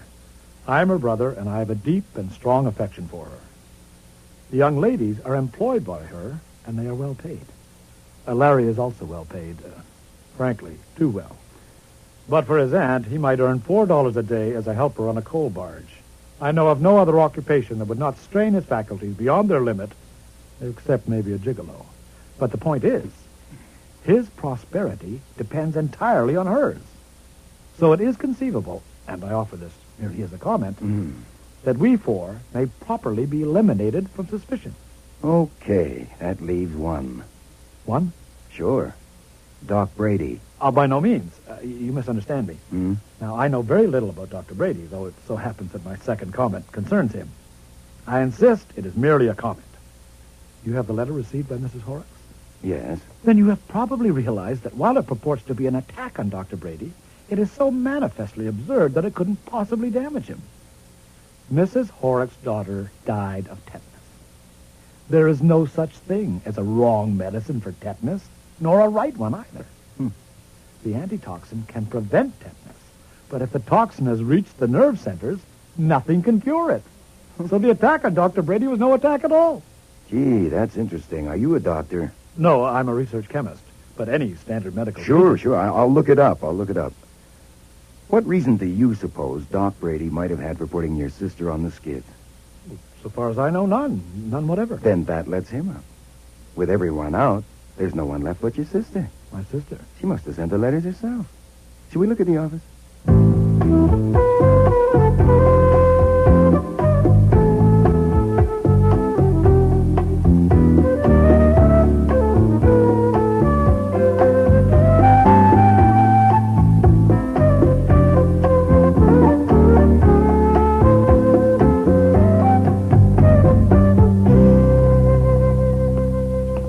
Oh, there you are. And just in time. Haskell will bring drinks out in a minute. You know the girls and Larry, of course, and I hear you've met Mr. I've had the pleasure. So the only one you don't know is Dr. Brady. This is Mr. Goldman. No, the name is Gulenwangle. Don't mind her, Mr. Goodwin. It's a pose. She pretends she can't remember the name of anyone not in the social register. Since her entire career is founded on snobbery... Oh, snob yourself. You were born to it and believe in it. With me, it's business. But for heaven's sakes, let's not... Oh, mister! Oh, mister, you devil! Oh, mister! Don't you dare tickle my feet! Give me back my slipper! Now, don't mind them, Mr. Goodwin. It's a game they play. Mister loves to tickle her feet. Yes, I know how playful he is. Mister, now you stop it! Stop it! Oh, now here comes Haskell with our drinks. Now you be a good boy or Mummy will... Look out! Oh. Now, see what you've done, you naughty boy. You've upset Haskell's tray and smashed the glasses. Oh, Haskell, for God's sakes, don't leave now with guests coming for dinner. Go to your room and have a drink and lie down. We'll clean this up. My name is Hoskins. Oh, so it is. Of course it is. Go and have a drink, Hoskins. Yes. Oh, it's all right, baby. It's all right. Mummy's not mad at you. You just wanted your drink, didn't you? Oh, there's a baby. You give him a drink? Oh, yes. Just fruit juice, of course. Oh, good. I can imagine him with a martini under his belt.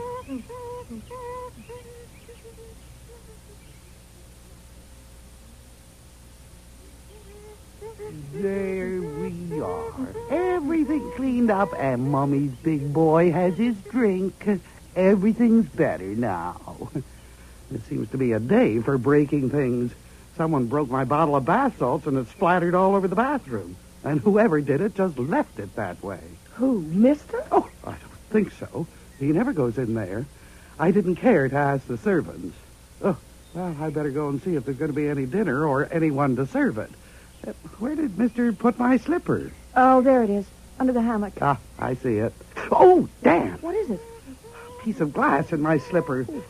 Cut my toe. I'll get the iodine. Here, have a look at that. Not too bad. Oh, ouch! It's bleeding a lot. Well, we'll stop that in a minute. Just a shallow gash in the bottom of your toe. Oh, well, mister, for heaven's sakes, be quiet. Mummy's all right. Here's the iodine and bandages, Doctor. Thank you. Now, this will sting for a moment. Ouch! Ooh. It's all right, mister. Dr. Brady isn't hurting Mummy. The iodine is making it better, see? And, hey, bring that back, mister. Give Mariella the bottle, mister. Leave it here. Oh, my. Does iodine kill grass? We'll find out soon enough, won't we?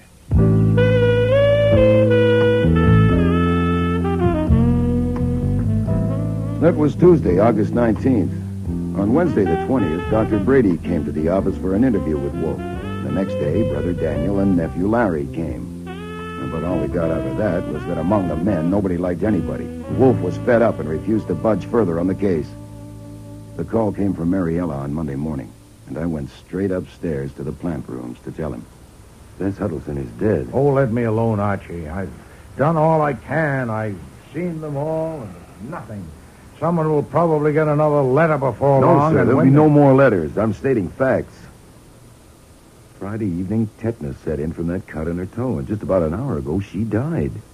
Mariella just called to tell me. Tetanus? Yes, sir. That would have been a large fee. Well, it would have been if you'd seen fit to do a little work. Oh, it was no good, and you know it. I was waiting for another letter.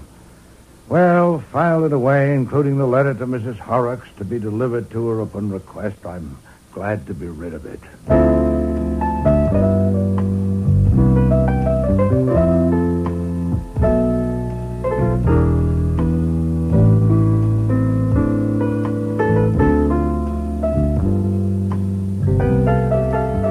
The funeral service was on Wednesday afternoon, and of course there was a big crowd, even in August, for Bess Huddleston's last party.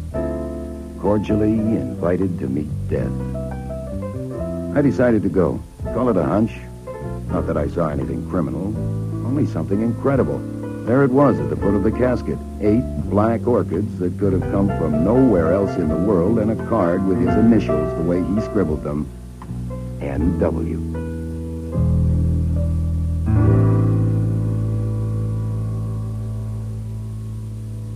Inspector Kramer, this is a surprise. What can I do for you? Well, you can tell me what you were doing for Bess Huddleston. You? The Homicide Bureau? Why do you want to know? Because a guy is making himself a pest down at headquarters. Her brother. He says she was murdered. Murdered? Yes. Offering what evidence? None at all. Well, then why bother me about it, or yourself either? Because we can't shut him up. There's an argument. Oh, yeah? Look, I don't need to tell you about that cut on her toe, since Goodwin was there. Yes, I've heard about it. The brother Daniel says she couldn't have got tetanus from that cut. He says it was a clean piece of glass that dropped into her slipper when that tray of glasses fell on the terrace. He saw it. Yeah, so did I. And the slipper was nearly new and clean. And she hadn't been walking around barefooted. Now, he claimed there couldn't possibly have been any tetanus germs in that cut. At least not enough to cause so violent an attack so soon. You had the slippers tested? And the bandages, even the iodine in the house. No tetanus. So, under the circumstances... Subsequent bandages? No. The dressing Brady found on it when he was called up there Saturday was the one he had put on it originally. Wait, well, listen. I know. When that damn orangutan tickled her No, feet... we went into that, too. Highly unlikely. Now, even if it could have had enough germs on its paw, Dr. Brady cleaned the wound and applied iodine.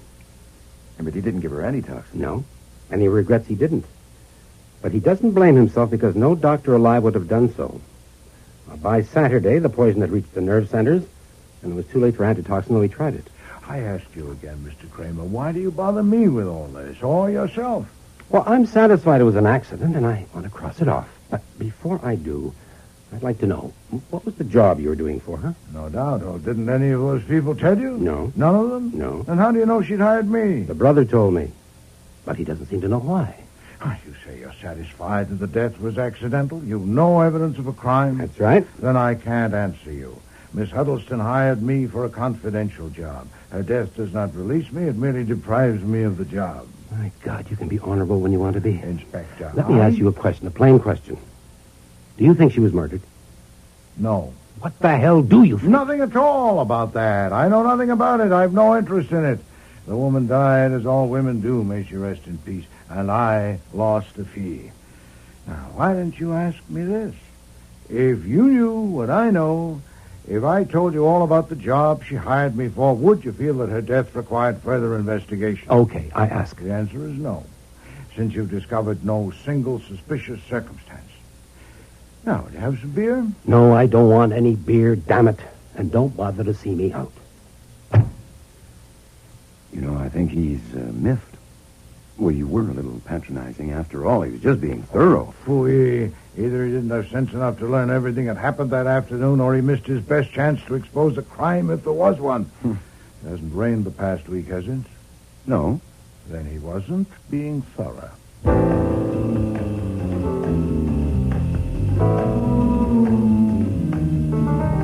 Now, that ruined my night for me.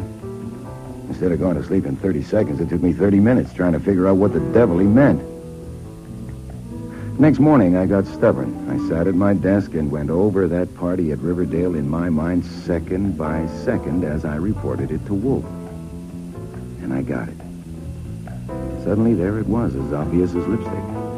And that's when Brother Daniel arrived. My sister was murdered. Mr. Huddleston, Mr. Kramer was here. He told me what you believe. It's not just what I believe, not anymore. It's what I can prove. Indeed. What have you see, this morning, everything fell into place for me. My brain seemed to be working again. You know, it'd been such a shock. Mr. Huddleston, I Luckily, it understand hadn't your concern, rained. but... What did you say? I said luckily it hadn't rained. Go on. So I got a garden trowel, and I lifted out the piece of turf where the orangutan poured the iodine. I also took pieces from each side of it for comparison. That was sensible. But did you analyze them yourself? Well, certainly not. I took them to Fisher Laboratories and had them do it. Now read this report. Not a trace of iodine and millions of tetanus bacilli, hundreds of millions, all concentrated in that one piece of turf. The other two pieces had no sign of tetanus. Mr. Huddleston, why did you bring this to me? Take it to the police. Because Inspector Kramer thinks I'm a nuisance. He doesn't listen to a word I say. I can't get any satisfaction from him. Archie, what the devil's going on out there? See what it's all about. Nuisances, sir. I might have known. That's all right, Fritz. I'll take care of it. Mr. Kramer, what do you want? Come along, Huddleston. You too, Wolfe, Goodwin. You're all coming to the station with me. If you ever find time to glance over an interesting document, it's called the Constitution. Shut up, Archie. Mr. Kramer, what in the name of heaven is the matter with you? Not a thing, not a damn thing. Listen, last night, sitting right at this desk, what did you say? What did you tell me? Your tone and manner. You said, in case you've forgotten, that you weren't interested in the death of Bess Huddleston. Weren't interested? I did. Well, this afternoon, somebody in my office got an idea. We do that once in a while. I sent a man up there. And young Huddleston showed him where the monkey poured some of that iodine, only to find the turf had already been taken by Daniel Huddleston, who told Janet Nichols he was on his way here. That was foolish of you, Mr. This is the rawest one you've ever pulled, Wolfe. Removing evidence, destroying evidence. Nonsense, and stop shouting. Mr. Huddleston came here of his own Save it. accord. Look, I'll get it from him and from Goodwin and from you, but separately. I'm taking you all downtown. Nonsense, Mr. Kramer. I am. You strut and bluster, yes, but we're under no obligation, moral or legal. Tell it to the DA. This time we've got you for tampering with evidence. How do I know what you're I doing? honestly think the murderer of Bess Huddleston might never have been caught if Inspector Kramer hadn't been so foolhardy as to take us all down to the station. I've never seen Wolfe so furious. From the moment he set his large bulk inside the police car until Nathaniel Parker, our lawyer, got him released, maybe 2 hours in all, not one word crossed Wolfe's lips. But the scowl on his face would have scared Joe Louis out of the ring. They kept me at the station longer, of course, because I had seen Bess cut herself and the chimp pour the iodine. I got home about 10 o'clock. Have you eaten, Archie? Sort of, sir. Kramer sent out for hamburgers about 7 o'clock. Very greasy. Yeah. And Mr. Huddleston's been released, too? Yes, sir. I gather they let him go before they released me. Is that amphigel you're taking? It is. I haven't had to take this stuff since that hideous experiment with eels in the spring. Oh, yeah. Mr. Kramer will pay for this. Oh, report. Nothing. Routine. Questions and a signed statement. Malevolent spite. He'll pay. I want you to go to Riverdale tomorrow before Kramer's men get there. Sure, what do I do? Tetanus bacilli and spores are more or less around everywhere. But, of course, especially in the neighborhood of horses. The soil around the barnyard reeks with it. Now, consult the stableman and learn... I doubt if there is one. I gather the horses are gone. Find him. Or speak to the butler if he's there. I wish to know whether anyone has removed anything, any material from the vicinity of the stable. A small paper bag filled at the manure pile would have been ideal.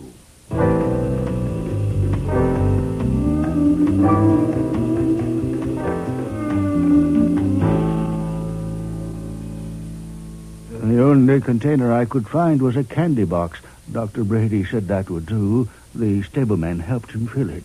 Where'd he take it from? The stall? No, sir, from the pile. Oh. He dug into the middle of the pile. Did he say why he wanted it? He did explain, sir. He said he wanted it for a test. One of his patients had died of tetanus. I forget her name. When was this? About a month ago. Perhaps a little more. I remember rather clearly. It seemed such an unusual thing to do. Mm-hmm. Who was with him that day? One of the girls? No, he was alone when he did that. I forget who he had been riding with. Who's that? There's nobody in but Miss Nichols. She's in her room. Where? Last door on the right. Come on, Hoskins.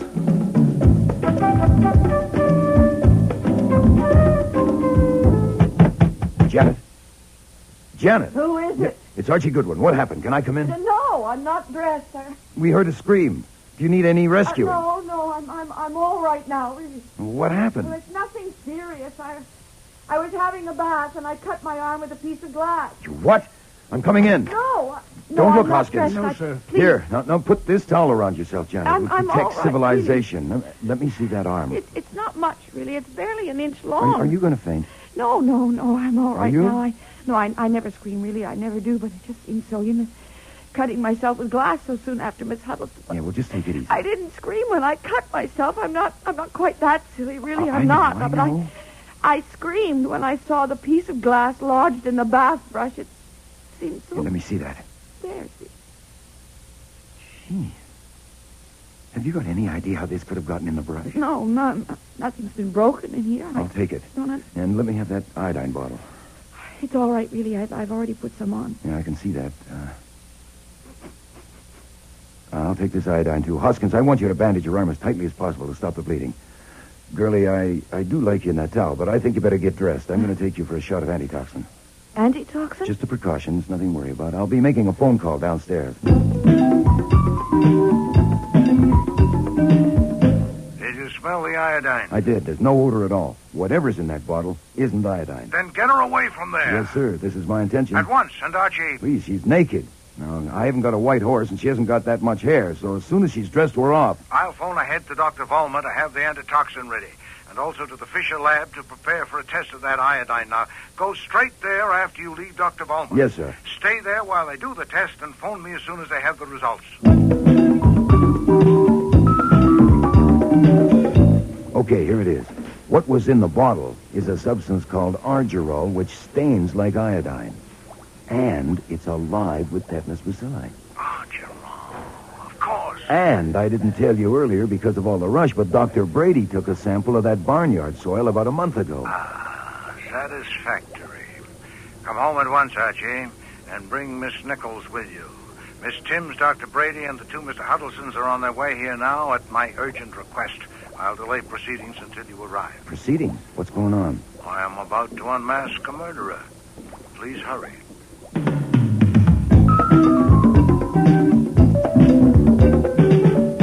How long will this take? I'm due at my office at 1 o'clock. I'm afraid you may be a little late at your office, Dr. Brady. I'm what sorry. What kind of a performance is this? You sent him the telephone. I don't want to Please, be I said that to get you here. The situation is no longer as I represented it on the phone to any of you.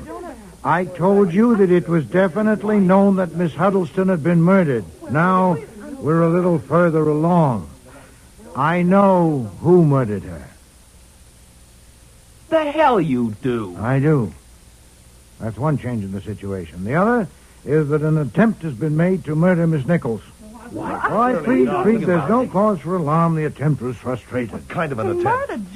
This will go more quickly and smoothly with no interruptions. I'll make it as brief as possible. I assure you I have no wish to prolong the unpleasantness, especially since I find less than enjoyable the presence in this room of an extremely unattractive person. I shall call that person X. Now, as you all know, X began with an effort to injure Miss Huddleston by sending an anonymous letter. Nothing of the sort. We don't know that one of us sent those letters, and neither do you. Put it this way, Mr. Huddleston.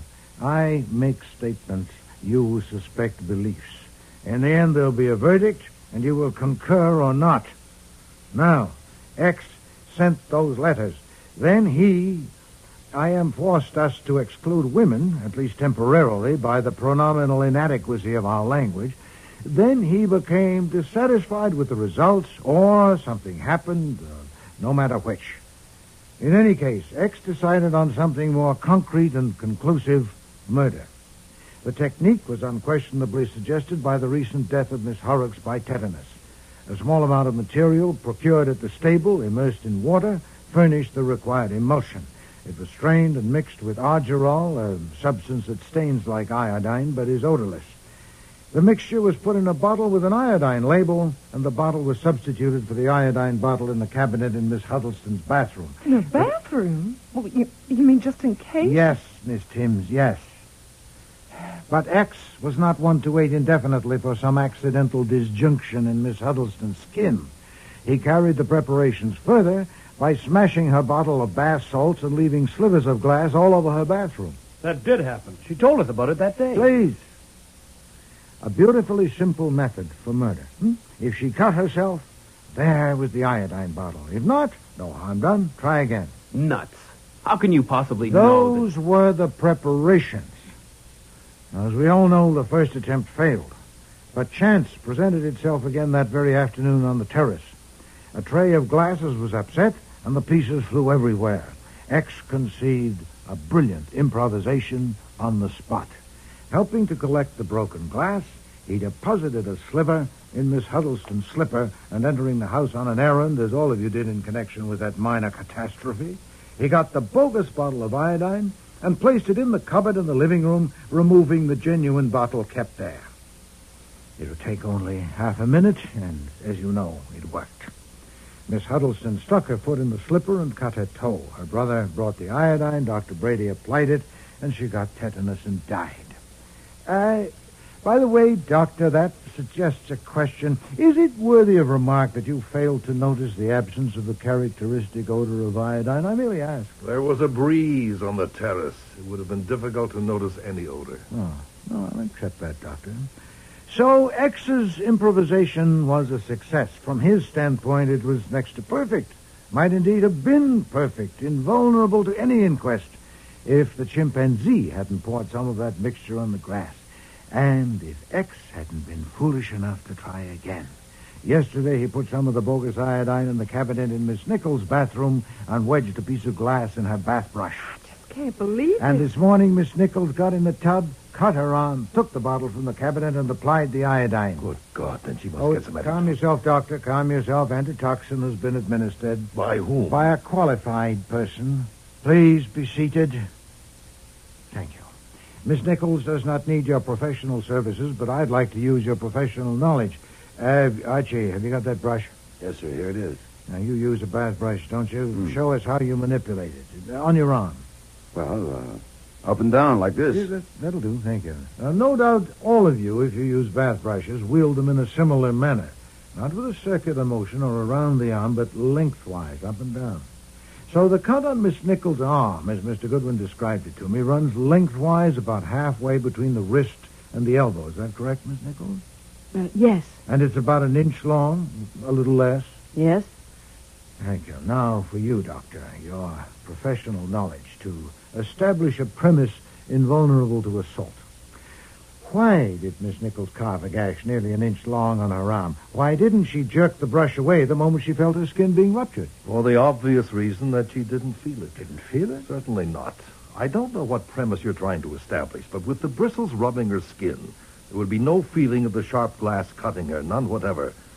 She wouldn't know she'd been cut until she saw the blood. You're sure of that? You'd testify to it? I would, positively. And any other doctor would? Certainly. Then we'll have to take it that way. Now, Miss Nichols, you have no idea who tried to kill you this morning. No, I haven't. None. You, Mr. Huddleston? I don't know a damn thing. You don't. Dr. Brady? No, certainly not. But you said you know who murdered Miss Huddleston, so if you will just I explain... prefer to do it this way, Doctor. Have you anything to tell me? No. Nothing with any bearing on any aspect of this business? No. What about the box of stable refuse you procured for the purpose of extracting tetanus germs from it? Oh, I admit I should have told you that. Well, is that all you have to say about it? Why didn't you tell the police when they first started to investigate? Because I thought there was nothing to investigate. I continued to think so until this morning when you phoned me. It would have served no useful purpose. What did you do with the stuff? I took it to the office and did some experiments with the help of two of my colleagues. We were settling an argument. Then we destroyed it. All of it. Did any of these people here know about it? I don't know. Oh, yes, I remember I discussed it, telling them how dangerous any small cut might be. Not me. If I'd known you did that... So, all but one of you know of Dr. Brady's procuring that box of material from the stable, and all withheld the information from me. You're hopeless. Let's try something more specific. The day Miss Huddleston came here, she told me that Miss Nichols had a grievance against her, and she suspected her of sending those anonymous letters. Now, I ask all of you, including you, Miss Nichols, what was that grievance?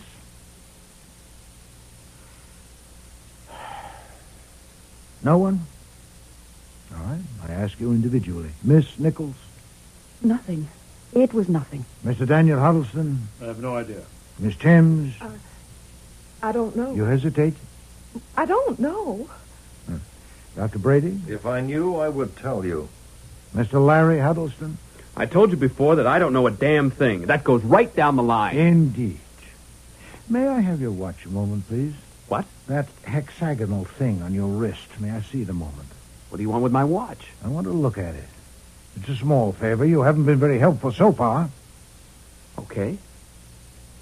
Here. What can it do me? Thank you.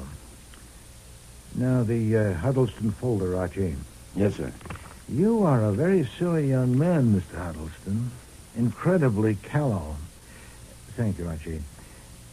Here is a picture of Miss Nichols, trimmed to 6 sides, apparently to fit the back of this watch. This point could be definitely determined by opening the watch case, but I'm not going to do it because it'll be opened later and microscopically compared with the picture to prove that it did contain it. You give me that. Stop him, Archie. All right. Sit down, Bud. I suggest that it's time for you to help us a little, Mr. Huddleston. When did your aunt take that picture from you? You fat bastard. I'll try once more, sir. You are going to answer these questions. If not for me, then for someone less fat but more importunate. Would you rather have it dug out of your servants and your friends and acquaintances? It's shabby enough as it is. Now, when did your aunt take that picture from you? It's none of your damn business. Call Inspector Kramer. Damn Archie. you! You know damn well when she took it. She took it the day she came down here. That's better. But it wasn't the first time she objected to your relations with Miss Nichols, was it? No. Did she object on moral grounds? Hell no. She objected to our getting married. My aunt was very possessive. She ordered me to break off the engagement. It was secret, but she got suspicious and questioned Janet.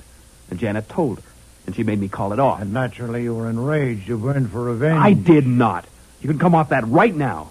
You're not going to pin anything on me. I never really wanted to marry Janet, and what's more, I never intended to. No. I could prove that by a friend of mine. A man like you has friends.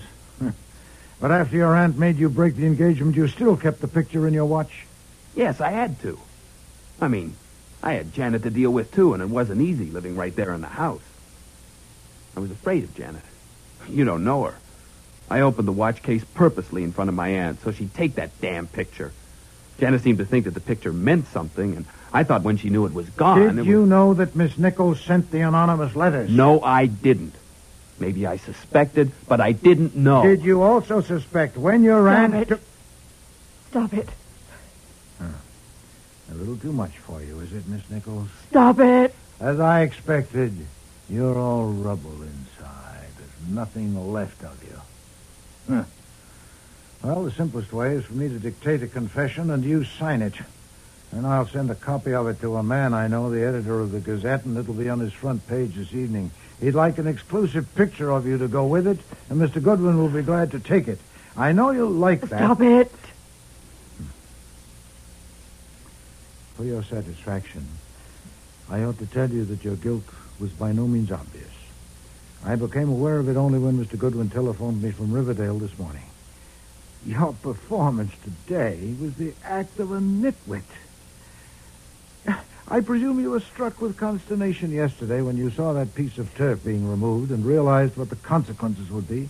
So you attempted to divert suspicion by staging an attack on yourself. No, that's not true. Did you know what I was getting at a while ago when I asked Dr. Brady why you didn't jerk the brush away the instant you felt the glass puncture your skin? And he replied, as of course he would, that you didn't feel the glass cutting you. That was precisely the point. You see, the cut should have been much longer. You jerked the brush away when you pulled it along your arm less than an inch because you knew this piece of glass was there and was cutting you. You put it there yourself. Give me that. Archie. Stop her. Keep away from me. I'll show you. I'll show you. Come on, hey. I got her. Let me go. Blood. Let me go. My face is bleeding. Only Let me go. Here, hold this handkerchief against it. By God, if it leaves a scar. That was a lie. You lied. What? She means that you lied when you said you neither desired nor intended to marry her. I agree with her that the air in here was already bad enough without that. You fed her passion and her hope. She wanted you, God knows why. When your aunt intervened, she wrote those letters.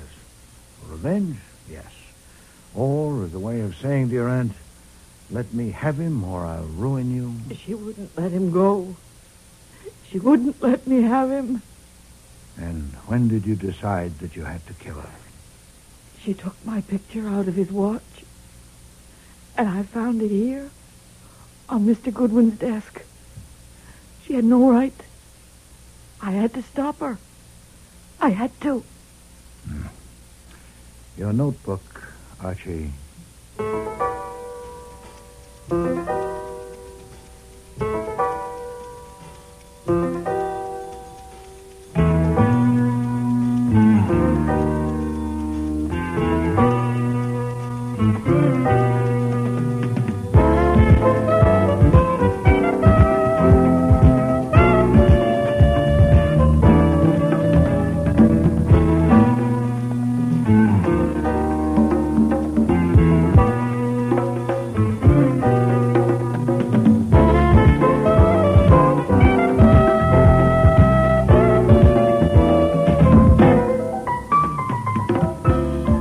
Starring in today's episode were Maver Moore as Nero Wolfe and Don Franks as Archie Goodwin. Barbara Hamilton was Bess Huddleston, Terry Tweed, Janet Nichol, Lynn Darragon, Mariella Timms, Ken James, Daniel Huddleston, Tom Harvey, Dr. Brady, Alan Fawcett, Larry Huddleston. Cease Linder was Inspector Kramer, and Frank Perry was Fritz. Music was composed and conducted by Don Gillis. Technical operations by John Jessup. Sound effects, Bill Robinson. Production assistant was Nancy McElveen, and casting consultant was Ann Weldon Tate.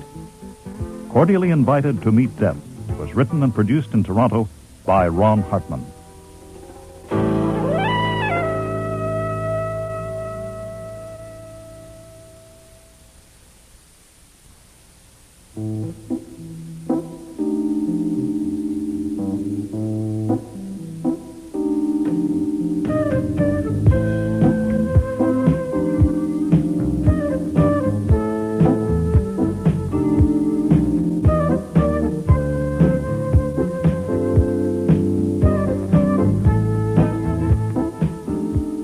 Next week.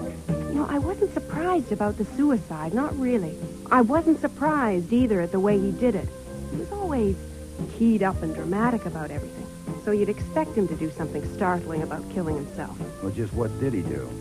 He took all his clothes off and jumped into a geyser in Yellowstone Park. Archie goes to a fashion show. Nope, I can't do it. You can't do what? Make a choice. The only way I can see to handle it is to send in an order for one of each. I'd have to marry all six. Imagine it. After the weddings, I will, of course, have to take a good-sized apartment between Fifth and Madison in the fashionable 60s. On a pleasant autumn evening, I'll be sitting in the living room reading the newspaper. I'll toss the paper aside and clap my hands, and in will come Isabel. She will have on a calf-exposing kitchen apron with a double hemline and will be carrying a tray of ham sandwiches and a pitcher of milk. She will say seductively, $2.93. Make interesting motions and gestures without spilling a drop. Then she'll go, and in will come Francine. She will be wearing slim silhouette pajamas with padded shoulders and a back-flaring hip line. She'll walk and wave and whirl and say, 9:31. Light me up a cigarette and dance out. Enter Delia. She'll be dressed in a high-styled bra of handmade lace with a billowing sweep right up to... Enter another naked, carrying a basket full of bills and your checkbook. The latest fashion was murder. It's quite a long list, isn't it? Mrs. Domery killed in a riding accident. Mr. Nita propelled into a geyser and boiled. Mr. Domery hurtled into an ocean and drowned. It's not my affair, thank heaven. Was Wolfe's client the murderer? Miss Nita. Yes. Did you kill that man? Did I? Did I kill my Archie. Oh, she'll be all right. I think she just... Well, stop her. How do you stop her? Well, I could slap her or kiss her. I think I'll try kissing her. Next week, Man Alive, with guest stars Lynn Griffin, Neil Monroe, Sandy Webster, and August Schellenberg.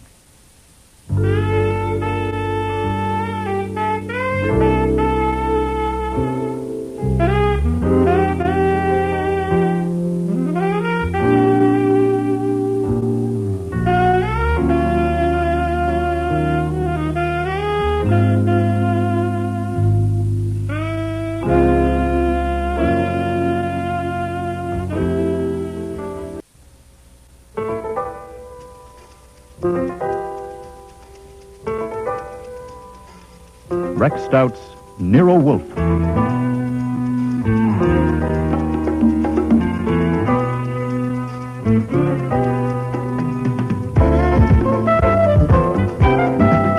Starring Mabel Moore as Nero Wolfe and Don Franks as Archie Goodwin.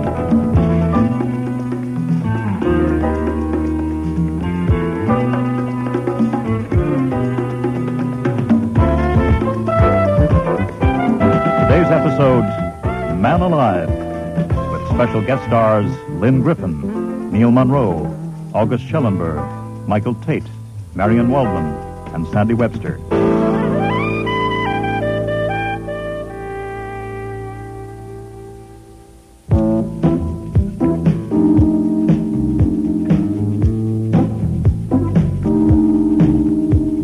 Everything about Carla Nieder was graceful. The way she angled her chin to show off her long neck, the way she perched on the edge of the red leather chair with her legs crossed at the ankles, and the way she managed her voice when she suspected me of kidding her. You want me to spell it? No, just the Domery part, please. I already have the Nieder. D-A-U-M-E-R-Y. D-A-U. Well, that's what we get for being so cocky about how famous we are.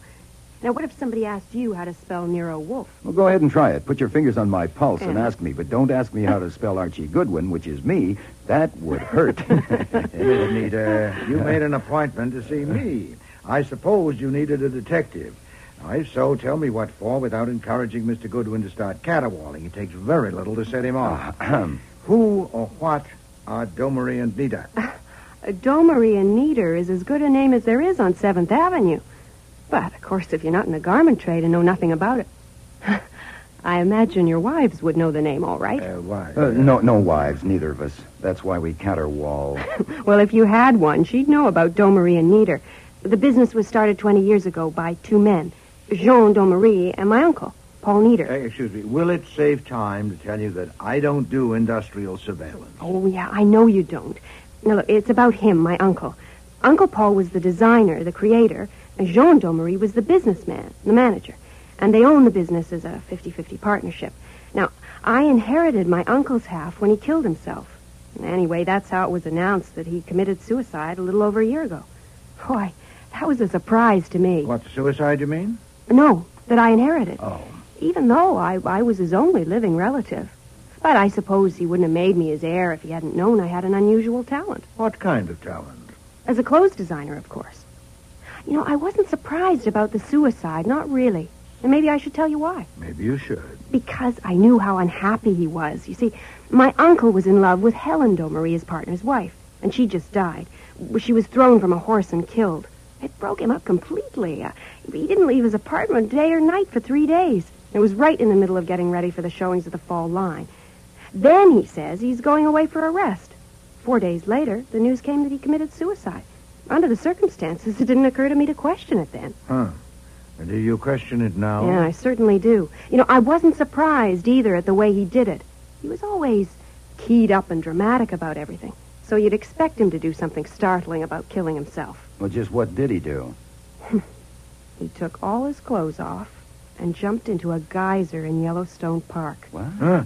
You know, under the surface of that geyser, the temperature would be far above the boiling point. Yes, it would seem to be conclusive. Why do you now question the suicide? Well, because I saw him last week, here in New York, alive. Oh, indeed. Last Tuesday. We were showing our fall line to the press, and there was a large audience. Now, I was modeling one of my own designs when I saw him in the 5th row. Now, if you ask me how I recognized him, I can't tell you.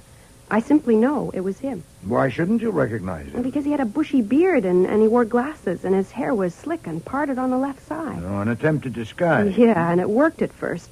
None of the others recognized him. In the dressing room, Paulie Zarella asked Bernard, that's Bernard Domery, Jean's nephew, who was the man that was growing his own wool.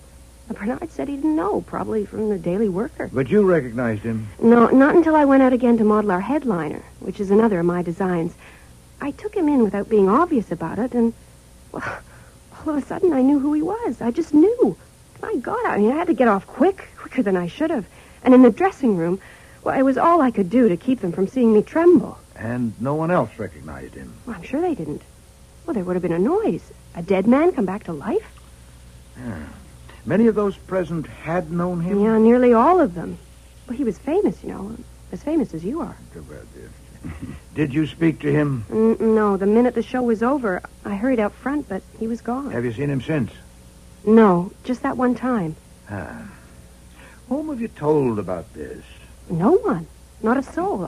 I've been trying to decide what I should do. Now, you say you inherited a half interest in that business from your uncle. Is the business solvent? Oh, very. Business is very good. Then why not just erase it? If you find your uncle and make him wash his hair and shave his beard, you'll have no inheritance. Your uncle will own half the business. No, I have to know what's going on, and I have to know where I stand. I'm upset. Then you should reserve decision. Never decide anything while you're upset. And, in spite of your dogmatism, you may be wrong. It's true, you might have recognized him when others didn't, but others knew him intimately, too, like his business partner, Mr. Domery. Was he there that day? Did he see the man with the beard? Oh, didn't I? I thought I'd mentioned that. Well, of course, Bernard Domery, the nephew, was there. I know I mentioned him. But Jean Domery, my uncle's partner, now he's dead. The devil he is. Jumped in a geyser? No, in an accident. He was drowned. He was fishing and fell from the boat. Where was this? In Florida, off the West Coast. When? A little over 6 weeks ago. Who was in the boat with him? Bernard, his nephew. Anyone else? No. And the nephew inherited that half? Oh, yes, but that's all right. Why is it all right? Well, that's a silly question. I merely mean that if there'd been any question of anything wrong, well, the Florida people would have attended to it. Yeah, perhaps. Only it's quite a long list, isn't it? Mrs. Domery killed in a riding accident. Mr. Nita propelled into a geyser and boiled. Mr. Domery hurtled into an ocean and drowned. It's not my affair, thank heaven. But if it were, I should want better testimony than that of what you call the Florida people. About your uncle. What did you want me for? I want you to find him.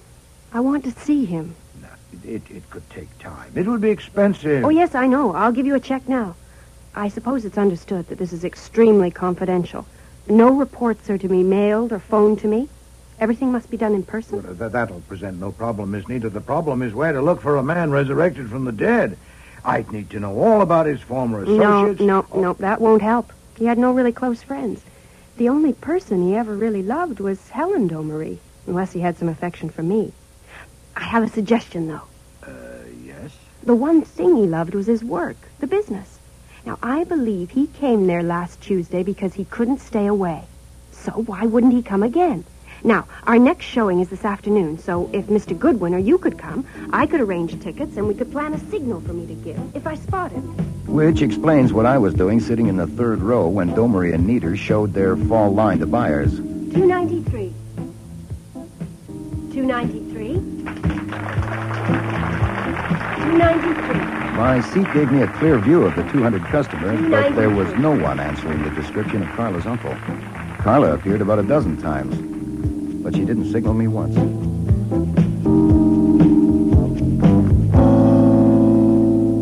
So the afternoon was a waste of time for you? Oh, no, sir. No, it's not a waste. I saw, let's see. Yes? 6 of the girls that I've been waiting to marry, if you count Carla Nieder, and I don't see why you shouldn't. As to making a choice, well... Look, type up a report and keep it in the client's file. I'm going to read now, Archie. Nope, I can't do it. You can't do what? Make a choice. The only way I can see to handle it is to send in an order for one of each. I'd have to marry all 6. Imagine it. After the weddings, I will, of course, have to take a good-sized apartment between 5th and Madison in the fashionable 60s. On a pleasant autumn evening, I'll be sitting in the living room reading the newspaper. I'll toss the paper aside and clap my hands, and in will come Isabel. She will have on a calf-exposing kitchen apron with a double hemline and will be carrying a tray of ham sandwiches and a pitcher of milk. She will say seductively, 293. Make interesting motions and gestures without spilling a drop. Then she'll go, and in will come Francine. She will be wearing slim silhouette pajamas with padded shoulders and a back-flaring hip line. She'll walk and wave and whirl and say, 931. Light me up a cigarette and dance out. Enter Delia. She'll be dressed in a high-styled bra of handmade lace with a billowing sweep. Oh, right up to... Enter another naked, carrying a basket full of bills and your checkbook. You have a very personal slant on women, sir.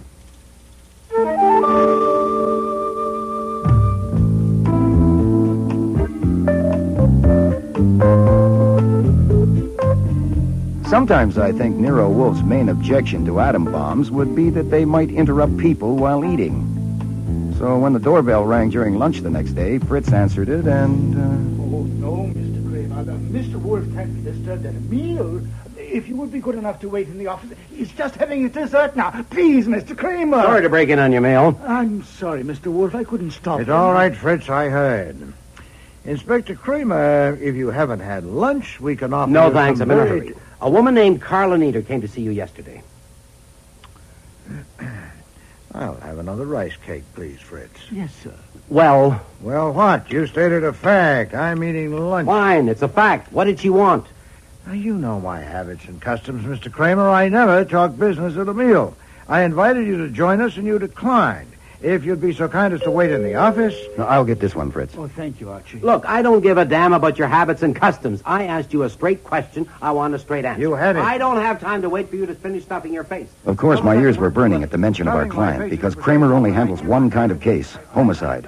But I figured I'd better not let Fritz try to handle another interruption. What I saw through the one-way glass panel in the front door relieved me a lot. Our client, alive and unhurt, was standing on the stoop. I have to see Nero Wolfe right away. Don't turn around. What? Don't. There's a car pulling up to the curb with city license plates. Do you know if you're being followed? Followed? Oh, I don't think so. Listen, Why would anyone... Listen to me. When I let you in, we're going across the hall to the front room. I don't want you to make a sound until we're there, all right? Well, yes, but Come on. Come in. What is all this? Quiet. What's the point of that? The point is that a police inspector named Kramer is here. He's in the dining room asking about you. Now, do you want to see him? No, I've already seen him. What? They've been asking me questions for hours. Why? What happened? My uncle, Yeah? No. Take a deep breath. Come on. That's it. I want to see Nero Wolfe. All right, you stay here and sit tight till we get rid of Kramer. This door connects with the office, and they may go in there, so please don't make a sound. Are you feeling all right? Huh? Yes. Yes, I'm all right now. It's all right. I've not finished my gobbling yet, as you put it. I would have eaten 2 more cakes, and I've not yet had my coffee. Come into the office. You broke in, and you're still here. If you weren't an officer of the law, Mr. Goodwin would knock you unconscious and drag you out. Okay. Come on, forget it, all right? All I want is to find out why Carla Nieder came to see you. You know perfectly well. I know you have a right to be told why I'm asking, and I would have told you if you hadn't lost your temper just because I arrived while you were stuffing it in. Mr. There has Kramer. been a murder. Oh, indeed. Indeed. Last night, between 8 and midnight, at the office of Domery and Nieder on the 12th floor at 496 7th Avenue. Carla Nieder was there last night between 9 and 9:30. She admits that. And nobody else as far as we know now. She says she went to get some drawings, but that's got holes in it. The body was found this morning lying in the middle of the floor of the office. He'd been hit in the back of the head with one of those hardwood poles used to raise and lower windows. At the end of the pole has a brass hook on it. Been jabbed into his face a dozen times or more, like spearing a fish. Well, you haven't said who he was. A complete stranger to all the world, apparently.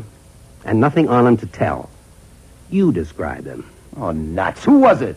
A medium-sized man around 40 with a brown beard and slick brown hair parted on the left side with glasses that were just plain glass. Can you name him? Sorry, never met him. Under the circumstance, you may concede that I have a right to ask what she came to you for. It was only after she tried 2 lies on us about how she spent yesterday morning that we finally got it out of her that she came here. She wouldn't tell what she came for, so I came to ask you. Is Miss Nieder under arrest? Nero Wolfe's residence. Archie Let me talk to Inspector Kramer, Archie. It's for you, Inspector. Me? Thanks. Yeah, Levy. Here. Answering your question, How long Mr. Wolfe, ago? Miss Nieder is not under arrest. They turned her loose and put a tail on her, and the tail was just on the phone telling Kramer that she came here. She's in the front room. I put her there because I know how you are about having your meals interrupted. Shall I bring her in? You snippy little bastard. I am not little. So the minute we let her go, she comes here. Archie? Yes, sir. Did Miss Nieder say why she came? No, just said she wanted to see you. She spent hours down at the station, and her tongue is tired. Bring her in here. Yes, sir. Inspector Kramer is here asking about you, Miss Nieder. Will you come in, please? I told you I'd already seen him. Miss Nieder, I am working for you, and you have paid me a retainer. Is that correct? Yes, certainly. Then first, some advice. The police could have held you as a material witness and you'd have had to get bail. Instead, they've let you go to give you an illusion of freedom. And they're following you around. But why? Should you at any time want to go anywhere without their knowledge, Mr. Goodwin's an expert on that, and he can tell you what to do. I understand that Mr. Kramer and his men have dragged it out of you that you came here yesterday, but that you have refused to tell them why. Is that correct? Yes. That was sensible.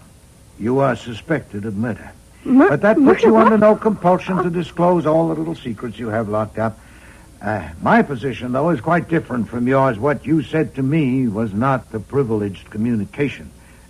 In my business, I need to have the goodwill, or at least the tolerance of the police, in order to keep my license. And besides, I respect and admire Mr. Kramer and would like to help him. I tell you all this so that you will not misunderstand what I'm about to do. What? Mr. Kramer, since your army has had several hours to poke into corners, you've learned, I suppose, that Mr. Goodwin went to that place yesterday and sat through a show. Yeah, I know about that.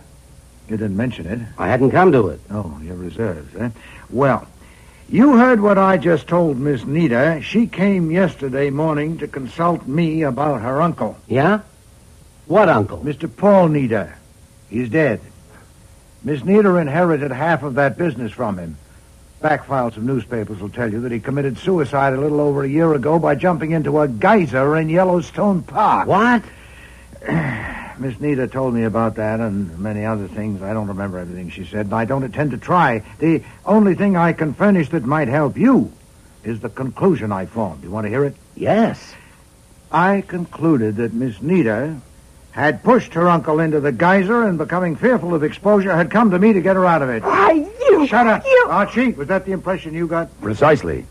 Thanks for the conclusion. Did she tell you that she had killed her uncle? Oh, no, indeed. Exactly what did she want you to do? Well, that's why I came to that conclusion. She left it vague about what I was to do. I couldn't possibly... Try telling me what you told Goodwin to do when you sent him up there. You remember, Archie? Oh, sure. Sure, I remember. You told me to keep a sharp lookout and report everything that happened. And what happened was I saw 6 of the girls that I had been waiting to marry. Now, after the wedding... You're a goddamn liar, get a nice Mr. apartment. Kramer, I'm tired of this. Mr. Goodwin can't throw you out of here once you're in, but we can leave you here and go upstairs, and you know the limits of your license as well as I do. I said you're lying. Prove it! All less provocation than you've given me by your uncivilized conduct in my dining room, I'd lie all day and all night. Regarding this murder of a bearded stranger, where do I fit? Oh, Mr. Goodwin, connect us if you can. Should you be rash enough to constrain us as material witnesses, we'd teach you something of the art of lying, and we wouldn't squeeze out on bail. We'd dislocate your nose with a habeas corpus and a sub judiceandum. Now, will you leave my house at once, or do we leave you here and go upstairs? You won't get away with this, Wolf. Believe me, you won't. Good day, sir. Oh, well, we won't invite him to lunch again, will we, sir? Shut up, Archie. Miss Nita, Yes. did you kill that man? Did I? Did I kill my Archie. Well, she'll be all right. I think she just... Well, stop her. How do you stop her? Oh, I could slap her or kiss her. I think I'll try kissing her. What the hell? Why did you do that?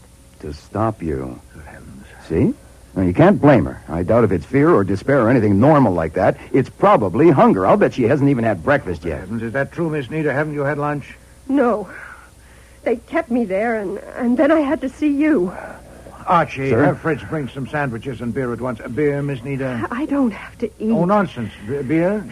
Claret? Milk? Brandy? Scotch and water. I could use that. Right. And Archie, have Fritz bring in the coffee and the rest of the rice cakes.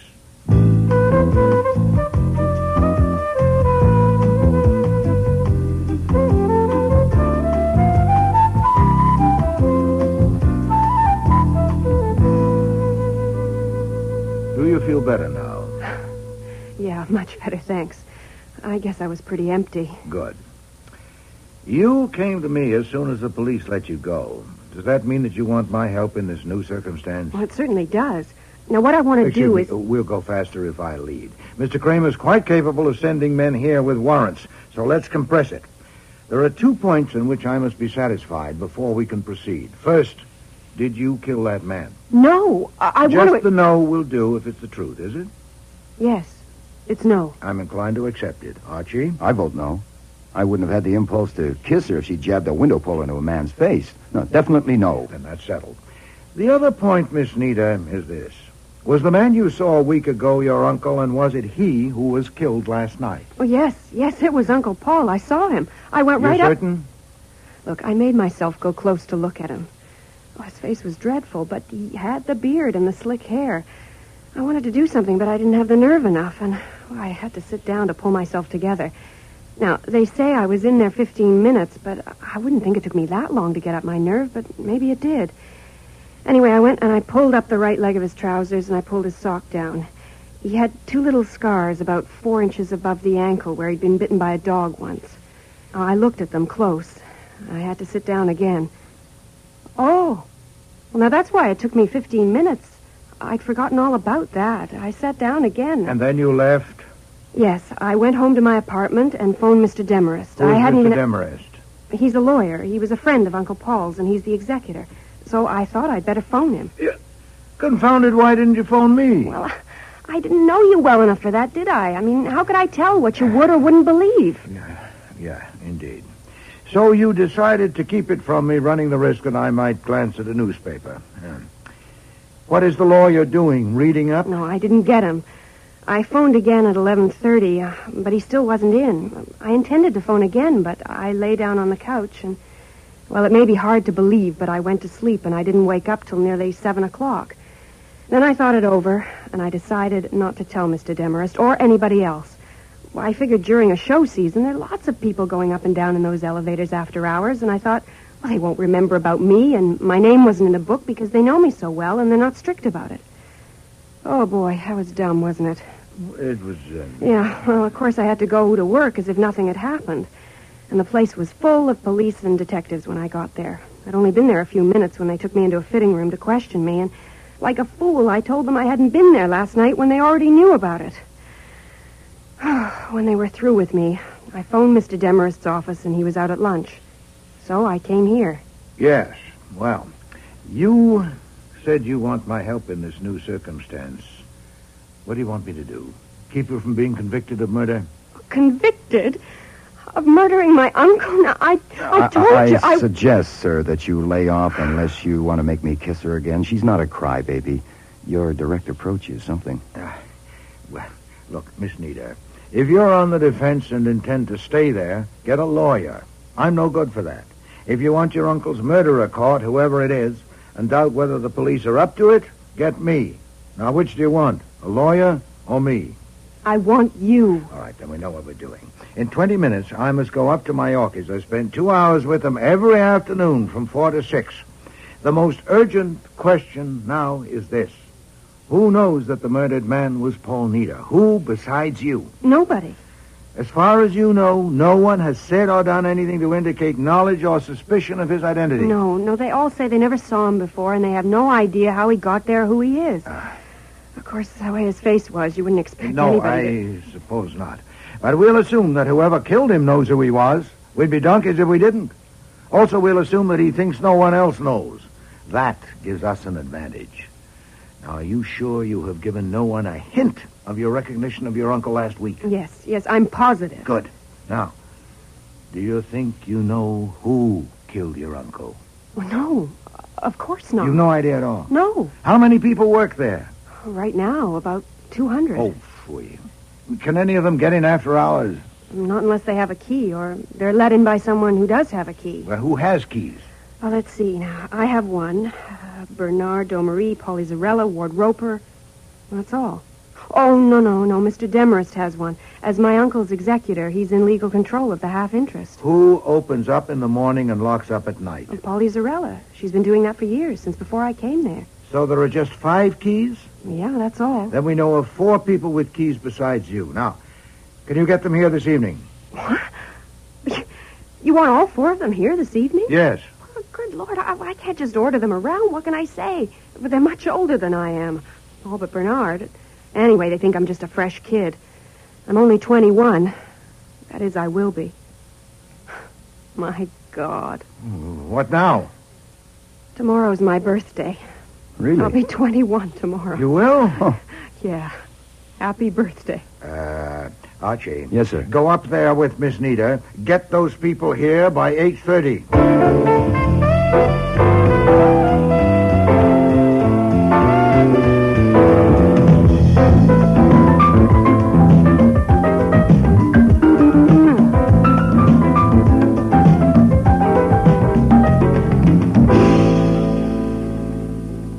He's on the phone. He'll be with us in a minute. Now, listen. Oh, I'm listening. Now, the trouble with Bernie is that he can't bear to decide anything, especially if it's important. You might think he had to consult a crystal ball or something. And then when he does make up his mind, he's as stubborn as a mule. So now what I do when I want him to agree about something is I act as if it isn't very important. I keep very calm. Very calm. I'm sorry, Carla. That was Miss Doherty from Bloomingdale's on the phone. She thinks your work is better than ever. She's completely lost her head over you three... Oh, who's this? Mr. Goodwin of Nero Wolfe's office. Mr. Bernard Domery. How do you do? Nero Wolfe, the detective? Are there two? Where does Nero Wolfe come in? Well, I went to see him. I've hired him. Well, what for? To do what? Well, I think I need somebody. The police came within an inch of arresting me. You're joking. No, I'm not. They kept me there all morning, and then they even had me followed. Then you need a lawyer, not Nero Wolfe. Have you seen Demarest? No, not yet, but I will. Well, damn it, you should have seen him first. Bernie, I'm not taking your time to ask you what I should have done. I'll tend to that, thank you. Miss Nita. I want to ask you to do something. May I join in this calm discussion? This thing is crazy, absolutely crazy. I think what we ought to do is just ignore it. Just simply ignore it. Yeah, that would be innocent and brave, but it might get complicated if one of you gets charged with murder. Charged with murder? That's right. How could we be charged? Why would any of us kill a man we never saw before? That's nonsense. Carla, what you want is Demarest. I'm going to phone him right now. Bernie, don't tell me what I want. I know what I want, thank you, and it's not Demarest. Oh, I'm sorry to hear that. Henry, I was just saying... Yes, I heard. Have I come at an awkward moment? No, certainly not. I was just about to phone you. Carla thinks she's in trouble with the police about the body that was found here this morning. I was nearly arrested because I came here last night and stayed 15 minutes. My dear child, you should have called me at once. I tried to phone you last night, but you weren't at home, and I couldn't get you this morning either, so I went to Nero Wolfe instead. Nero Wolfe? Maybe I can clear this up, Mr. Demarest. I'm Archie Goodwin, Nero Wolfe's assistant. Miss Nita has engaged Nero Wolfe primarily to keep her from being arrested. She is... How would Nero Wolfe do that? He sent me to arrange a meeting tonight to discuss it. Miss Nita, Miss Arella, Mr. Domery, Mr. Roper, and you. The 5 people who have keys to this office. That's right. You figured that quickly. I spent most of the afternoon at the DA's office. Then I guess you can see the point to this meeting. 8:30 would suit him fine. Refreshments served. We're summoned. I wouldn't dream of putting it that way. No, but we are. We who have keys. I offer a comment.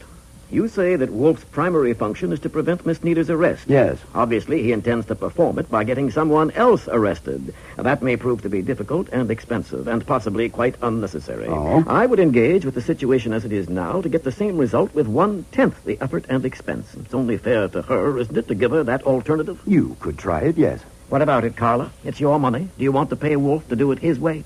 Yes, I do. Did you say 8:30, Mr. Goodwin? That would be best. Mr. Wolfe works better when he isn't looking forward to a meal. You'll come? Certainly I'll come to save energy. To save energy? It will take less to attend the meeting than it would to argue Miss Nita out of it. Good. How about it, Mr. Domery? You'll be with us. I don't know. I'll think it over. Oh, Bernie! Carla, it may be inadvisable. I don't know. How long do you think you'll need to think? An hour, half an hour? By 6:30. I'll let you know.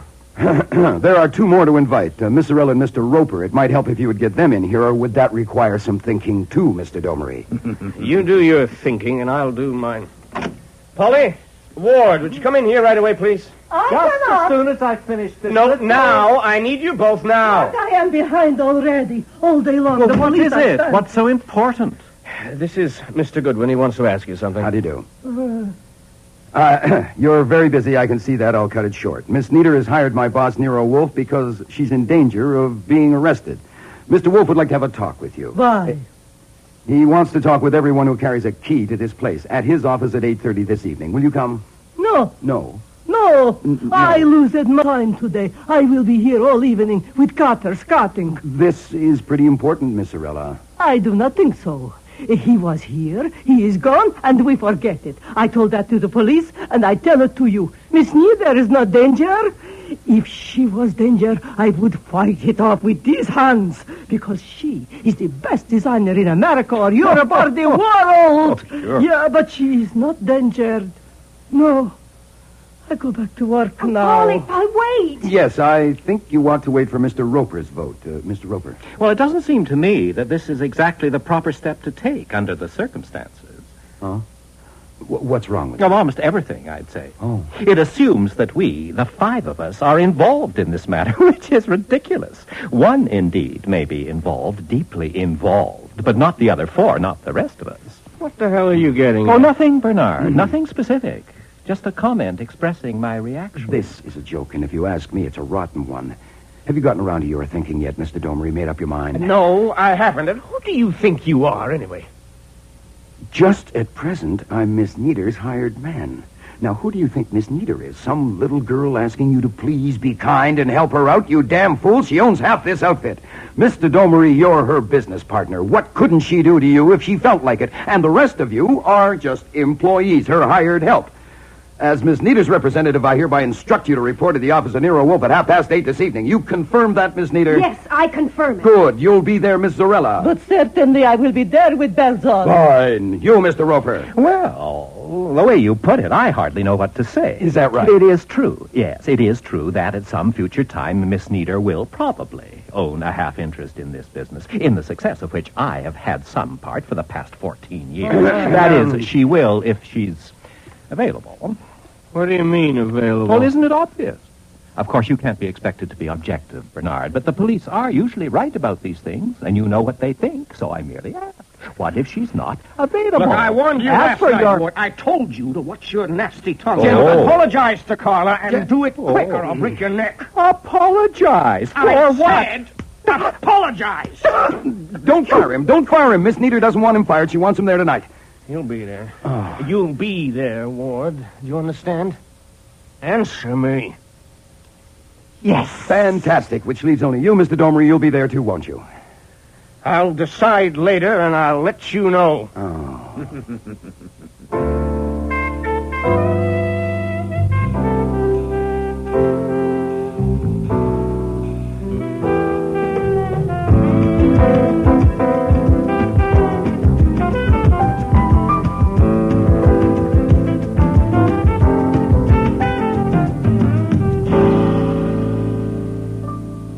Thank you all for coming. We had to. Your man Goodwin dragooned us. Oh, not you, I understand, Mr. Demarest. Oh, yes, me too. Only I saw the compulsion a little ahead of the others. Well, anyway, you're here.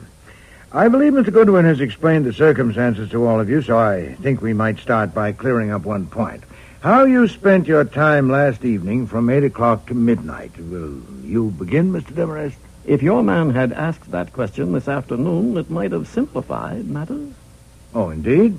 Well, it's been asked now. And now I'll simplify it. You want it all, of course. Please. The showing of the fall line yesterday brought a situation to a climax. For 2 years now, it began even before Paul Neater's death, Mr. Roper here has been getting increasingly jealous of Miss Neater's talent as a creative designer. That's not true. The reactions to this new line have made it evident that she is vastly superior to him, and this enraged him. He wanted to quit. Since his services are still valuable within the limits of his abilities, it was desirable to calm him down. And for that purpose, Bernard Domery, Polly Zarella, and Ward Roper dined with me in a restaurant last evening. We were together continuously from 7:30 to well after midnight. What? All four of you? For the entire time? Yes. It does simplify things, doesn't it? You verify that, Mr. Domery? All of it, as told? Yes, I do. Do you, Miss Zarella? Oh, yes. Mr. Roper? I do not. Oh. To say Miss Neater is vastly my superior is absolutely absurd. I have in my possession 3 books of clippings from Women's Wear Daily, Vogue, Harper's Bazaar. Yes, no doubt. We'll allow your exception to that part. Do you verify Mr. Demarest's account of what happened last evening? No.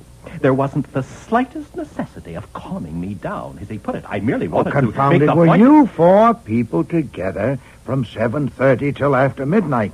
Oh, that? Oh, yes, we were. I see.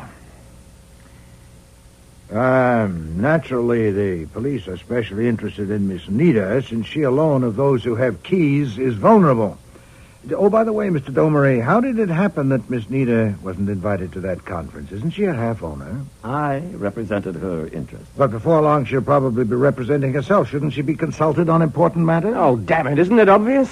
If she'd been there, we couldn't have handled Roper at all. He can't bear the sight of her. I did not. Even so, isn't it true that Miss Nita has been deliberately and consistently ignored in the management of the business? Yes. No. Oh, yes, it is Oh, so. please. You are... This will finish sooner if you let me dominate it. I'm not implying that Miss Nita is unappreciated. You all admit her designing talent, all but Mr. Roper. And just this afternoon, one of you was quick and eager to resent an aspersion on her. No, I refer, Mr. Domery, to your assault on Mr. Roper. You leapt, hot-headed, to Miss Nita's defense. Now, it isn't easy to reconcile that with your reluctance to come here this evening at her request.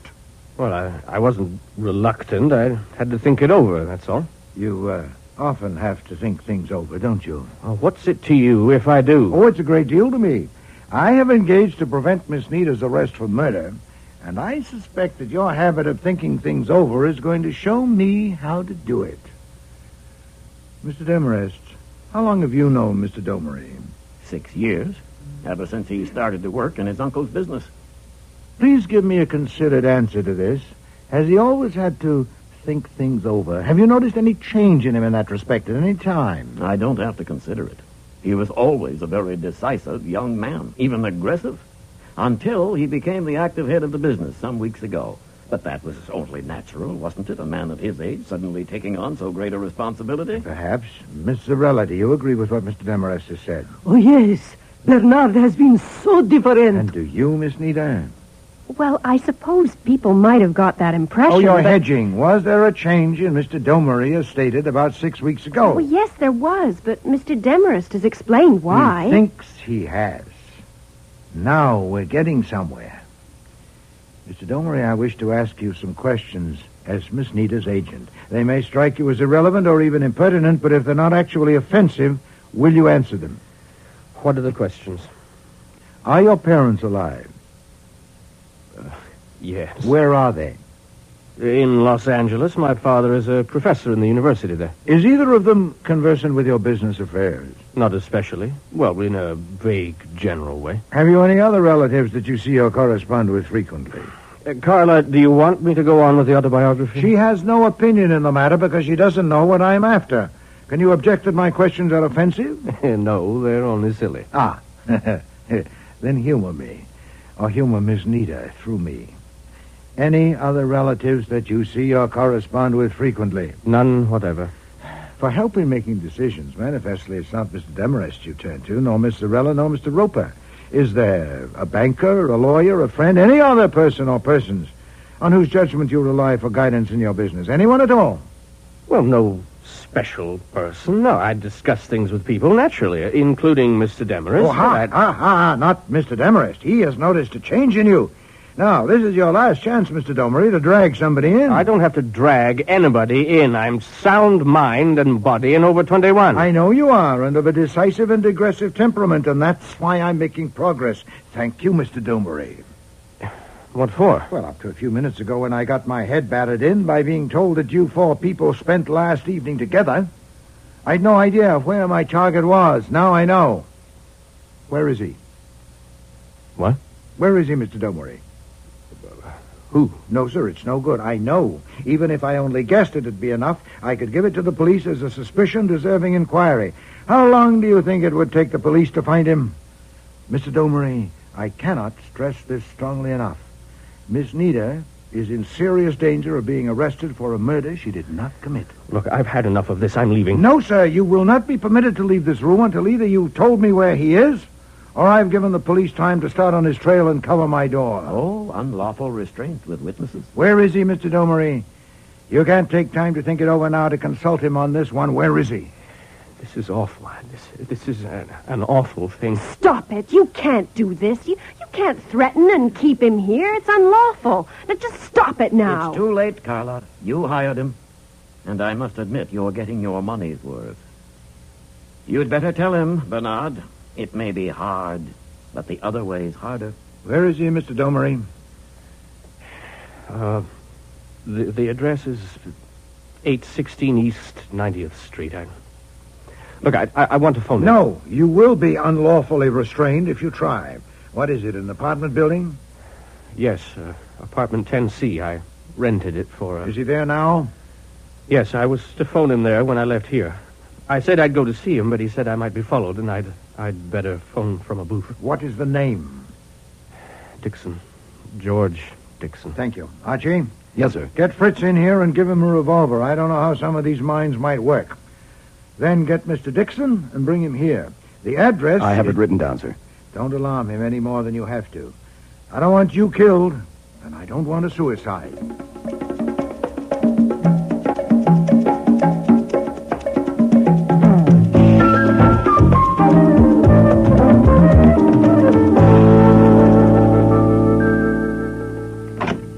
Mr. George Dixon?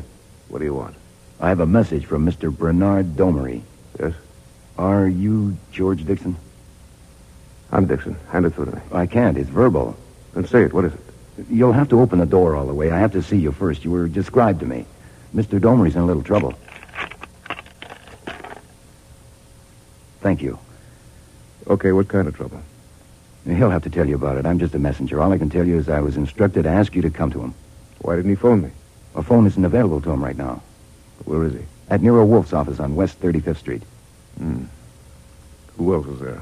Well, several people. Mr. Wolfe, of course, and men named Demarest and Roper, and women named Sorella and Nieder. That's all. I think you lie. What? I don't think Mr. Domery sent for me at all. I think this is a put-up job, and you can get the hell out of here and stay out. Hey, okay, brother. Now, where'd I get your name and address from? A mailing list? Mr. Domery phoned you earlier to ask your advice about his going to see Mr. Wolfe. Now, my understanding was that if I didn't get you there by 11 o'clock, they'll all pile into a taxi, including Mr. Domery, and come here to see you. My car's waiting out front.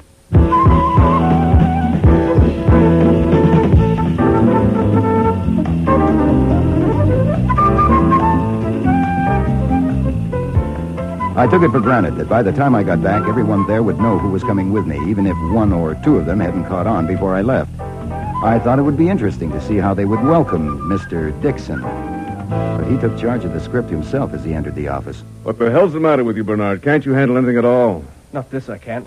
This man Wolfe is one for you to handle. I only hope to God that you can. Well, I'm back, everybody. I would have been back soon anyway, but Bernard has hurried it up a little. Ward, you're looking like a window display in a fire sale. Surprised to see me? Still putting up with them, Paulie? Now you'll have to put up with me again. Carla, I hear you're on the way to lead the whole pack. You're all so quiet. Can't got your tongues. Where's Henry? I thought he'd be here. He's in the other room with Wolfe. I don't know this gentleman. This gentleman is Inspector Kramer of the New York Police. You didn't tell me the police would be here. Now, believe me, I didn't know. Nero Wolfe called and invited me. I just got here. What's going on, Goodwin? I'm still catching up. You'll have to ask Mr. Wolfe. Who's this man? George Dixon, so I'm told. What kind of charade is Wolfe pulling now? Oh, why don't you ask him? Here he is. Archie, you're back. Yes, sir. Excellent. And Mr. Kramer, your timing was impeccable. My apologies for keeping you waiting. Mr. Demarest and I needed to discuss something. Nero Wolfe? I'm Jean Domery. This is a real pleasure. How do you do, Mr. Domery? Please sit down. I was told that my nephew sent for me. He didn't. You got me here by a trick. What do you want? Sit down, sir. This may take some time. I can't give you much time. What do you want? I want to present some facts, offer my explanation of them, and get your opinion. There's a chair beside your nephew. What facts? You all have a right to know, I think, that the man who was killed last evening was a former partner in the business, Mr. Paul Nieder. What the hell? Why, my mother's milk, it was. Now, this time you've gone too far. Be quiet. Everyone be quiet. You have deliberately withheld knowledge of the facts. Nonsense, Mr. Kramer. I have withheld nothing. You knew that when I was here this morning? No, sir, I did not know it then. I was given reason to suspect it later. You could have told me then. Oh, phooey, if I told you then what I suspected but didn't know. You'd quite reasonably have focused on the most likely seeming culprit, my client, and been led straight down a blind alley. I'm saving you time, Mr. Kramer. I'm giving you something. You said on the phone you could name the murderer. And I will, sir, if you'll sit down. Go ahead. We have here A situation that reads like a Wilkie Collins novel. 2 men presumed dead, both returning to life. Now, some explanation is needed. Mr. Dixon Domery, won't you help us? You were going to give us some facts. So far, you've given us fantasy. I see. You won't help, then? Certainly not. Why should I? It's your fantasy. Well, we'll have to go about it the other way, then. When did you last see Paul Nita? About a year ago, just before he left for a vacation. Well, that's not a very intelligent lie, sir. It can be checked. Mr. Kramer here has an army of men whose job it is to check such things. I'll ask you again. When did you last see Paul Nita? You won't answer, eh? Then I will. Mr. Kramer, if you put your men on it, I think you'll discover a meeting between Mr. Dixon and the deceased sometime after last Tuesday's showing of the Domery and Nita fall line. Quite possibly it was at Mr. Dixon's apartment. The address... He won't find anything. Oh, indomitable, are you? Ah. Then how about your meeting with Mr. Nita last evening at the offices of Domery and Nita when you killed him? Killed him? You accuse me in front of all these witnesses of killing that man? Oh, yes, sir. I'm certain of my ground. A record was kept of everyone that went into that building after hours last night. How did you do it, huh? A false name? A different floor given as your destination? Well, your face is known now. The elevator operator or the commissionaire will be able to recognize you. And, of course, there's the key. What key? The one that got you into the Domery and Nita office. The one presumed to be at the bottom of the ocean in the pocket of a drowned man.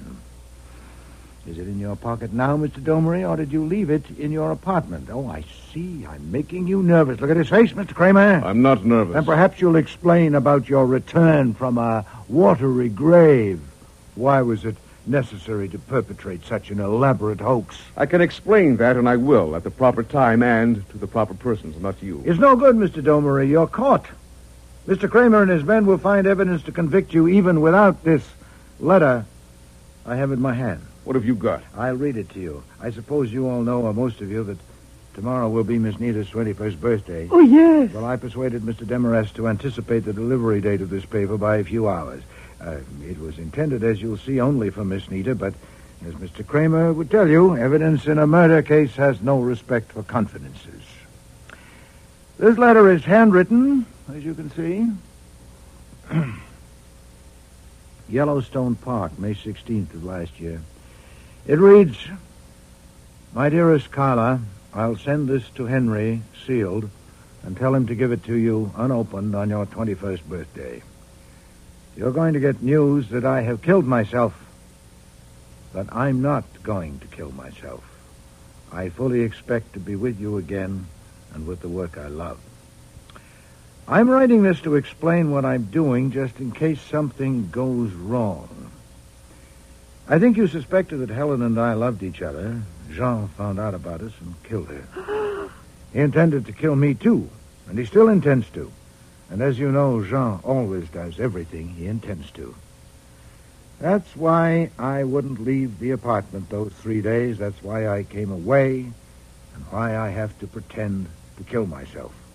Once he thinks I'm dead, I'll find time to think straight again and see what I can do. It may be that I'll find a way of dealing with this and that I'll be back with you before your 21st birthday. And if so, I'll get this back from Henry and you'll never see it. But if I don't get back, I want you to know the truth by this letter. If Jean should find me and kill me, I don't want him to get away with it. Your Uncle Paul.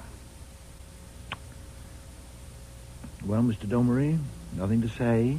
Nothing. It offers a remarkable field for speculation. What, for instance, made you suspect that his suicide was a fake? Possibly you were as well acquainted with his character as he was with yours. He was certainly right about you. You didn't forget or abandon your intention. To coax him out, you went on a fishing trip with your nephew and staged a drowning. Another speculation. How much did you tell your nephew? Did you have to let him in on all the... Listen to me, Carla. Whatever my uncle has done, that's up to him, but this is my part, and you've got to get it straight. He told me that someone had it in for him, and his life was in danger. He said nothing about Paul Nita. Of course, I thought he was dead. Shut up and sit down. You lied to me. You said your supposed death would force this person to take certain steps and that the situation would soon be changed so that you could reappear. You lied to me. Yes, I lied to you because you're a weak-natured fool. Could I have told you the truth? But it isn't necessary to lie anymore, since that other fool, Paul, seems to have gotten the last word. But I got him. I got Helen, and I got him. Take him away, Mr. Kramer. I'm through with him. I'll have that letter. No, sir, I'll keep it. Or rather, I'll destroy it. What? No, it's mine. Like hell it is. Certainly it is. It's in my writing. I wrote it while Archie was going for him, with Mr. Demarest's help. You won't need it. Just take him out of here and get to work. You... I hope you won't cop, Mr. Kramer. Surely the end justified the means. You got your murderer.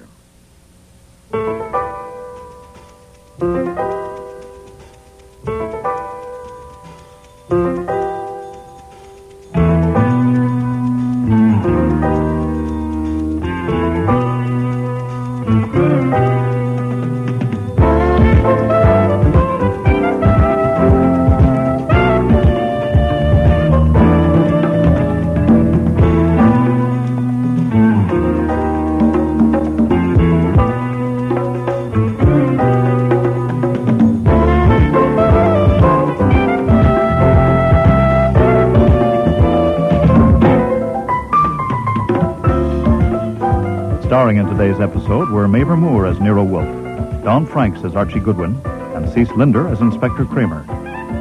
Lynn Griffin was Carlin Meader, Neil Monroe, Bernard Gomery, August Schellenberg, George Dixon, Michael Tate, Ward Roper, Marion Waldman, Polly Zarella, Sandy Webster, Henry Demarest, and Frank Perry was Fritz. Music was composed and conducted by Don Gillis. Technical operations, John Jessup. Sound effects, Bill Robinson. Production assistant was Nancy McElveen, and casting consultant, Ann Weldon Tate. Man Alive was written and produced in Toronto by Ron Hartman.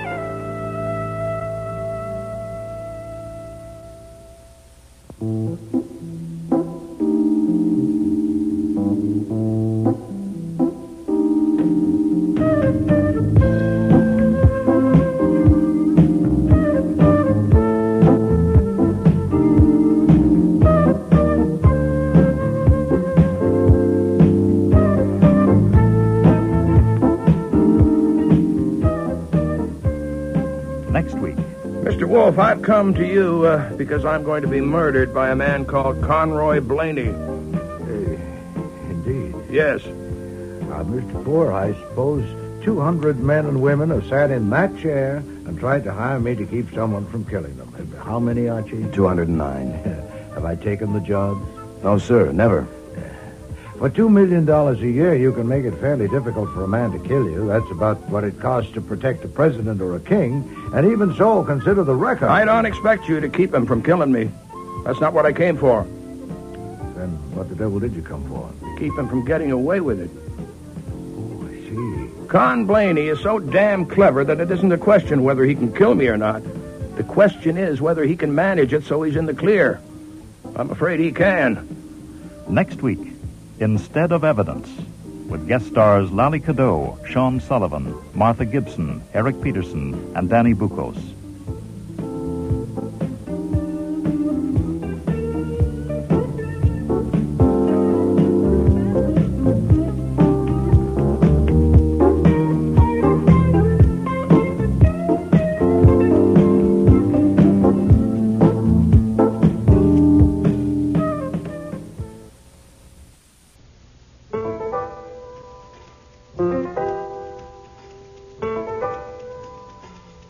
Rex Stout's Nero Wolfe.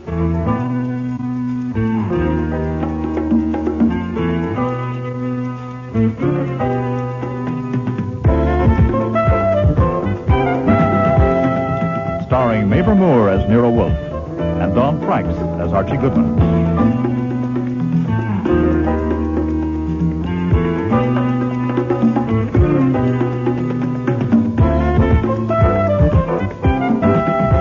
Today's episode, Instead of Evidence, with special guest stars Lally Cadeau, Sean Sullivan, Eric Peterson, Martha Gibson, and Dan Bucos.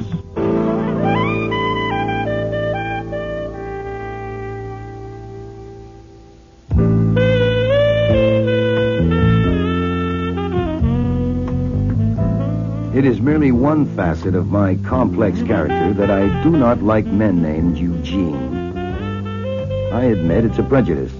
That, and that alone, accounted for my offish attitude when Mr. and Mrs. Eugene R. Poor called at Nero Wolfe's office that Tuesday afternoon in October. Eugene. Yes, dear? You dropped your cigar. Oh, I'm sorry. Mr. Wolfe, I've come to you because I'm going to be murdered by a man called Conroy Blaney. Indeed. Yes. Mr. Poor, I suppose 200 men and women have sat in that chair and tried to hire me to keep someone from killing them. How many, Archie? 209. Have I taken the jobs? No, sir, never. For $2 million a year, you can make it fairly difficult for a man to kill you. That's about what it costs to protect a president or a king. And even so, consider the record. I don't expect you to keep him from killing me. That's not what I came for. Then what the devil did you come for? To keep him from getting away with it. Oh, I see. Con Blaney is so damn clever that it isn't a question whether he can kill me or not. The question is whether he can manage it so he's in the clear. I'm afraid he can. I would bet he can. Eugene. Yes, dear? You've got to try to relax. I came here, Mr. Wolfe, to give you the facts, to get the facts down, and to pay you $5,000 to see that he doesn't end up in the clear. I want someone to know about it. Your wife knows about it. What if he kills her, too? There's no one else I can trust. Then why not go to the police? The police? I'm not sure they'd even remember I'd been there if it happened in a year or maybe 2 years. I can't pay them to remember. What's the matter? Don't you want $5,000? I wouldn't get $5,000. As my income tax now stands, I'd keep about 10%. If Mr. Blaney's as clever as you say he is, I wouldn't consider trying to uncover him on a murder for $500. No, sir. Mrs. Poor, may I ask why that makes you look so pleased? Because I need help, and I think you're going to help me. I don't approve of this. I didn't want my husband to come here. Where did you want him to go? To the Atlantic Detective Agency? Oh, no. If I'd been in favor of this going to any detective, it would have been Nero Wolfe, but may I explain? I am due in the plant rooms at 4 o'clock. I have 18 minutes. Then I'm going to use them. Eugene, please. It won't take 18 minutes, Mr. Wolfe. My husband and Mr. Blaney have been business partners for 10 years. They own the firm of Blaney & Poor, manufacturers of novelties. We make things like matches that won't light, chairs with rubber legs, and bottled drinks that taste like soap. Good heavens. It's the biggest firm in the business. Mr. Blaney gets the ideas and handles the production. He's a genius and my at it. husband handles the business part. Sales and so on. But Mr. Blaney is really just about too conceited to live. And now that the business is a big success, he thinks my husband isn't needed. He wants him to get out and take $20,000 for his half. It's worth a great deal more than that, 10 times as much. I won't do it. The argument has gone on and on. Until now, my husband is convinced that Mr. Blaney is capable of doing anything to get rid of him. Of killing him. And you don't agree? Oh, no, I do agree. I think Mr. Blaney would stop at nothing. Has he made threats? Oh, no, he isn't that kind. He doesn't make threats. He just goes ahead. Then why didn't you want your husband to come to me? Because he's simply too stubborn to live. There's a clause in the partnership agreement, and they signed it when they started the business, that says if either one of them dies, the other one owns the whole thing. That's another reason why he'd kill me. What my husband wants is to make sure Mr. Blaney gets caught.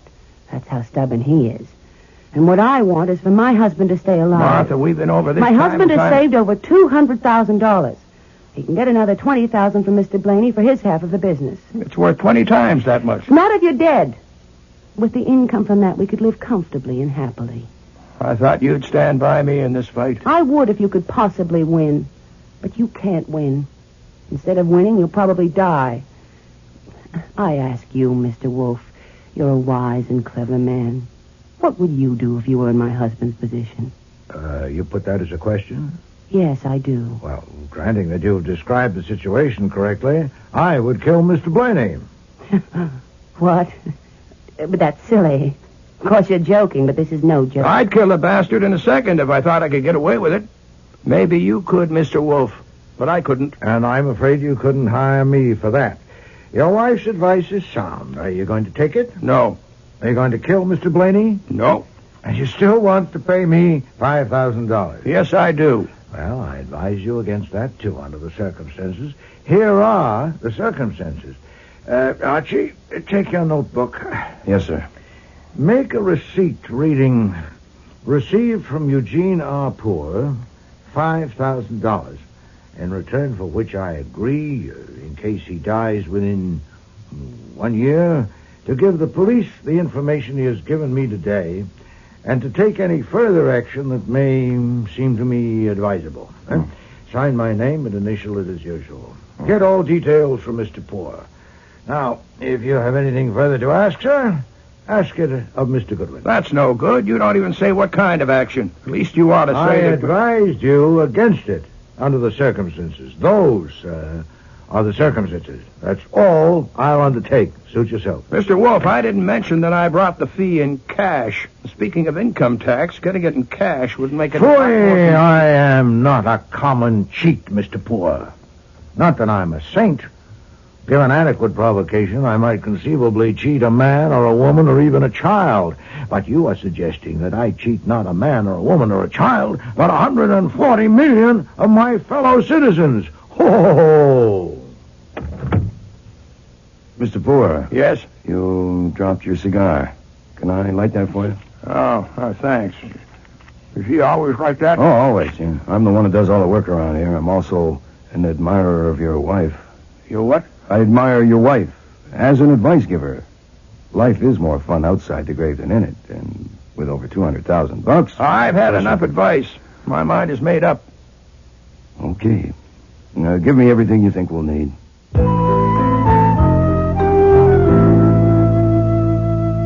It was nearly 5 o'clock when they left. I was still typing from my notes when, at 6 o'clock, Wolfe came down from the plant rooms. Well, did you take that man's money? If I say I took it, you'll claim that your attitude as you left plainly indicated that he had insulted you and you wouldn't play.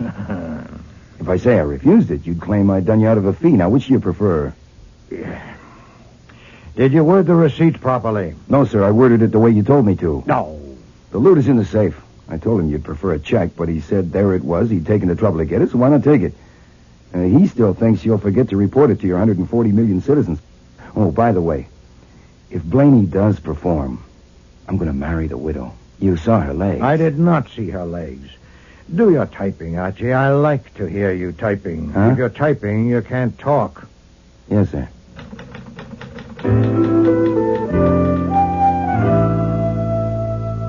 It was after dinner at about 9:40 that the phone rang. For you, Inspector Kramer. Oh, thank you. What can I do for you, Mr. Kramer? I'm at Eugene Poor's apartment.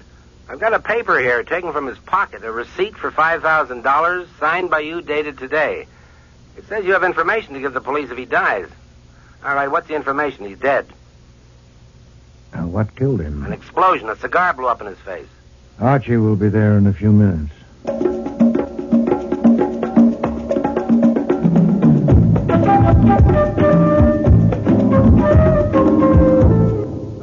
You recognize him? Well, it's the same suit and tie anyway. Jeez, a cigar did that to him? So the wife says he lit a cigar and it blew up. I don't believe it. Yes, I guess I do. She says so. They make novelties. Now, that's a novelty. Yeah, we're all through here. Take it away, boys. Where's Mrs. Poor? Bedroom. I want to see her. The hell you do? I want to see our client. So you've got a client? You've seen the receipt. You've read my report. Give her a chance. I am. Let her pull herself together. Is this the box the cigar came from? Don't touch I'm that. just pointing, Inspector. I'm not touching. I just want to satisfy my curiosity. He smoked 2 cigars this afternoon in the office. Same brand? The same, Alta Vista. It's a fresh box, only one gone. You suppose the rest of these are loaded? The lab will answer that. You picked up the partner, Blaney? He's been sent for. Oh, I hope to God it's a wrap-up. Maybe it is. How did Poor seem this afternoon? Nervous, scared, what? It was mostly stubborn. Mine made up. What about the wife? Stubborn, too. She wanted him to go on breathing. You, want to talk to this young woman, sir? How do I know? Do I? Well, she came here just after we got here. She won't tell us why. I did tell you why. I had an appointment with Mr. Poor. Yeah? At first you said you just came here. Well, that wasn't true. I had to say that. Why? Look, I work for Mr. Poor. That is, I work for Blaney and Poor Novelties. Mr. Poor called and he asked me to meet him here. What for? Well, I can't tell you that. It's a confidential matter. Nothing is confidential in a murder case, miss. Please, you don't understand. If Mr. Blaney knows I came here, I'll lose my job.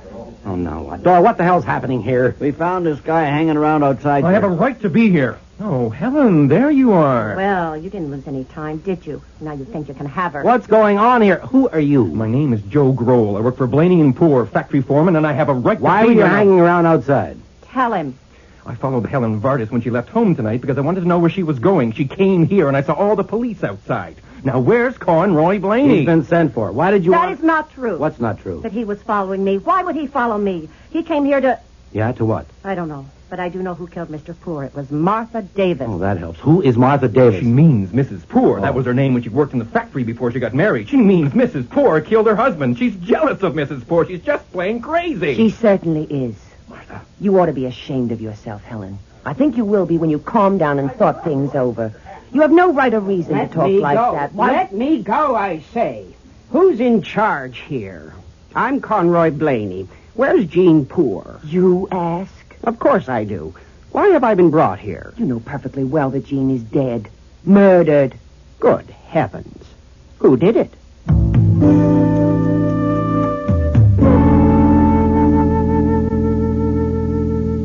And that's when they removed me to another room.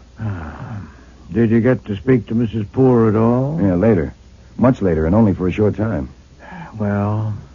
The Poors left here in their car a little before 5. She persuaded him to drive up to Conroy Blaney's place in Westchester, hoping they could talk it all out. She phoned ahead and made an appointment with Blaney for 6:30, but at the last minute, Poor balked and they stopped at Monty's Tavern near Scarsdale to debate.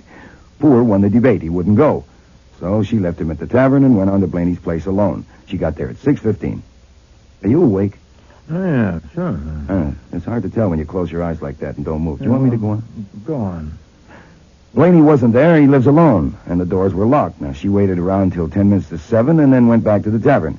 They ate dinner there, and then they drove back home. When he got home, he opened a fresh box of cigars. She was in the bathroom when she heard the explosion. Are you still awake? You say the face was unrecognizable? Yes, sir. From something concealed in a cigar? That's next to incredible. It's really incredible. So, what do we do? Do? Nothing. Nothing? There is nothing to do. I engaged to give that information to the police and have done so. Also to take any further action that might seem to me advisable, and I've done that. You mean you through with the case? Certainly not. I haven't started. There is nothing to start on. Mr. Kramer may do the job himself. I hope so. I resign. Nonsense. Do your work. No, sir, I'm going upstairs. I'm going upstairs to pack. If you're too lazy to wiggle a finger, very well, that's not news. But you're not even interested. Does it bore you because you've already collected the fees, eh? Too small a fee? Is it too obvious? Is it beneath you? Well, how about this in the Gazette, then? Man's naked body found in a lonely lane near White Plains, head crushed to a pancake by a car running square over him. Now, there's a case for a great detective like you. See, it might be Hitler, since his body has never been found. Answer the door, Archie. Yes, sir. Wolfe doesn't like receiving unexpected callers. He likes me to check with him first. So I didn't. Inspector Kramer. Good morning, Mr. Kramer. To what do I owe I this? told him to hell with him. You wouldn't see him. Since he's working on the poor case and you're not interested. Oh, shut up, Archie. Sit down, Mr. Kramer. Why do you put up with him? He saved my life once. Once? Have you forgot? What can I do for you, Inspector? I dropped in on my way uptown because I thought it was only fair. I think I'm going to arrest your client on a charge of murder. You can't arrest my client on any charge whatever. Oh, no? My client is dead. And by the way, is he? I presume the corpse has been properly identified. Certainly. With a face as blown apart as that, it's routine. Fingerprints, dentist, doctor, the works. Why? What do you think it was? Insurance fake? No, I didn't think. Then you can't arrest my client. Goodwin says Mrs. Poor is your client. Oh, Mr. Goodwin is impulsive. You read that receipt? Yeah. Huh. So you are going to charge Mrs. Poor? I think I am. Indeed. Now, don't indeed me. God damn it, didn't I take the trouble to stop by and tell you about it? Well, go ahead and tell me. Okay, but first, why did you ask if we established the identity? There's not the slightest doubt it was Poor.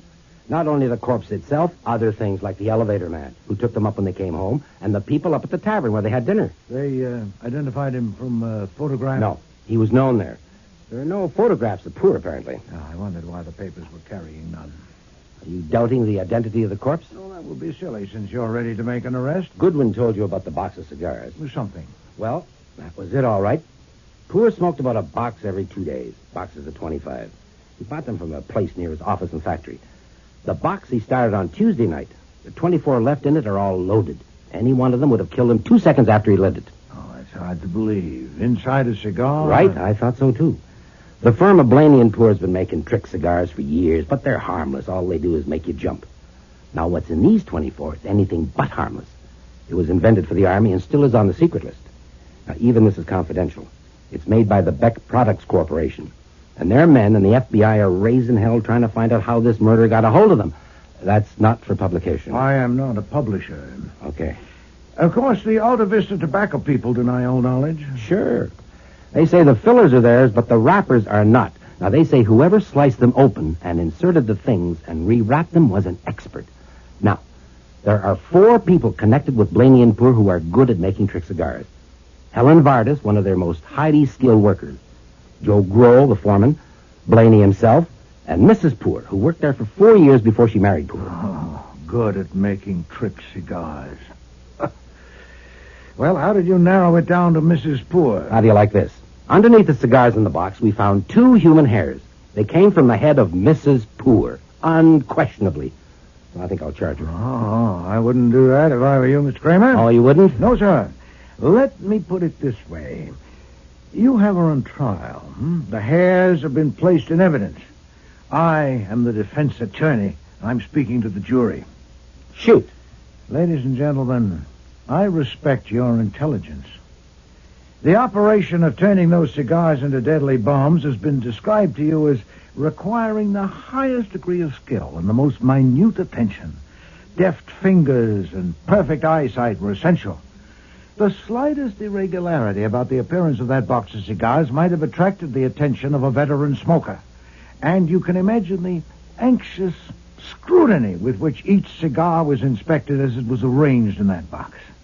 And you can realize how incredible it is that a person so intently engaged on anything and everything the eye could see could be so careless as to leave 2 of the hairs of a head in that box of cigars. Now, ladies and gentlemen, I appeal to your intelligence. I put it to you that those hairs, far from being evidence that Martha Poor killed her husband, are instead evidence that Martha Poor did not kill her husband. So she is your client after all. No, sir, she is not. It was Mr. Poor who paid me. Now, Inspector, you said you came here because you wanted to be fair. Well, I say phooey. You came here because you had misgivings. You had them because you are not a ninny. What about motive? Mrs. Poor was tired of smelling the smoke from her husband's cigars, perhaps? No. Or, money. She gets the whole works, plus insurance. Or, according to that girl, Helen Vardis, she wanted Joe Grohl, and now they'll get married. Huh. Proof? Talk. Goes way back to when Mrs. Poor was working there. I'll tell you this, whether she's your client or not. We've been having conversation with everybody at Blaney and Poor's, and the females all go thumbs down on her. The idea being that she's a man-eater. The specifications by the female? Nah, none. But it's unanimous. Oh, it would be. They never forgive a woman for marrying the proprietor.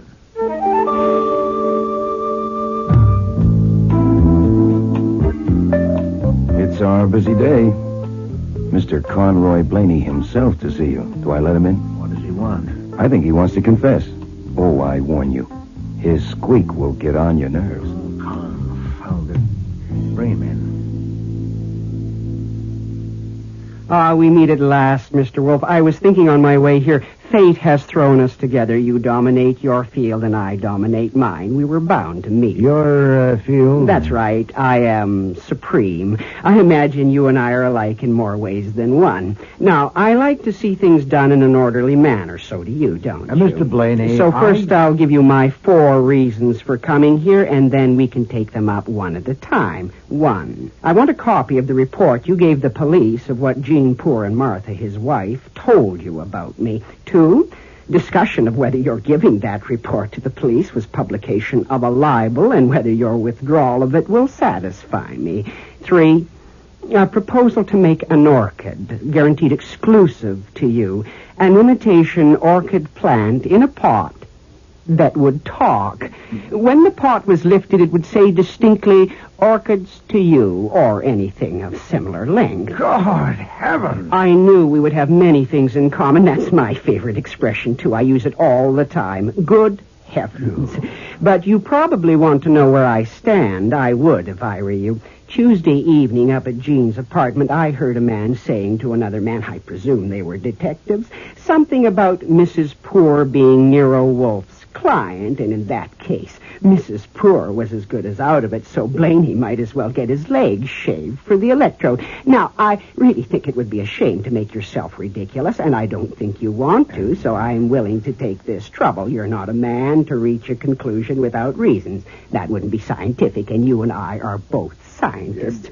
Tell me your reasons one by one, and I'll prove they're no good. Go ahead. Archie, get him out of here. The truth is, you have no reasons, isn't that right?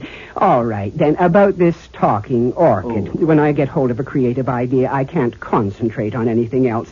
You will have to give me 3 or 4 orchid plants to work from, and they ought to be your favorite plants. Now, here's the stroke of genius. I was saving this. The voice that does the talking will be your voice. Whoever you send it to, preferably a lady, she will lift the pot, suspecting nothing, and your own voice, the voice of Nero Wolfe, will say to her, "Orchids to you." Probably she'll drop the pot, but... I think you just performed a miracle, Mr. Blaney. Oh, yes? Yes. You caused Nero Wolfe to disappear. I don't understand. Oh, overlook it. He's eccentric. So am I. Geniuses are. Does he really think I killed Jean Poor? He does now. Why now? Oh, forget it. I'm eccentric, too. There's another possibility. The idea of the orchid having his voice doesn't appeal to him. Then how about it having your voice? What? You have a good baritone voice. I could let you have it at cost, and you could give it to him for Christmas. Let's hear how it would sound. Say it in the medium tone. Orchids to you. Hi there. Archie, is that man gone? No, sir. Now he wants Get him me... out of there at once.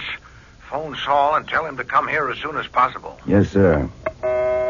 Let's hear how it would sound. I'll close my eyes, and you say it to me, just naturally to me, "Orchids to you." Are you ready? Oh, I'm ready.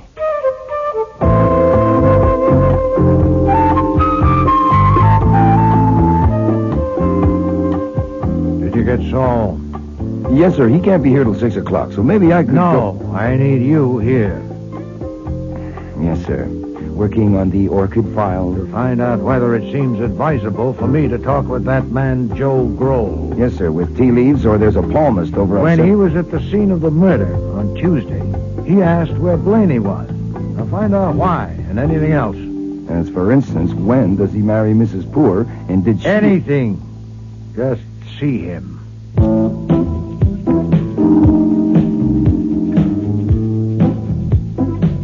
I picked Joe Grohl up at the corner of Varick and Adams at 5:30. Sorry to keep you waiting. It's okay. It's okay. I only quit being an Army hero 2 months ago, and they gave me my job back. But it keeps me busy catching up.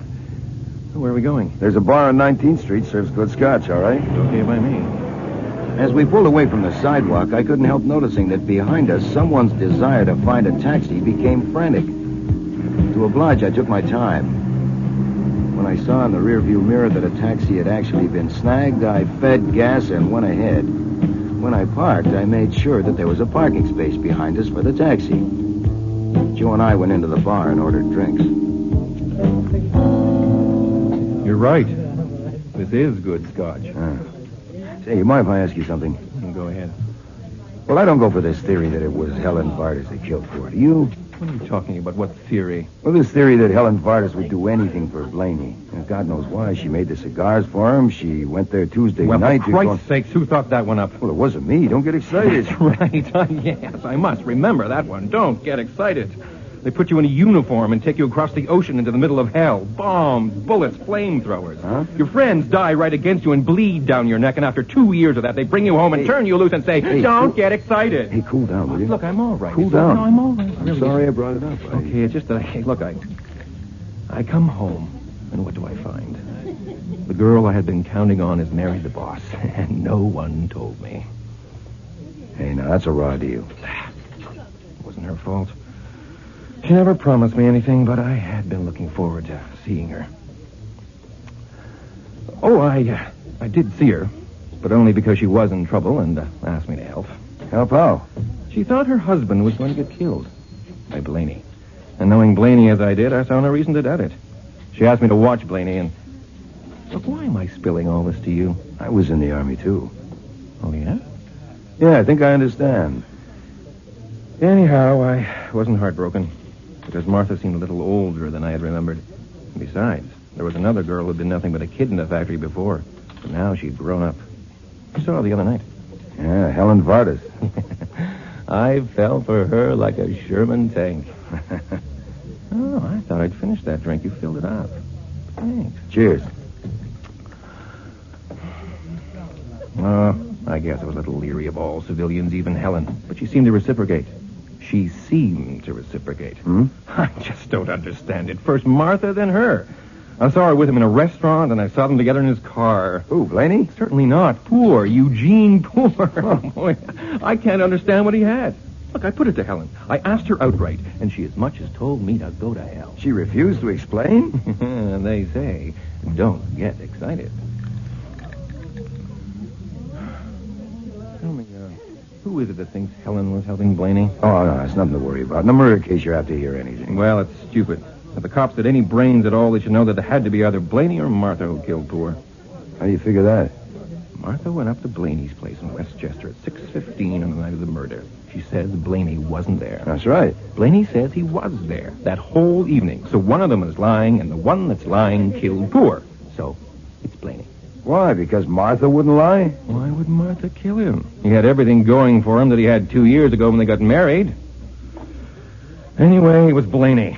And he knows I was keeping an eye on him for Martha, so I'll be out of a job, and so the hell with him. Tell me, do you want to come along and help me do something? Well, if you describe it, I promised my mother I would always be helpful to people. You're very witty, you know that. Well, Nero Wolfe tells me that all the time. Say, what are we going to do? I'm going up to Blaney's office, look through his abditories. Look through his what? Abditories. Secret hiding places. His office is full of them. I'm going to search them. Do you want to come along? You got the keys?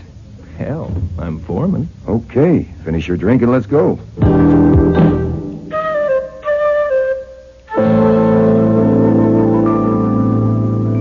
You get in the car, Joel. Just be a minute. I want to talk to somebody in that taxi parked behind us. There's no sense in this, Miss Vardas. Look at that meter. Come on a ride with us. Get out of here. Hey, just relax, will you? I can't get out because I'm not in. Now, this is absolutely childish. You don't know the first principle of tailing. And this driver you happen to get is worse. Now, if you insist on tailing Joe, okay, we'll put him in a cab and we'll let him go ahead, and you ride with me, and I'll show you how it's done. You're smart as they come, aren't you? I'm at least smarter than you if you let that meter continue to tick. Now, pay him and come on. You seem to be in charge of everything. You pay him. Hey, I guess you got you, smartass. Here, keep the nickel change.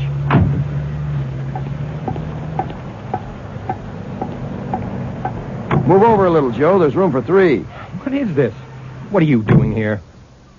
If I were you folks, I would incorporate and call it the Greater New York Mutual Tailing League. I don't see how you keep track of who is following whom on any given day. Of course, if one of you gets convicted of murder, that'll put a stop to it. You have now, however, one good reason that I know of for getting married. The fact that a wife can't testify against a husband or vice versa. There's one thing you gotta watch. Now that Eugene Poor is dead, Helen will try to sell you the idea, Joe, that she was meeting him on the sly merely to keep him informed of anything Blaney seemed to be up to. And Joe will try to sell you the idea, Helen, that he was seeing Martha merely for that, too. Now, of course, he can't marry her for at least a long time because it would look a little suspicious, and he may want you just for a stopgap. You should both be Are you always such a clown? Always.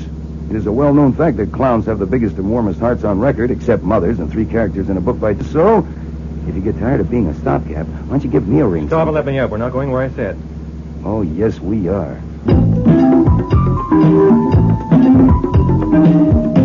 Trick dice, trick pencils. These are trick pencils? When you press, the perfume comes out. Perfume? Why would he bother hiding these in one of those... Abditories. Abditories. Conroy Blaney is a strange man. Tell me about it. Here, I need more light. Wait, that's not a... Oh. That is not a light switch. No, it's a water squirter. You know, that is really interesting. Oh, yeah? Yeah. Some customers say that the person won't be standing in the right place. But you were exactly. A person not as tall as you would get it right in the eye. You are. On what? Not as tall as me. Oh, yes, but I've got better sense. Maybe you hadn't better touch those things. Thanks for the suggestion. What happens if I sit on this? Nothing. That one's okay. Oh, swell. Well, this is a new one on me. Helen. What? What is this thing, do you know? I haven't got the faintest idea. Here, let me see that. Where'd you find this? Didn't you see me find it? In that calendar on Blaney's desk. How many? Just one? No, 2 of them. Well, what are they, do you know? I think that it was one of these things that was in the cigar that Mr. Poor never got to finish. What do you think? I think you can damn soon find out. No, wait. That idea doesn't appeal to me. I suggest that we all 3 go and deliver these gadgets, calendar included, to Nero Wolfe. He may want to ask some questions. You take him to him. I think I'll go home. I think I'll go home, too. Nothing doing. You'll just follow each other and get all confused again. If I take these things to Wolfe without taking you, he'll fly into a temper and phone the police to get you. Now, wouldn't you prefer to come with me?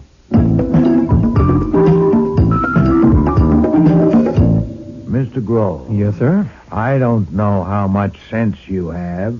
If you have slightly more than your share, you must realize that if I hand these things to the police with Mr. Goodwin's story, they'll conclude that you are a liar. Why would Miss they? Vargas, please, I'm speaking to Mr. Grove. They will ask, why did you wait until witnesses were present to explore those... abductories. Hiding places. Is it even remotely credible that Mr. Blaney would leave such incriminating evidence in a hiding place that a dozen people knew about?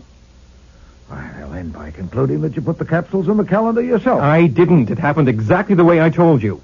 But listen. Oh, I am. You seem to know that these things are the same as the loads in the cigars. And if you do, okay. But I don't. Neither do I. And what the hell? Maybe they're full of Chanel number 5. I was coming to that. Archie, do you remember that metal coffee percolator that we were fools enough to try? Yes, sir. It's in the basement. Bring it here, please. Now, Mr. Grove, perhaps we can prevail on your expertise.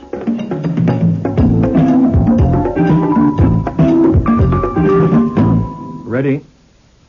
Good. All right, now, the rest you go out in the hall and I'll light it. But I want to see it. Oh, no, wait a minute. I saw Poor's face. You didn't. You go out in the hall. Oh, nonsense, Archie. That little thing, I'll be quite safe here at my desk. Okay. You've been warned. All right, here goes.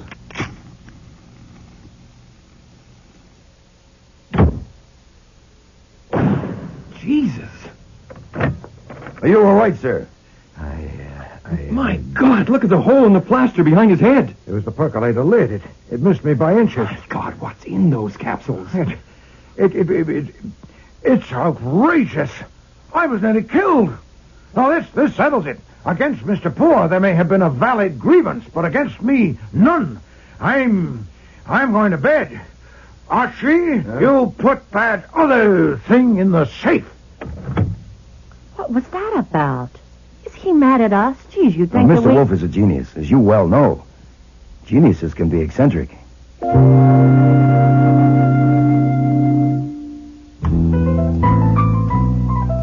When I put the other capsule in the safe, I made a discovery. There was a receipt for me to enter in the cash book, which read $200, advance on expenses, Saul Panzer. So he'd hired Saul. I didn't sleep much that night. I tossed and turned until I finally solved the case. I did it with cold logic. All I needed was enough evidence for a jury. In the morning, I couldn't wait for Wolfe to come down from the plant rooms. Of course, nothing would interfere with his routine. We had a visitor. And she looked as if she hadn't slept all night either. Mr. Wolfe will be engaged until 11 o'clock, Mrs. Poor. He'll be down in 40 minutes. I know. I'll wait. Anything I can do? You're very kind, but I'll wait. I'll tell him you're here. Yes? Mrs. Poor's down here waiting to see you. Confound the woman. Send her away. But she... I know what she wants. Tell her to go home and read that receipt. Mr. Wolfe says for you to go home and read the receipt. What? He thinks you came here to complain because he isn't earning the money your husband paid him. And the idea of having to earn money offends him. It always has. But that's ridiculous, isn't it? Yeah, it certainly is. But my advice to you is to humor him. Much as I enjoy having you here, if he came down and found you here, he'd turn around and walk out. Now, if you have anything special to say, you tell me and I'll tell him. He'll listen to me because he has to, or fire me. And he can't fire me because then he'd never do any work at all. And eventually he'd starve to death. Oh, I shouldn't think. I shouldn't think a cold-blooded murder is something to joke about. I'm not joking. They're plain facts. What did you want to say to him? I just wanted to talk with him. He hasn't come to see me. Neither of you. Oh, well... You haven't even phoned me. I don't know what's happening. The police asked me about 2 of my hairs being in that box of cigars. They must think that I... Mr. Wolfe knows about that. In fact, I think he's proved to Inspector Kramer that those hairs are evidence that you did not kill your husband. Listen, isn't the funeral this afternoon? Yes. Okay, that's enough for you for one day. Leave the rest for me. I mean, if anything occurs that would help you to know about, well, I'll see that you know, right? Thank you, Mr. Goodwin. I'll drive you home.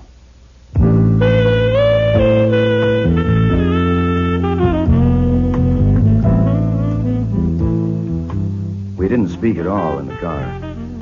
She was trying to control her tears, and I was trying to control my anger. When I got back to the office about 11:30, I couldn't blast right into him because the first thing that happened was the phone rang. The district attorney of Westchester County returning your call. Thank you, Archie. I've got it. You can hang up. How do you do, Mr. Fraser? Thank you for being so prompt. Yes, it is urgent. I have something to give you. That body found in an orchard Wednesday evening with the head crushed, has it been identified? No, then the newspaper report is accurate. Please, I'm giving you something. Put this down. Arthur Howell, 904 West 78th Street, New York. He worked for the Beck Products Corporation of Baston, New Jersey. His dentist was Louis Marley, 699 Park Avenue. That should help. Try that. And in return for this, I would appreciate it very much if you'll have me notified the moment the identification is made. Did you get it all down? No, sir. That's all you'll get from me until I get word of the identification. So that's what Saul has been doing. Uh-huh. Yes, So it's in the bag. A complete stranger named Arthur Howell. After snitching the capsules from Beck Products and making cigars and getting them into Poor's home God knows how, he was overcome by remorse and went to an orchard and took his clothes off and lay down and ran a car over himself with a radio-controlled device. Shut up, Archie. We're ready to act in any case, but it'll make things a little simpler if that corpse proves to be Mr. Howell, so it's worth waiting for a report on it. Now, 7 minutes to 4. We might as well prepare it now. Archie, get that capsule you put in the safe, and then attach it with tape to this photograph. This is Eugene Poor. I thought there were no Oh, no wonder you're looking so pleased, even if Saul did have to pay $200 for it. Place the photo with the capsule attached in an envelope and replace it in the safe. Yeah, but why... You wait for my instructions. Call me the moment you hear from Mr. Fraser.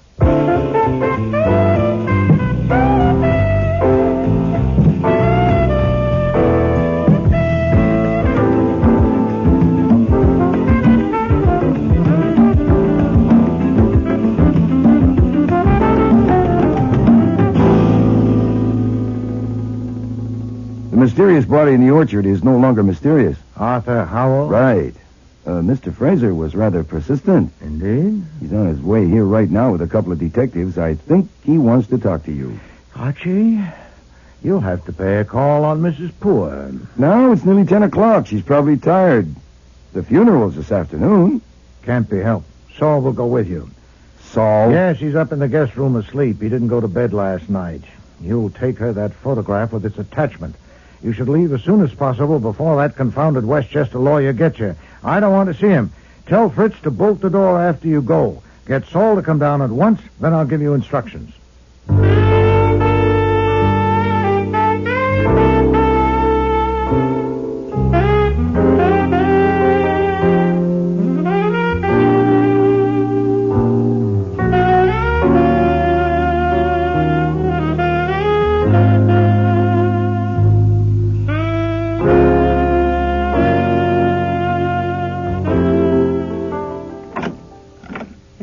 I'm here under orders, Nero Wolfe's orders. I just want to make that clear.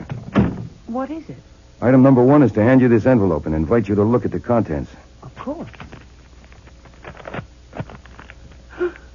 The The decoration was Nero Wolfe's idea.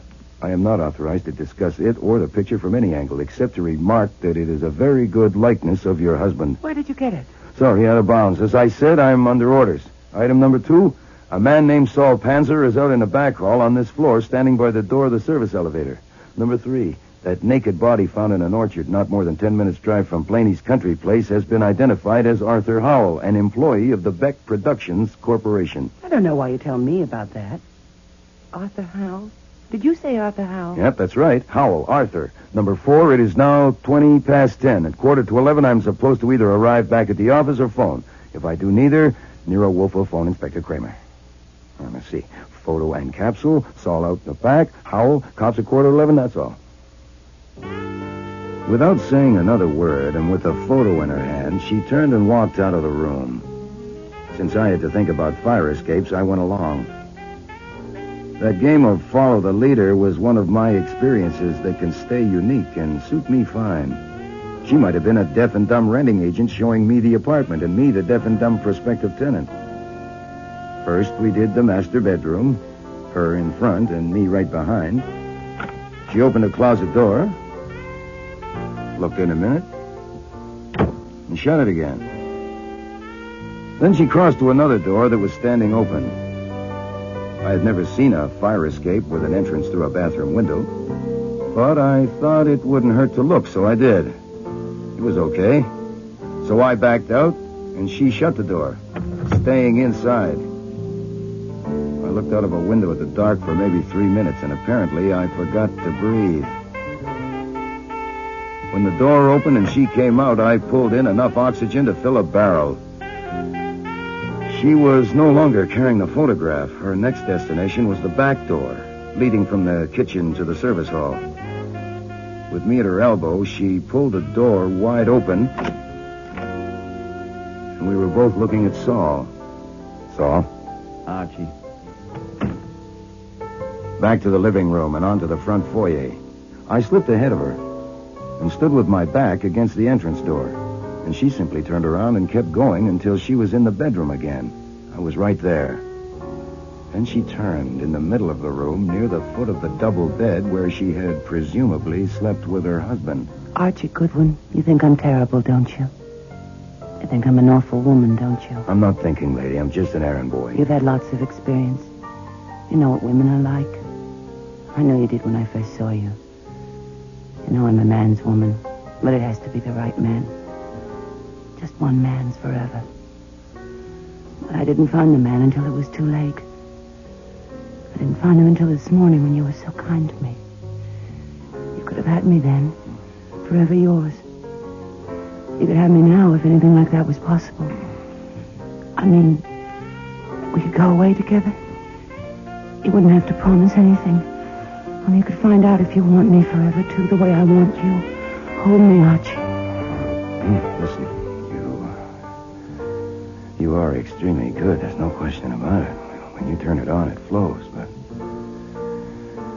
As you say, it's too late. In 7 minutes now, Nero Wolfe will be phoning the police, so...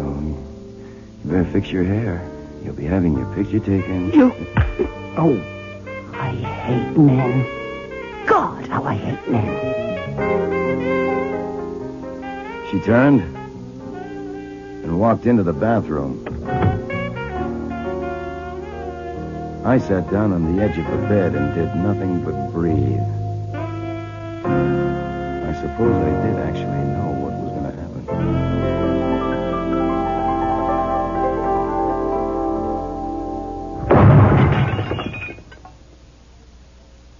Who the hell do you think you are anyway? God? You have taken the law into your own hands. Then arrest me, Mr. Kramer. Shut up, get a warrant, and arrest me. You have deliberately withheld evidence. I have not withheld evidence, or obstructed justice, or shielded the guilty.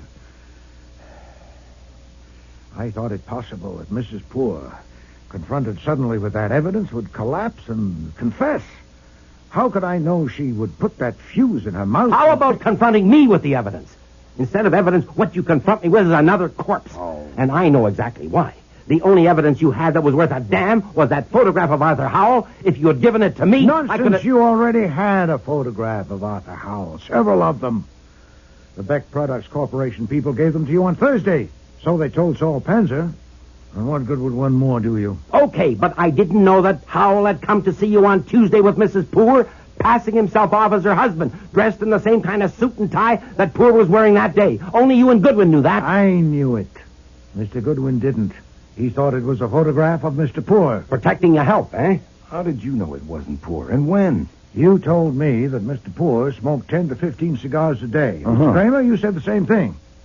But the man that came here Tuesday calling himself Poor didn't even know how to hold a cigar, let alone smoke one. Oh, that's right, because when you left the room, he dropped his cigar again. It was a ludicrous performance, and he should never have tried it. When I learned that Mr. Poor was a veteran cigar smoker, the only question was who had impersonated him in this office. And the complicity of Mrs. Poor was obvious, especially with the added information, also furnished by you, Mr. Kramer, that no photograph of Mr. Poor was available. There are photographs of everybody nowadays. Mrs. Poor was an ass. She was supremely an ass when she selected me to bamboozle. She wanted to establish the assumption that Mr. Blaney was going to kill Mr. Poor. Well, that was intelligent. But it was idiotic and insulting to choose me as the victim. She hated men. She certainly had a low opinion of men. In order to get what she wanted, presumably something like $500,000, counting her husband's fortune, the insurance, and a half share in the business, once Mr. Blaney was executed for the murder of Mr. Poor. For this, she was willing to kill 3 men. Her husband and Howell by direct action, and Blaney indirectly. But, except for the colossal blunder of picking on me, she was not a fool. The hell she wasn't. She was absolutely bad. No, sir, she was not. She was extremely clever at using what she had. The hostility between the partners, and her acquaintance with a man named Arthur Howell who had access to a supply of explosive capsules capable of concealment in a cigar, and who also resembled her husband sufficiently for her purpose. She didn't, of course, inform Mr. Howell that she hated men. Quite the contrary, she persuaded him to help her kill her husband, offering, I presume, a strong incentive. She was good at offering incentives. She persuaded Mr. Howell to masquerade as Poor for the meeting in my office. They left here a little before 5 o'clock. Mr. Howell then made his way separately to Grand Plains, while she met her husband, and they drove to Westchester to see Mr. Blaney. She talked him out of that, left him at the tavern, and drove somewhere to meet Arthur Howell, probably a railroad station. Then they drove off to that orchard, an isolated spot, where she killed him, removed his clothing, and ran the car over him to obliterate his face. Then she proceeded, first to Blaney's place to make sure by looking through windows that he was alone there, so she could safely say she'd gone to see him and couldn't find him. I really don't understand. She was providing for all contingencies. If Arthur Howell's body was, after all, identified, known as that of a man who was with the Beck Corporation and had access to those capsules, it would help to have it established that Mr. Blaney had not been at home during the time that Arthur Howell had been killed. And Mr. Blaney would be blamed for that, too. Jesus. Then she returned to the tavern, dined with her husband, drove back to their apartment, and got him a nice, fresh cigar from a new box. And she was your client? No, sir. You've got the $5,000. Oh, I have. But Poor didn't pay it to you. You never saw Poor, so you weren't hired by him. Mrs. Poor paid it. Do you take money from murderers? Very feeble, Mr. Kramer. Whether Mr. Poor paid me or not, he got his money's worth.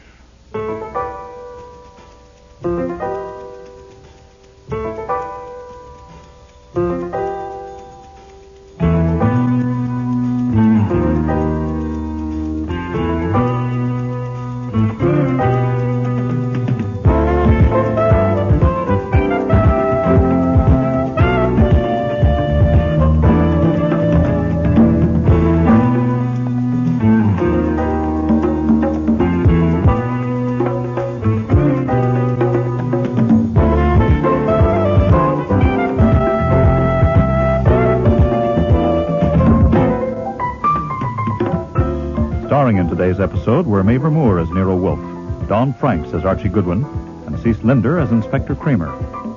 Lally Cadeau was Martha Poor, Sean Sullivan, Eugene Poor, Eric Peterson, Conroy Blaney, Martha Gibson, Helen Vardis, Dan Bukos, Joe Grohl. Alfie Scott was Doyle, and James Morris was Stebbins. Music was composed and conducted by Don Gillis.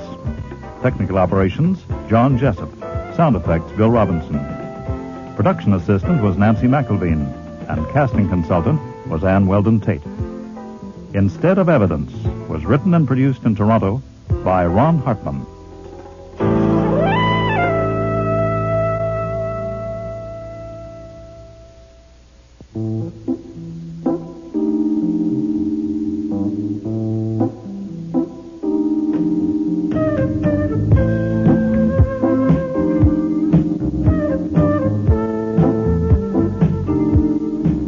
Next week. She's dead? Very. I presume that she was alive when you left her to come up to me. Yes, sir, sitting in that chair. She was alone. No one came with her. The door was locked as always. Fritz is out shopping. When I found her, she was on her side. I turned her over to test for breathing. After I cut the necktie off, What necktie? The one you left on your desk. It was around her throat. Everybody's gone, Fritz. I've locked up. Thank you, Archie. Hey, 3 empty wine bottles. We didn't even eat dinner. I drank them, Archie. You're pie-eyed. No, Archie, I have tried, but no. Oh, boy. Go to bed. It's nearly midnight. No, he will be hungry. He may never be hungry again. Can you sleep? You probably always have. I can't even read. Archie, have you ever known me to show rancor? I'd have to look up in a dictionary. Vehement ill will. Intense malignity. No, I've never known you to show rancor. I have it now. And it's in the way. I can't think clearly. I have one thought. Go ahead. Will the police tackle Mrs. Sorrell? I doubt it. Not right away. She is young and comely. Oh, yeah. I've never seen her off stage. Well, you've seen pictures of her. Archie, you have a flair for dealing with personable young women. I thought that now you left your husband, I might be able to do something, render some little service that would earn me a smile. Mr. Goodwin, I hardly know how to take you. You overwhelm me, really, you do. Have you any particular service in mind? Well, I can sew on buttons. So can I. I could walk along behind you and carry an umbrella in case it rains. I don't walk much. It might be better to carry a gun. Next week, Eeny, Meeny, Murder, Mo, with guest stars Charmian King, Bud Knapp, Aileen Seaton, Neil Monroe, and Dan McDonald.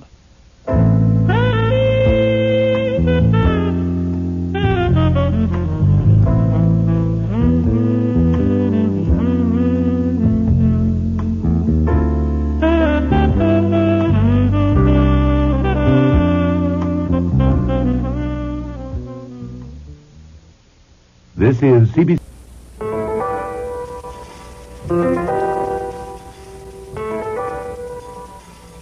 Rex Stout's Nero Wolfe.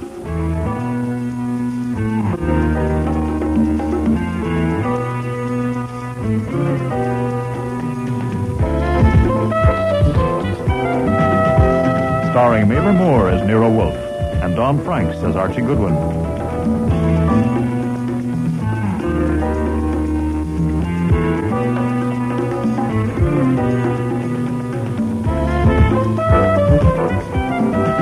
Today's episode, Eeny, Meeny, Murder, Mo, with special guest stars Charmian King, Bud Knapp, Dan McDonald, Neil Monroe, and Aileen Seaton.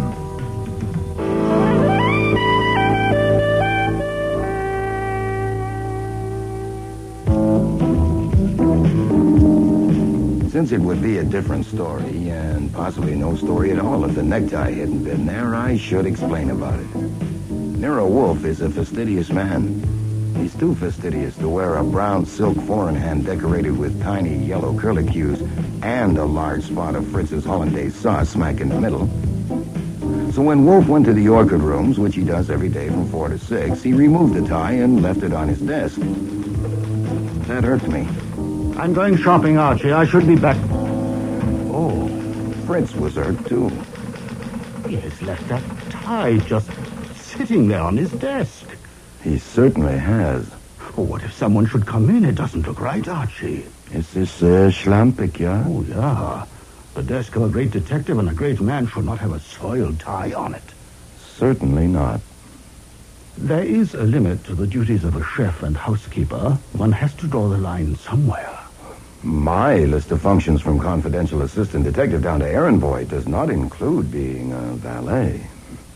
Besides, there's my arthritis. You haven't got arthritis, Archie. Arthritis is beside the point, Fritz. Consider the dignity of man. Yes. He could have taken it upstairs on his way to the plant rooms. Someone is here. You could put it in a drawer. That would be evading the issue. I suppose so. I agree. It's a delicate affair. I'm going out the back, Archie. Good afternoon. I'd like to see Nero Wolfe, please. I'm afraid Mr. Wolfe sees people only by appointment. But this is urgent. Very urgent. Oh, I'm sorry. Mr. Wolfe is engaged at the moment. Could I wait till he's free? Please. Sure. Come on in out of the cold. Oh, thank you. We'll go to the office. Mr. Wolfe won't be available until 6. I'll have to see him first and tell him about you. My name is Archie Goodwin. What's yours? I'd rather not say. Until I know if Mr. Wolfe will take my case. It's very confidential. You'll have to tell him what your case is before he decides if he'll take it. And I'll be sitting there listening, so... Oh, also I'll have to tell him more about you than that you're 35 years old, weigh 120 pounds, wear no earrings before he decides if he'll even see you. I'm 42. What? Well, there you are. See, I need the facts. It's very confidential. But I suppose there was no sense in coming unless I tell you. That's right. Please sit down. Very well. My name is Bertha Aaron, spelled with 2 A's. I'm the private secretary of Mr. Lamont Otis, senior partner in the law firm of Otis, Edie, Hideker, and Jett. I'm worried about something that happened recently, and I want Mr. Wolfe to investigate it. Were you sent by someone in the firm? Oh, no. Nobody sent me. Nobody knows I'm here. Well, what happened? Maybe I shouldn't have come. No. I didn't realize. Maybe I'd better not. Oh, well, suit yourself, Mrs. Aaron. Miss Aaron. Yes, I'm not married. Oh, this is silly. I've got to tell it. I owe it to Mr. Otis. I couldn't go to him about this because he's 75 years old and has a bad heart. It could kill him. Miss Aaron, why don't you tell me what happened?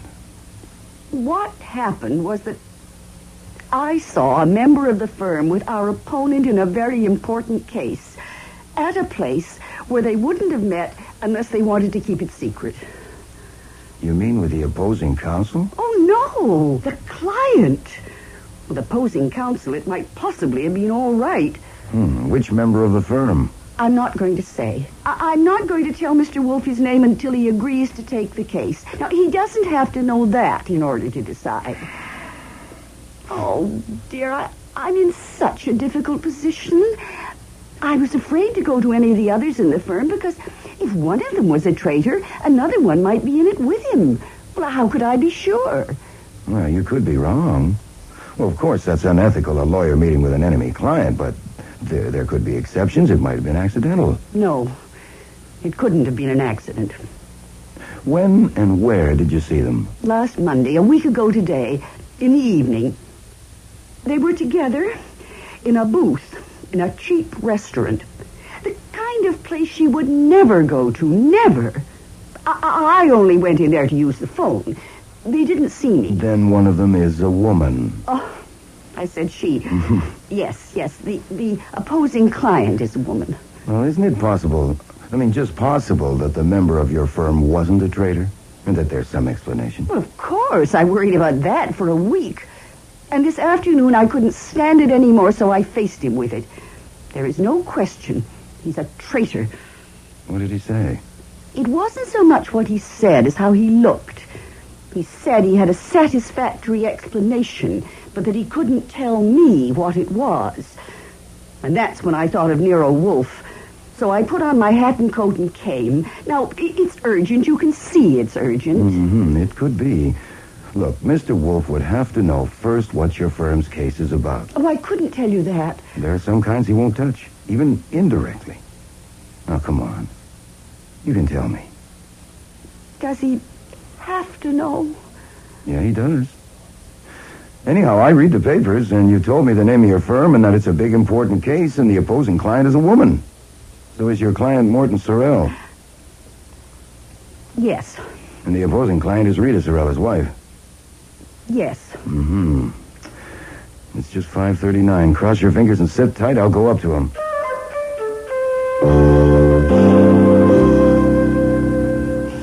Excuse me for interrupting, but I have a problem. What time is it?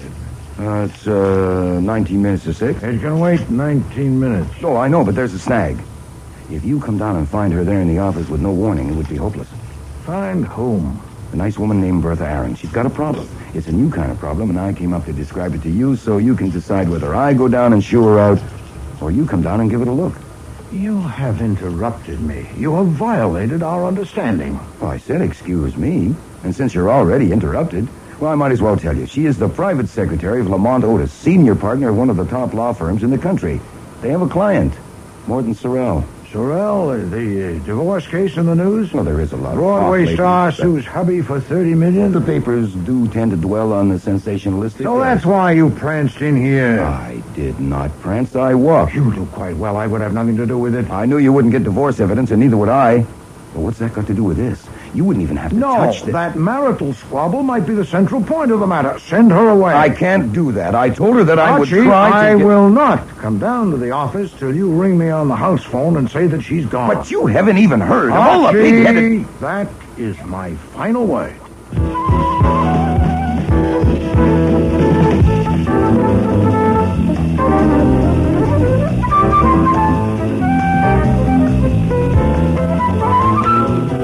Back at the office door, I stopped for a moment and arranged my face so Bertha Aaron would know the answer as soon as she looked at me. Then I entered. Jesus. Two objects were on the rug, which hadn't been there when I left. A big hunk of jade, which Wolfe used for a paperweight, and Bertha Aaron.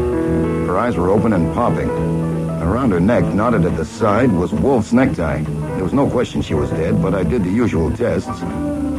Then I sat back and wondered what to do. It's after 6. To hell with it. Yes? You can come down now. She's gone.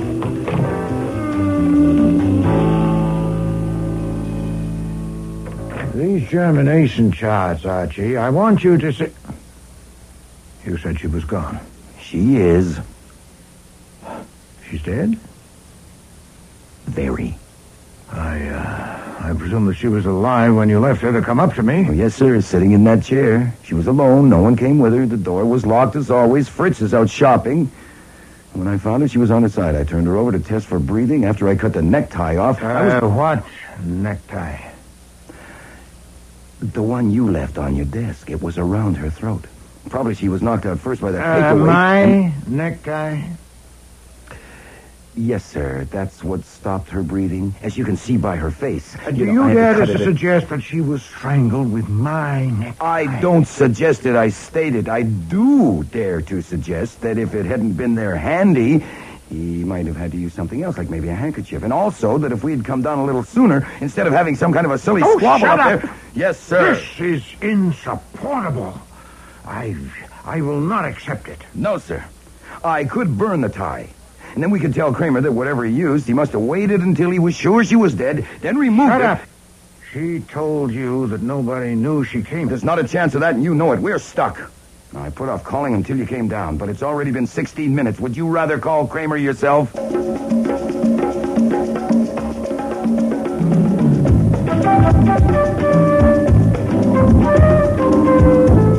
I still think you're lying, Goodwin. Inspector Kramer, you've been questioning me now for 5 hours. Now, look, you know me well enough. I know you well enough to know you're capable of saving something for your private use. You asked me to believe that she didn't... Excuse me, I don't care a single measly damn about what you believe. If you know what she said better than I do, then that's just fine with me. I was talking. I was interrupting.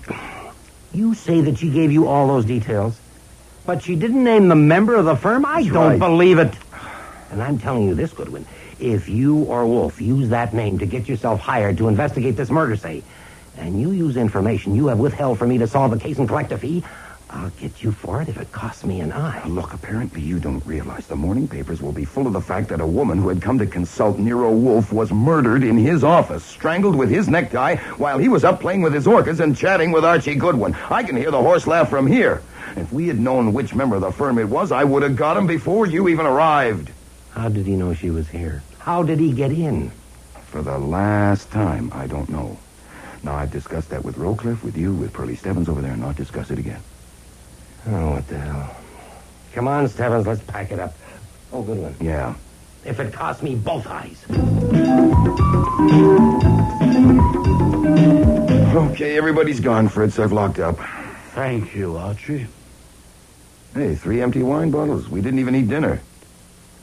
I drank them, Archie. You're pie-eyed. No, Archie, I have tried, but no. Oh, boy. Go to bed. It's nearly midnight. No, he will be hungry. He may never be hungry again. Pleasant dreams, Fritz.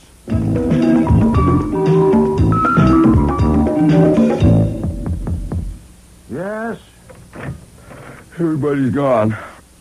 Last one's out. Fritz is standing watch in the kitchen, expecting a call for food. You better buzz him. Can you sleep? You probably always have. I can't even read. Archie, have you ever known me to show rancor? I'd have to look it up in a dictionary. Vehement ill will. Intense malignity. No, I've never known you to show rancor. I have it now. And it's in the way. I can't think clearly. I intend to expose that wretch before the police do. I want Saul and Fred and Ori here at 8 o'clock in the morning. Okay. I don't know how I'll use them yet, but... Oh, now what? I'll be right back.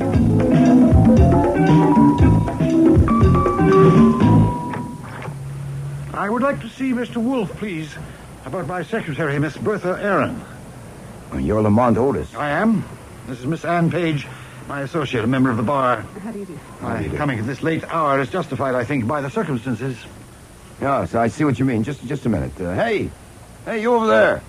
Across the street. Come on. Who are you, Jillian or Murphy? Come on over here a minute. What on earth is... Oh, yes, it's you. Sergeant Wiley. Come on up here. What for? May I ask what this is about? You may. An inspector named Kramer is in danger of losing an eye, and that would be a shame. Mr. Otis. Yes? I'd appreciate it if you'd answer a simple question.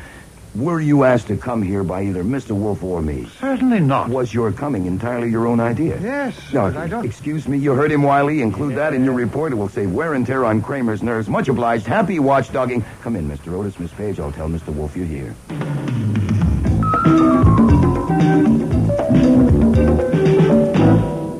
Mr. Otis, I owe you an apology. A valued and trusted employee of yours has died by violence under my roof. If you came to reproach me, proceed. I didn't come to reproach you. The police have told me how she was killed, but not why she was here. I think I have a right to know. How old are you, Mr. Otis? I'm 75. Why? I don't intend to have another death in my office, this time induced by me. Miss Aaron told Mr. Goodwin that the reason she didn't go to you with her problem was that she feared the effect on you. Her words, Archie? He has a bad heart, and it might kill him. Bosh. My heart has given me a little trouble, and I've had to slow down, but it would take more than a problem to kill me. She exaggerated it. She was so devoted to Mr. Otis that she had an exaggerated idea about his heart condition. Miss Page, why did you come here with Mr. Otis? Not because of his heart. Because he asked me to. I do shorthand. And if I tell Mr. Otis, will you take responsibility for the effect on him? I take the responsibility. It's my heart. I doubt if the effect of telling him would be as bad as the effect of not telling him. I take no responsibility, but you have me as a witness that he insisted. Very well, Archie. Give Mr. Otis a copy of the statement you typed up for the police. Yes, sir. Perhaps if you looked at this paragraph first, Mr. Otis. I shouldn't have brought you, Anne. You'll have to leave. Believe me, Mr. Otis, you can trust me. On anything, believe me. If it's that bad, you shouldn't be alone with it. I must be. I couldn't trust you on this. You'll have to leave. You can wait in the front room, Miss Page. The wall and the door are soundproof. If you'll follow me, please. Yes, all right.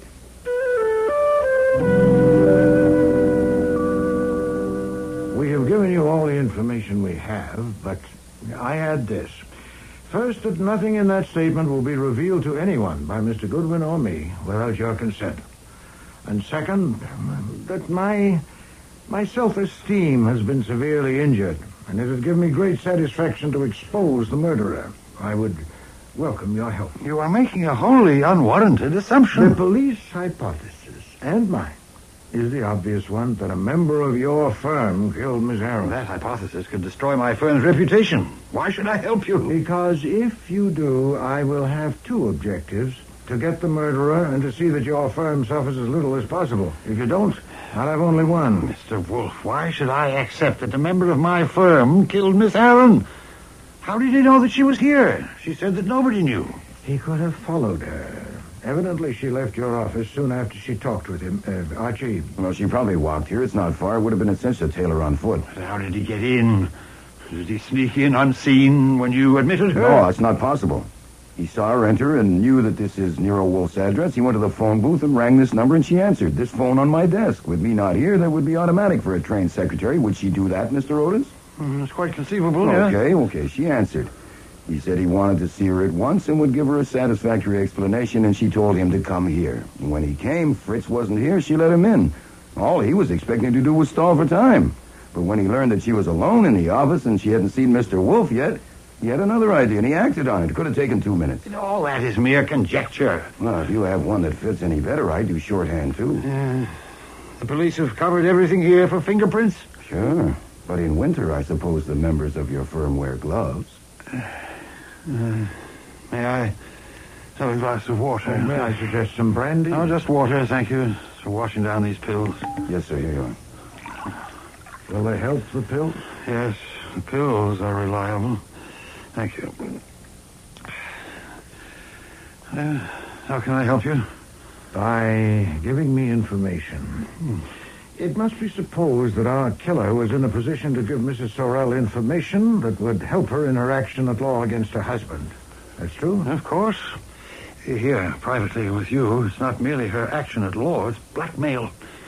Her demands are exorbitant and preposterous. And a member of your firm could give her weapons. Well, which one? Or ones? I won't answer that. Which member of your firm was in a position to betray its interests to Mrs. Sorrell? They all were. Our client, Mr. Sorrell, is vulnerable in certain respects, and my 3 partners and I conferred together on it.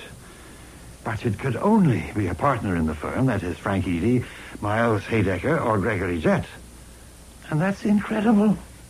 Is it equally incredible for all 3 men, or are there preferences? Please, you're asking me to Had talk... any of them any problems? Say with money, women, whatever. Certainly not. At least I shouldn't think so. Frank Eady, who is the oldest partner next to me, would be in a very sound financial condition. He's a family man. Interests in other women? I think so, yes, definitely. It's very discreet. And Mr. Haydecker? Miles is extremely clever with money and has, I should think, amassed a considerable amount of it. Women, well, I think Miles is too interested in his work and his hobbies, chess and behind-the-scenes politics, to bother with women, including his wife. Now, Mr. Jett? Gregory is our junior partner. We made him a member of the firm just 2 years ago after he had made a spectacular success in 2 big corporation cases. Oh, yes? His financial condition is... I am in an extremely unpleasant position, Mr. Wolfe. You are indeed, sir. You'll find it worse when you talk with the police. Gregory is in the red. In his account with the firm last year, he made a bad investment, a Broadway show. Seems that a friend of his, a female, was in the cast. Have there been any other expenses connected with female friends? Not that I know of, for certain. Not recently. He seems to have settled down. Miss Aaron told me recently that he has been paying more attention to Miss Page than their professional association required. Is that why you asked her to leave? Because you couldn't count on her loyalty in a matter concerning Mr. Jett? Yes, Mr. Wolfe, I cannot continue this at the moment. It's been quite a shock. I'm afraid I overestimated my stamina. I would like to accept Tentatively, at least, your offer of help. May I answer your questions tomorrow? At your convenience, of course.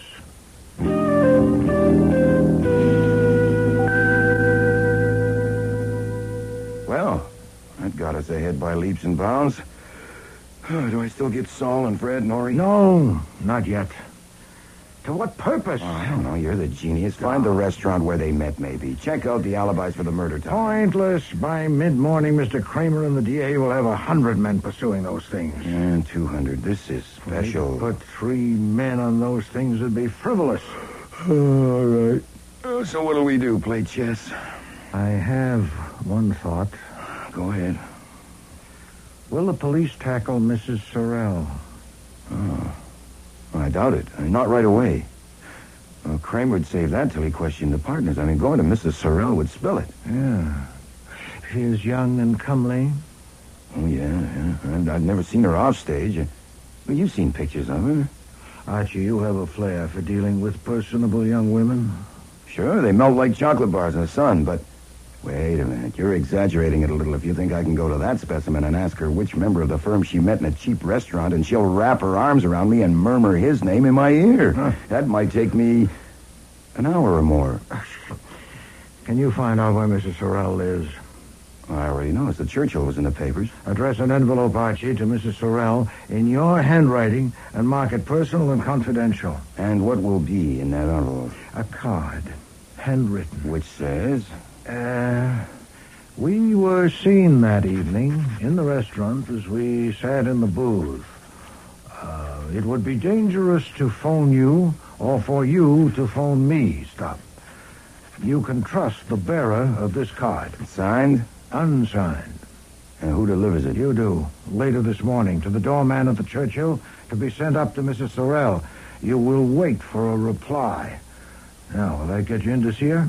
Oh, I think there's a fair chance. Yes, Archie, I think so, too.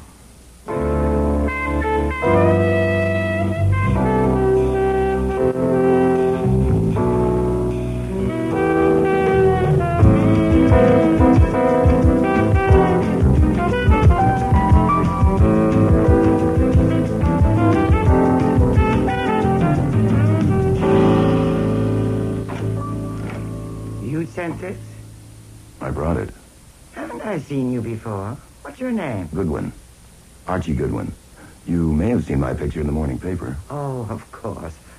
What is this card all about? It's crazy. Where did you get it? I wrote it.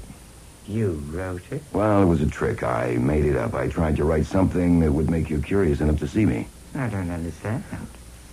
Okay, I might as well confess, Mrs. Sorrell. I have been at your feet for years.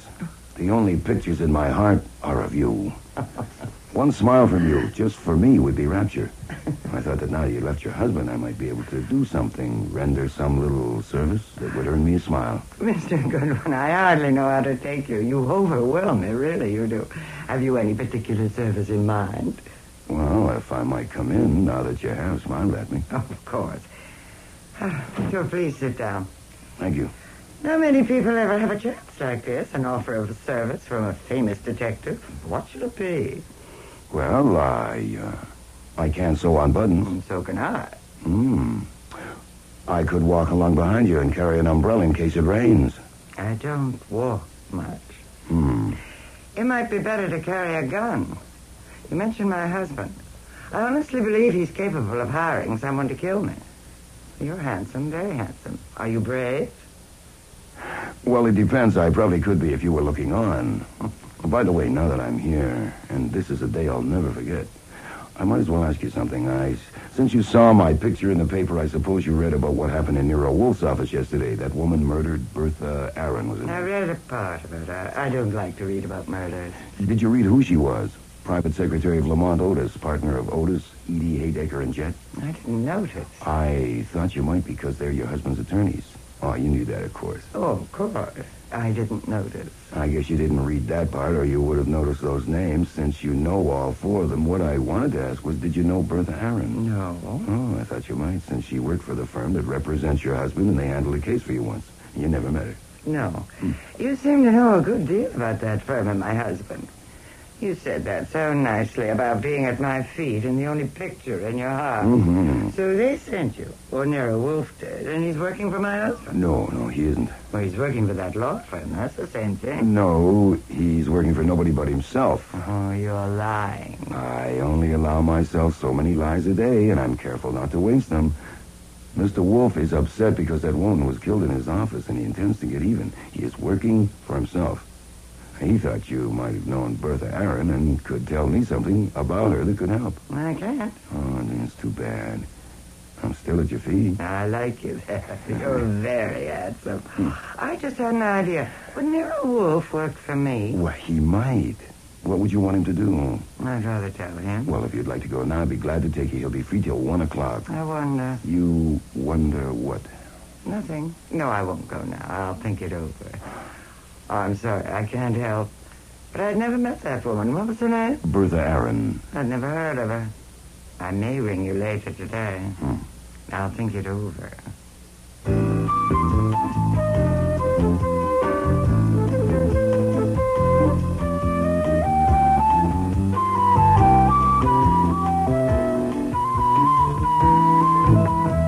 Downstairs and in front of the building, I was joined by a little guy with a big nose who looked at first sight as though he might make $40 a week waxing floors. Actually, Saul Panzer was one of the highest paid operatives in the metropolitan area. Hi, Saul. Any plainclothes around? None I know, and I think none I don't know. You saw her? Yeah, I doubted her on her. I stung her and she may be moving. The boys are covering me. Yeah, bed at the north entrance or at the south. I hope she takes the front. Yeah, so do I. See you in court, Saul. It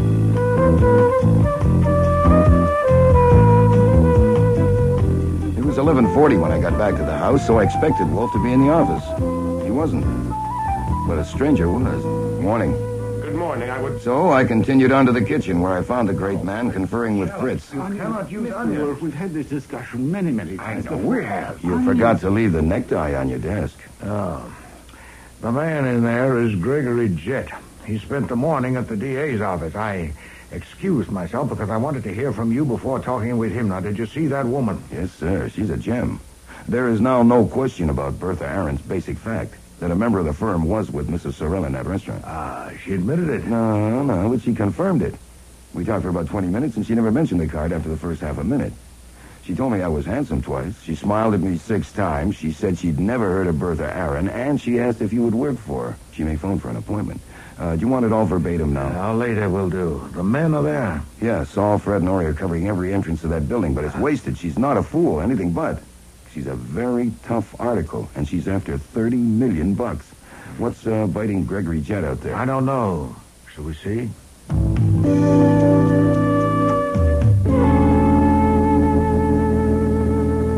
I said my business was urgent, and you kept me waiting 20 minutes. You're rather cheeky, aren't you? Moderately so. If there's pressure, sir, it's on you, not on me. Am I concerned? You are involved, and your employee. I presume this is Archie Goodwin. That's my name. Last night, you gave a statement to the police about your conversation with Bertha Aaron, and you gave a copy of it to Lamont Otis, the senior member of my firm. Did I? I'm only an employee. Ask Mr. Wolfe. I'm not asking, I'm telling. I want to know what is in that statement. Mr. Otis is an old man, and his heart is weak. To show him that statement was irresponsible and reprehensible. As his partner, I want to know what is in it. Well, cheek meets cheek. You are manifestly indomitable, and I must buckle my breastplate. Who told you the statement exists and when? Someone in whom I have the utmost confidence. Mr. Otis himself? No. When did Miss Page tell you about it, this morning? No, last night she phoned me. At what time? About midnight, shortly after. As soon as she took Mr. Otis home? Why so promptly? That is not your affair. Mr. Jett, you are trying my patience. I may or may not tell you what was in that statement, but first I must be satisfied that you have a valid reason for knowing. Very well. I'll have to trust to your discretion, since there is no alternative. When Otis told Miss Page she had to leave, she suspected that Miss Aaron had told Goodwin here something about me. Why about you? There'd been no hint of it? Because he said to her, I couldn't trust you on this. You see, Miss Page and I are engaged to marry. It hasn't been announced yet, but it's probably no secret around the office. And that's the whole reason for your concern? No, it isn't.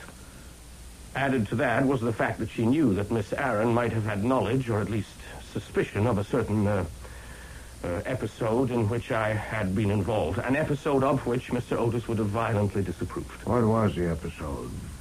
No, I wouldn't tell you that even in confidence. What was its nature? It was a personal matter. Did it bear on the interests of your firm or your partner? No, it was strictly personal. Did it touch your professional reputation or integrity? It did not. Was a woman involved? Yes. Her name? I'm not a cad, Mr. Wolfe. Was it Mrs. Morton Sorrell? So that was it. Miss Page was right. I demand to see that statement. Not yet, sir. Later, perhaps. Do you maintain that the episode involving Mrs. Sorrell had no relation to your firm's interests or your professional integrity? I do. It was purely personal, and it was brief. When did it occur? About a year ago. A year ago? When did you last see her? About a month ago at a party. I did not speak with her. When were you last with her tete-a-tete?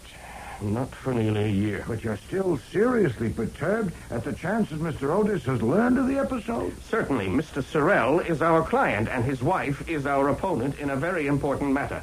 Mr. Otis might suspect that the episode was not merely an episode. I want to see that statement, and I have a right to see it. Don't start barking again. I'll tell you this. There's nothing in the statement either explicit or elusive about the episode you've described. That should relieve your mind. Beyond that, Excuse me, sir. Yes, Fritz, what is it? Mr. Edian and Mr. Haydecker are here, sir. They say it is urgent. Edian Haydecker? What? Yes, sir. Uninvited and unexpected. You may leave unseen if you wish. Well, no, have them in. I'd like to hear what they want. All right, bring the gentleman in, Fritz. Mr. Wolfe will see you. Thank you. Mr. Wolfe. Craig, what are you doing here? Well, I might ask you the same question. We came for information. I suppose you did, too. Unless you got more at the DA's office than we did. I got damn little. They didn't answer questions. They asked them. Obviously, they think Bertha was killed by someone connected with the firm, but they don't say why. At least, not to me. Nor me. Nor me. What has Wolfe told you? Not much. I haven't been here long. I presume that you gentlemen have come with the same purpose as Mr. Jet. He asks for any information that will give light, with emphasis on the reason for Miss Aaron's coming to see me. He assumes... What was she here for? If you please. Surely the police and the district attorney haven't withheld all of the details from you. Haven't they told you that she didn't see me? No, they haven't told me. Nor me. Then I'll tell you. She came without appointment. Mr. Goodwin admitted her. She asked to see me on a confidential matter, but I was engaged upstairs, and Mr. Goodwin came to tell me that she was here. We had a matter under consideration and discussed it at some length. And when we came down, her dead body was there on the floor. So she couldn't tell me what she came for, since I never saw her alive. I don't get it. If the police don't know what she came to see you about, why do they think she was killed by someone in our office? Mr. Goodwin. Yes. You admitted her. She was alone. Yes. You saw no one else around on the sidewalk? No. Well, of course, it was dark. It was 20 minutes past 5 on January the 5th. The sun set at 4:46. How did... I looked it up. You conducted her to this room? Yes. Leaving the outer door open? No. Perhaps? You're certain of that? Oh, yes. If I have one habit that's totally automatic, it's closing that door and making sure it's locked. Automatic habits are dangerous things, Mr. Goodwin. What? Sometimes they fail you. Now, wait. When you brought her to this room, did you sit? Yes. Where? Where I am now. Where did she sit? About where you are. What did she say? That she wanted to see Nero Wolfe, that her name was Bertha Aaron, and that she worked for your firm. What else did she say? Nothing. Absolutely nothing? Right. You are Nero Wolfe's confidential assistant. He was engaged elsewhere. Mm-hmm. Do you expect me to believe that you did not insist on knowing the nature of her case before you went to him? Not if you'd rather not. Nero Wolfe's residence, Archie Goodwin speaking. This is Rita Sorrell, Mr. Goodwin. Oh. I've decided Hold that... it, please. Just a second. That woman you sent a card to?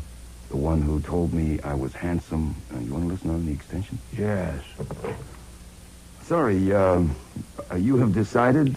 I've decided that it'll be best to tell you what you came this morning to find out. Oh.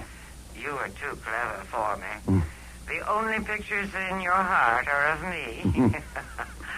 Well, I did sit with a man in a restaurant one evening last week. Mm-hmm. What evening was it? It was Monday. That's right. And you want to know who the man was, don't you? Oh, it would help. I want to help. You are very handsome. His name is Gregory Jett. Many thanks. If you want to help even more... That woman is a confounded nuisance. Yes, sir. I suppose we'll have to humor her. Yes, sir, or shoot her.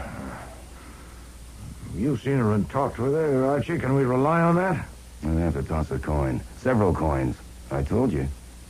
She's a gem. Obviously.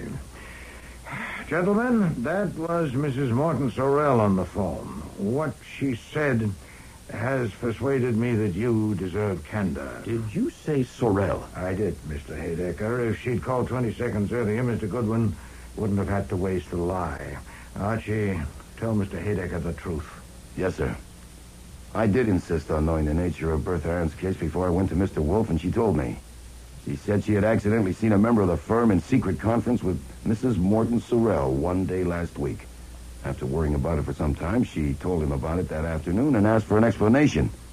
And he didn't have one, so he was a traitor. I don't believe it. Nor I. A member of the firm. Did she name the man? No, she didn't. Do you expect us to believe that Bertha Aaron would come to an outsider with a story? No more cross-examination, Mr. Haydecker. I indulged you before, but not now. Your questions are to be asked, I'll do the asking.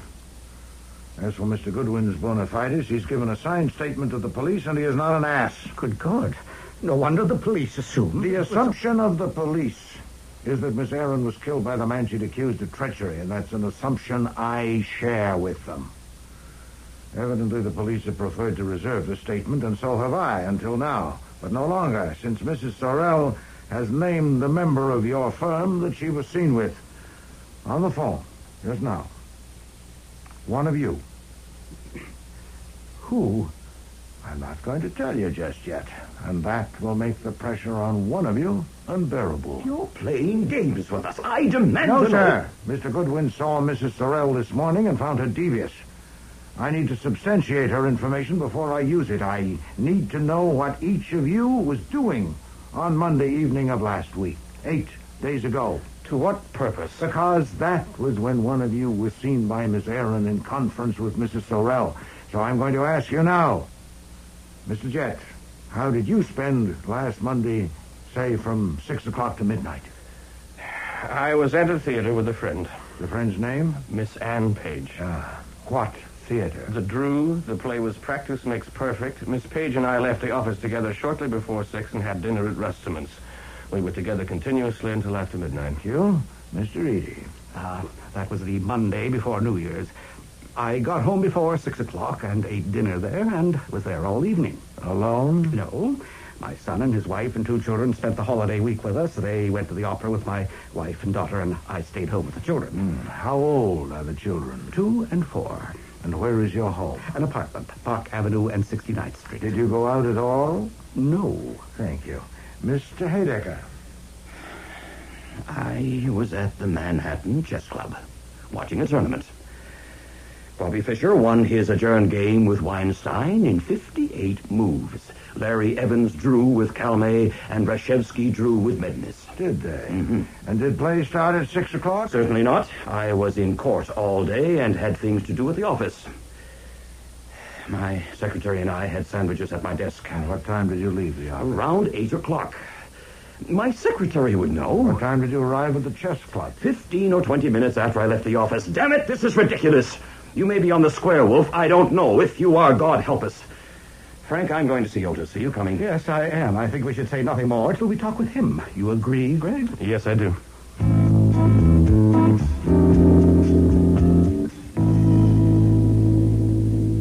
Do I get Solenfred? To what purpose?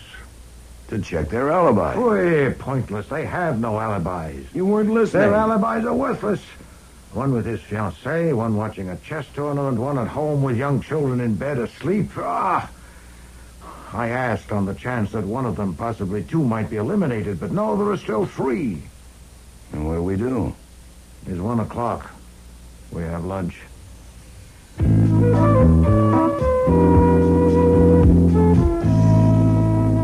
Inspector Kramer arrived right after lunch. And was he glowering? Have you an appointment? I have in my pocket a warrant for your arrest as a material witness. And one for you, too, Wolf. I warned you. Tommy Rot. I'll serve these only if I have to. Damn it! We were withholding the contents of the statement you and Goodwin gave us, and you knew it, and you revealed them. Frank Eady has admitted it. He phoned an assistant DA. Eady's a jackass. Yeah. Who's your client, Otis? I have no client. I am going to avenge an affront to my dignity and my self-esteem. I cannot escape the ignominy of having my necktie presented in a courtroom as an exhibit for the prosecution. I may even be called to the stand to identify it. But I want the satisfaction of exposing the culprit who used it. And in telling those men what I did, I served my legitimate personal interest, and I violated no law. You knew damn well we were withholding it. I am not bound to respect your tactics, either by statute or by custom. Mr. Kramer, this is pointless. You have a warrant for my arrest as a material witness, but you don't serve it, so it obviously is only a cudgel for you to brandish. To what end? What do you want? I want the truth. Fui. If I take Goodwin's statement as it stands, if he put nothing in and left nothing out, one of those three men killed Bertha Aaron, you agree? Yes. But if a jury takes Goodwin's statement as it stands, it would be impossible to get one of those men convicted. Explain, please. She got here at 5:20, and he was with her in this room till 5:39, right, Goodwin? That's right. Then you went up to the plant room and talked to Wolfe. Right. You returned to this room and found the body shortly after 6, right? Right again. Then listen to this. Those three men had a conference on a case in Frank Eady's office scheduled for 5:30. Eady and Jet were there ahead of time, and Haydecker joined them at 5:45. He says he had gone out on an errand which took longer than he expected. The three of them stayed there together until 6:35. Verified by Eady's secretary. Explain that. What was Haydecker's errand? He went to 3 theaters to buy tickets. We've checked. They don't remember him at the theaters. But even if you take him, what have you got? Bertha Aaron was alive at 5:39. Haydecker was at the conference at 5:45. Proved. 6 minutes to follow her, phone this number, come in and be admitted by her, kill her, and get back to that office more than a mile away. Phooey. And, of course, the assumption that one of them hired a thug to kill her isn't tenable. Here in your office with your necktie? Nuts. You can take your pick of 2 assumptions. 1, they're lying. The conference didn't start at 5:30 and or Haydecker didn't join them at 5:45.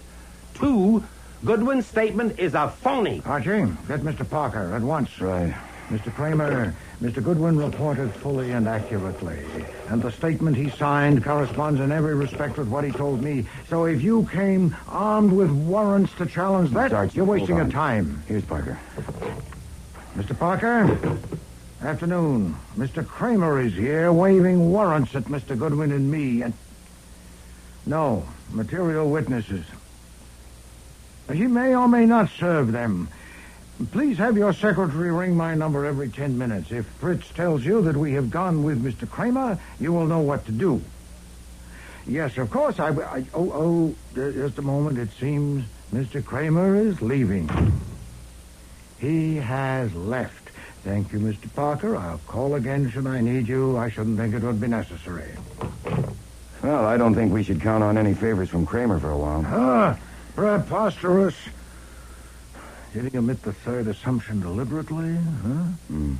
Has it occurred to him? I doubt it. He was concentrating on us, but it soon will. It has occurred to you, Well, sure. From that timetable it's obvious, but when it does occur to him, he'll probably mess it up. It's not the kind he's good at. Yes. We must forestall him. Can you get Mrs. Sorrell here? I can try. When do you want her now? No, I must have time to contrive a plan. What time is it? 10 after 3. Say 6 o'clock. We must also have the others, including Mr. Otis.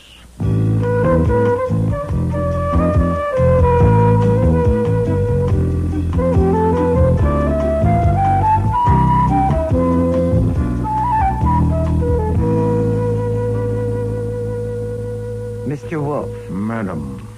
I'm not in the habit of going to see men when they send for me. This is a new experience. Well, maybe that's why I came. I like new experiences. Mr. Goodwin said you wanted to discuss something. I do. Something private and personal. It is. How provocative. How can I resist? Since the discussion will be more productive if it's frank and unreserved, we should be alone. If you please, Archie, no notes will be needed. Mrs. Sorrell might want to ask me... No. Leave us, please. If you say so. I went straight down the hall to the front room. Everything was in order. The 4 partners and Miss Page were sitting there. Saul and Fred were standing in the center of the room. How long do you plan to keep us here? If you talk, you won't hear. And even if you don't want to hear, others do. You can talk later. As Mr. Wolfe told you, there's a speaker behind the couch. And it's wired to a microphone in the office. He's in there talking with someone. Now, since you'll recognize the voice, I don't need to name her. Okay, Saul, turn it on. I'm not going to pretend that you named him and are committed. You told Mr. Goodwin on the phone today that you were with a man in a booth in a restaurant last Monday evening, and you said his name is Gregory Jett. That's not true. Shh, quiet, please. You could have been merely scattering dust, and at will you can deny you made the call. And what if I don't deny it? What if I repeat it?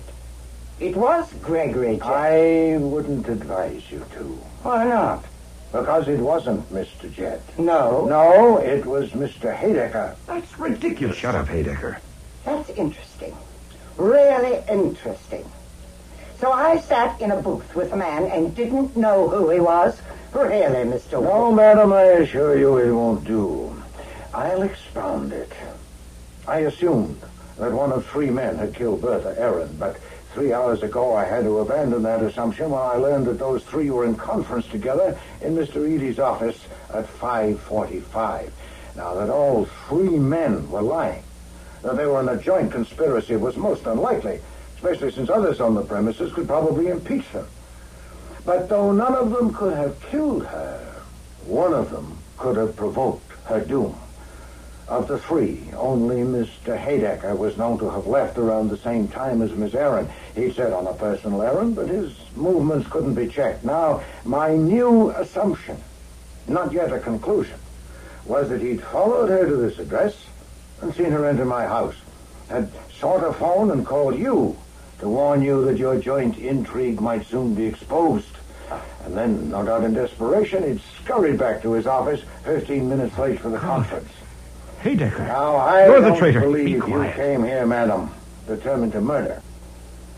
Indeed, you couldn't have, since you could have no expectation of finding her alone. Mr. Haydecker believes that you merely intended to salvage what you could, at best to prevent the disclosure, at worst to learn where you stood. You called this number, and Miss Aaron answered and agreed to admit you and hear you. Mr. Haydecker believes that when you saw her sink to the floor, unconscious, and saw the necktie on this desk, the impulse carried you on. How does he know that? He believes... How do you know what he believes? A good question. I am not in his skull. I should have said he says he believes. I said nothing of the sort. Sit down, Haydecker. You might have known, madam, that he couldn't stand the pressure. His treachery to his firm will end his career, but concealment of guilty knowledge of a murder might have ended his life. You might have known. He's lying. He killed her. He's a rat and a liar. He phoned me twice yesterday. First to tell me that we had been seen in the restaurant, to warn me, and again about an hour later to say that he had dealt with it, that our plan was safe. So I knew he'd killed her, and I knew he would lie. That's why I came here. What time did he phone you the second time? Between 5 and 6, about 5:30. What was the plan he had made safe? It was his plan. He came to me about a month ago and said he could give me information about my husband that I could use to get my rights. He wanted... That's a lie. She came to He me. wanted me to pay $1 million for it, and I finally said I would pay him 1/10 of what I got. That was at the restaurant. Has he given you the information? No, he wanted too much in advance. Of course, that was the difficulty. We couldn't put it in writing and sign it. No, indeed. A signed document is of little value when neither party would dare to produce it. I presume you realize, Mrs. Sorrell, that you have to appear on the stand at a murder trial. Are you prepared to testify under oath? I suppose I'll have to. I knew I would have to when I decided to come to see you. Then you are a dunce, madam. Oh, no, Mr. Wolfe. I am not a dunce. Oh, but you are. One detail alone would sink you. After you rang this number yesterday afternoon and Miss Aaron answered and you spoke with her, you got here quickly. Unquestionably, you took a cab. Now, I need only telephone the police and suggest that they locate a cab driver who picked you up at or near the churchyard yesterday afternoon and drove you to this address. In fact, that's what I intend to do right now. Why are you doing this? Do you want money? No, madam. Oh, I confess a weakness. I am savoring a satisfaction. I'm getting even with you. 25 hours ago, in this room, you submitted me to the severest humiliation I've suffered for many years. I will not say it gives me pleasure, but I confess that you... I'll kill you! Quick! I'll kill you! It was a sight I'd never seen before and never expect to see again. Nero Wolfe with a woman in his lap with his arms wrapped tight around her, hugging her close to him. Confound it, Archie! Don't stand there! Get her! Yes, sir. I'll kill you! I'll kill you!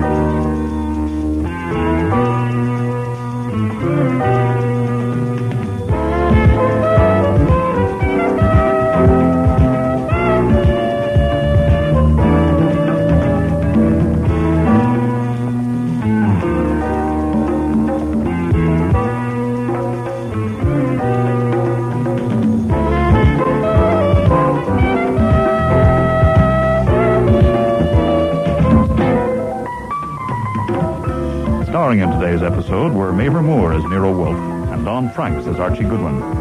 Charmian King was Rita Sorrell, Bud Knapp, Mr. Otis, Dan McDonald, Miles Haydecker, Neil Monroe, Gregory Jett, Aileen Seaton, Bertha Aaron, David Hughes, Frank Eady. Cease Linder was Inspector Kramer, Alfie Scott, Sergeant Wiley, Nikki Guadagni, Ann Page, and Frank Perry was Fritz. Music was composed and conducted by Don Gillis. Technical operations by John Jessup. Sound effects, Bill Robinson. Production assistant was Nancy McElveen, and casting consultant, Ann Weldon Tate. Eeny, Meeny, Murder Mo was written and produced in Toronto by Ron Hartman.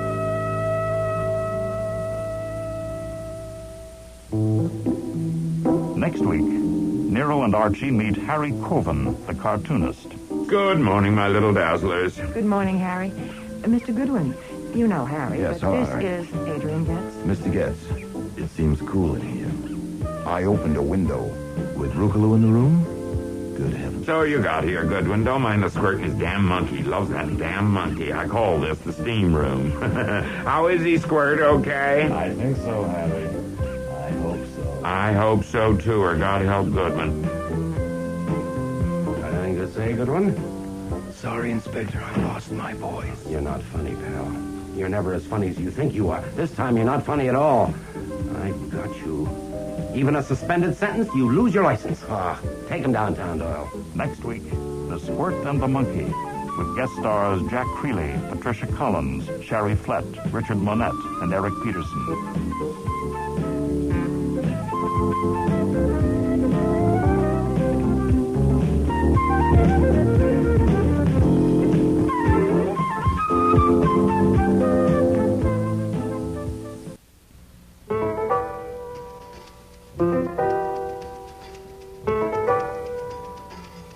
Rex Stout's Nero Wolfe.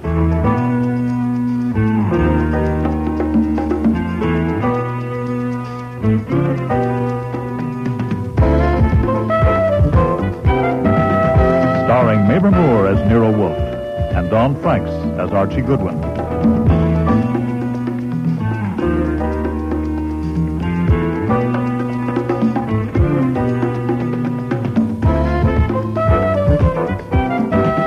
Today's episode, The Squirt and the Monkey, with special guest stars Jack Creeley, Patricia Collins, Sherry Flett, David Hamblin, Richard Monette, and Eric Peterson.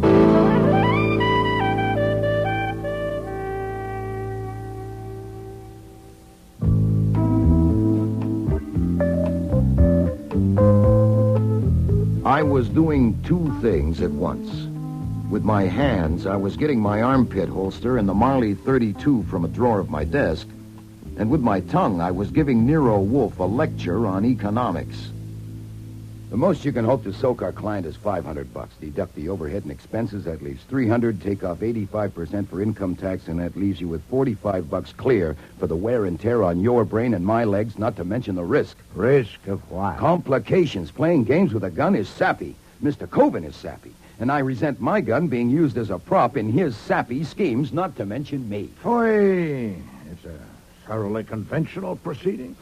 Mr. Coven has engaged us to find who stole his gun. You're merely out of humor because you don't like the cartoon strip he draws. Dazzle Dan. For God's sake. Perhaps you prefer Betty Boop or Blondie. Well, get you. I look at the comics occasionally just to be cultured. It wouldn't hurt any if you did the same.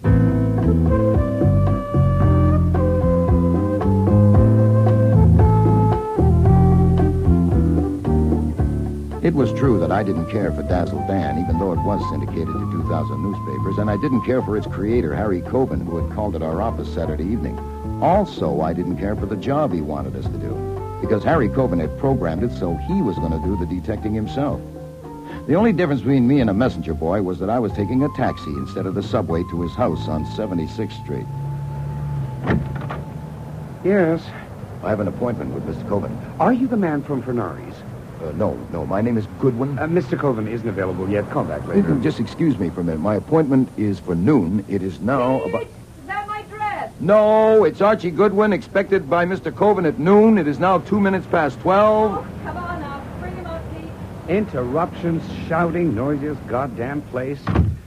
Come on, then, up this way.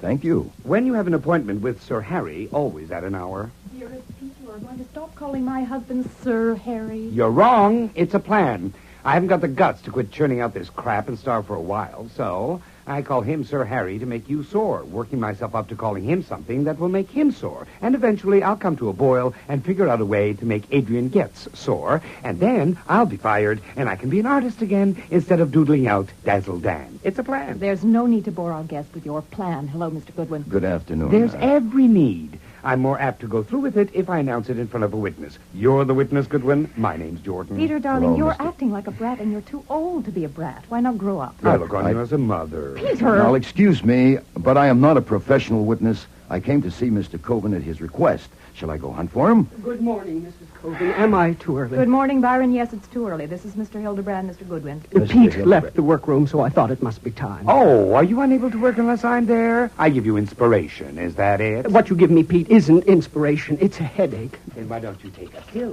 You are a royal pain.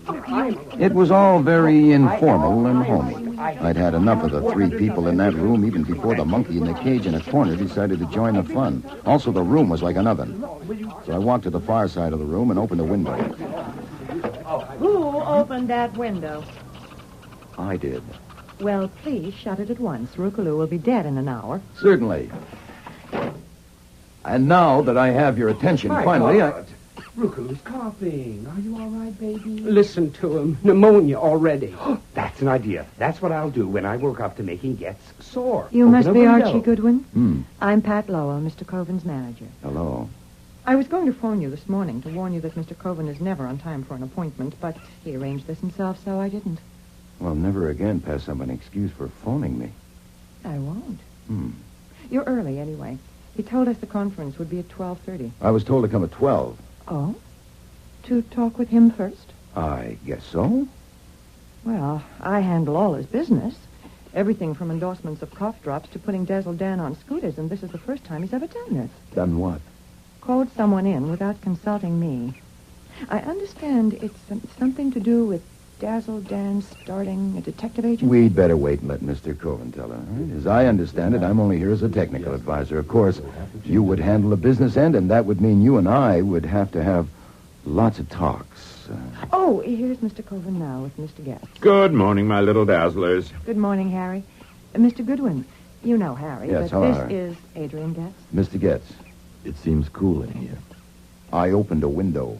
With Rukaloo in the room? Good heavens. So you got here, Goodwin. Don't mind the squirting his damn monkey. Loves that damn monkey. I call this the steam room.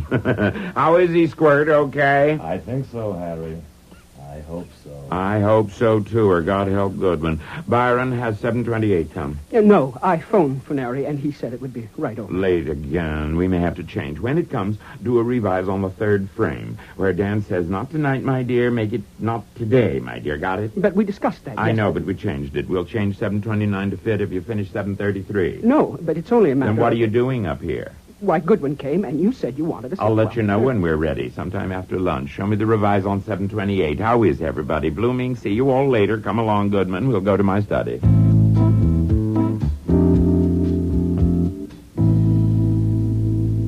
Sit down. Thanks. This room's a little more comfortable. What? It's cooler. Oh, yeah. I'm eating my breakfast now. You had yours. Huh? Yeah, oh, yeah. Is this where it happened? What? The theft. Oh, yeah. Did you bring the gun? Yeah. Let me see it. It's the one we showed you at the office. Marley 32. It's just like your stolen one. Is this the desk where you kept it? In the left-hand drawer in the bottom. Loaded? Yes, I told you so. Yeah, so you did. And it's been there in that drawer for 2 years. But last Friday when I looked, it was gone. And you think it was taken by one of the 5 people whose names you gave? I think it may have been. You didn't put it like that, but skip it. You gave us the 5 names. Your wife, Marcel, your manager, Pat Lowell, the 2 artists who draw Dazzle Dan, Pete Jordan, and Byron Hildebrand, and Adrian Getz out there, the one you call Squirt. Yes. Well, then they're all here, and we can go ahead and get on with it. As I understand it, I am to put my gun there in the drawer where yours was, and then you get them up here for a conference. Right. I ask you to show us how a detective searches a room to give us an idea of the picture potential. You better not start with the desk. Start maybe with the shelves back there. And when you come to do the desk, I'll push my chair back to be out of your way. And then I'll have them right in front of me. Then you open the drawer and take the gun out. I thought you were to do that. I know, that's what I said, but this is better because they'll be looking at the gun and you, and I'll be watching their faces. The one that took my gun is going to have a surprised look on his face, and I'm going to see it. And if there are 5 looks of surprise? What do you mean? At seeing me take the gun out of your desk, those who don't know you had a gun there. But they do know. All of them? Certainly. Everybody knows everything around here. They thought I ought to get rid of it. Now I wish I had. You understand, Goodman, all there is to this. I just want to know where the damn thing is and who took it. I'll handle it myself from there. Yeah. Okay, the gun was here. Yes, the rear compartment. Like this? Yes. Okay, get him up here. Just a minute. What's the matter? I'm going to have to get my nerve up. I'm never much good until late afternoon. You called a conference for 12:30. I know I did. I do things like that. But I've got to dress. I'm still in my bathrobe. Don't try to rush me, understand? Now, look. Let me explain how Mr. Wolfe charges. If it takes more of my time than he thinks reasonable, he adds an extra $100 an hour. Now, keeping me here until late afternoon would be expensive. Well, it only might take an hour or so. An hour or so, yeah. Do you know how much I make an hour? Over $1,000. More than $1,000. Oh, excuse me. What do you want, Marcel? Going to get dressed now, are you, dear? I came to see if Mr. Goodwin was staying for a while. Yes. I thought you might be, Mr. Goodwin. You ought to have something to eat. We don't do any cooking. We even have our breakfast sent in, but there are some sandwiches. Oh, well, I don't want to be rude, but are they in the room with the monkey? Oh, no. Well, wouldn't that be awful? Downstairs in the workroom. I'm sure you'll be much more comfortable there. As you see, there's smoked turkey, sturgeon, caviar, and that's hot corned beef on the warmer. Just help yourself. Thanks. Well, why doesn't someone turn the radios down? What?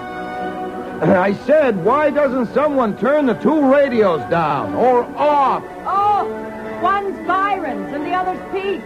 They like different programs when they're working, so they have to go for volume. That's grand. Adrian, what are you doing? I'm trying to work here. What the hell are you doing? Why did you turn my radio off, Mr. Getz? That was uncivil, I know. It was only that I wanted to ask Mr. Goodwin something. Shoot. Did you know when you opened that window that cold drafts are dangerous for tropical monkeys? Sure. I was trying it out. That was thoughtless. You may turn your radios on again. Goodwin, God help you. Why, does he sting? Don't ask me why, but watch your step. I think he's a kobold. Oh, yeah? What's a kobold? A sort of goblin. Well, the muse calls. Want to see an artist create? come and look. No, thanks, I think... What? What did you say? I said no thanks. I think I'll go and chat with the monkey. And I did go and talk with the monkey for a while. When the heat got to me, I went back to the workroom and watched the artist for a while. Nothing I saw changed my opinion of Dazzle Dan, but I had to admire the way they did him. Working from rough sketches, which all looked alike to me, they turned out the finished product in 3 colors so fast they could barely keep up. Then I sat down and concentrated on the experiment of listening to 2 radio stations at once for a while. When my brain started to curdle, I got out. A door toward the front of the house was standing open. I stepped inside when I saw Pat Lowell was there. Look, you listen a minute, Miss Lowell. We're here on a desert island, and for months you've been holding me at arm's length, and I'm desperate. It is not mere propinquity. In rags and tatters as you are, without makeup, I've come to look upon I'm you busy. Go play with a coconut. Then I spent another half an hour or so looking through the glass of the front door at the outside world. The view was nothing to brag about. And the afternoon passed like that. Eventually, when I was thoroughly fed up, I went upstairs in search of Lord Harry. The study was empty, so I tried next door. Mr. Coven? Oh, sorry. Mrs. Coven was lying in the middle of a king-size bed there. I needn't have apologized. She was sound asleep, so I quietly closed the door. In the room across the hall, Harry Coven was standing at the window with his back to me. Well, what do you want? It's going on 4 o'clock. I'll be going soon and taking my gun with me. I was standing at the window thinking. Oh, yeah? Any luck? Fame and fortune aren't all man needs for happiness. Even with a loving wife. Marcelle is my third, you know, and she's wonderful. She's 14 years younger than me, but that still isn't all that's needed for happiness. Look, it's 4:15, and it's getting dark. I would call it late afternoon. Now, what do you say we go ahead? I want a drink. Will you join me? It's a bit early for me. I'm not supposed to drink until 5 o'clock, but I'll make this an exception. Bourbon, all right? Say when. Cheers. Oh, I need this today. Suppose we take the refreshment into the study and go over our act. Don't rush me. Oh, all right. Come on, bring your glass. Goodwin, you don't understand the pressures on a man in my position, the responsibilities. Yeah, I see what you mean. I wouldn't want to be in your shoes. Okay, then, here we are. You sit at the desk there. You're right. I search the shelves back here, and then I come to the desk, and I open the drawer, and there's a gun, and you watch the expression on everyone's faces. Then I go and get... Wait a minute. What's the matter? We have found your gun. What? It's empty. Take a look. That's the gun you put in. It isn't. Mine was clean and bright. Is it yours? I don't know. It looks like it. How in the name of God... How do you think? Someone with hands took mine out and put yours in. It could have been you, wasn't it? Me? No. How could it have been me? I didn't even know where mine was. Yeah, you said you didn't. I had to stretch you out and tamp you down, keeping me here the whole goddamn day, and now this. If you ever talk straight and to the point, now is the time. Did you touch my gun? No. Do you know who did? No, but you're... All right, shut up, damn it, shut up. I'm going down there and I'm going to get them. You stay put right here. If I find when I get back that you've moved from that position, I'll either slap you down with your own gun or I'll phone the police. My God, don't call the police. I said shut up and stay put. This is my house, Goodwin, and God damn it, don't you know a raving maniac when you see one? Me. Maybe the best thing would be for you to call a cop. I want my gun.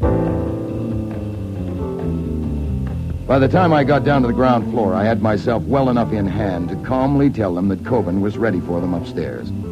I found Pat Lowell at her desk and Hildebrand and Jordan still at their drawing boards and herded them upstairs. Where will I find Adrian Getz? He may be in his room, over there. He takes his afternoon nap in there with Rukaloo, but not this late usually. Thank you, I'll check. Mr. Getz, are you in there? Why, there's a draft. Adrian never opens a window. Put on the lights. Adrian, Adrian Getz, the squirt, was lying on the couch, but he wasn't taking a nap. The hole in his skull was just northeast of his right ear, and the blood had run over the edge of the couch onto the floor. I stuck my hand inside the V of his vest and held it there for 8 seconds. Adrian Getz was through taking naps. My God, look in the cage over there. Look at Rukaloo. What's he holding to his chest? That's a gun he's holding to his chest, a Marley 32. I suspect he's holding it to his chest because it's the only warm thing in this room, having recently been fired.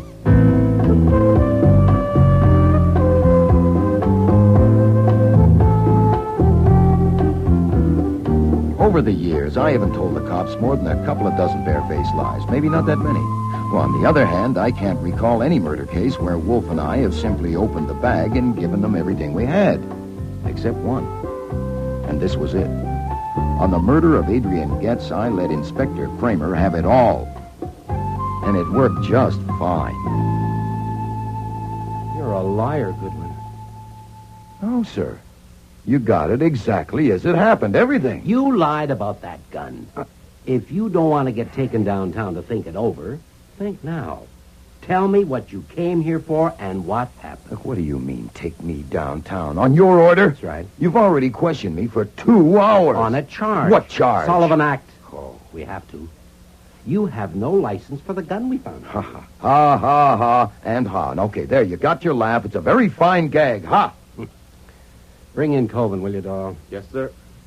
I told you where and how I got that gun. You had the gun in your holster, and you have no license for it. Oh, I get it. I get it. You've been hoping for years to hang something on Nero Wolfe, and here's your chance to get at him through me. I want to know why you came here and what happened. I told... Oh, sit down, please, Mr. Coven. Mr. Coven, I told you that I would ask you to repeat your story in front of Goodwin, and you said you would? That's right. We won't need all the details. Just answer me briefly. When you called on Nero Wolfe last Saturday evening, what did you ask him to do? I told him I was going to have Dazzle Dan start a detective agency in a new series, and I needed information on how an agency was run. That's all you wanted from him? Information? Essentially, yeah. Did you say anything to Wolfe about your gun being taken from your desk? Well, certainly not. What? Why should I? Besides, it hasn't been taken. No, wait a minute. Shut up, Goodwin. What arrangement did you make with Wolfe, Mr. Coven? Oh, he agreed to send Goodwin to my place today for a conference with my staff and me. And Goodwin came? Yes. The conference was for 12:30, but I had a little talk with Goodwin and asked him to wait. I wanted to think it over some more. I'm like that. I put things off. Was your talk with Goodwin about your gun being gone? Certainly not. Oh, I did mention the gun, actually. I told him I didn't have a license for it, and I asked him how to go about getting one. Did you show him the gun? Well, I pulled the drawer open and we glanced in at it, and he said he had one of the same make. Did you or Goodwin take your gun out of the drawer? No, absolutely not. Did he put his gun in the drawer? Absolutely not. When I took my gun from my holster to show it to you, did you... Nothing doing. You're listening. Just the high spots for now. Did you have another talk with Goodwin later? Yes, around 4 o'clock up there in my office. I told him I was ready for the conference, and he went to call the others. Then what happened? Well, after a while, he came back alone. And without saying anything, he came to the desk and took my gun from the drawer and put it under his coat. And then he went to the phone and called Mr. Nero Wolfe. When I heard him tell Wolfe that Adrian had been shot, I got up to go down there, and Goodwin jumped me from behind and knocked me out. When I came to, he was still talking to Wolfe. I don't know what he was telling him, and then he called the police. He wouldn't even... Hold it. That covers that. One more point. Do you know of any motive for Goodwin's wanting to murder Adrian Getz? No, I don't. Then if Getz was shot with Goodwin's gun, how do you account for it? Now, you're not obliged to account for it, but if you don't mind, just repeat what you told me. Well, I told you about the monkey. Goodwin opened a window, and that's enough to kill that kind of monkey, and Getz was very fond of it. I understand Goodwin likes to kid people. Of course, I don't know what happened, but if Goodwin went in there later when Getz was there and started to open the window, you can't tell. When Getz once got aroused, he's apt to do anything. He couldn't have hurt Goodwin any, but Goodwin might have taken out his gun just for a gag, and Getz tried to get it away, and it went off accidentally. That wouldn't be murder, would he? No, that would be only a regrettable accident. That's all for now, Mr. Coven. Take him out, Doyle, and bring in Hildebrand. I want to use that phone. The lines here are all busy. There's one downtown. Do you want to hear Hildebrand before you comment? Oh, well, I'm crazy to hear Hildebrand. No doubt he'll explain that I tossed the gun in the monkey's cage to frame the monkey. Yes, let's just wait for Hildebrand. Oh, here he is now. This will only take a minute, Mr. Hildebrand. I just want to check on Sunday morning. Yesterday, you were here working? I often work Sundays. You were in the workroom? Yes, Mr. Getz was there, too, making some suggestions. I was doubtful about one of his suggestions and went upstairs to consult Mr. Coven. But Mrs. Coben was in the hall. You mean the big hall, one flight up? Yes. She said Mr. Coben wasn't up yet, but Miss Lowell was in the study waiting to see him, and I could wait, too, if I wanted. And you did it?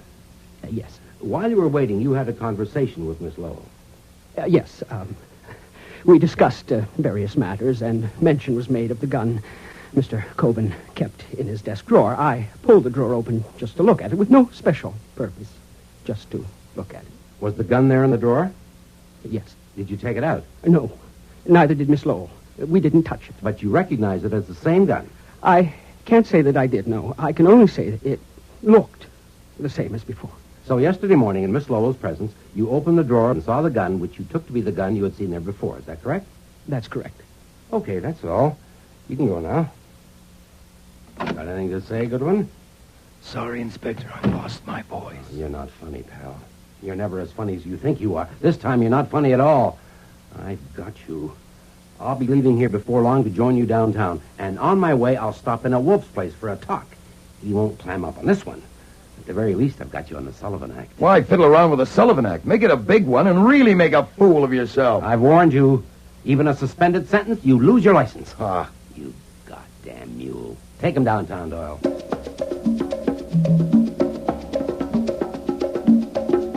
It was after 9 o'clock before they finally let me use the phone at the cop shop.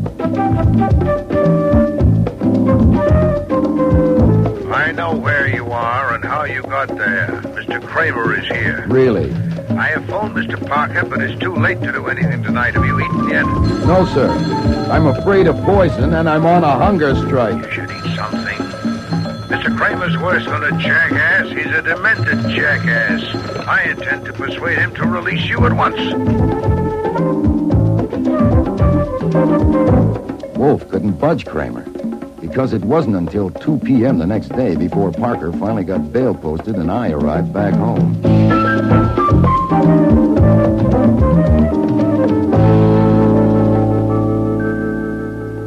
Are you all right? No, don't you smell me? What the devil is that smell? Disinfectant for the bloodhounds in case you escape. I'm going to go up and rinse off. Not yet. Have you eaten? Enough to hold me. Then we'll get started. Look, it'll help if we first get it settled about my leaving that room with my gun in there in the drawer. Shut up and sit down. I deny that you were in the slightest degree imprudent. Even if you were, this has transcended such petty considerations. Your notebook, take a letter. Yes, sir. Dear Mrs. Baumgarten, thank you very much for your letter of the 13th, requesting me to undertake an investigation for you, paragraph. I am sorry that I cannot be of service to you. I am compelled to decline because I've been informed by an official of the New York Police Department that my license to operate a private detective agency is about to be taken away from me. Sincerely yours. What happened in your talk with Kramer? Type that at once and send Fritz to mail it. If any requests for appointments come by telephone, refuse them, giving the reason and keeping a record. The reason given in the letter? Yes. Did Mr. Parker go back to his office? That's what he said. Shall I get him for you? No, you start typing. I'll call him. Send Mr. Coben a bill for recovery of his gun, $500. It should go today. What, no extras? No, considering all $500 flat. And I want you to call your friend at the Gazette. I want the last 3 years of the Dazzle Dan comic strip. Can you get them? I can try. Do so. Mr. Parker, how long will it take to enter a suit for damages and serve a summons on the defendant? Can you do it by noon tomorrow? Then do your best, please. Mr. Coben has destroyed by slander my means of livelihood. I wish to bring an action demanding payment by him of the sum of $1 million. Whoopee!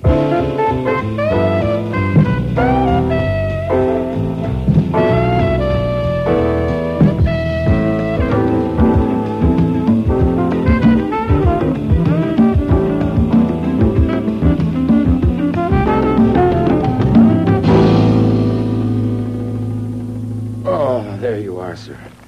Mission accomplished. 30 pounds of Dazzle Dan with the best wishes from the editor of the Gazette. Mr. Cohen was cooperative. He thought it was a bargain.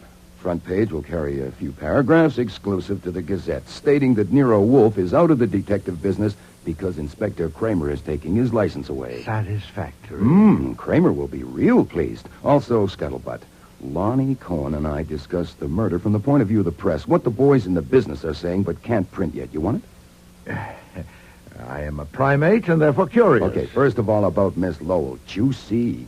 It is said that Getz learned that she was chiseling on royalties from makers of Dazzle Dan products and intended to hang it on her. That could have been big money. Any names or dates, evidence? No, nothing repeatable yet. But there are some facts about Hildebrand. Oh, yes? He's been drawing Dazzle Dan for 8 years. Now, last week he was told he could leave at the end of the month. Now, he might or might not get another job at his age. He's been talking about it openly and blaming Getz. What about Mr. Jordan? Anything on him? No, this I don't like. They say Jordan has painted some pictures, modern stuff, and twice he has tried to get a gallery to show them. Now, both times Getz has somehow kiboshed it. Now, whether because Getz was a born louse or whether he wanted to keep Jordan I'll do alive... my own speculating, thank you, Archie. Sir? Mr. Getz may not have liked the pictures. Mr. Coven. Oh, well, what better could you ask there? Getz ruled the roost. Plenty of evidence about that, so the only question is what he had on Coven. The house on 76th is registered in Getz's name. Oh, indeed. Mm-hmm. And Mrs. Coven? Well, husband and wife are one, aren't they? Oh, yes. Man and wife make one fool. Hey, Lonnie will want to print that one. Can I tell him? It was printed more than 300 years ago. Ben Jonson wrote it. Oh. Another errand for you, Archie. Contact LeVay Recorders Incorporated. Have them send over a man before noon tomorrow.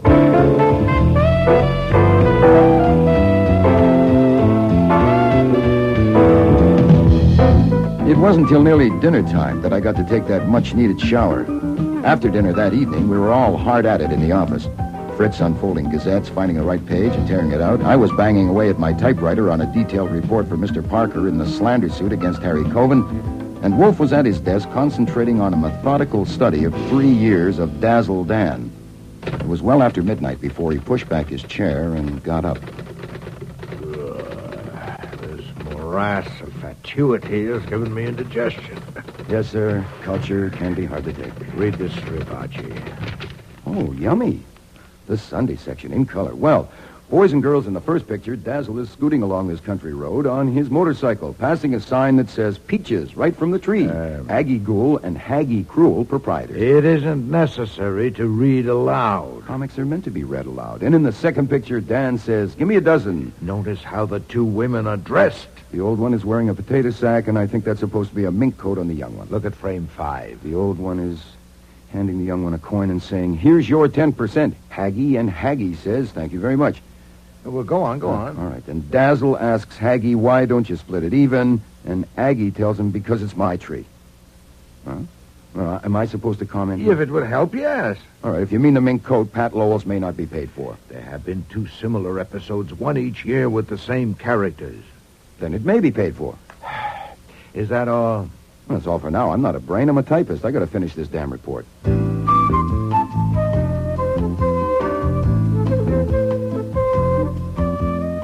The next day, the phone nearly rang off the hook. Reporters wanting the latest on the Gazette story. Kramer, absolutely apoplectic, wanting Wolfe's hide. I had the pleasure of hanging up on him. The Livet Recording Company. And Parker, to say that the summons had been served to Coven. But it wasn't until after 6 that our first visitor arrived. Pat Lowell was red-faced and hard-eyed. So you're Nero Wolfe? I'm scared to death. I hope I don't look it. I'm trying not to. I was sent here by Mr. Cohen. Yeah. My God, don't you ever say anything? Oh, on occasion. Give me one. You say something. Mr. Coven sent me about your ridiculous suit for damages. He intends to enter a counterclaim for damage to his reputation through actions of your acknowledged agent, Archie Goodwin. Of course, he denies that there's any basis for your suit. That's the situation. Thank you for coming to tell me. Archie, show Miss Lowell up. Yes, sir. Wait. Mr. Coven thinks lawyers would just make this more of a mess than it is, and I agree with him. He thinks you and he should settle it between you. Now, is that possible? Oh, we can try. There's a phone. Get him here. He's too upset. I'm sure he'll find it more practical to deal with me, and if we can come to an understanding, he'll approve. I guarantee that. I doubt if that will get us anywhere. For one thing, a factor in both claims is the question, who killed Adrian Getz and why? I'd have to begin by considering that aspect. I'd have to ask you some pointed questions, and I doubt if you'd dare to risk answering them. Oh, what kind of questions? Well, for example, how's the monkey? Oh, I can risk answering that. It's sick. It's at the Spire Hospital. They don't expect it to live. Exposure from the open window? Yes, they're very delicate, that kind. Last August and September, a monkey had a prominent role in Dazzle Dan. At first, it was depicted maliciously, on a conjecture by someone with a distaste for monkeys. Thereafter, it was drawn sympathetically. The change was abrupt and noticeable. Why? On instructions from Mr. Coven? Well, You hesitate. I was thinking back. Mr. Getz objected to the way the monkey was drawn, and Mr. Cohen had Mr. Jordan do it instead of Mr. Hildebrand. Mr. Jordan likes monkeys? Yes. But Mr. Hildebrand does not. No, not that one anyway. Rookaloo bit him once. Ah. Isn't this pretty silly, Mr. Wolfe? Are you going on with this? Unless you walk out, yes. How did you feel about the monkey? I thought it was an awful nuisance, but it had its points as a diversion. But it was my fault it was there since I gave it to Mr. Getz. Oh, indeed? When? About a year ago. A friend returning from South America gave it to me, and I couldn't take care of it, so I gave it to him. Mr. Getz lived in the Coven house? Yes. Then actually, you were dumping it onto Mrs. Coven. Did she appreciate it? I know I should have considered that. I apologized to her, and she was nice about it. Did Mr. Coven like the monkey? He liked to tease it, but he didn't dislike it. He teased it just to annoy Mr. Getz. I am told that it's generally believed, though not published, that the conception of Dazzle Dan was originally supplied to Mr. Coven by Mr. Getz. That Mr. Getz was the continuing source of inspiration for the story and pictures, and that without him, Mr. Coven will be up a stump. What about that? Talk, just cheap talk. Good, I'm glad to hear you say so. If that belief could be validated, I admit I'd be up a stump myself. I don't understand. Well, to support my claim against Mr. Coven, I need to demonstrate that Mr. Goodwin did not kill Mr. Getz. If he didn't, then who did? One of you 5, huh?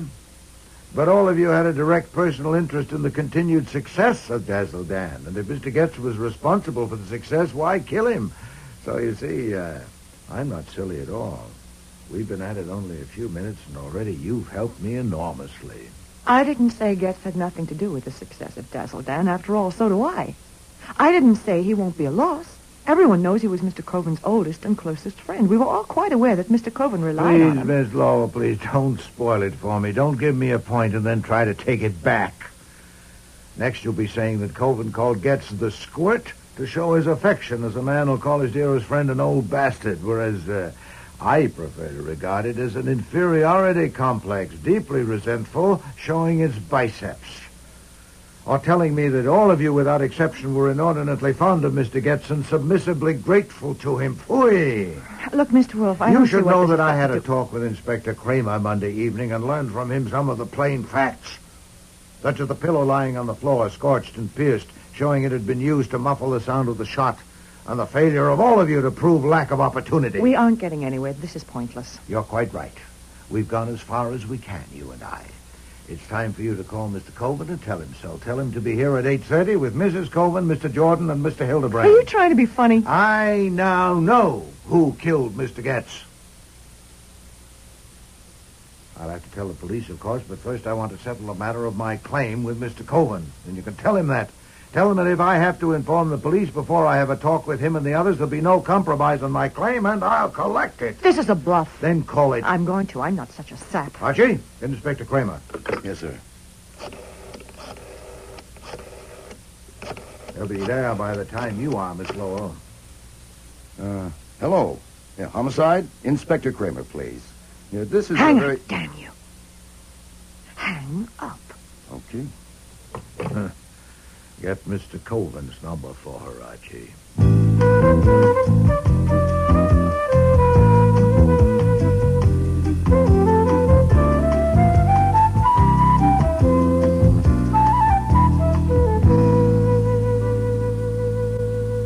Well, Mr. Wolfe, we're all here. This time you can't cook up a fancy lie with Goodwin. There are witnesses. We won't get anywhere that way, Mr. Coven. The situation is this. You don't want to pay me $1 million. I don't want to lose my license. The police don't want to add another unsolved murder to the long list. The central and dominant factor is the violent death of Mr. Getz, and I propose to deal with that at length. Now, if we can get that You settled... told Miss Lowell you know who killed him. If so, why don't you tell the police? That ought to settle it. You don't mean that, Mr. Cole. You're damn right I mean it. Then there's a misunderstanding. I heard Miss Lowell's talk with you on the phone, both ends of it. I got the impression that my threat to inform the police about Mr. Getz's death was what brought you down here. Now, It you wasn't seem any to... threat that brought me here. It's that blackmailing suit you started. I want to make you eat it, and I'm going to. Oh, indeed. Then I gather that you don't care who gets my information first, you or the police. But I do. For one thing, when I talk to the police, I like to be able to... Archie, if you will. Yes, sir. I went to the hall and switched on the porch light for a look through the one-way glass of the front door. One glance was enough. I stepped back into the office. Excuse me, sir. The man about the chair. Tell him to... No, wait. I'll see him. If you'll excuse me a moment. Wolfe strode to the front hall, peered through the glass, and opened the door. The chain bolt stopped it at a crack of 2 inches. Well, Mr. Kramer. I'm coming in. I doubt it. What for? Patricia Lowell entered here at 6 o'clock and is still here. The other 4 entered 15 minutes ago. I told you your license was suspended. I'm coming in. I still doubt it. I have no client. These people are here to discuss an action for damages which I brought against Mr. Coven. I don't need a license for that. I'm shutting the door. My God, this does it. You're through. I thought I was already through. But this sort I of... can't hear you. The wind. Oh, this is preposterous. Talking through a crack. Descend to the sidewalk and I'll come out. Do you hear that? Yes. Very well. To the sidewalk. Archie, my coat.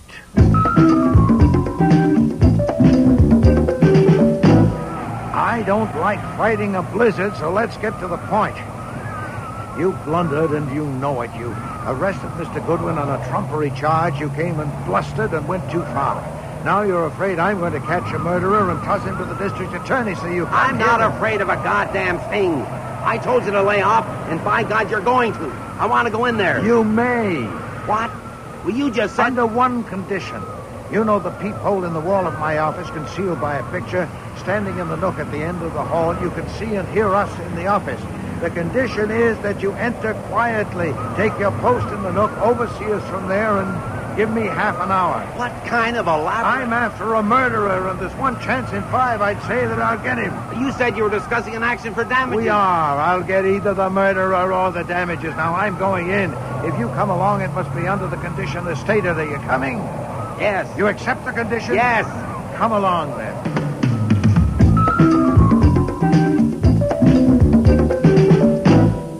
I apologize to you all. That was unavoidable.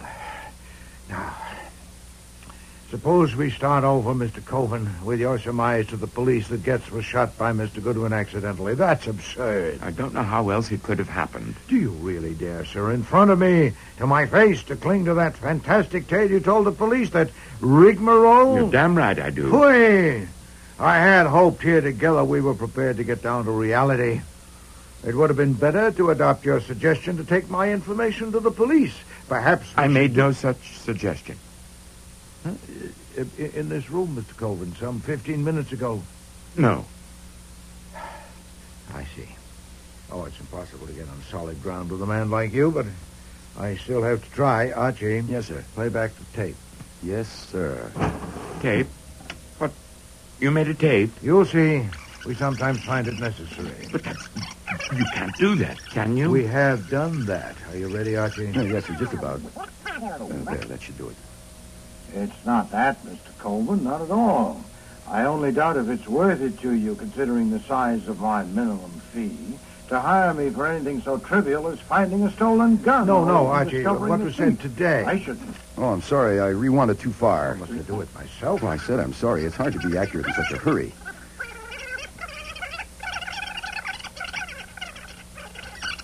There, that should be right. It's my license. The police don't want to add another Is that what you unsolved wanted? murder That to should the do, long yes. list.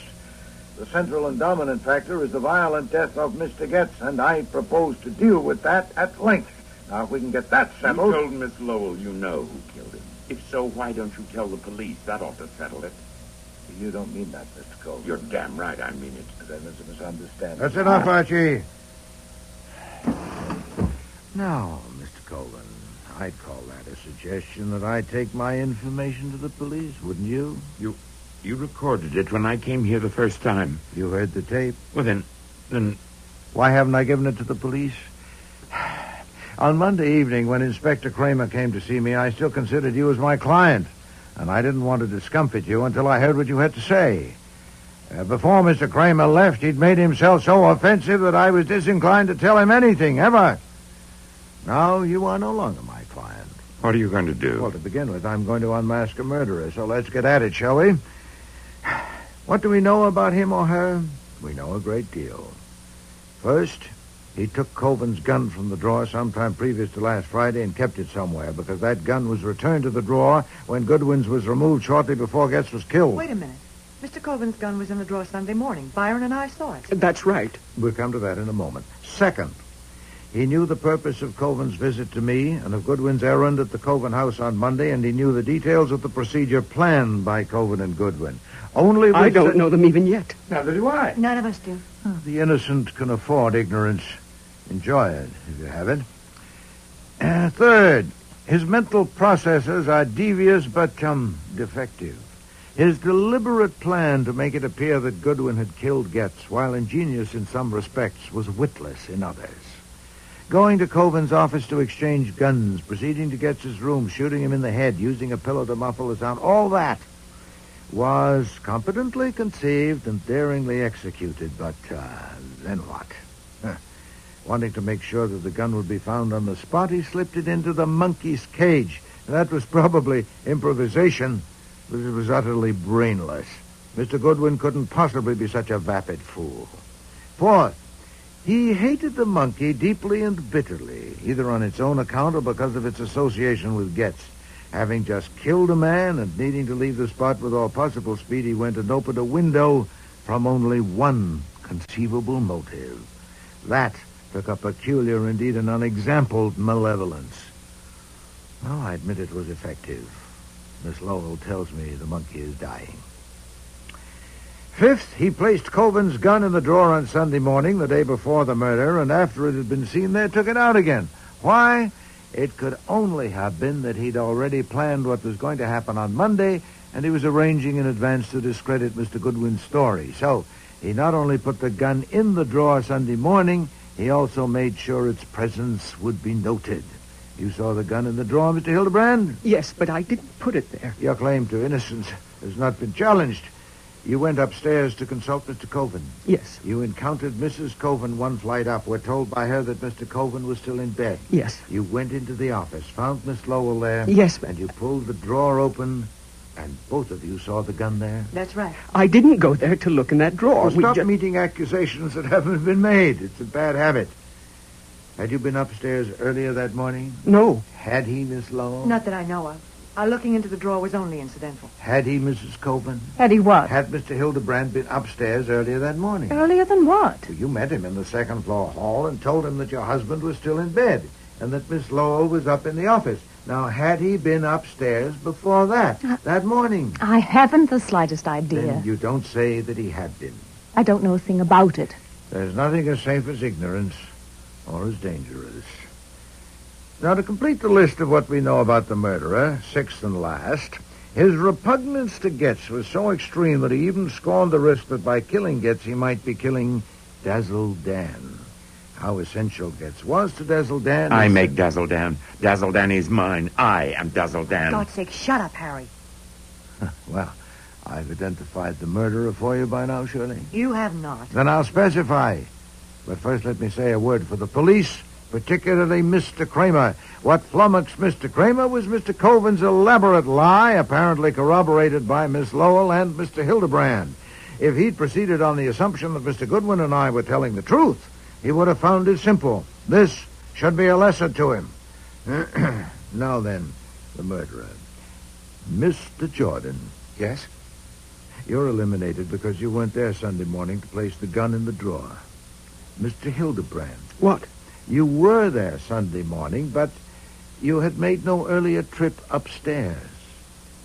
Miss Lowell. Oh, for God's sakes, will you get to the point? You didn't know why Mr. Coven had called Mr. Goodwin there. Hold it. Inspector Kramer, what Damn is he... you, Wolfe, you and your game. If you'd only given it to us. I can't give you what you won't take. You're going to have her now. You want more help? Mr. Coven was still in bed Sunday morning when two of them saw the gun on the drawer. More? Spend some time with Mr. Hildebrand. I'll stake my license against your badge that he'll remember that when he spoke with Mrs. Coven in the hall, she said something that caused him to open the drawer and look at the gun. Still more? Take the contents of her room to your laboratory. She must have hidden the gun among her intimate things, and you should find evidence. Take me home, Harry. Marcel. I said, take me home. Sit down, Marcy. I'll handle this. If you've got a record of what I said here Saturday, all right. I lied to the cops. So what? I didn't want... Quiet, Harry. Get a lawyer and let him talk. Don't say anything. That's good advice, especially, Mr. Coven, since I hadn't quite finished. It's a matter of record that Mr. Getz not only owned the house you live in, but also that he owned Dazzle Dan and permitted you to take only 10% of the proceeds. In one episode repeated annually, he buys peaches from two characters named Aggie Ghoul and Haggie Cruel. And Aggie Ghoul, saying that she owns the tree, gives Haggie Cruel 10% of the amount received and pockets the rest. It's a childish allegory. A.G. are the initials Adrian Getz. Haggie Cruel has the same initials as you, Mr. Coven. Now, it's not credible that that's coincidence, not repeated annually. Mr. Getz must have had a singularly contorted psyche, taking delight as he did in compelling you each year to publish that for a meager 10%. Not of the net. 10% of the gross. Over 400 a week. You worm. What? I said you worm.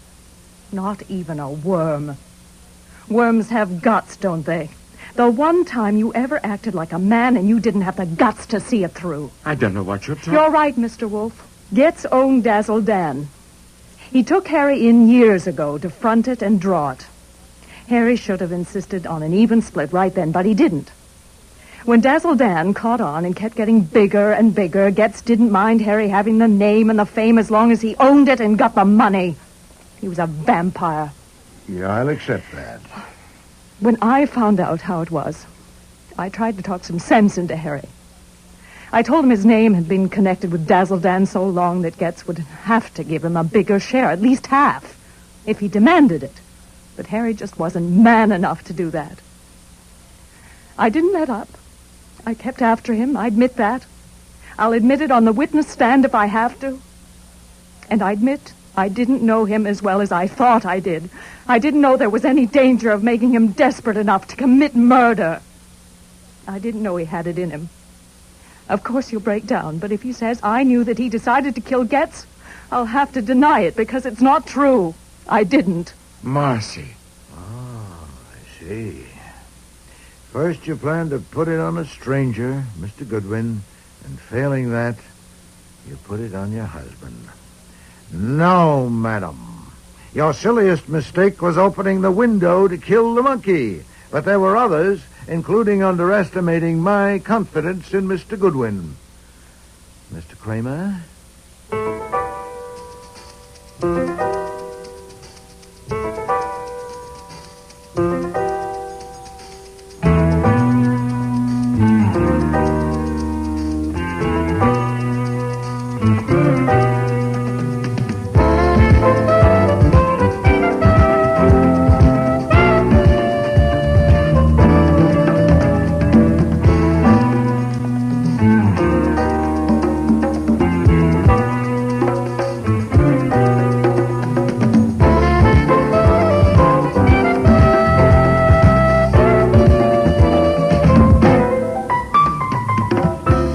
Starring in today's episode were Mabel Moore as Nero Wolfe, Dawn Franks as Archie Goodwin, and Cece Linder as Inspector Kramer. Jack Creeley was Harry Coven, Tricia Collins, Pat Lowell, Shari Flett, Marcel Coven, David Hemblin, Adrian Getz, Richard Monette, Pete Jordan, and Eric Peterson was Hildebrand. Music was composed and conducted by Don Gillis. Technical operations, John Jessup. Sound effects, Bill Robinson. Production assistant was Nancy McElveen, and casting consultant, Ann Weldon Tate. The Squirt and the Monkey was written and produced in Toronto by Ron Hartman.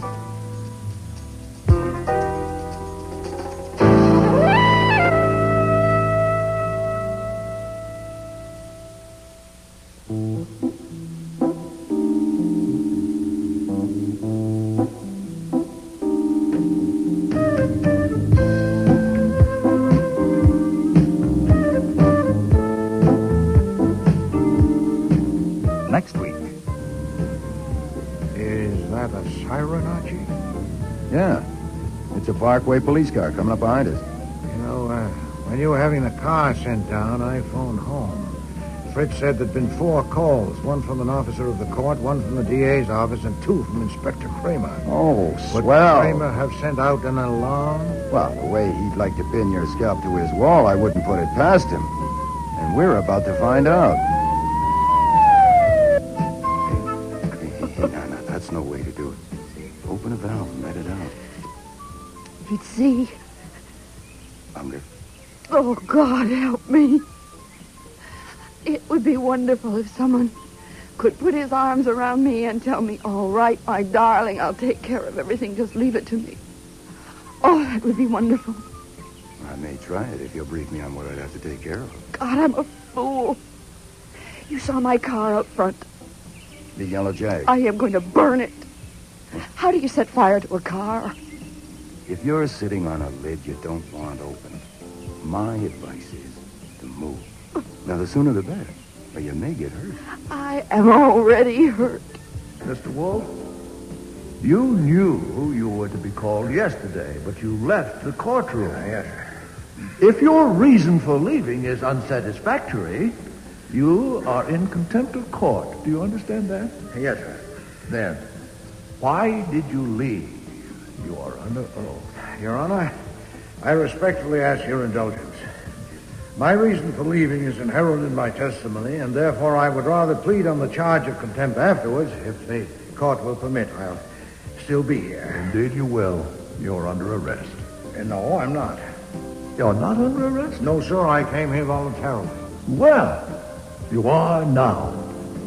Officer, this man is under arrest. Next week, The Next Witness, with guest stars Terry Tweed, Robert Christie, Michael Ayub, and Dixie Seatle.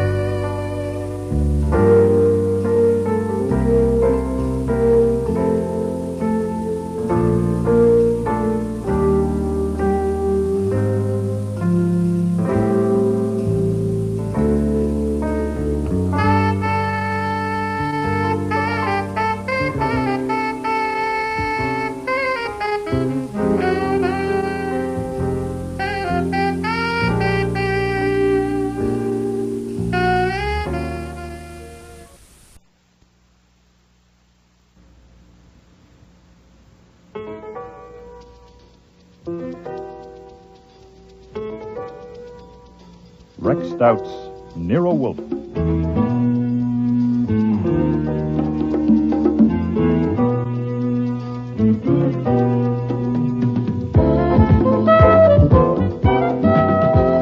Starring Mavor Moore as Nero Wolfe and Dawn Franks as Archie Goodwin.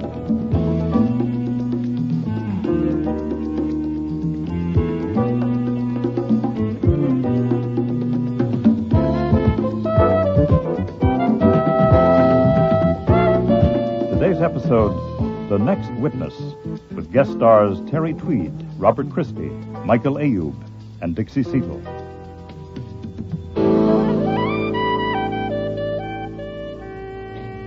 I call Clyde Bagby to the stand. It was the third day of the trial, and the assistant district attorney had just called his fifth witness, which meant that Nero Wolfe would be called to the stand next. I had been subpoenaed, too, in case corroboration was needed. Yes, sir, I do. Will you tell the jury your name and occupation? Clyde Bagby. I'm president and owner of Bagby Answers Incorporated.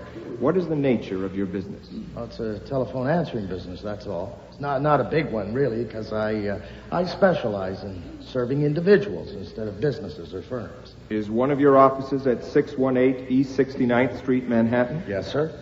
Describe the operation at that address. Well, that's my newest place and my smallest, so it's not an office building, really. It's just an apartment. I had to have it in an apartment because of the labor law. You can't have women working in an office building after 2 a.m. I have to give my clients all-night service, so I've got 3 operators who live right there in the apartment. That way, I always have someone for the night shifts. Are the switchboards installed in one of the rooms of the apartment? Yes, sir. Tell the jury what one of them is like and how it works. Oh, well, for each client, there's a little light and a cubby hole and a card strip with the client's name. When someone dials the client's number, his light goes on and a buzz synchronizes with the ringing of the client's phone. How many buzzes the girl counts before she plugs in depends on what client it is. Some want her to plug in after 3 buzzes, some longer. That's the kind of specialized, individualized service I give my customers. You see, the big outfits, they don't do that. Thank you, Mr. Bagby, but I wasn't buzzing for a plug for your business. Yeah. Now, when I thought that joke a little out of place at a murder trial, so I glanced over at my boss, Nero Wolfe, sitting beside me, but he wasn't registering anything but martyrdom. Morose martyrdom. Oh, Mrs. Smith. Nero Wolfe hates to leave his house under any circumstances, and a courtroom bench hasn't been built to hold his 1/7 of a ton, especially in a crowded courtroom. And he'd had to suffer this for 3 days now because of a mere 10-minute acquaintance with the accused, Leonard Ash. I think that gives us a clear picture of the operation. Now, Mr. Bagby, please look at that gentleman in the dark blue suit sitting next to the officer. He is the defendant in this trial. Do you know him? Yes, sir.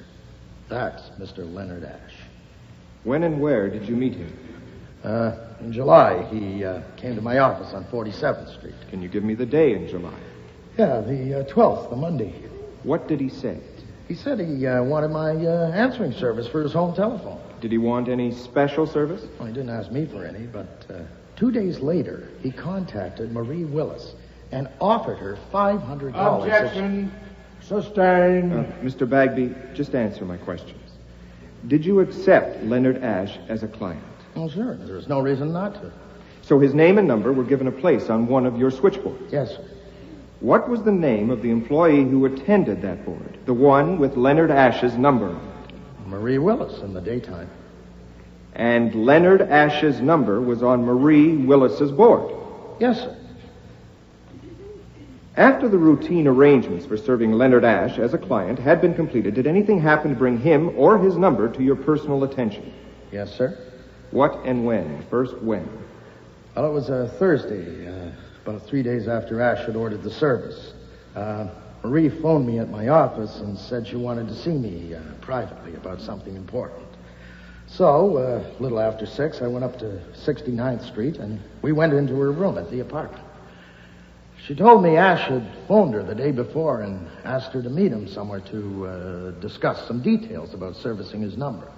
She told him such a discussion should be with me, but he insisted Your Honor that... pleases, I submit that the witness may not testify to what Marie Willis and Mr. Ash said to each other when he was not present. Certainly not. He is reporting what Marie Willis told him had been said. That should be kept clear. You understand that, Mr. Bagby? Yes, sir. I mean, Your Honor. Then go ahead. What Miss Willis said to you and you to her. Well, she said she'd agreed to meet Ash because he was a theatrical producer, and she wanted to be an actress. I hadn't known she was stage-struck, but I know it now. So, she'd gone to his office, and he told her... Now, this is what she told me. He told her he wanted her to listen in on calls to his home number during the daytime. How could she do that? Well, all she'd have to do when his light on her board went off, well, that would mean that someone had answered the phone at his home. Well, she'd just plug in and listen to the conversation. And she told you Mr. Ash asked her to do that? Yes, sir. And to phone him each evening and report. And that's what she said. And he offered her $500 if she would do it. Did she say anything else? Yes, sir. She said she knew she should have turned him down flat, but she didn't want to make him sore, so she told him she wanted to think it over. Then she told me she had slept on it and decided what to do. She was convinced that what Ash was after was phone calls to his wife. And aside from anything else, she wasn't going to spy on his wife because his wife was Robina Keene, the actress. And, Marie worshipped Robina Keene as her ideal.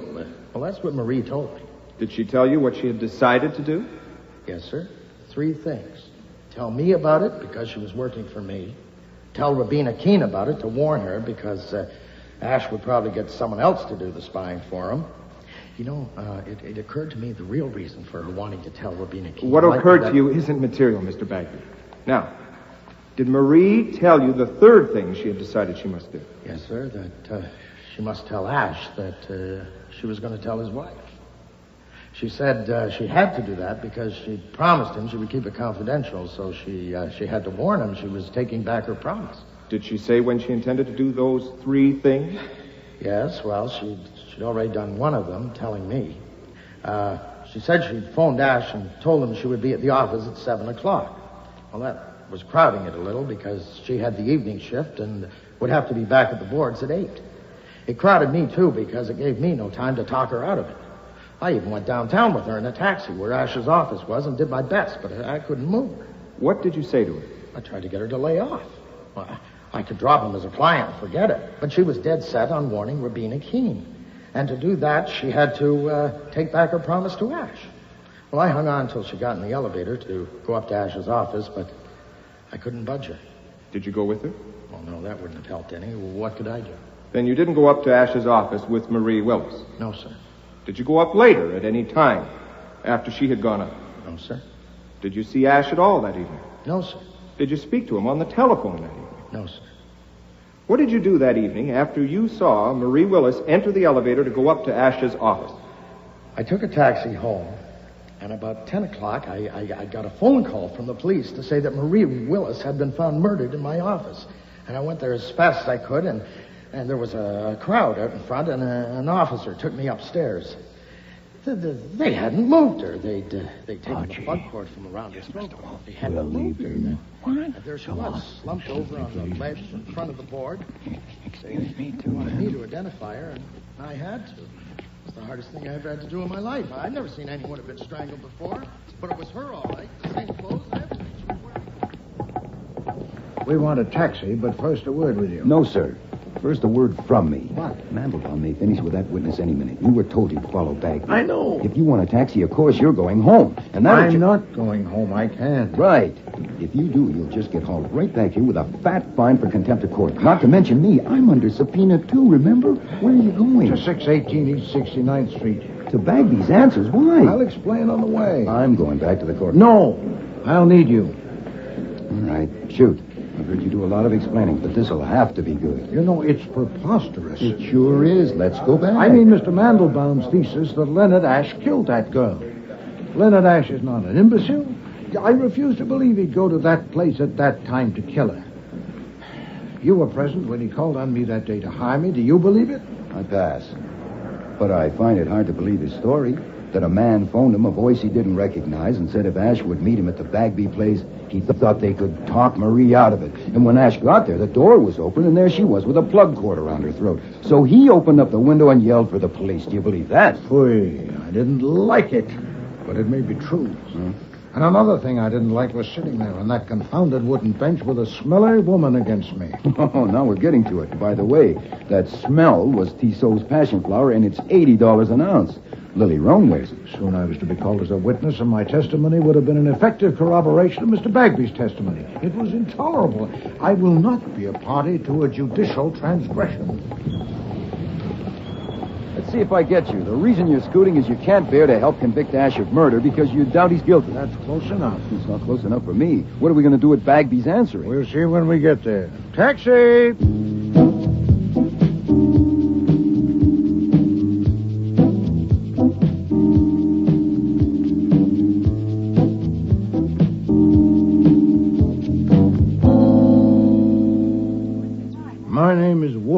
and I just come from the courtroom where Leonard Ash is being tried. This is my assistant, Mr. Goodwin. Yes?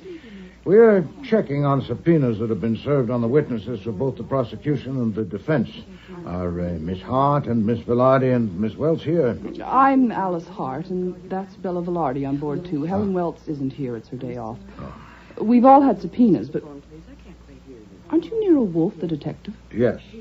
What do you want? I want information, madam. I want you and the other two ladies to answer some questions. We have no information. But I won't get any, but I'm going to try. Who sent you? Autokinesis. There's a cardinal flaw in the assumption that Leonard Ash killed Marie Willis, and I don't like flaws. It has made me curious. A flaw? Take my board, will you, Bella? I won't be long. We'll go to my room. This way. One moment, Miss Hart. A point not covered in the newspaper accounts. Marie Willis's body was found slumped over the ledge in front of the switchboard. And presumably she was seated at the switchboard when the murderer arrived. But yes. You live here, you and the others. Yes. Then if the murderer was Mr. Ash, how did he know she was alone on the premises? Oh, I don't know. Perhaps she told him she was. Is that the flaw? Good heavens, no. Come in, please. My time is limited. Now, what is this flaw? I am the inquisitor, Miss Hart, not you. What's the matter? That painting on your wall, that's a Van Gogh, isn't it? And unless I'm very much mistaken, an original. Where did you get that picture? That is none of your business. It isn't, but here is the situation. You have been questioned by the police and the district attorney's office, but they were restrained by their assumption that Leonard Ash was the culprit. Now, since I reject that assumption and must find another in its stead, there can be no limit to my impertinence with you and others who may be involved. I'll take you and that picture. If you refuse to say where you got it, or if your answer doesn't satisfy me, I'll put a man on it and he'll find out. You can't escape being badgered, madam. The question is whether you suffer it here and now by me, or face a prolonged inquiry among your friends and associates by more meddlesome men. What does it matter where I got that picture? Probably it doesn't. Possibly nothing about you matters. But that picture is a treasure, and this is an odd address for it. Do you own it? Yes, I bought it. When? About a year ago from a dealer. The contents of this room were yours? Yes, I like things that... Well, this is my extravagance. It's my only one. How long have you been with this firm? 5 years. What's your salary? $150 a week. Not enough for your extravagance, An inheritance, perhaps? Alimony? No, I have never married. Mr. Wolfe, if you save for 15 years, I think you do have a right to something. You have indeed. Where were you the evening that Marie Willis was killed? I was out in Jersey in a car with a friend, Bella Velarde, to get cooled off. It was a hot night, all right? We got back after midnight. Of course, the police have asked if you know of anyone who might have had a motive for killing Marie Willis. Do you? No. Were you friendly with her? Yes, friendly enough. Has any client ever asked you to listen in on calls to his number? Certainly not. Did you know Miss Willis wanted to be an actress? Yes, we all knew that. Mr. Bagby says he didn't. He was their employer. I don't suppose he did know. When did you talk with Mr. Bagby? I didn't. Heard him on the witness stand. Did you know of Miss Willis's regard for Robina Keene? Yes, we all knew that, too. Marie did imitations of Robina Keene in her roles. When did she tell you of her decision to inform Robina Keene that her husband was going to monitor her telephone? I didn't say she told me. Did she? No. Did anyone? Yes, Miss Velarde. Marie had told her. You can ask her. I shall. Do you know Guy Unger? Yes, I know him. Not very well. He was a friend of Marie Willis's. And what was the nature of his relationship with Miss Willis? I'm sure I don't know. Miss Willis must have talked about it. Not to me. We were never very close. Maybe to Bella, Miss Velarde. Well, I would like to speak now to Miss Velarde. Well, certainly. You can wait in her room. It's just next door. Go ahead in. I'll send her along.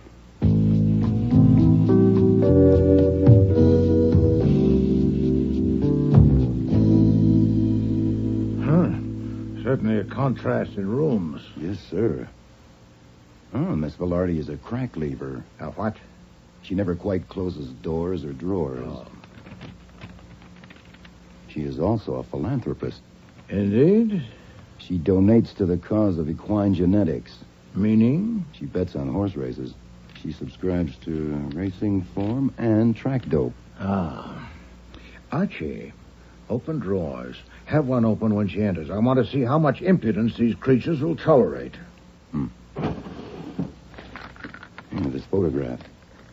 Miss Velarde and another woman, and do you recognize the man? Now, I could be wrong. It's been 2 months since the newspapers had a picture of him. Well, that's Guy Unger. Find more of him. They're taking their time out there. I'd say Miss Velarde's getting a thorough briefing from our Miss Hart. Here she comes. This should get her. Miss Hart says you want to ask me something. Sit down, Miss Velarde. Do you know what a hypothetical question is?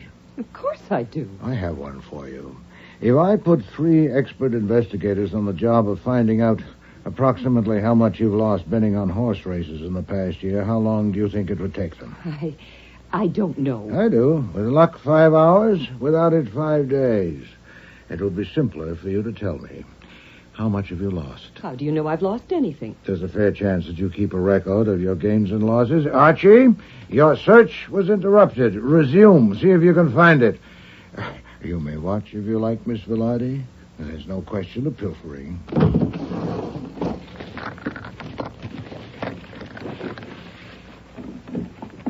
Look, Mr. Wolfe, there's no secret about my liking to bet on the races. But the amounts I bet, that's different. You see, I have friends who, well, they don't want people to know they bet, so they give me money to bet for them. So it's about $100 a week, and sometimes more, maybe up to $200. I see. What's your salary? Oh, it's only $120, so of course I can't bet much myself. Of course. About the windows in that front room. In summer weather, when one of you's on duty there at night, are the windows open? Well, when it's hot, yes.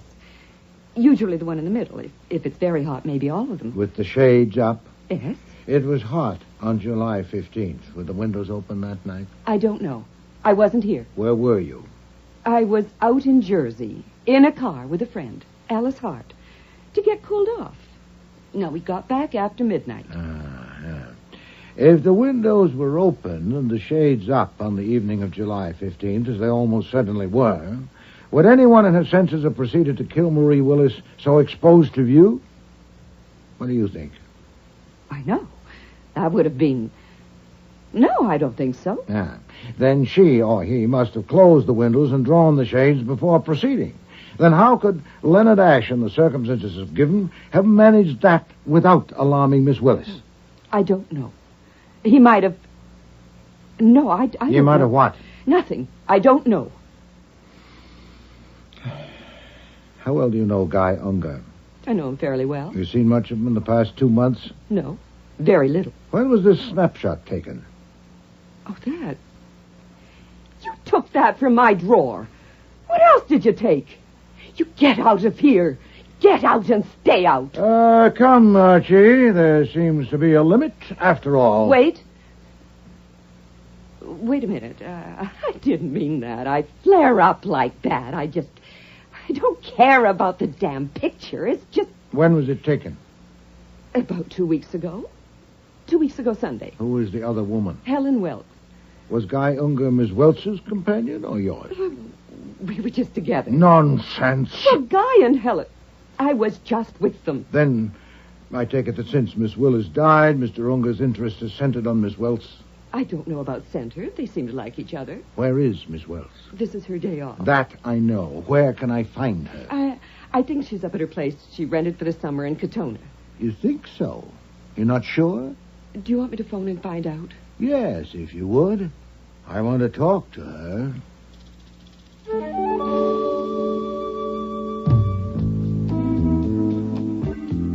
Nero Wolfe refuses to ride in the front seat of a car because when the crash comes, the broken glass will carve him up. Also, it takes most of the back seat to hold his bulk. And he rarely talks in a car because he sits with his fists and jaws clamped tight as a vice. Is that a siren, Archie? Yeah. It's a Parkway police car coming up behind us. You know, when you were having the car sent down, I phoned home. Fritz said there'd been 4 calls, one from an officer of the court, one from the DA's office, and 2 from Inspector Kramer. Oh, Would swell. Kramer have sent out an alarm? Well, the way he'd like to pin your scalp to his wall, I wouldn't put it past him. And we're about to find out.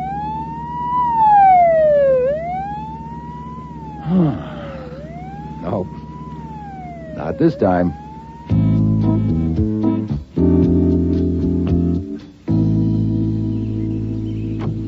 Archie Goodwin, I'm Helen Welts.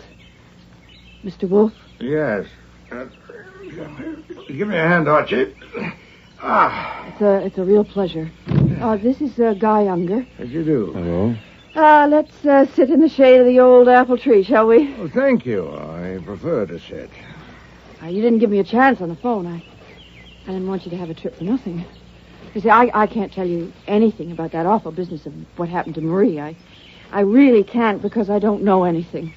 I was out on the Sound on a boat. Didn't Bella tell you? That's not the kind of thing I'm after, Miss Welch. Hmm? Such routine matters as checking alibis have certainly been handled by the police. My attack must be eccentric. For instance, when did Mr. Unger get here? Oh, why, just... Now, wait a minute. Just forget me. I'm looking on, that's all. Ah, a substantial chair. Thank you. Now, I'll explain, Miss Welch, why I ask when Mr. Unger got here. When I spoke with Miss Hart and Miss Velarde, I was insufferable, both in manner and in matter, and they should have ordered me out, but they didn't. Manifestly, they were afraid to, and I intend to know why. I assume that you know why. I know. I assume that after I left, Miss Hart phoned you again, that she also phoned Mr. Unger, or you did, and he was enough concerned about me to hurry to get here before I arrived. I heard about you being on your way about 10 minutes ago when I got here. Mr. Unger, I'll probably finish sooner with Miss Welch if you withdraw. For 20 minutes, say? I think I'd better stay. Then please don't prolong it with interruption. Now you behave yourself, Guy. I'll tell you what I think, Mr. Wolfe. I think he just wants to show you how smart he is. You see, when I told him that Nero Wolfe was coming, well, you should have heard him. He said, maybe you're famous for brains and he isn't, but he'd like to hear you prove it. Oh, you did. Something like that, anyway. I don't pretend to have brains. I was just scared. Oh? Scared of what? Well, scared of you. I mean, wouldn't anybody be scared if they knew you were coming up to grill them? Not enough to send for help. Certainly not if they had the alternative of snubbing me, as you have. Why don't you choose it? Why do you suffer me? Now that's a question. I'll show you why. You see, I didn't want to miss a chance to touch the great Nero Wolfe. There. Now I have patted the head of the great detective, and the strain's been too much. I need a little drink. Helen. Having touched me, you still suffer me. I'm sure Miss Hart told you that I reject the thesis that Leonard Ashe killed Marie Willis and propose to discredit it. I hope to establish a reasonable doubt of his guilt. Can you give it to me? Well, of course not. How could I? One way would be to suggest someone else with motive and opportunity. Can you? I'm sorry, but you're funny. I mean, the way they had us down there at the DA's office and the way they kept after us, asking all about Marie and everybody she knew. And, of course, they wanted to find out if there was anybody besides that man Ashe that might have killed her. Well, now they're trying Ashe, and they wouldn't be trying him if they didn't think they could prove it. And here you come and expect to drag it out of me in 20 minutes. Don't you think that's funny for a famous detective like you? Because I do. Helen, I think it's responsible for his distress. It was Bagby who got the information, but it was Unger who used it. And the tormented under the screw would not know where the tormentor had got the screw. So Miss Willis's decision to quit and expose the whole business was a mortal menace to any and all of them. Ample provocation for murder. I told Mr. Ashe that all this established a reasonable doubt of his guilt. And I went beyond that and considered the most likely candidate to replace him. Do you wish that too? Yes, proceed. I told Mr. Ash that I greatly preferred Mr. Bagby. The mutual alibi of Miss Hart and Miss Velarde might be successfully impeached, but they do have it. I exclude Miss Welch because when she came to me last evening, she'd been jolted into utter candor, or I am a witless gull. And that excludes Mr. Unger, too, because Miss Welch is certain he was on his boat the whole evening. And that leaves Mr. Bagby. He admits that he went to his apartment around the time of the murder, and his apartment is near where the murder occurred. I leave the timetable to the police. They are extremely efficient with timetables. And I think that covers everything, Your Honor. I would now like to plead to the charge of contempt. Mr. Wolfe, you know quite well that you have made that charge frivolous by the situation you have created. The charge is dismissed.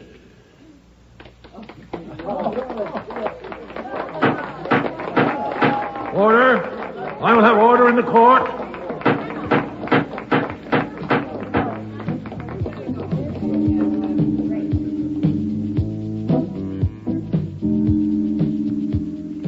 Leonard Ash got off because Nero Wolfe hated to sit against a perfumed woman on a wooden bench. The irony, of course, is that Wolfe didn't get off. 6 months later, he was subpoenaed again, this time as a witness in the case of the State versus Clyde Bagby. Only this time, the defendant was found guilty.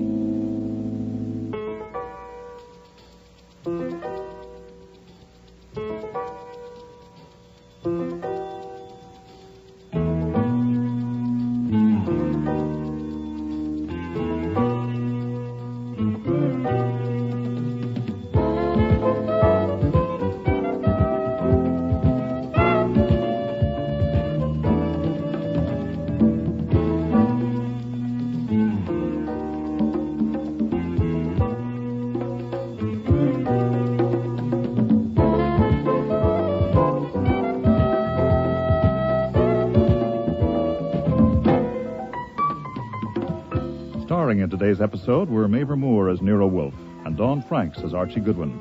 Michael Ayub was Mandelbaum, Bill Lynn, Clyde Bagby, Art McDonnell, Donovan, Robert Christie, Judge Corbett, Patricia Moffat, Bella Velarde, Terry Tweed, Helen Welts, John Evans, Guy Unger, Denise Ferguson, Robina Ash, Dixie Seatle, Alice Hart, and Alfie Scott was Saul Panzer. Music was composed and conducted by Don Gillis. Technical operations were by John Jessup. Sound effects by Bill Robinson. Production assistant was Nancy McElveen, and casting consultant was Ann Weldon Tate. The Next Witness was written and produced in Toronto by Ron Hartman.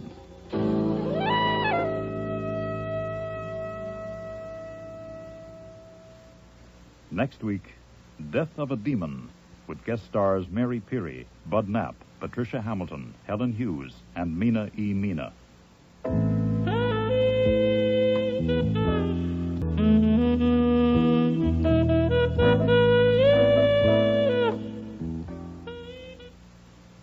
This is CBC Stereo.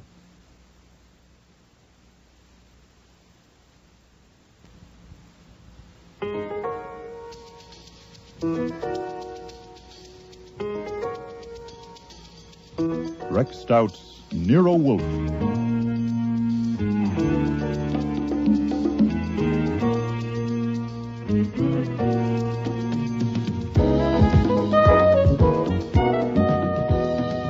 Starring Mavor Moore as Nero Wolfe and Dawn Franks as Archie Goodwin.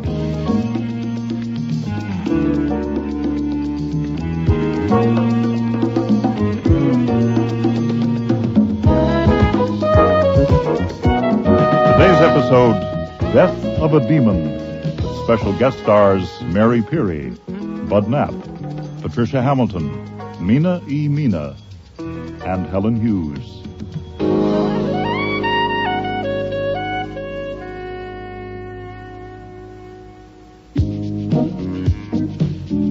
When Mrs. Hazen arrived for her appointment with Nero Wolfe, she gave me a smile. Thank you for getting him to see me, Mr. Goodwin. It isn't often that a man gets a natural, friendly, straightforward smile from a young woman who has never seen him before, with no come-on, no catch, and no dare. So I was surprised and disappointed when she took a gun from her purse and walked to Wolfe's desk. That's the gun I'm not going to shoot my husband with. Mrs. Hazen, I am not impressed by histrionic. Oh, I'm not trying to impress you. I'm only telling you. That's what I came for, just to tell you. I thought it would be more definite, I guess, if I brought the gun and showed it to you. Just that? You wanted half an hour. Because I thought it would be better if I told you something about why. If you will regard it as confidential. With the reservation that if you tell me about a crime, I can't engage not to disclose it. I'm not a lawyer or a priest. That's all right. There hasn't been any crime, and there won't be. You know who my husband is, Barry Hazen, Public Relations? Mr. Goodwin has informed me. We were married 2 years ago, just after my father died. My father was an inventor, and Barry used to do some public relations work for him. That's how I met him. I thought I really was in love with him. I've tried to decide what was the real reason I married him. You don't need to know all that. You don't even need to know why I want to kill him. It's your half hour, madam. I don't hate him, but I think I despise him. I know I do. And he won't let me get a divorce. I tried to leave him. Well, I did leave him, but he made such a... There I go again. I don't need to tell you all that. As you please. It's not as I please, Mr. Wolfe. It's as I must. As you must, then. You know how there can be something in your mind, but you don't know it's there until all of a sudden there it is? Certainly. The subconscious is not a grave, it's a cistern. But we don't know what's in it. I didn't.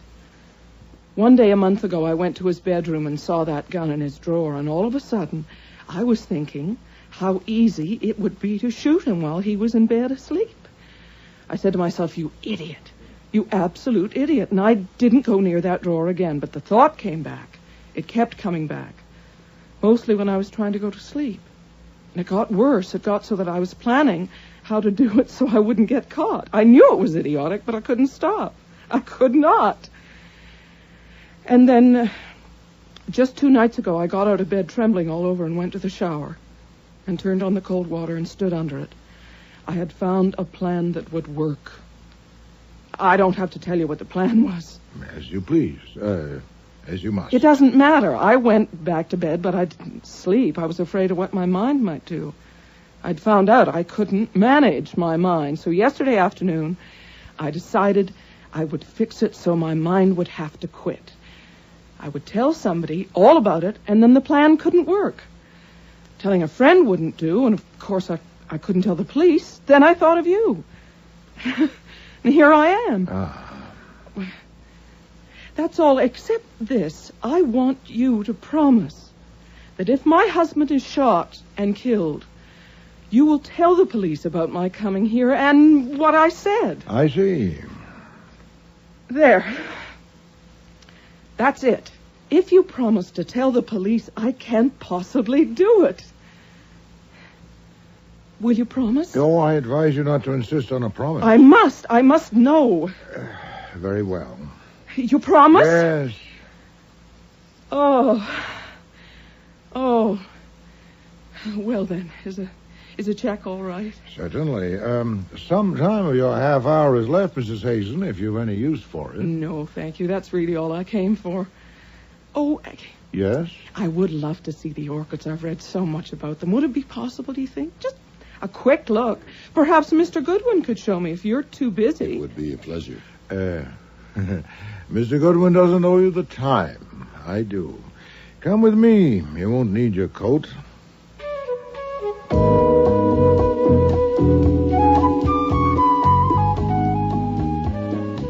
I had no kick coming. The 10,000 orchids in the 3 rooms up on the roof were his, not mine. He did like to show them off, but that wasn't why he had intervened. He had some letters to dictate, and he thought that if I took her up there, there'd be no telling when we'd come back down. Years ago, he decided on insufficient evidence that I forgot about time when I'm with an attractive young woman. So I got on with my work, and at noon I did what I often do, which was to switch on the radio for the news. but the contractor insists that he has received no favors from the senator. The body of a man named Barry Hazen was found this morning in an alley between two buildings on Norton Street in Lower Manhattan. He had been shot in the back and had been dead for some hours. No further details are available at present. Mr. Hazen was a well-known public relations counselor. The Democratic leaders in Congress have apparently decided to hold their fire. When you would like to know if a gun has been fired recently, you smell it automatically, but it doesn't mean a thing, really, unless it's just been fired, and there's been no opportunity to clean it. The cylinder was full of cartridges. Beautiful. Absolutely stunning. What was the name again? Phalaenopsis. Oh, they're lovely. Thanks again, Mr. Goodwin. I'll take the gun. No, ma'am, there's been a development. I turned on the radio for the news, and I got some, all right. The body of a man named Barry Hazen was found this morning in an alley between two buildings on Norton Street in Lower Manhattan. Been shot in the back, and he'd been dead for some hours. No further details are available at present.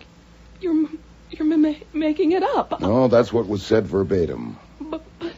Archie, get her something. Brandy. Yes, sir. No. I'm all right. He said that. That's what was said. He's dead. Yes. He's dead. I'll be in the kitchen. No, hold it, sir. She'll be all right in a minute. Take a deep breath, Mrs. Hazen, please. I want to phone somebody. I have to know. Who can I phone? A shot of brandy, maybe it wouldn't hurt you after all. I don't want anything. Who can I phone? Nobody, not just now. Why not? Because we must first consider whether I should phone the police as I promised. Archie, has that gun been fired recently? If so, it's been cleaned. It's fully loaded. The cartridges all look alike. Did she shoot him? For a quick guess, no. To make it final, I would need facts. So would I. Did you shoot your husband, Mrs. Hazen? No. Since my promise was to you, you may, of course, release me from it. Do you wish me to phone the police? Not now. You don't have to now. You won't ever have to. He's dead, and I didn't kill him. That's all over now. Oh, sit down. It's not so simple. When the police ask you where you were this morning from 11 o'clock on, what do you say? What? Confound it. Quit propping yourself on my desk and sit down. That's better. What'll you say? Why, will they ask me that? Certainly. You'll have to account for every minute since you last saw your husband. Did you come here in a cab? Yes. Then you'll say so. You'll have to. When they ask why you came to see me, what'll you say? Oh, you'll have to tell me what to say. Oh, I expected that. Confound it. You are not my client. You have paid me for half an hour of my time, now stretched to more than that, and released me from my promise, so I can... What are you doing? I'm going to write a check, then I will be your client. How much? Mrs. Hazen, I am not a blackmailer. I take pay for services, and you may not need my services. Now, will you answer some questions? Of course, but I've taken more than my half hour. No, if you didn't shoot your husband, we've both been snared by circumstance. First, instead of a question, a statement. You cannot take the gun. The gun stays here. But I have to put it back where I got it. No, I cannot let you take the gun. Now, when and where did you last see your husband? Last night at home. We had people for dinner. All right, details. How many people? Their names. They were clients of Barry's, important clients, all but one. Mrs. Victor Oliver, Ann Talbot, who's the wife of the banker, Jules Curry, an inventor. He used to work with my father. Ambrose Purtis, who's a shipping man. Theodore Weed, he's not a client. He works for Barry. 7, counting Barry and me. And when did these guests leave? I don't know exactly. Barry had told me he was going to discuss something with them, and I wouldn't be needed. And after the coffee I left, I went upstairs to my bedroom. Did you hear him when he went up to bed? No. What about this morning? He wasn't there. He rises early. The maid who... Oh. What? Nothing. Nothing that matters to you. I'm not liking myself, Mr. Wolfe. I said he rises early. But now I can say he rose early, and I wanted to sing it. I did. Oh, if you please, you'll have plenty of time for that. Now, about the maid. I'm sorry. The maid said he hadn't come for breakfast, and when she went up, his bed hadn't been slept in. He'd done that before, not very often, once or twice a month. What, without telling you where he was going? Yes. Do you know where he went last night? No, I have no idea. Were you continually in the house from the time you went to your bedroom last night until you left this morning? Yes. Would the maid have heard you if you'd gone out during the night? I don't think so. Her room is in the basement. And you are vulnerable. What time did you leave this morning? 5 minutes past 11. I wanted to be sure to get here on time. When did you take the gun from the drawer in your husband's room? Just before I left. I didn't decide to bring it until the last minute. How many people know that you despised your husband? Despise is your word, Mrs. Hazen. I don't think anyone does. I have never told anyone, not even my best friend. Hooey, your maid knows, for one. Is she not a dolt? She's, of course, being questioned at this very moment. Was your husband wealthy? I don't know. You don't know? Well, he had a large income. He must have. He was free with money. He owned the house. Any children? No. You will inherit? Mr. Wolfe, this is ridiculous. I don't want anything from him. I am merely examining your position. You will inherit? Yes, he told me I would. Didn't he know you despised him? He was incapable of believing that anyone could despise him. I suppose he was a psychopath. I looked up psychopathy in the dictionary. No doubt that was a help. I presume you will now go home. Since you must tell the police that you were here, you might as well say that you learned of your husband's death from my radio. It'll save you the bother of feigning surprise and shock. I said you would be in a pickle, madam, and you are. What are you doing? I am writing you a check. No, you may not be in jeopardy. They may get the murderer today or tomorrow.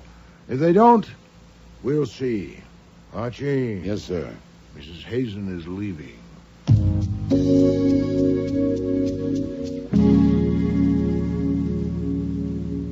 Archie, I do not intend to serve the convenience of a murderer. What ground do you have for your guess? You heard her stutter that I was making it up. Also, she went white, all white in 3 seconds. No one can do that. Very well. Call your friend Mr. Cohen at the Gazette and get details. He may not have any yet. Anything in particular? Whatever he has. But in particular, I want to know if the weapon has been found or a bullet.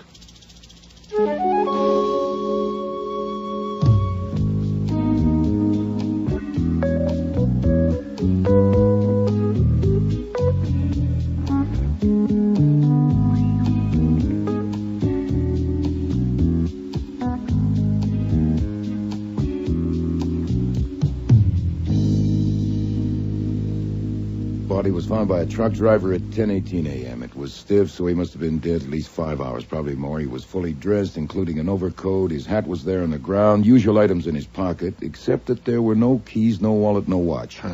His name was on some letters in his pocket, so the wallet wasn't taken to delay identification. He was shot once in the back. A rib stopped the bullet at 32. They have the bullet? Right, but no weapon.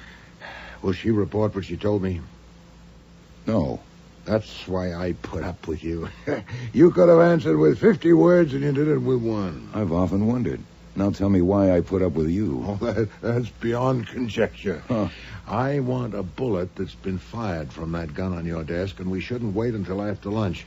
You have 20 minutes. If your guess about Mrs. Hazen is correct, that gun is not evidence. If it is, you'll be tampering with it. Shall I do it? No. You might shoot your toe off. When will the police come? It'll probably be Kramer. Give him 2 hours.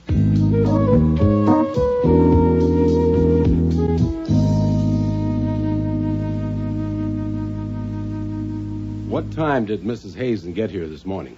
Is that snow on your hat, Mr. Kramer? I asked you a question. Perhaps you'd be more comfortable if you removed it. The hat, I mean. What time did she get here? 11:30. When did she leave? Shortly before 1 o'clock. What'd she have to say? Mr. Kramer, I know that Mrs. Hazen's husband has been shot and killed. She was with me when the news came on my radio. I have knowledge of no evidence that would be useful to you in your investigation. That is my considered opinion. Mrs. Hazen consulted me in confidence. What we spoke of is not pertinent to your inquiry. Someday you're going to fall off and get hurt, and this could be it. I'm asking you to tell me what Mrs. Barry Hazen said when she came to see you 9 hours after her husband was murdered. Should I have occasion to change my mind. And, by the way, I can offer you an opportunity to change it for me. Archie, where's the bullet? Give it to Mr. Kramer. Now, Mr. Kramer, this will be pointless if you found the weapon that killed him. Have you? No. It will also be pointless unless you have found the bullet that killed him. Have you?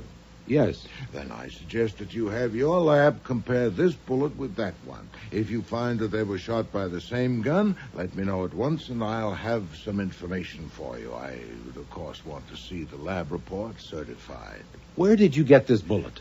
I'll tell you, or I won't, when I get your report. By God, this is pertinent. This is evidence. I'll take you down, both of you. Nonsense. And evidence of what? I don't know, and neither do you. If it wasn't fired by the gun that killed Mr. Hazen, it's evidence of nothing. I'm not indulging in a prank, Mr. Kramer. There's a possibility that the bullets will match. And if so, it will indeed be evidence. Let me know.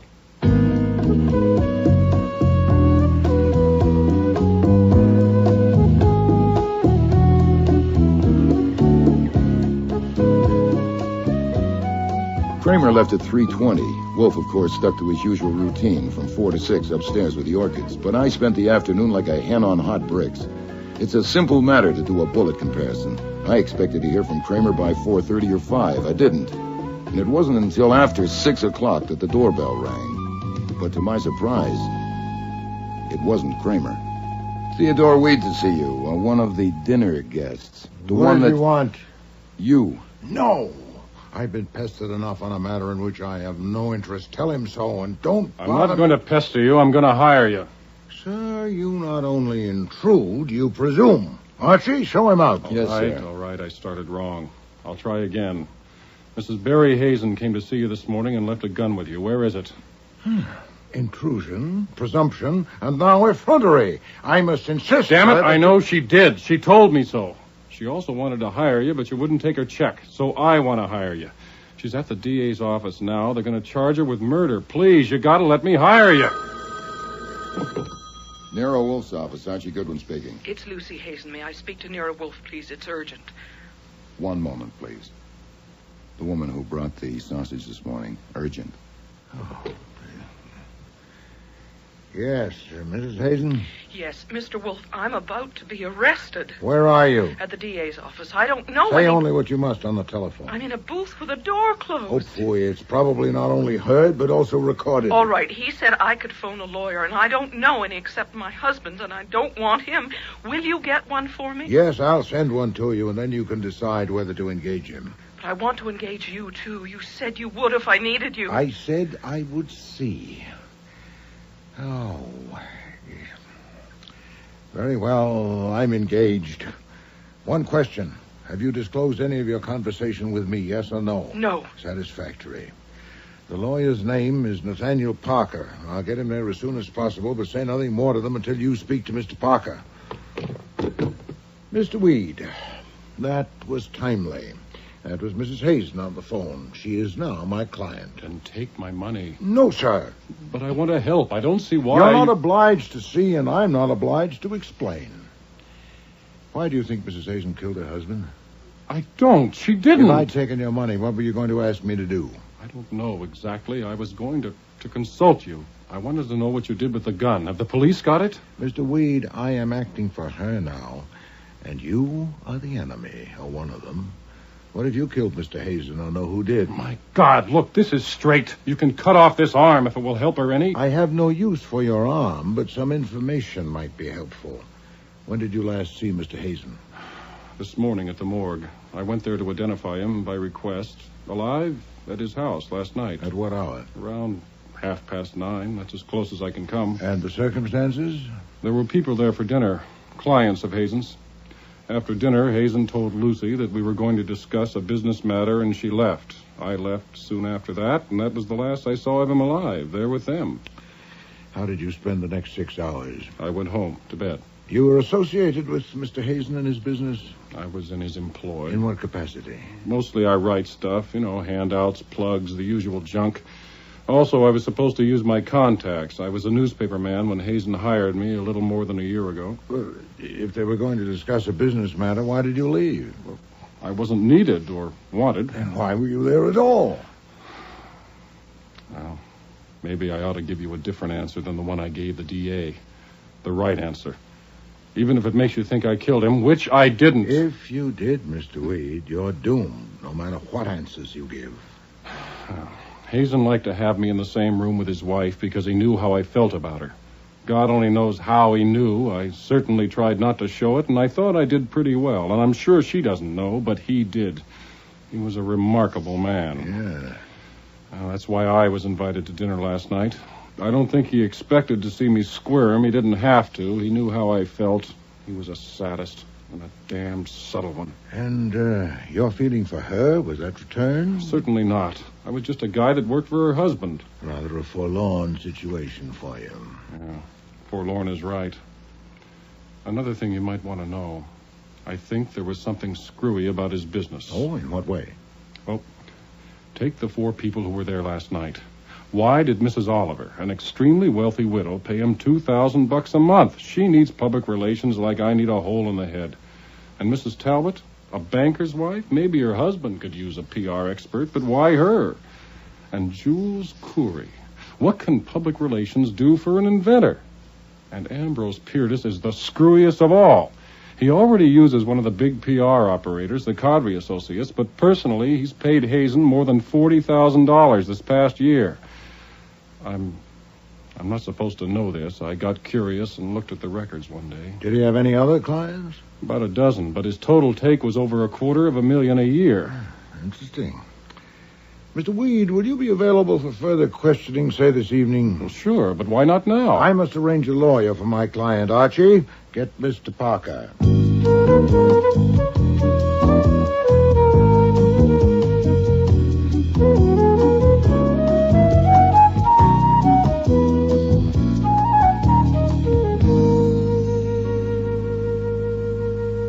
Sit down, Mr. Parker.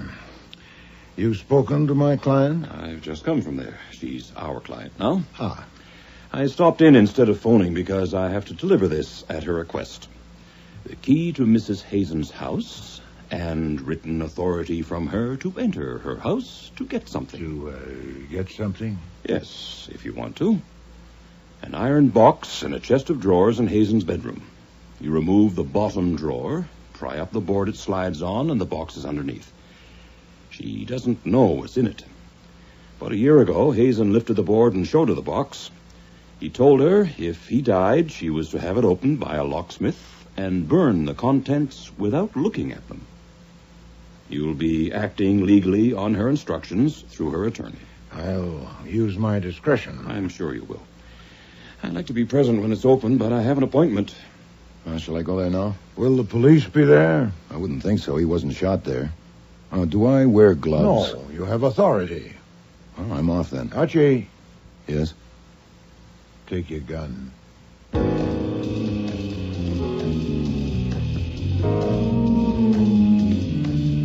I stood across the street from the Hazen house, and I was glad I brought the gun. The house was dark except for a tiny sliver of light at the bottom edge of a window on the 3rd floor. A sliver you might leave if you weren't quite thorough enough when you arranged the drape. It wouldn't be the maid. Her room was in the basement.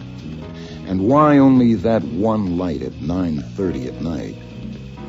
I crossed over, used the key, and entered the house with care. Very quietly, I climbed the stairs to the 3rd floor. Try under the bed. Got to be here someplace. I've done that. Let's look beyond the pictures. There may be a safe. A door at the front of the house was slightly ajar. And through it I could see part of the bed, drapes over a window, and the back of a woman's head. She was sitting in a chair, facing away from me. There's no sense in this. There certainly isn't, Mr. Corey. I don't think it's here. It could be in Lucy's room. That would be like him. All right, let's try it. Look! In the doorway. Don't anyone move. This gun is loaded. Who are you? Billy the Kid. Now back up, please. Stand against the wall. I see the ladies' purses are on the bed with the gentlemen. Please throw their wallets there, too. Carefully, please. I'd hate to have to use this gun. You wouldn't dare shoot. Oh, I assure you I would. And I should warn you. I'll aim for the shoulder or the leg, but I'm not a very good shot. Are you a burglar? No, ma'am. Then what do you want? I want you to tell me who you are and what you're doing here. But you have taken our wallets. Yes, sir, so I can check your identity as you tell me, just to make sure. Now, let's start with you, shall we? My name is Jules Horry. Is it important why we are here? Okay, the ID checks you, ma'am. This is Victor Oliver, as you can see. Are you from the police? No, are you worried? You, sir, I've seen your picture in the papers on the business pages. I'm Ambrose Purtis. What is the point of this? In time. That leaves just you, ma'am, and it's an easy guess, Mrs. Talbot, I presume. Yes, I'm Ann Talbot. All right, now that I know all your names, it's only fair that you should know mine, Archie Goodwin.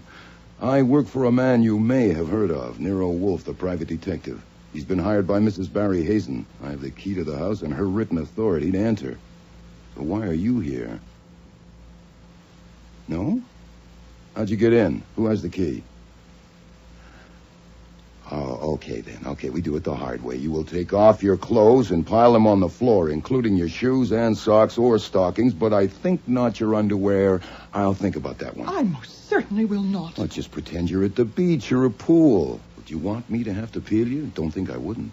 Let's start with the gloves. I want them too. Is this necessary? Is it so important how we got in? Yes. There were no keys in Hazen's pockets. We don't have a key. The maid let us in. She has gone out, but when she comes back, you can ask her. She'll deny it. You see, I paid her to let us in and to go away for the evening. Yeah, I think I believe you, Mr. Corey. In any case, that can be checked. Hold it a minute. Now, I will call him. Now, wait a minute.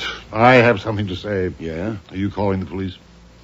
No, come on, say it fast. You swear you're not a policeman? No, I told you who I am. He's Archie Goodwin. I've seen him at the Flamingo. And a private detective? Right. Then you do things for money. We will pay you $50,000 if you will leave this house and forget that you've been here. Half of it in cash tomorrow morning, and the other half later. We'll give you a satisfactory guarantee, perhaps something in writing. How much later? Well, that's hard to say. It's delicate. We would need to be sure of your forgetting until certain difficulties have ended. Mm-hmm. Yeah, it's pretty vague. All right, you can collect your wallets and bags. No funny moves. Now, look here. I'm not calling the police, Mr. Purtis. I'm calling Nero Wolfe. Yes? It's me. Could we use 50 grand? In the box?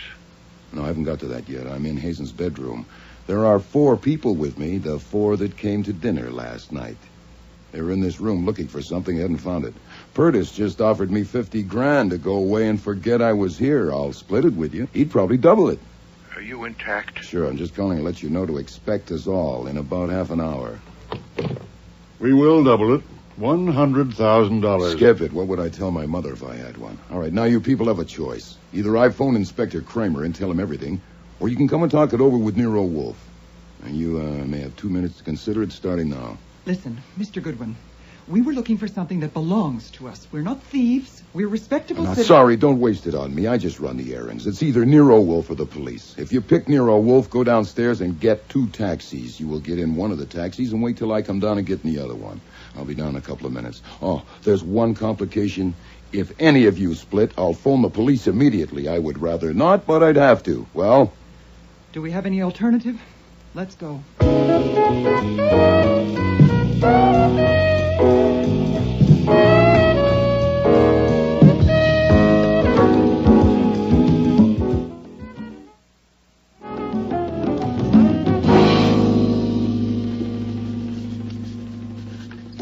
There's your box. You haven't opened it? No, sir. Save that for you. The 4 people you mentioned. They're all here in the front room. I thought you'd want to do this first. Well, Shall I open it? The lock will be a cinch. This will be distasteful. Go ahead. Okay. Any trouble finding it? No, it's exactly where it was supposed to be, under the bottom drawer. I got there just in time. Another hour or 2, they probably would have found it. There we are. Well, it sure is distasteful. Empty. Just as well. Huh? It would probably have presented us with a problem. I presume he decided it was a mistake to tell his wife of it and removed the contents. Elsewhere in the house? I doubt that. So do I. Lock it up and leave it on your desk. Have a gun in your hand when you admit them and go to your desk. Proceed.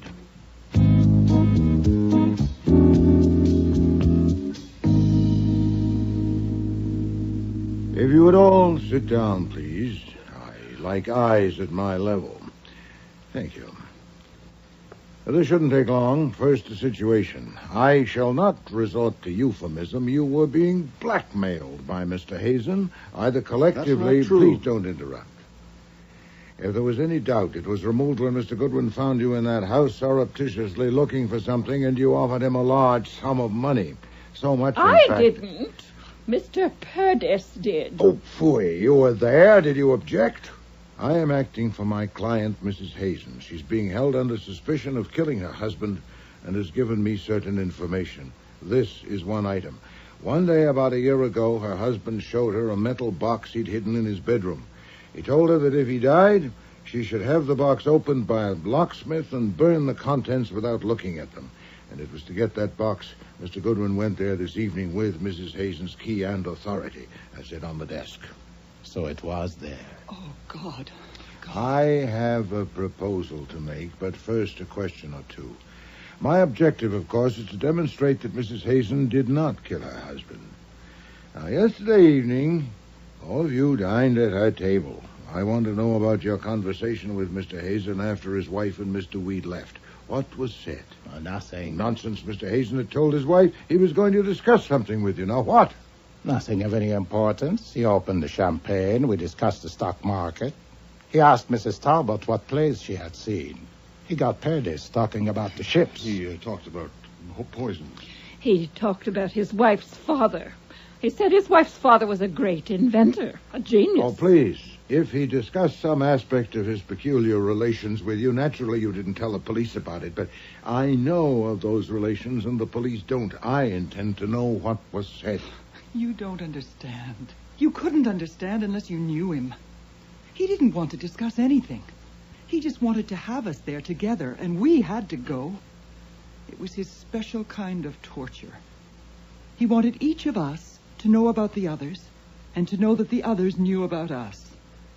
He liked to see us trying to act as if it was just a dinner party.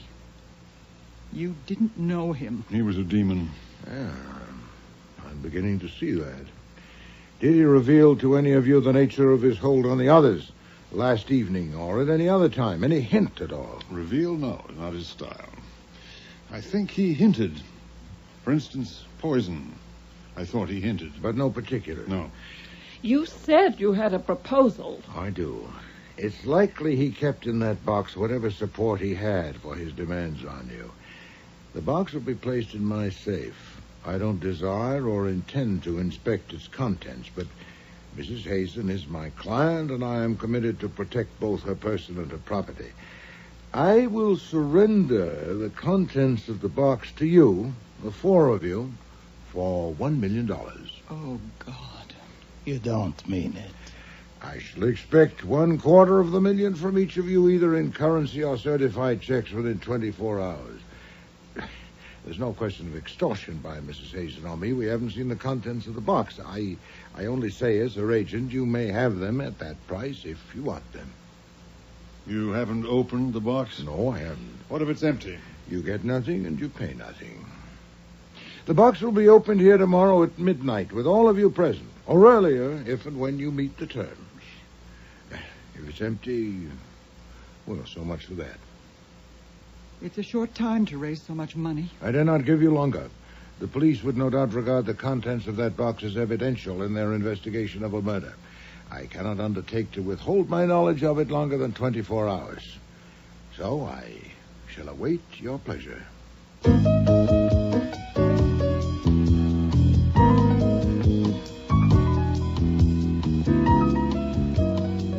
When I undressed for bed that night, I made assorted tries at deciding what Wolfe was up to and what was next on his program, and didn't like any of them. As it turned out, the next thing on the program wasn't decided by me or him. Inspector Kramer arrived at our doorstep at 3 o'clock the next day, and he was looking pleased. Too pleased.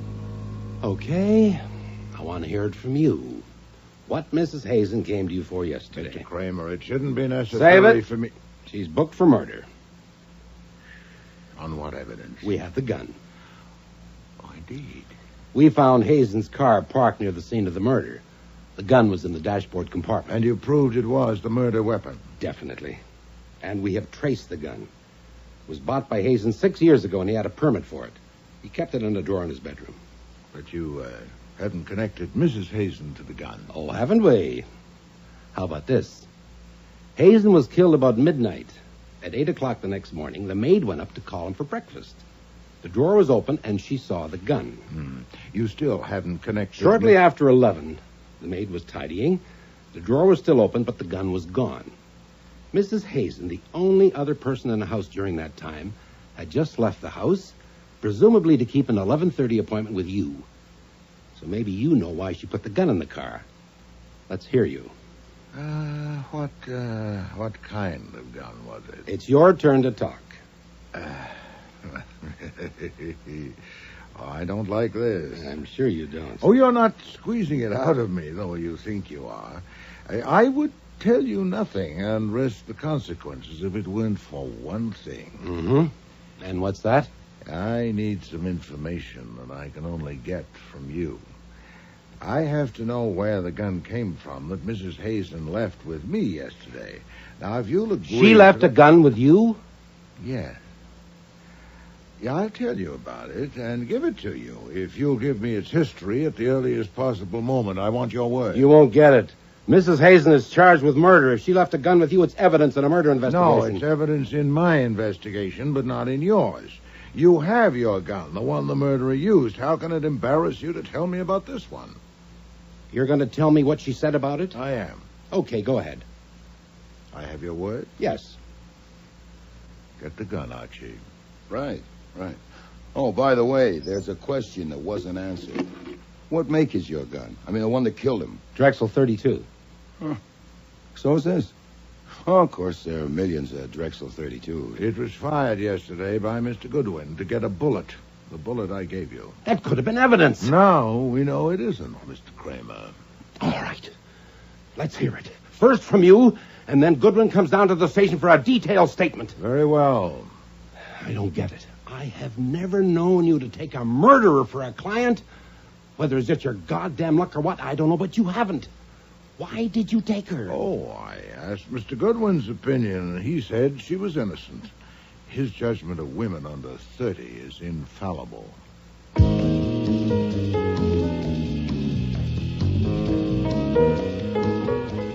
This is Nero Wolfe. Me, in a phone booth at the DA's office, and it may be tapped, as you know. They should be finished with me in another hour or so. I thought I should tell you. They were curious about guns, and then a phone call came and they weren't. I already know. Mr. Kramer phoned me. The gun we gave him was traced without difficulty. It was purchased by Mrs. Hazen's father, Titus Postel, and he committed suicide with it 2 years ago. Wow. So presumably it was in our client's possession. Not yet established, but we should know soon. Meanwhile, I've gotten Saul and given him an errand. I need you. Come home at once. They haven't released me yet. They will now. I've made a deal with Mr. Kramer. What deal? Not now. Mrs. Oliver and Mr. Purtis are already in the front room. Mr. Corey will arrive any moment, and Mrs. Talbot hopes she'll be here by 10 o'clock. It's nearly that now. So the charade is on. Of course. And it should be very interesting. Hurry home, Archie.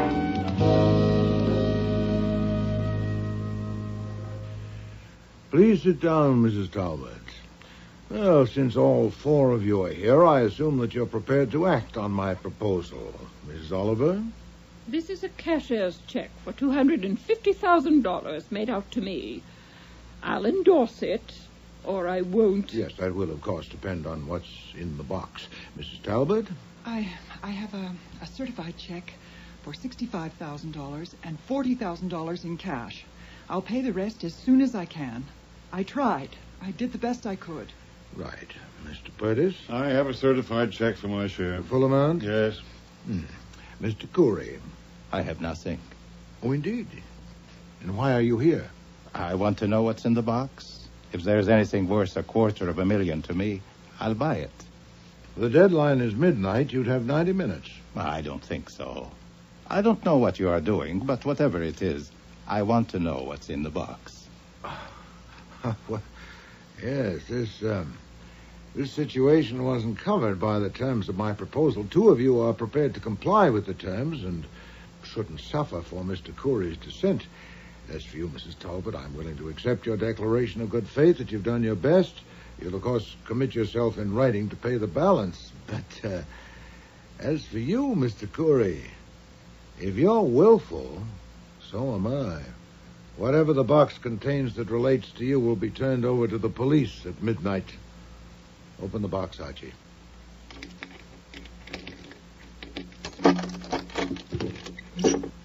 It's empty.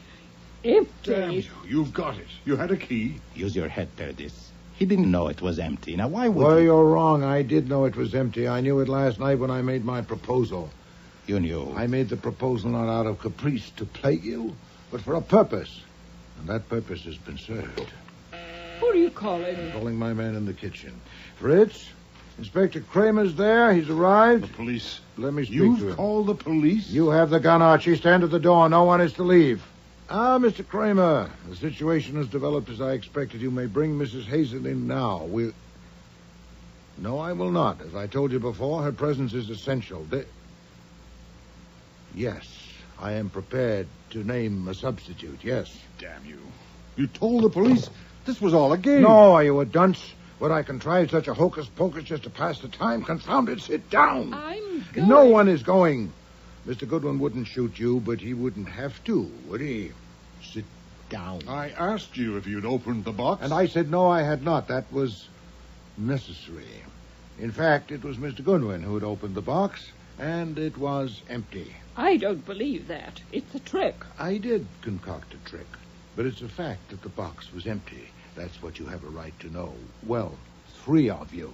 I don't believe the box was empty. I think you're lying. I don't. Why would he? There's $605,000 here, ready for him. Why did you do this, Mr. Wolfe? Believe me, Mrs. Talbot, it was necessary to expose a murderer, which I am now prepared to do. Come in, Mr. Kramer. Oh, Archie, find a chair for Mrs. Hazen. I have to say something to these people first, Wolf. Well, if it's brief, Mr. Kramer. Now, I'm here because Wolf told me that you 4 people would be here, and I wanted to know what he had to say to you.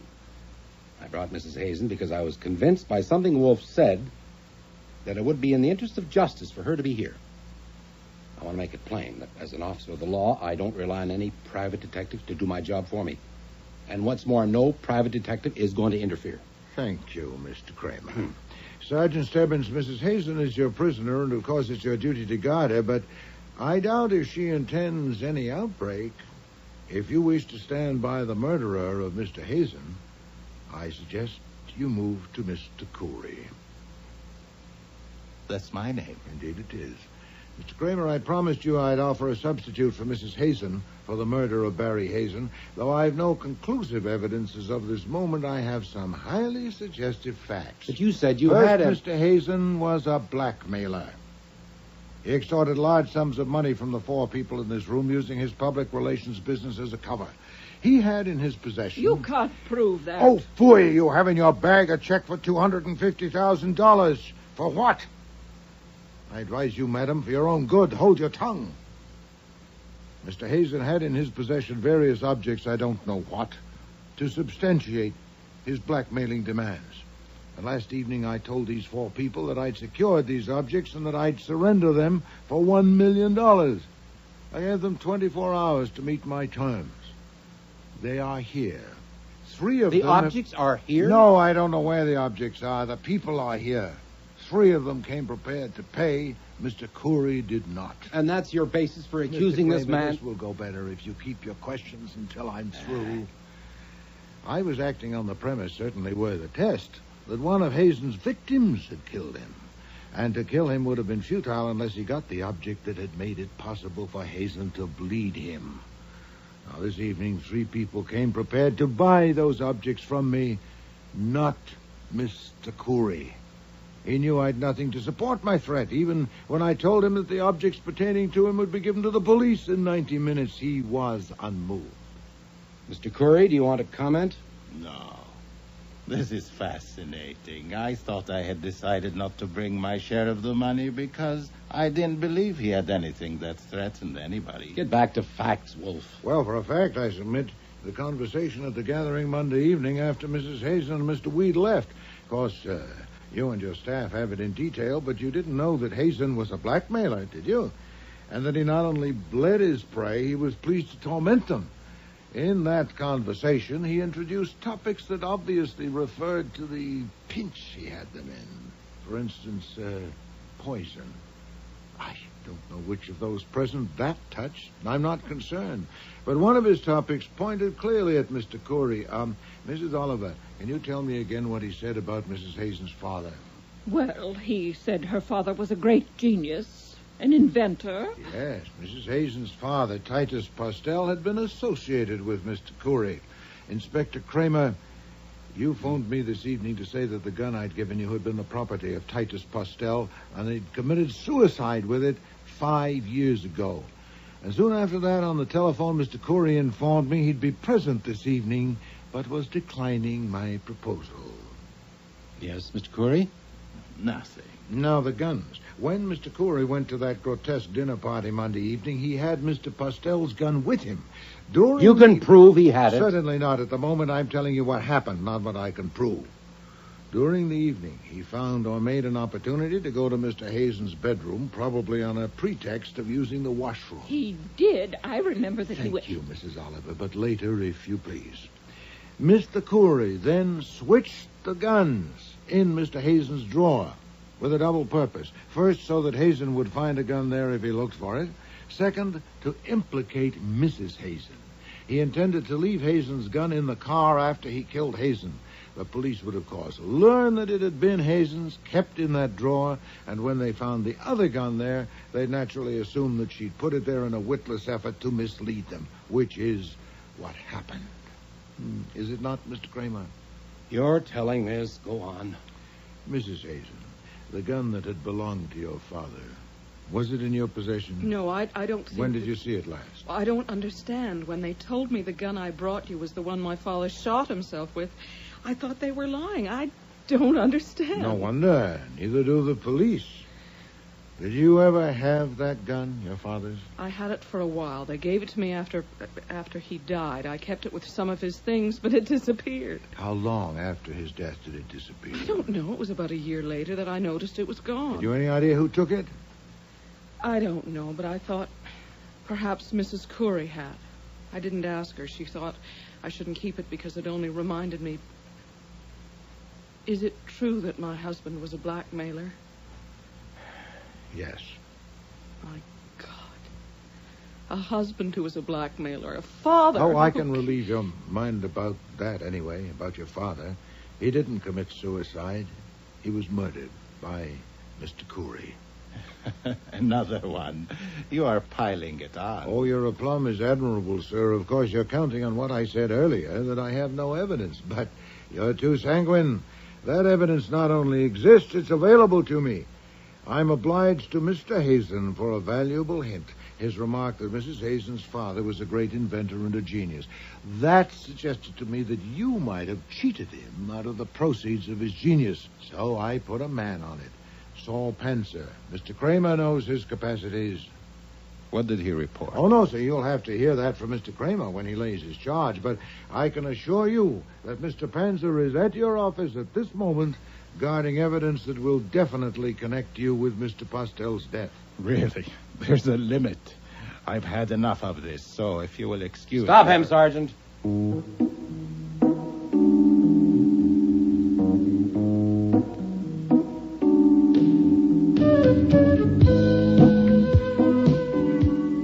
I'll have to leave it with two loose ends. First, the object or objects that Hazen had collected were never found, unless they were found by Mrs. Oliver, Mrs. Talbot, or Purtis, so we'll never know. Second, the fee that Wolfe had certainly earned. Lucy refused to take any of Hazen's leavings. She wouldn't even take the house. But there is a chance that she'll get a chunk of Corey's pile eventually on account of the evidence Saul dug up that Corey had stolen a couple of Titus Postel's inventions, but Corey, who is now locked up while his lawyers hop around from court to court, has admitted nothing, and neither has his wife. So Wolfe hasn't collected a fee yet.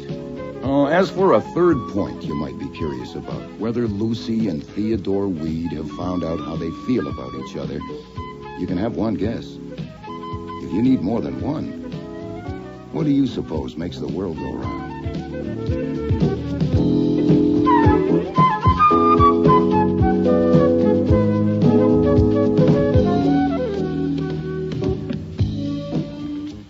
Starring in today's episode were Mabel Moore as Nero Wolfe and Don Franks as Archie Goodwin. Mary Peary was Lucy Hazen. Bud Knapp, Ambrose Purtis. Patricia Hamilton, Ann Talbot. Mina E. Mina, Jules Curry. Helen Hughes, Mrs. Oliver. Dan McDonald, Nathaniel Parker. Richard Blackburn, Theodore Weed. And Cease Linder, Inspector Kramer. Music was composed and conducted by Don Gillis. Technical operations, John Jessup. Sound effects, Bill Robinson. Production assistant was Nancy McElveen, and casting consultant, Ann Weldon Tate. Death of a Demon was written and produced in Toronto by Ron Hartman.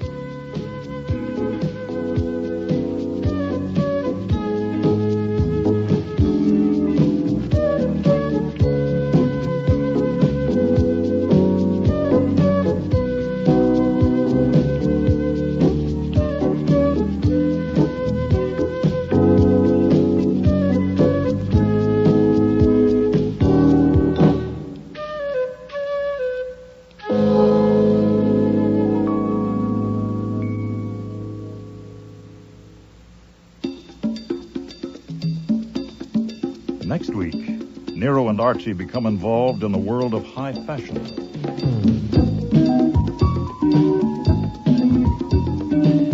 You are not much interested in fashion. Not particularly, but go on. Oh, but of course you are not married and you have no mistress. And feeling the way you do about women, how could We I... were to discuss your problem, I thought. I'm sorry.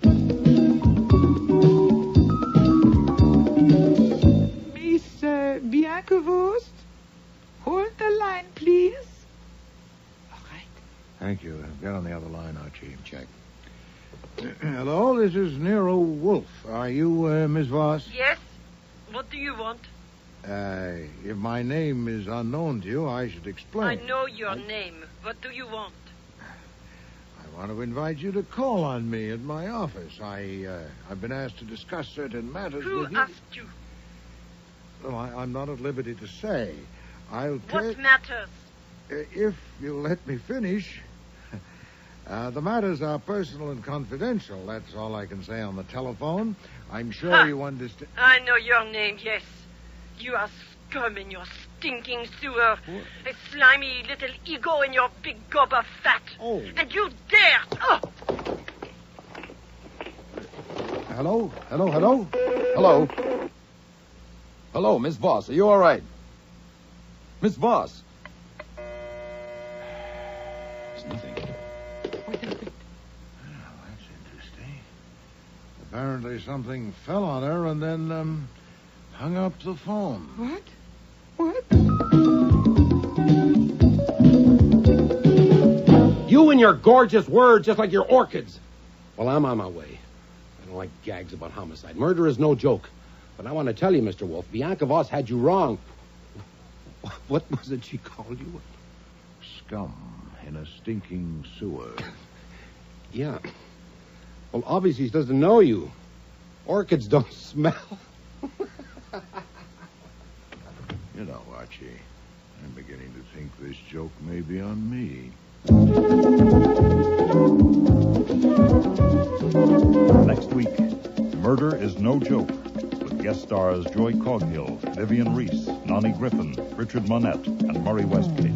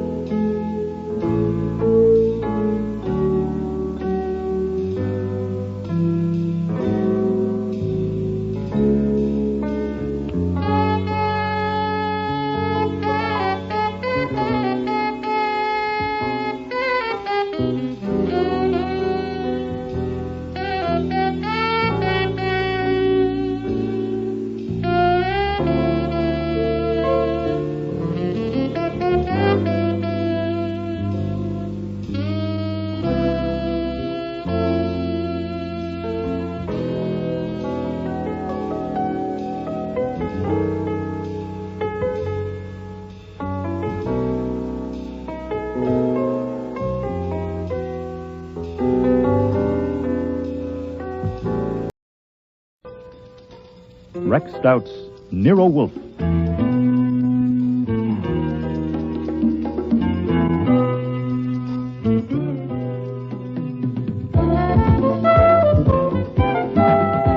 Starring Mabel Moore as Nero Wolfe and Don Franks as Archie Goodwin.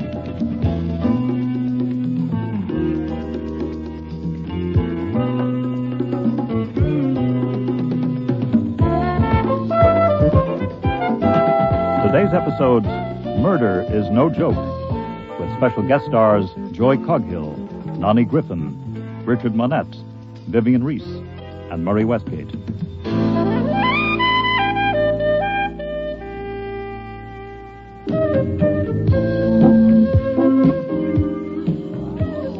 Coming right up now is Alec Gallant's stunning new cocktail gown, 3/4 length in chartreuse taffeta.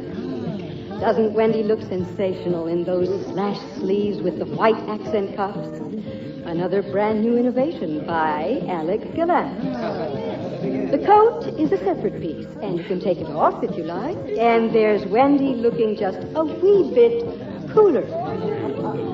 Thank you, Wendy, and thank you, Alec Gallant, for that. I'd never been to a fashion show before, and it's downright embarrassing. Nero Wolfe had sent me to do a job of investigation, but between deciding whether the models are showing off the dresses or vice versa, it's damn near impossible to keep your mind on your work. My instructions were to get a line on a new client named Flora Gallant before she came to see him, and she'd represented herself as the sister of Alec Gallant, the hot new designer. Wolfe told me to pick up whatever I could, but I don't think he meant one of the models or the reporter beside me who was crossing her legs for my benefit. Oh, and it was, too. Whisper of indiscretion to the waist. What else but pure silk could shape your lovely legs in such high-catching folds? What's the term? Isn't she a vision? It's the kindest cut of all you get from Alec Gallant. Now, watch the disc. Thank you, Rita. Rita was pretty good. Oh, but the MC was no dog either. Gold ribbon mold and frame, she moved like music. My program identified her as Emmy Thorne, Director of Public Relations. I wondered about her private relations. She spoke to a gent who looked like Lord Byron, but was probably Alec Gallant himself, and he turned and spoke to a dumpy female on his right. I asked the reporter beside me who Dumpy was. It was like I'd started a tape. Dumpy was the vice president, and her name was Flora Gallant. And did I know she was Alec Gallant's sister, and the story of how they got to... Oh, to hell with the models. I took the reporter to lunch.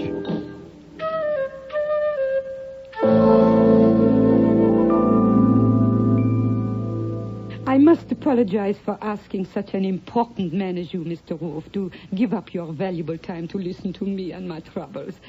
I want you to understand. It would take less of my time, Miss Gallant, if you'd simply tell me what your troubles are. Yes, but you see, I do not expect anything for myself. The trouble is about my brother. You know who he is. Yes, Mr. Goodwin here has informed me. An illustrious dressmaker. Oh, he is not merely a dressmaker. He is an artist, a great artist. It is his trouble, so I must be careful with it. I come to you because I know that although you and Mr. Goodwin are private detectives, you are gentlemen. Well, they are not mutually exclusive, madam. Well, I meant that I know I can trust you. You may. Mr. Goodwin. Right, whatever Mr. Wolfe says. I only work here. Thank you. I must explain that in France, where my brother and I grew up, our name was not Gallant. I came to this country just before the Second World War. My brother just after it. He entered legally under his new name of Gallant, and within 7 years he had made a reputation as a designer. You are not much interested in fashion. Not particularly, but go on. Oh, but of course you are not married and you have no mistress. And feeling the way you do about women, how could We I... were to discuss your problem, I thought. I'm sorry.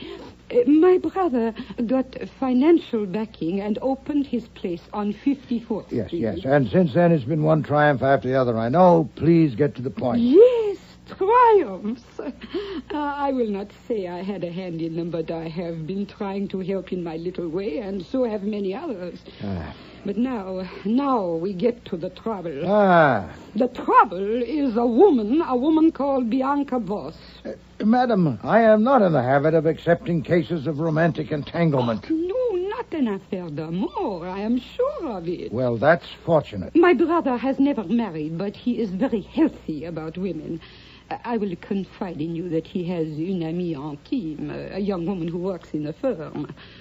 Bianca Voss cannot attract him in that way. Good. She came first here from Europe a year ago. He expected her, so he must have met her somewhere. I see. He designed things for her, but no bill was ever sent. Then he gave her one of the offices on the 3rd floor, and she started to come in every day. She began to take over, and my brother let her. She has a private telephone, which no one else has. Hires and fires employees and pokes her nose into everything. It sounds as if she owns the business. Perhaps she bought it. No, she has not. If she had a financial interest, why would she be trying to ruin a business that has always made a profit? My brother has the controlling interest, but he seems to be prepared to let her ruin it, and we do not know why. Why don't you ask your brother? I have. He will tell me nothing. A month ago, some of the others persuaded me to try to find out where she stands. I decided to come to you, Mr. Wolfe. I want you to ruin her. Really? How? By wiggling a finger, madam? No, but you can. She has some hold on him. Find out what it is. If she is blackmailing him, isn't it against the law? Would that not ruin her? Well, it might. It might ruin him, too. Oh, I am trusting you. You would not tell. Only make her stop. I fear, madam, you're biting off more than you can chew. A prolonged investigation here, perhaps abroad, would be laborious and extremely expensive, aside from my fee, which would not be modest, with the outcome highly uncertain. My brother, Mr. Wolfe, is a generous man. Yes, but he isn't hiring me. Now, if your brother himself were to consult me, if you brought him in... No, impossible. I told you. But if he were released from her, I assure you, Mr. Wolfe, she is a true villain. You are a clever man. You would know it if you saw her or spoke with her. Perhaps. I cannot ask her to come for you to speak to her, but you can. You can tell her you have been asked in confidence to discuss something with her, and she will be afraid not to come, and that alone will show you she has guilty secrets. Well, Here, in this envelope is $100 for you. Nothing. But it will show you that I am in earnest. For one phone call. Worth $16, Mr. Wolfe, after income tax. I know that, Archie. Well, Miss Gallant, where is Miss Voss? At my brother's firm. She always is. Give Mr. Goodwin the phone number. I get it. She may be downstairs. No, use my phone. Mr. Wolfe's is for him. Oh, very well. This Miss Voss sounds like a difficult customer. I've no idea what she sounds like. I haven't heard her yet. Very funny. Doris, this is Flora. Is Miss Voss around? Oh, I thought she might have come down. No, don't bother. I'll ring her there. Well? She's up in her office. I'll get her.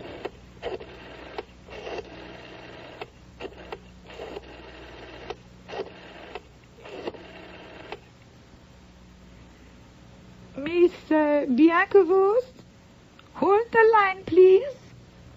All right. Thank you. Get on the other line, Archie. Check. Hello, this is Nero Wolfe. Are you Miss Voss? Yes. What do you want? If my name is unknown to you, I should explain. I know your name. What do you want? I want to invite you to call on me at my office. I've been asked to discuss certain matters with you. Who asked you? Well, I'm not at liberty to say. What matters? If you'll let me finish. The matters are personal and confidential. That's all I can say on the telephone. I'm sure you understand. I know your name, yes. You are scum in your stinking sewer. What? A slimy little ego in your big gob of fat. Oh. And you dared. Oh! Hello? Hello, Miss Voss. Are you all right? Miss Voss. There's nothing. That's interesting.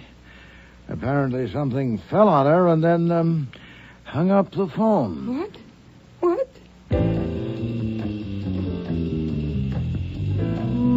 Miss Gallant was present in body, but absent in mind.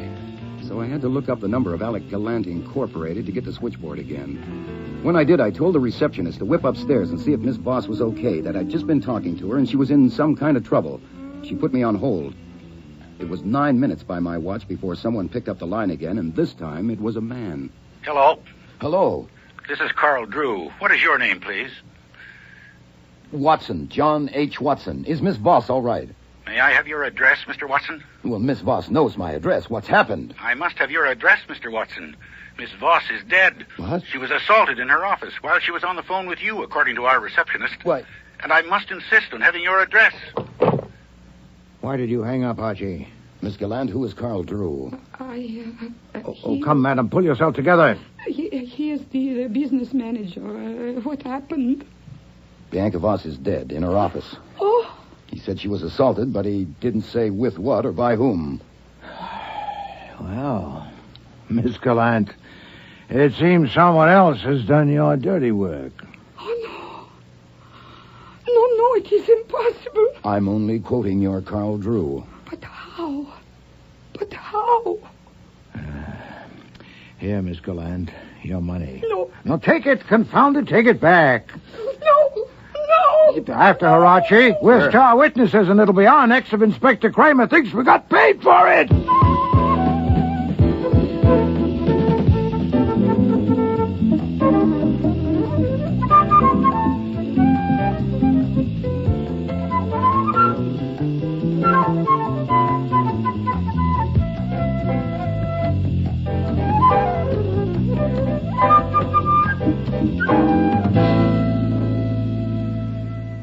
Of course, I appreciate it, Mr. Wolfe. Saves me a lot of time and trouble.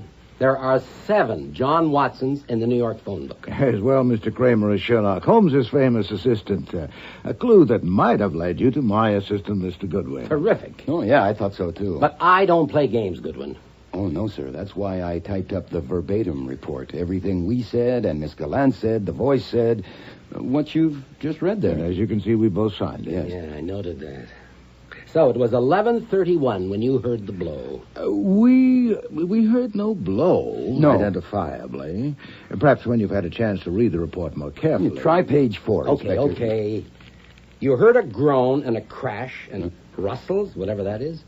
Yeah. But I'm telling you, there was a blow. She was hit on the back of the head with a chunk of marble, a paperweight. And a scarf was tied around her throat to stop her breathing. But you didn't hear the blow. Not to recognize it as such. No, Inspector. No. Okay. Now, this implies that Flora Gallant was a complete stranger to you, that you'd never spoken to her or her brother or any of the people at that place. Is that true? The implication is valid, except as related in that statement, of course. Nor has Mr. Goodwin spoken to them, Archie. Right, Mr. Wolfe. Okay. Then you never heard Bianca Voss's voice before, and you couldn't recognize it on the phone. Naturally not. And you can't hear it now since she's dead, so you can't swear it was her talking to you. Obviously. Okay. Now, if it was her talking to you, she was killed at 11:30. There are 4 important people in that organization, you should know, who had it in for Bianca Voss. Oh, as usual, Inspector, you worked with dispatch. They admitted it. Besides Flora Gallant, there is Anita Prince, head fitter, been with Gallant 8 years. Emmy Thorne, public relations head, been with him 4 years. Carl Drew, the business manager, been with him 5 years. None of them could have killed Bianca Voss at 11:30. From 11:15 on, until a call came from one John H. Watson. Well, I'm really sorry about that, Inspector. Yeah. It's just... Carl Drew was down on the main floor in view of several customers. From 11 on, Anita Prince was in the top floor workshop with Alec Gallant, with 2 models and a dozen employees. At 11:20, Emmy Thorne had an appointment with 3 men till 11:45, all airtight. It's very neat. Yeah, too damn neat. Of course, there may be others who wanted Voss out of the way, but as it stands now, those 4 are all in the clear. Why not 5? Alec Gallant himself. Okay, 5. They're all in the clear, including him, if she was killed at 11:30. But suppose she wasn't. What? Suppose when Flora Gallant phoned her from here and put you on, it wasn't her at all. Somebody pulling a stunt with a phony voice and all those noises to make you think you heard a murder at that time. Oh, yeah. With the corpse there on the floor. Well, why not? Then you're no better off, Inspector. Who did the impersonation? You say they've all got alibis for 11:30. No, it could be someone else, easy enough. Such as who, Archie?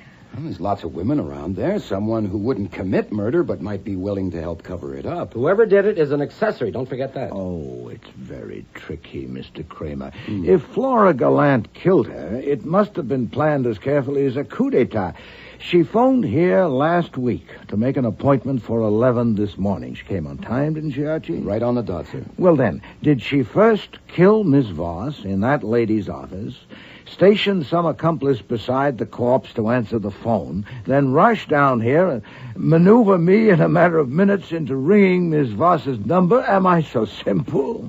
That's one thing you aren't, Wolf. Look, I didn't say it was Flora Gallant who killed her. Oh, hell, I know it's tricky. It could have been any of them. I'm bringing it up because you two heard those sounds, not me. Ah, you want to know if we're satisfied if those sounds were authentic? Or if they might have been faked. Just maybe. Yes, of course. Right, Archie? Mm-hmm. Well, we can't really help you, Mr. Kramer. If they were bogus, they were well executed. At the time, hearing them, I had no suspicion they might be flummery. Archie? Oh, I pass. As the report says, they're on page 4. I got it. I read it. It's not what you say, it's what you don't say. Well, my guess is she dragged the phone along as she went down, and it struck the floor. Okay, but were you convinced it was real? Was it happening then? Well, something was sure as hell happening then, and look, a chunk of marble hitting a skull wouldn't make much noise anyway. Besides, if she was killed earlier, couldn't the doctor tell? With blood he might have, but there wasn't any. Well, is that your impression, Archie, that it might, or might not, have been actuality? Well, there is one more thing. I mean, what about the layout? Whoever did it, whenever they did it, they must have left right away, and with all those people around. Oh, the place is a rabbit warren. That's right. A front entrance, a separate door to the offices upstairs, a side door, a back door, 3 different elevators. It's like wide open. There's a barn door. I knew you'd say that. Okay. Now let's get down to brass tacks. Mr. Wolfe, let's have it in plain language. You thought those sounds you heard were open to question or not? Not intrinsically. Circumstantially, of course. You and your gorgeous words, just like your orchids. Well, I'm on my way. I don't like gags about homicide. Murder is no joke. But I want to tell you, Mr. Wolfe, Bianca Voss had you wrong. What was it she called you? Scum in a stinking sewer. Yeah. Well, obviously she doesn't know you. Orchids don't smell. You know, Archie, I'm beginning to think this joke may be on me.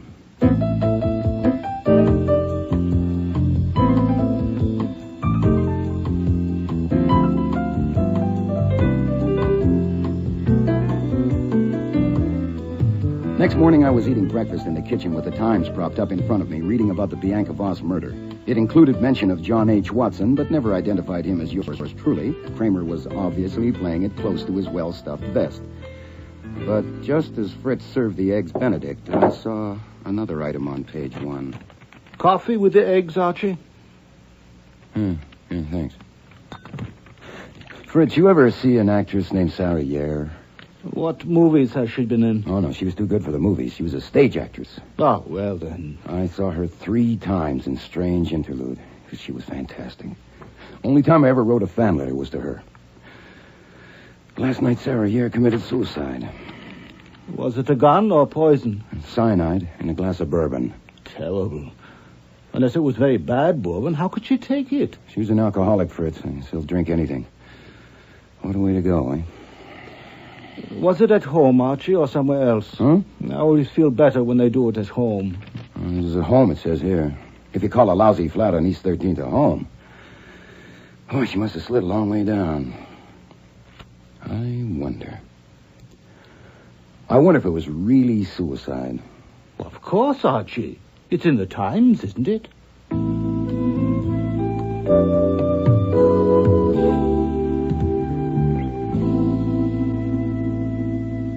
You've seen the Times this morning, Archie? Yes, sir. I'm sorry I let you get to the office before me, but you're early. What's the emergency? Oh, no emergency. But you can't... How'd you get that phone book? Walked over to your desk, lifted it up, walked back to my own, and sat down. I knew no other way. Well, why didn't you wait for me? Because I needed to know a number. Oh, can't I get it? No. I have instructions. You will go to Alec Gallant Incorporated on 54th Street and speak with Mr. Gallant, his sister Flora, Miss Prince, Miss Thorne, and Mr. Drew, separately if possible. Now? Now. You will tell each of them that I've engaged you to make inquiries about Miss Sarah Yare. Sarah Yare? And that I shall be grateful for any information they may be able and willing to furnish. I'd like to see any communications they've received from her in, say, the past month. Oh, don't raise one eyebrow like that. You know it disconcerts me. I've never seen you disconcerted yet. And what do I say when they ask me who engaged you to work for Miss Yare? Everybody knows the lady's dead. But you don't know. You're merely following my instructions. Uh-huh. If I ask you who engaged you, what do you say? I tell you the truth. I have engaged myself. Oh. I think I may have been hoodwinked by a very skillful actress, and I intend to find out. You mean Sarah Yare You may be fishing where there are no fish. They may all say they've never had any association with Sarah Yare, and they may be telling the truth or they may not. If any of them acknowledge knowing her, try to find out the degree of intimacy, but don't labor it. That can wait until we bait a hook. All I want to know now is, are there any fish in that particular pond? Okay. I'll look up that number for you. No, you will not. I can at least read. Get out.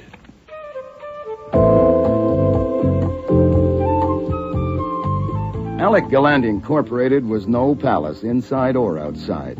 There was a show window, but all it had in it was a swatch of black fabric against dark green. I went in. Everything inside was dark green, too. Wall-to-wall carpet and wall-to-wall walls. No racks, no dresses, nothing to buy. Only mirrors and screens and tables and chairs and a few ashtrays. And a couple of customers who obviously had all day to flip through the design books. And a dapper salesman in a four in hand. I picked on him. I'm sorry, Mr. Gallant is not available. What is it you want?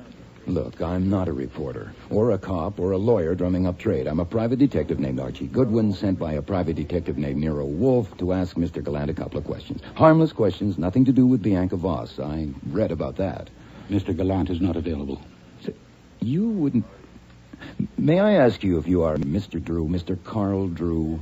Yes, I am. Then I'm in luck. I was instructed to see 5 different people here, including you. Could we sit down somewhere, please? I don't, as a rule. See us about what? To get information, if you have any, about a woman who died yesterday. Now, look... Not Bianca Voss. I'm talking about Sarah Yare. She died yesterday, too, you know. Oh, yes. That was tragic. Yes, it was. What sort of information? Is it Mr. Goodwin? Yes.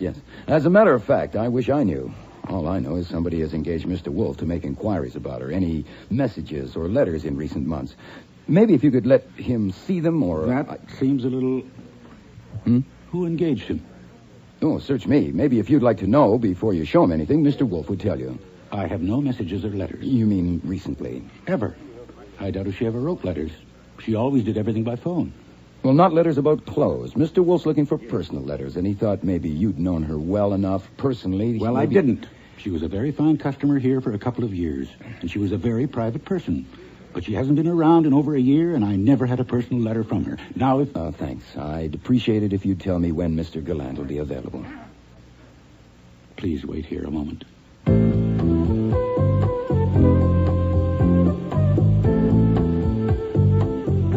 So, that was one fish. I had to resist the temptation not to play him on the line, but Wolfe had said not to labor it, and I only disobey him when I know better.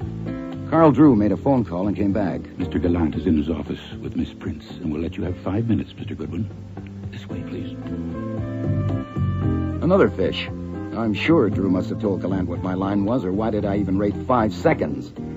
By the time I got through the pin-up paradise on the second floor, nudes to the right of me, nudes to the left of me, I understood the way designers have to master subjects like the female anatomy. The insight was so blinding that I didn't notice until Carl Drew had left that I was in the presence of Lord Byron himself, with Mona Lisa in tweeds perched on the table beside him. Now, Mr. Goodwin. Mr. Goodwin, what is all this about Sarah Yare? Just a couple of questions, Mr. Gallant, and thank you for seeing me. And you too, Miss Prince. Please, let us skip the hors d'oeuvre. Check. I suppose Mr. Drew explained to you He about... said the detective Nero Wolfe is making an inquiry and sent you. That's all. That's right, Miss Prince. What are you smiling at? She can't help it. She smells at life. Very well. An inquiry about what? How Miss Yard died? I don't think so, Mr. Gallant, but I'm just an errand boy on this trip. I'm to ask you if you got any messages or letters from her in the past month or so, and if you'll let Mr. Wolfe see them. My God, this is too much, too much. What? A woman was assassinated here yesterday. Don't you know that? Yes. Of course you do. And after that calamity comes another, as always. The death of my old and valued friend, Miss Yare. In mold and frame, she was perfection. In movement as music. In friendship, completely pure. I never had a letter from her. Send them away, Anita. You gave him 5 minutes, Alec, and he's only had 2. Thank you. Mr. Goodwin, who has hired Mr. Wolfe? Well, search me. He'll probably tell you if you have any of what he wants. I had no letters. I had no personal relations with Miss Yare. Mr. Gallant preferred to fit her himself. Oh. It seems odd that Nero Wolfe should be starting an inquiry immediately after her death, or did he start it before? Well, first I knew he gave me this errand this morning. Well, this noon. You don't know much, do you? No, I just take orders. But you do know that Sarah Yare committed suicide. Name of God, must you? Send him away. She didn't need to send me. I went. Because Gallant had picked up a marble ashtray and was about to send it at my head. In fact, I ran down the hall until I was stopped by the sound of a voice I recalled from a fashion show coming from an open office. Not falling loose, but neatly arranged. It was Emmy Thorne, the MC, doing her PR work. I decided to investigate and had stepped in before I noticed the room's other occupant. Good one, for the love of God. Hello, Sergeant. You. Well, what? Sightseeing? Rubbernecking? The scene of the crime? Well, just morbid Stebbins, like you homicide types. Compulsion neurosis. Is this the place? Well, what do you think? I think that's the desk and the telephone. And that's where the dead body lay. And the live one is Miss Emmy Thorne. How do, Miss Thorne? Who did you say he was, Sergeant? A pain in the drain. What have you got to do with this, Goodwin? Actually, Sergeant, this is one homicide I have no finger in. I'm here on a fishing trip, Miss Thorne. I'm Archie Goodwin of Nero Wolfe's office. May I have a word with you? Now, wait a damn minute, It's all Goodwin. right, Sergeant. I'm expecting him. He's the one Mr. Drew told me about. Sure, Mr. Goodwin. Let's take a walk. You can't leave this building, Miss Thorne. What are you fishing for, Goodwin? If I knew, I might tell you, but don't hold your breath. See you in court, Stebbins.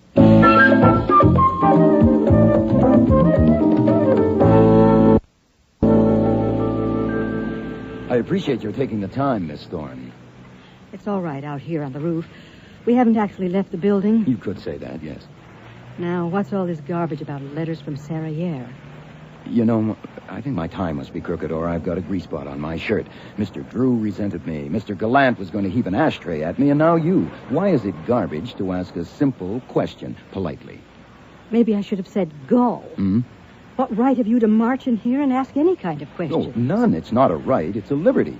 I have no right to ask you to have dinner with me this evening, which might not be a bad idea, but I'm at liberty to. And you're at liberty to tell me to go climb a tree, and I'm at liberty to go climb a pole instead. So, have you any letters from Sarah Yare? Oh, Lord. I didn't think I'd last for a year. What? This mess, what happened here yesterday, and then Sarah. No, I have no letters from her. You don't have to go climb a tree. Oh, thanks. What else? Nothing, unless you know of something. You know of anyone who might have letters? I don't. Of course, I'm curious, if you want to call it that. I was very fond of Sarah. And this coming after all her trouble, naturally, I'm wondering who got Nero Wolfe to send you here. Oh, my guess is some friend of Miss Yare's. Someone else might be curious. Well, thanks, Miss Thorne. Oh, and by the way, I'm glad I don't have to climb a tree or a pole. Well, perhaps when all this is over. Yes. Yeah, that might be fun. Well, let's go back downstairs, shall we?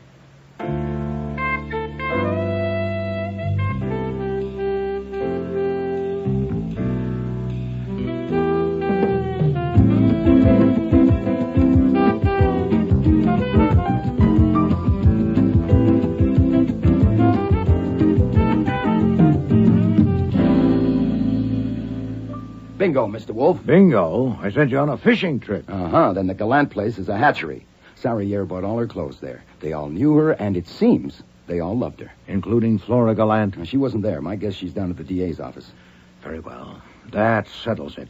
You will now go at once No, Mr. Wolfe, that doesn't settle it. Not for me. What is this, Archie? Insubordination? I don't care what you call it. It was bad enough me going up there without knowing the score, playing dumber than I am because you sent me out on a limb in the dark. Before I do any more climbing, I want some light. Why did you pick on Sarah Yare? You never go to the theater because they don't make seats big enough. That is unworthy of you, Archie. And while I'm on the subject of your mobility, what was so important about that phone book this morning that for the first time in your life you actually crossed the room to my desk and hefted it back to your own? I want to know. All right. Thank you. This morning I told you I thought it possible that the performance here yesterday, getting us on the phone just in time to hear a murder committed, was flummery, designed to hoodwink me. Yeah, sure. Even Kramer thought that, and we had to ballet dance our way out of it. So we did. But Kramer's theory that Bianca Voss had been killed earlier and that another woman, not the murderer, was standing beside the corpse waiting for a phone call was patently ridiculous. With all those people around, anyone could have opened the door and stepped in.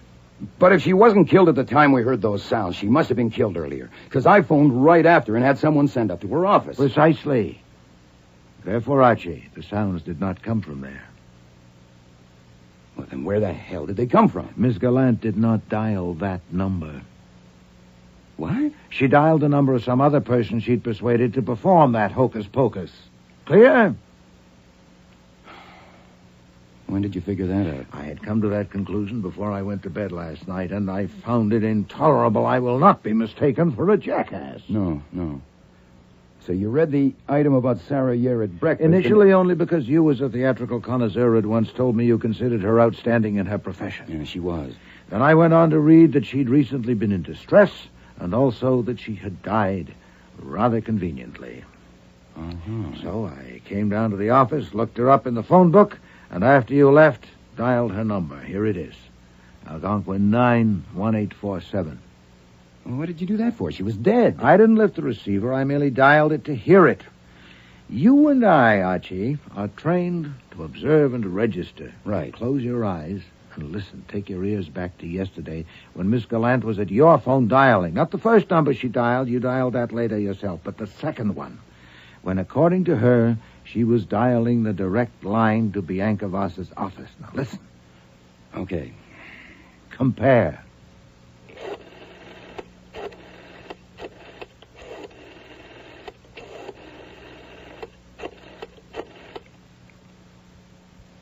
No, wrong. The first, third, and the fourth. Now, try again. This will be another number. Go.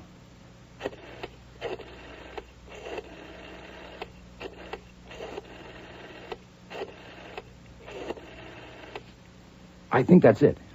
Anyway, the first four... Satisfactory. The first number was Bianca Voss's private line. The one you just recognized was Sarah Yare's number. I'll be damned. Good God, what time is it? Huh? Oh, 5 to 4. Then instructions for your next errand must be brief. Go to Sarah Yare's address on 13th Street and take a look at her apartment. You mean break in? You are checking the telephone. Huh? I need one last detail. Her phone might have been disconnected since this directory came out. I need to know that it's still operable. If I'm to see that whoever tried to make a fool of me regrets it, I must take care not to make a fool of myself. Now on your way.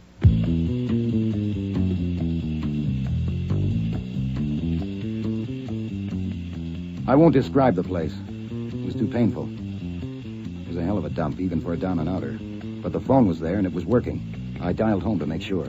Fritz? Is that you, Archie? Yeah, it's me. Tell Mr. Wolfe the phone works, and I'll be home in 15 minutes. I can't just now. He's got Inspector Kramer in the office. Kramer's there? Came 10 minutes ago. They're having a terrible argument. I'll be there in 5.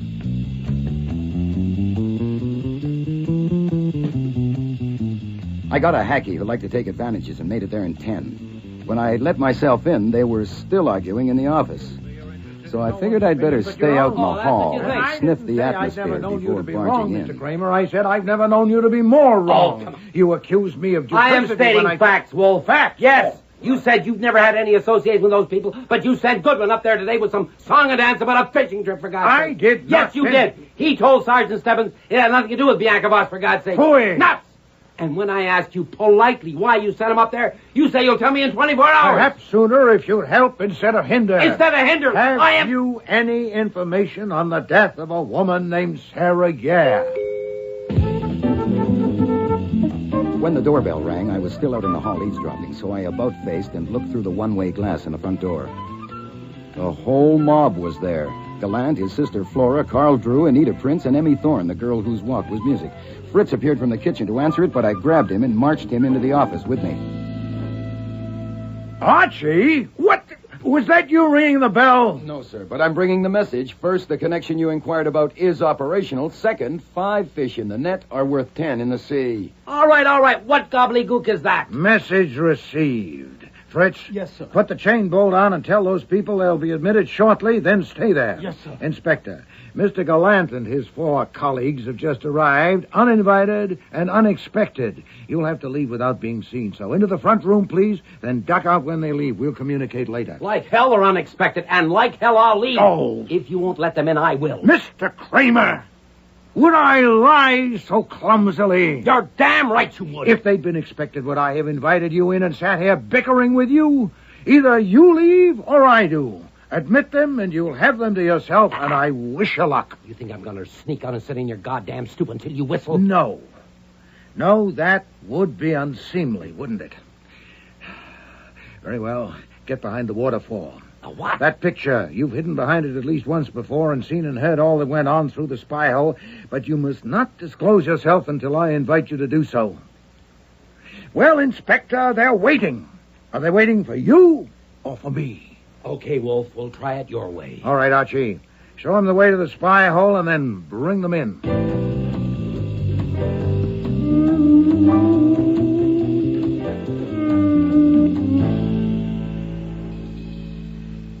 I demand to know why you sent Mr. Goodwin to ask us about Sarah Yare. What business is it of you? Mr. Gallant, I'm under no compulsion to reply, and I'm not sure I'm prepared to. Instead, I may ask why Mr. Goodwin's questions, which certainly when provocative, so disturbed all of you that you feel impelled to call on me in a body. Now, why? It's all talk, Mr. Wolfe. Mere talk about Sarah Yare. The wind blowing.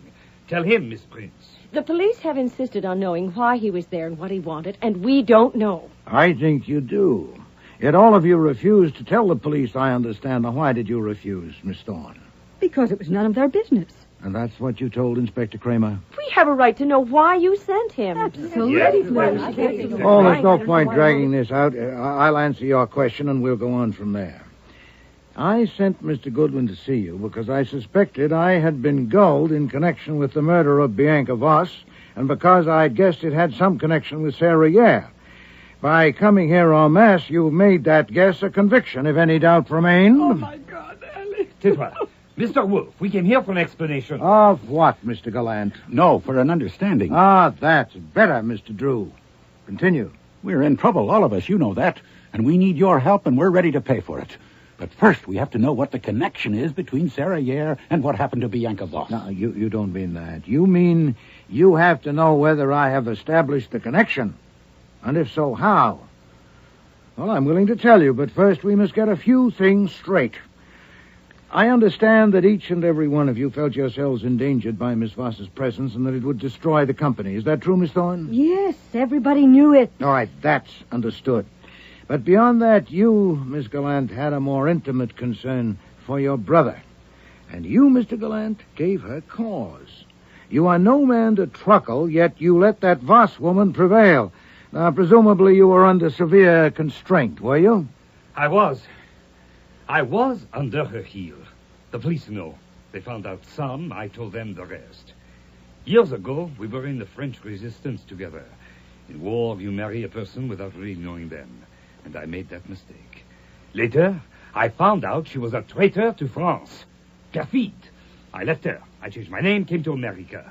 And then she finds me, makes demands. I was under her heel. No, that won't do, Mr. Gallant. I doubt if it satisfied the police, and it certainly doesn't satisfy me. The fact that she was an unwanted wife might lead you to kill her, but not to let her take charge of your business and indeed your life.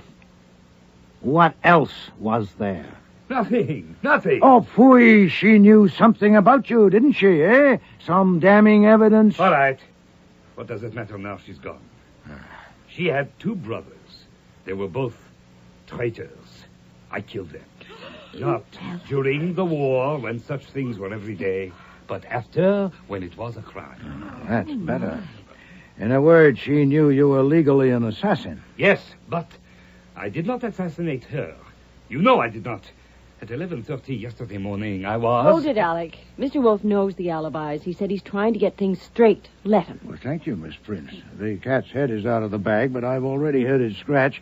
What makes you so sure, Mr. Gallant, that Miss Voss was killed at 11:30? You do. You yourself heard her on the phone. Oh, but I'm sure she wasn't killed at 11:30. But I was there. It's obvious. The woman who spoke to me on the phone called me a gob of fat. Somebody speaking English with such a heavy accent would hardly have the word gob on the tip of her tongue if she had it anywhere. But that's just a trifle. But what about the murderer striking just when the victim was on the phone? Wouldn't it have shown more acumen to wait until she'd hung up? Whoever was talking with her might easily get the wind up and sound the alarm. But there's a more telling detail. Miss Gallant, you didn't dial Plaza 29022, Miss Voss's number. You dialed Algonquin 91847, the number of Miss Sarah, yeah. How did you know? Oh, I didn't know that yesterday. But I've just learned that Miss Yare's line is still in service. Obviously, you had arranged with Miss Yare to impersonate Bianca Voss, and it's a reasonable... Mr. Wolfe, you cannot prove that. How do you know if she dialed Sarah's number? You could not see the dial from so far away. Evidently, you discussed it with your sister in some detail. But you're quite right, Mr. Gallant. Neither Mr. Goodwin nor I could actually see the dial. But we can give evidence, and I think it will be persuasive. What evidence? It's no good, Alec. You know what we decided. I'm not sure that we decided right. I am, Anita. Carl? Yes, I think so. Yes, Emmy. All right, Flora. It's up to you. Yes. Yes. I agree. My God. All right. Mr. Wolfe, we'll pay you to help us. My sister is innocent, and she must not suffer. She was stupid, but she is innocent. She did arrange that exhibition with Sarriere, but only Mr. Wolfe to move you, to make you hate Bianca Voss so much that you would undertake the case. Take it for what my sister could afford to pay. When she told me, I knew it was unforgivably stupid, but it was not criminal. She must not suffer. All right. Miss Gallant, you heard your brother. Is that true? Yes. I agree with you, sir, that your sister was stupid, but you are not the one to proclaim it. Miss Yare's performance went beyond abusing me, sir. She enacted a whole melodrama of violent attack and then hung up the phone. That's something corpses do not usually do. Was that her idea?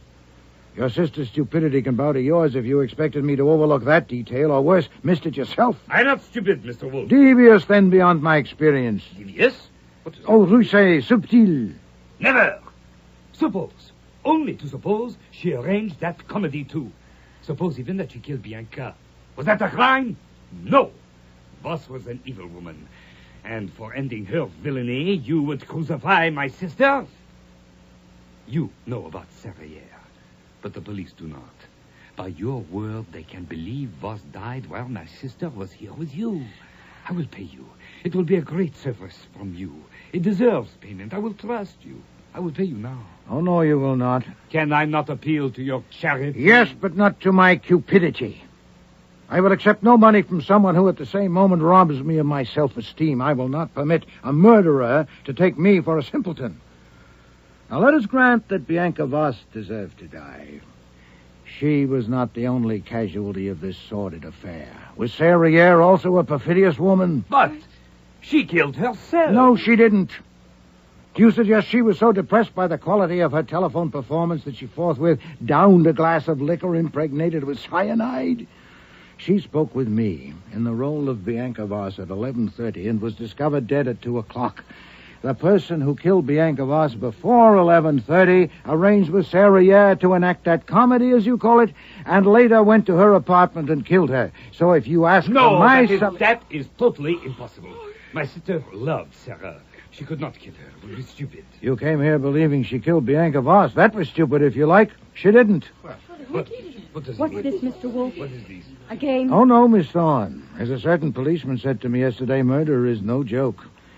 Miss Gallant, there is much against you. Then but how on... did you know I didn't kill her? Oh, you told me yourself. If you had devised that elaborate humbug, certainly you would have planned how to react at the moment of crisis. Alarm, shock, perhaps even a swoon. But do you remember what happened? When Mr. Goodwin told us what Mr. Drew had told him, you said, in obvious bewilderment, you said, "But how?" And then repeated it, "But how?" Now, if you'd known how you did murder Bianca Voss, you'd have had to be a Shakespeare to invent so simple a line and a Bernhardt to deliver it. But, according to your brother, you're little more than stupid. Tais-toi, chérie. Je sais. But if you are innocent, someone else is guilty. The arrangement you had made with Sarah Yare to impersonate Bianca Voss was discovered by someone else, perhaps overheard when you told your brother about it. That someone then persuaded her to add a gruesome climax not in your script, which was only intended to insult me and gain my interest. That someone else killed Bianca Voss. And to make sure her alibi was invulnerable, this someone went to Sarah Yare's apartment and poisoned her with cyanide in a glass of whiskey. Who is this someone, Now, Mr. all Wolfe? that was done before 2 o'clock. You, Miss Gallant, according to my friend Inspector Kramer, arrived at your brother's place only 15 minutes after I know you'd left here. You had no time for a detour to 13th Street. I wanted to go to see what had happened, It's but a good thing you didn't, madam. I also learned from Mr. Kramer that you, Mr. Gallant, you, Mr. Drew, and you too, Miss Prince, were under constant surveillance from the time the police arrived. And that leaves you, Miss Thorne. Leaves me where, Mr. Wolfe? You were with 3 men in an office downtown from 11:20 until 11:45. So I have 3 witnesses. Yes, but according to the police, you arrived at Alec Gallant Incorporated shortly before 3 o'clock. You may be able to account for the interim period. You want to try? it can't be, Alec. How could you? I don't have to try. I don't like your games, Mr. Wolfe, and I don't think I'll play. I didn't think you would.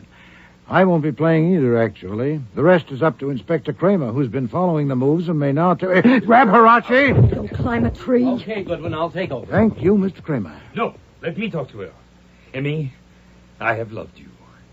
You killed Sarah? Yes, I killed her. Then you heard us that day. You heard me tell Flora. You found out I was already married to me. Yes, I heard you. And you knew I couldn't marry you, so you killed her. She was killing you. I did something about it. I understand. Because I loved you. And maybe you killed her because you loved me. But then, you killed Sarah. Why? You don't understand a thing, do you? And worse, when I tell you and the others what my sister has done, you accept it. You will allow us to accept it that my sister has killed Bianca. Look at me. I am looking at you, Alec. What am I supposed to see? I don't think you could ever love anyone but yourself. My mistake. All right, Inspector Kramer, she's all yours. Take it easy, Miss Thorne. We're going for a walk.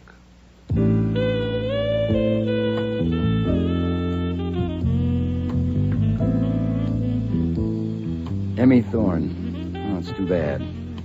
I almost felt sorry for her walking out that way. When she walked like music, all right. But it just wasn't my kind of tune.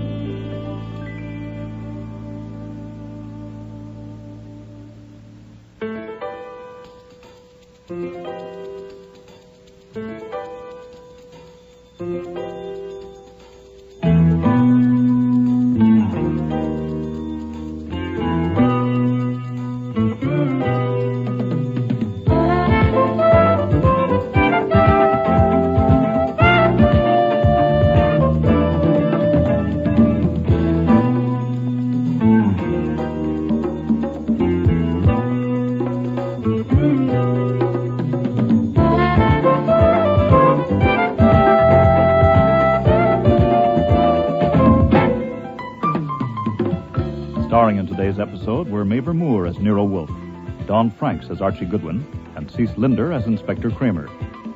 Joy Coghill was Flora Gallant, Nani Griffin, Anita Prince, Richard Monette, Alex Gallant, Vivian Reese, Emmy Thorne, Murray Westgate, Carl Drew, James Morris, Stebbins, and Frank Perry was Fritz. Music was composed and conducted by Don Gillis. Technical operations, John Jessup. Sound effects, Bill Robinson. Production assistant was Nancy McElveen, and casting consultant, Ann Weldon Tate. Murder is No Joke was written by Alan Osborne and produced and directed in Toronto by Ron Hartman.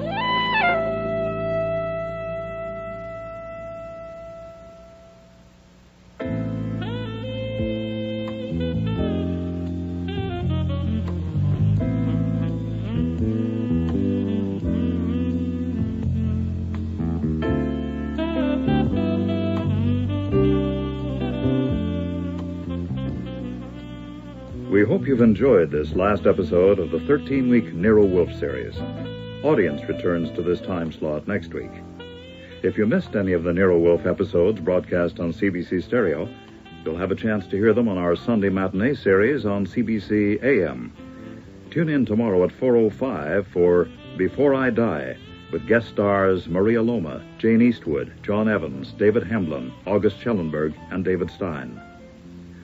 Radio drama will be returning in the fall on CBC Stereo with the Scales of Justice series, in which real-life Canadian crimes are dramatized. The series is hosted by Toronto lawyer Eddie Greenspan. If you have any comments or suggestions about the radio dramas you hear, please write to the CBC Radio Drama Department at Post Office Box 500, Station A, Toronto, Ontario, M5W 1E6. This is Harry Manus wishing you a very good evening.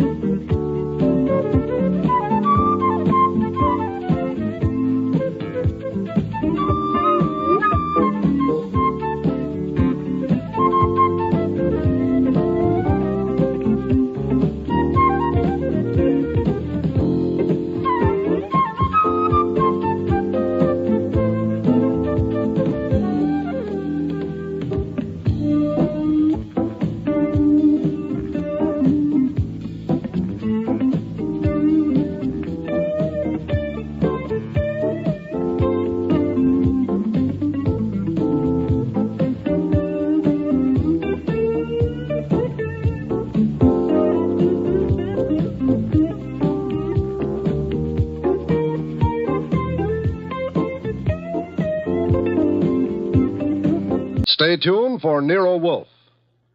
If the chimes shudder a little on Sunday afternoon, well, they know there's mystery in store Sunday with men of action like Mike Waring, better known as the Falcon, who brings his fearless and romantic touch to the solution of another mystery. After the Falcon, it's high adventure. Then the big guy steps in. The new private eye Charlie Wilde concludes with a few casual homicides. The chimes mean mystery and action this Sunday afternoon on NBC. Transcribed. My boss is the smartest and the stubbornest, the fattest and the laziest, the cleverest and the craziest, the most extravagant detective in the world, Nero Wolfe.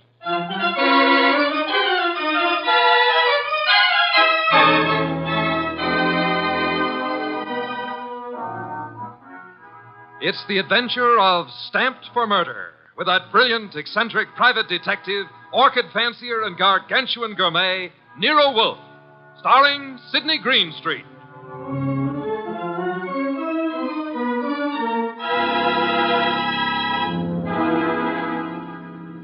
Instructions for this morning, Archie. Your notebook, please. First, Mr. Salinsbeck. Inform him that the Long Island peafowl he sent were most unsatisfactory. Peafowl's breast flesh is not sweet and tender unless it is well protected from all alarms, especially from the air, to prevent nervousness. Long Island is full of airplanes. Look, Mr. Wolfe, I shall want a dozen chickens that have been raised on blueberries and a fresh-killed lamb for tomorrow. Mr. Wolfe, please listen. There's... Mr. Goodwin, be quiet, and then dinner on the following day becomes a problem. Mr. Wolfe, dinner any day is going to be a problem if we don't pay Sausenbach's bill. Then pay it. With what? The bank account's empty. Ridiculous. There were $4,000 yesterday. But you bought that shipment of orchid bulbs from Winold Gluckner. Mr. Wolfe, we need money. You've got to stop eating and drinking beer long enough to earn some. Phew, you're an alarmist. Will you, for the love of heaven, stop turning down clients and turn an honest dollar?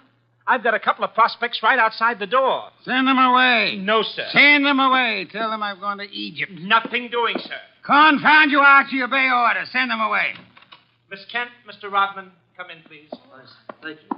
Confound you, Archie. You're mutinous. Yes, sir, and you're stuck with it. This is Miss Gloria Kent and Mr. Rodman. They arrived as advertised with a pressing problem. Good morning. You people are here by sufferance only. I shall speak to Mr. Goodwin about it later. Yes, indeed. I don't like pressing problems, Miss Kent. What are yours? My father. Indeed, I'm not a court of domestic relations, Miss Kent. What did your father do? Beat you? Withhold your earnings? Discourage your suitors? Mr. Goodwin should have informed you this office does not undertake cases involving marital or family problems. But that's not... If Mr. Goodwin had not been beguiled by your pretty face, he might have warned you and avoided this embarrassment to you and annoyance to me. Now, take it easy, take it easy. How many times have I told you you don't know how to handle women? Then suppose you let Miss Kent handle me. Well, it's simply this, Mr. Wolfe. I had some money my mother left me. My father's just spent it without my permission. I want it back without a scandal. Thanks, Miss Kent. How much? How spent? $10,000. Father bought a treasure map. Indeed, from whom? A pair of swindlers named Cross and Halleck. They've driven him crazy, talking about fortune salvaged from the SS this and the SS that. He's got a map and old letters he studies. He's childish. Many fortunes have been recovered. Many more await on the sea bottom. How do you know your father has been duped? Well, I know. You do, Mr. Rodman. Yes. Cross and Halleck bought some old letters from me, written by my grandfather from Hawaii. They used them to manufacture the map and evidence. And that's what they sold to Kent. Father thought he was being so clever. He had the paper analyzed. Of course, the document research laboratory said the letters were genuine. They were. But something new had been added. I'd have never known if Mr. Rodman hadn't told me. You're a party to the swindle, Mr. Rodman? I was not. I never knew what they were up to. Mr. Wolfe, you've got to help me. I can't do anything with Father. I can't convince him. Even Mr. Rodman can't. No, Miss Kent, I'm sorry. This is not for me. But you must. You must. Not in my office, madam. No tears. Please, Archie, stop her. Okay. Archie, when Miss Kent has finished her disgraceful exhibition, show them out. How dare he walk out on us like he was... Easy. I know him. You don't. He gets into a panic when women cry, or else he's curious about what Fritz is cooking for lunch. Now, just wait a minute, please. Oh, aren't you ashamed of yourself walking out like that on that poor kid? That hysterical gamma. She's lost all of her money. She needs help. I charge high fees, Archie. So charge a small fee. Do you want her to starve? Good heavens. Starve? How monstrous. I'm not kidding. While you'll be in here smelling your dinner, she and her father will be starving. I thought you were bringing me a paying client. Well, this is different. She's, You're beautiful. Archie, you're impossible. Oh, very well. Go back into them. Get names, addresses, facts. I am not committed to Miss Kent's case, but we'll see. Be a tribute I pay for your weakness for a pretty face.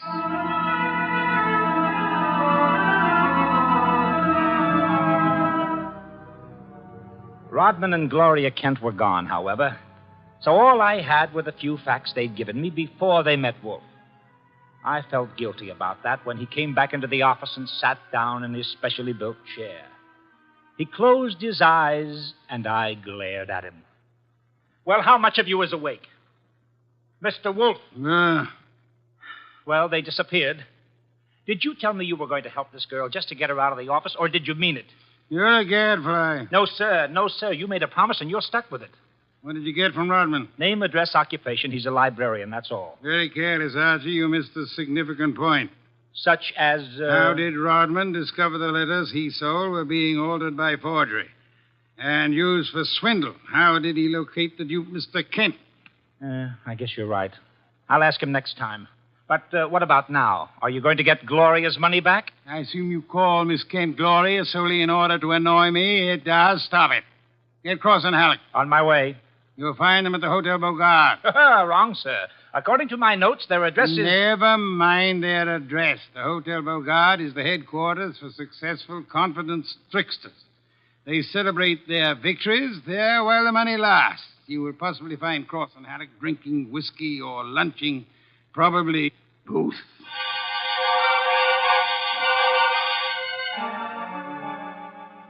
I located Cross and Halleck in the hotel bar and lured them back to our place on 35th Street.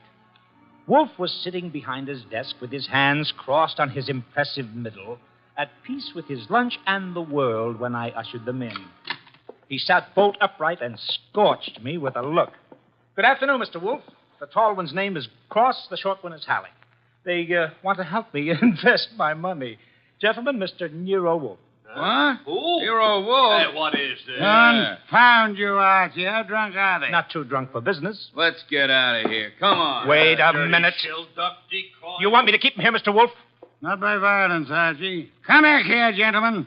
Unless you want 7 years in the state penitentiary. What? You got nothing on us, Wolf. Nothing. I have the Kent case. The Kent? That's a laugh. We're sitting pretty. You are not, sir. You imagine you possess legal immunity. Mr. Kent believes you a grotesque balderdash and will not sue for fraud. Miss Kent cannot sue because she is reluctant to accuse her father of wrongfully obtaining her money. Ergo, you think you're invulnerable. Now, listen. But you forget me. I'm a detective with a fee to earn. A big fee. Quiet, Archie. I am determined to get that fee. Therefore, as Miss Kent's agent, I can and will bring action against you. I'm indifferent to her tears or her father's disgrace. I'm indifferent to anything outside of money. You will return the $10,000 to me at once, sir, or you will be in jail by morning. You mean that? I do, Mr. Cross. Alec, come here.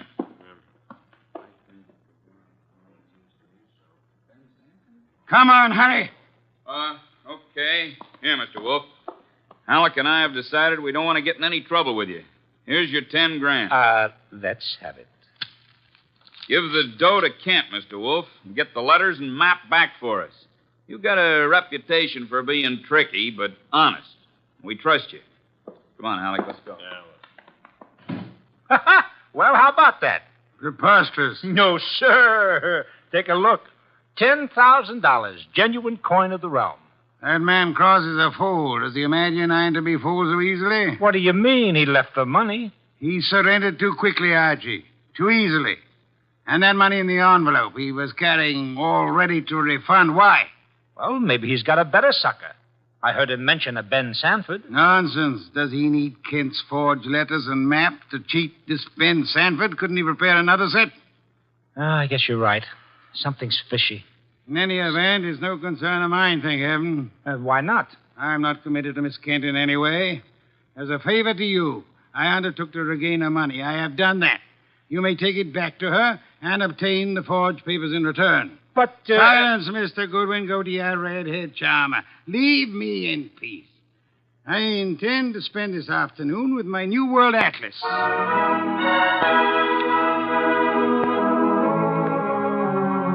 I left him 3,000 miles up the Amazon with his magnifying glass and drove up to East 69th Street. The Kent house was a broken-down little brownstone, and as I went up the stoop, the door opened and Gloria Kent burst out like a skyrocket. Hey, Miss Kent, easy. Let go of me. Let go. What's wrong? Wrong. Nothing is wrong. Nothing at all. Well, how about seeing your father? You want to see my father? Come inside. Oh, for the love of heaven. Come inside, Mr. Goodwin. I'll introduce you. He's in a back room. Come right through the living room. What else came through this living room? A hurricane? No, Mr. Goodwin. Something else. There's my father, Mr. Goodwin. What in the devil? He's dead. His throat's cut. Father, this is Archie Goodwin from Nero Wolfe's office. He and his boss refused to help while they could. Maybe he can help you now. Stop it. All I'm good for now is revenge. That's all. Stop Father. it. Stop it and look at me. When did it happen? I don't know. When did you find him? Just now. Keep looking at me. Who went through this house like a hurricane? You? No. Where did you go after you left the office? To the laboratory. What lab? Document research. The place that checked the map. How long were you there? Until an hour ago. I was with Mr. Rodman. Keep looking at me. And then? I had lunch. With Rodman? Alone. And then I came home. All right. All right, now listen to me. I want you to go to Mr. Wolfe's house right now. Have you got a cab there? Yes. All right, take a cab. I've got to stay here, but I'll call Mr. Wolfe and tell him you're on the way. Now, get.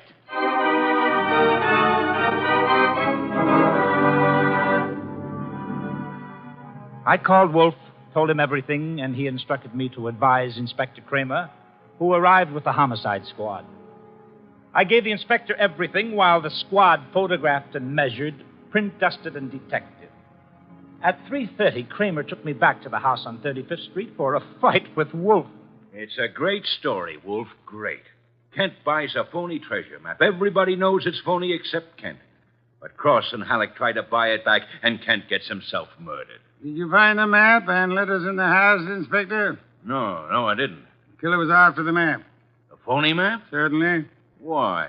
Well, if we knew that, we would know why Cross and Halleck so willingly paid back the money and why Kent was murdered. Maybe it's not phony. I'd better see the girl now. No, you fancy her for the murder. Well, I'll know after I ask a few questions. Tonight. She's had a shock, Mr. Kramer. She needs rest. Look, Wolf, I want her. Why bother with her when there's so much to be done? Yes, such as? Cross and Halleck, find them. And the mystery man they spoke of, Ben Sanford. These are the men you want now, not this poor, overwrought girl. Yeah. All right. The girl will be here for questioning tonight, though, huh? Tonight, Mr. Kramer. Okay. You'll hear from me later on. Well, you buffaloed him out of that, okay. Say, why don't you want her questioned? Is she guilty? I don't know. Well, what did she say when she got here? She said nothing. She never arrived. She never what? She never arrived. Well, then why did you tell Kramer she was resting? Would he have believed the truth? She must be found. More important, we must learn why forged letters and forged map produces turmoil. Find the killer and you find the map. You said so. I said the reverse, which is an altogether different statement.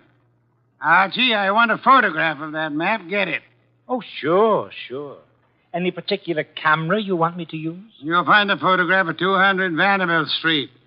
Are you kidding? The lab cannot check the authenticity of old papers without photographing them in ultraviolet light, infrared light, and so on.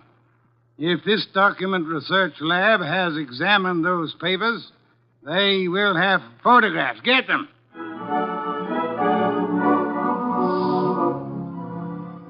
He got out of his chair and waddled back to the house elevator. It was 4:00 and time for his regular afternoon session with the orchids.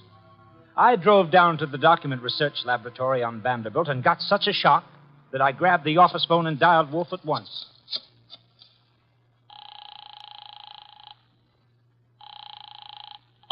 This is Nero Wolfe. Mr. Wolfe, Archie here.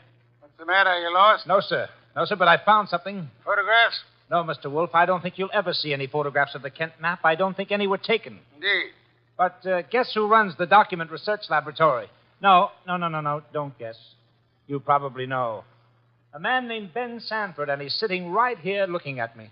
Bring him home with you. Home? But it's 4 p.m. This is the sacred hour when you pray over your orchids. And Mr. Sanford can join the ceremony.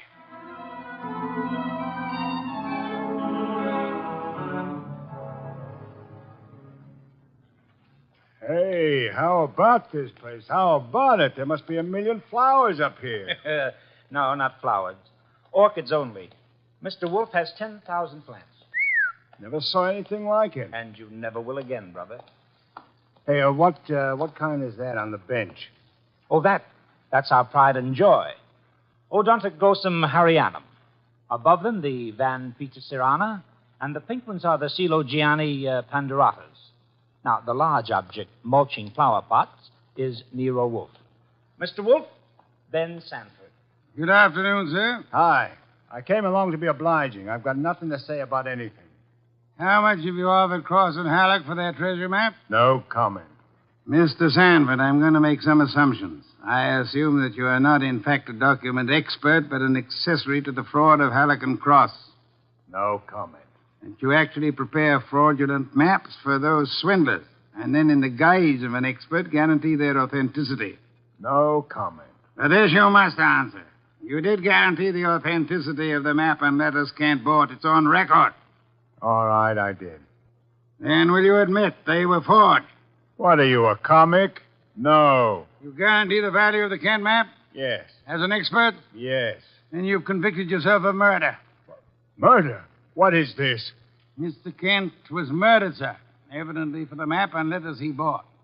But of all persons involved, you alone believe in the value of the map. No one else does.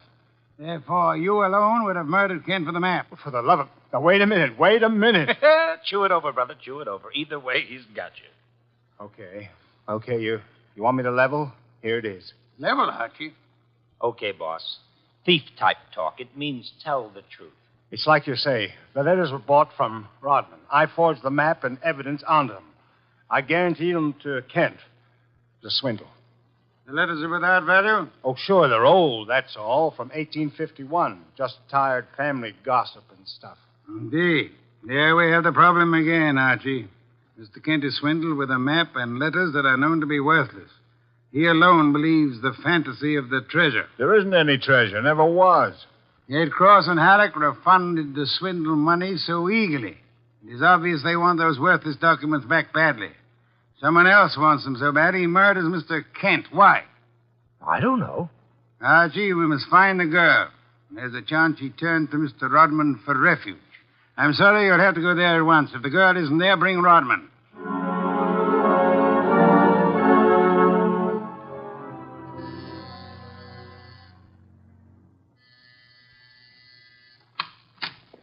Yes? Hello, Rodman. Remember me? I'm Archie Goodwin from Nero Wolfe's office.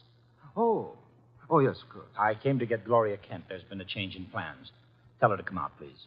Gloria? Well, she's not here. Why should she be? Haven't you heard? Heard what? Well, I guess you'd better come down and see Wolfe. Mr. Goodwin, I'm afraid I can't. I'm rather busy. Look, Rodman, maybe you ought to know. Old man Kent was murdered. What? Yes, just after you and Gloria left us. Kent murdered? Well, this is awful, Mr. Goodwin. You want to see Mr. Wolfe now? Get your hat. Murder? Well, believe me, I never wanted this. I'm going to tell Nero Wolfe the whole mess. Every word of it. Okay, then. Come on, let's go. Yes, of course. Just a minute. I'll get my hat in the bedroom. Murdered? Kent? I never dreamed. Oh. Come on, Rodman. Come on. What? I didn't hear you. Oh, Rodman. What the... Oh! Rodman. Oh, Rodman. Good Lord. What next? Come on. This is Nero Wolfe. Archie here. We've had a tough break. Yes? While I was waiting for Rodman at the front door, he went into the bedroom for his hat. The killer was there. How do you know? He cut Rodman's throat. Tell. The back window was open. It's a ground floor apartment. He was out and gone before I had a chance. Archie, where were your wits? Let me alone. I've had a man murdered 20 feet from me. You think I'm cheering? Mr. Kramer is here, and he has news for us, Archie. He could not locate Cross and Halleck in their apartment. They had not been home all day. The maid informed him that she was waiting for her weekly salary. Well, so what? She was most angry and peppery, Mr. Kramer informs me. Red pepper? Exactly. Okay, maybe I know what you mean. I'll try to deliver the goods this time. Goodbye.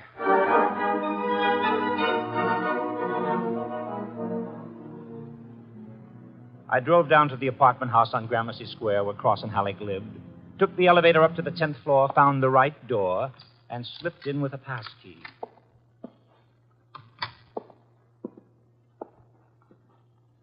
Come on out. Come out wherever you are. I know you're in here. You fooled Kramer pretending to be the maid, but you didn't fool Wolfe. You'd better... Gloria! Cut it out, you idiot. Lay off. It's Archie, you dope. Archie Goodwin from Nero Wolfe's office. Remember me? Let it go. Give me the gun, Gloria. Give it to me. That's right.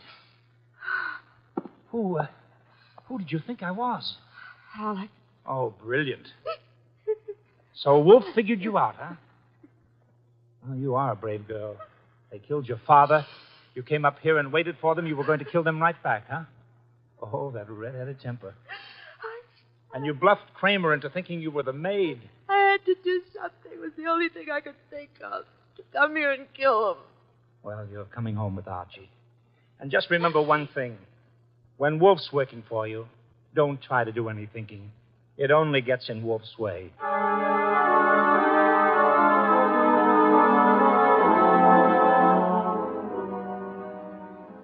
I got Gloria Kent back to the house at 7 o'clock. I parked the car, brought her into the office, and got the shock of my life. There was a convention on. Wolfe was there, with Inspector Kramer representing the cops. Cross, Halleck, and Sanford were there representing the crooks. When Kramer saw Gloria, he scowled first at her and then at Wolfe.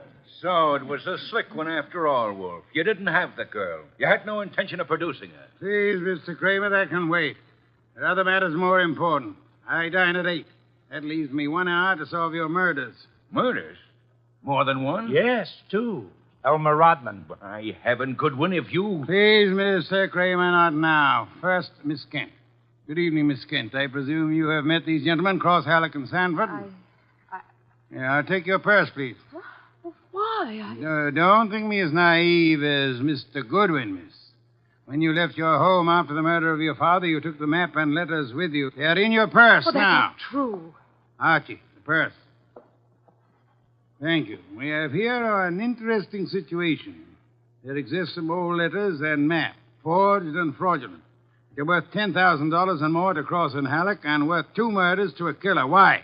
There must be something of great value in the letters. Yes, such as? Something which Mr. Sanford could not see, although he worked on the document closely. Yet something which could be made manifest. What is the answer, Miss Kent? You know it? I swear I don't. Secret writing, Archie. Bring the chafing dish from the dining room. Right.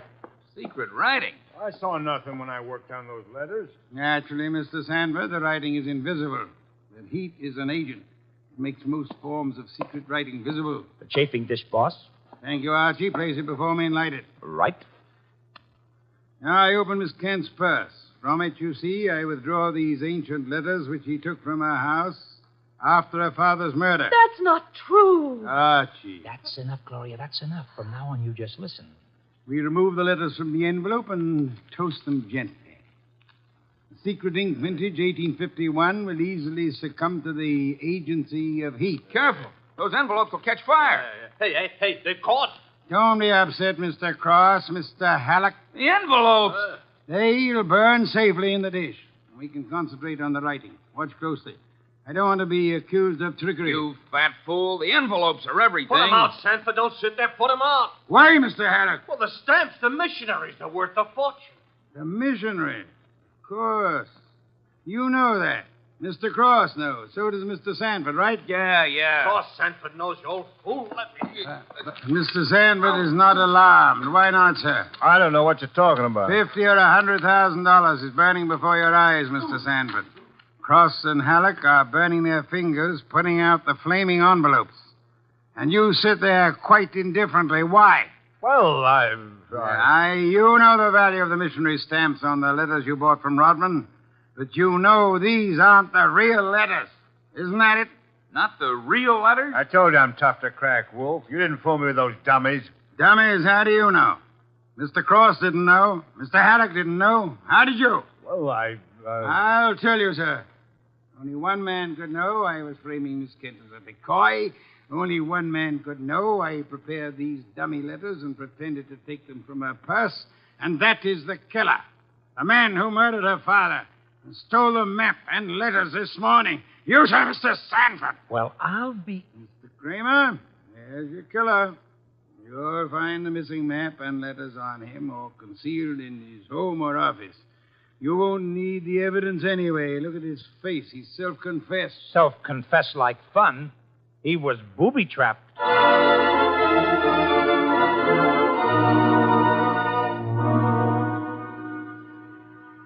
No, Mr. Craner. Not a complicated case, really. Very simple. Elmer Rodman sold a packet of old family letters to the swindlers for a small sum. They used the letters to perpetrate their fraud on Miss Kent's father. And the stamps on the letters were valuable? They were a special Hawaiian issue 1851, Miss Kent. Nicknamed missionaries, because missionaries used them for writing home. They are extremely rare stamps worth upward of $25,000 each. Hey, no wonder they were worth 2 murders. We found 5 of them on Sanford. Excellent. Somewhere or other, Rodman discovered the value of the stamps after he sold the letters. In his effort to get them back, he communicated his discovery to the swindlers, Cross, Halleck, and Sanford. So that's why they refunded the money so fast. Precisely, in an effort to have the sale rescinded. Rodman sought out Kent and tried to convince him of the fraud. Alas, he would not listen to the truth, Mr. Kramer. Oh, I get it. And while the others were hassling around, Sanford tried to steal a march and quietly resorted to murder. There you have it. Ha-ha! Great job, boss. Great job. So Gloria not only gets her 10 grand back, but 5 times 25, which is about 125,000 worth of goodies. Now, figuring your rates by the hour, that means you've done a gratis job worth about... Yes, Kent. I did not, nor will I demand a large fee for what I have done. I will not go back on my word. But I can beg for a favor. I'll only be too happy to... Wait. I ask something that will not be easy to grant. What is it? Will you use your red hair, your pretty face, your admirable figure, and your ample fortune to lure Mr. Goodwin away from this house tonight? I would like to enjoy my dinner in peace. That won't be difficult, Mr. Wolfe. Let's have an understanding right now, Gloria. Difficult for you or for me? I'll be delighted. Indeed. To spend an evening with Mr. Goodwin, there is only one word for you, Miss Kent. Intrepid.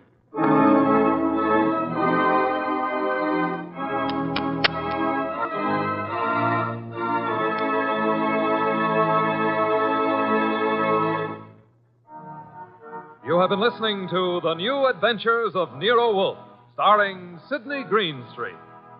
Tonight's story by Alfred Bester was based on the famous characters created by Rex Stout, produced by Edwin Fadiman, and directed by J. Donald Wilson.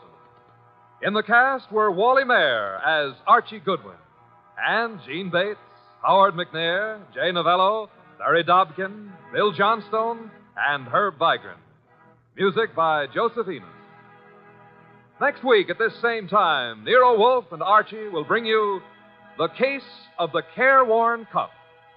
Don Stanley speaking. The preceding was transcribed. 3 chimes mean good times on NBC. The chimes ring for Dennis Day and Judy Canova tomorrow night on NBC. Also, Judy Canova prepares to go operatic tomorrow because her special guest is Ezio Pinza. This is Chester William Bendix Riley. The Man Called X follows on NBC.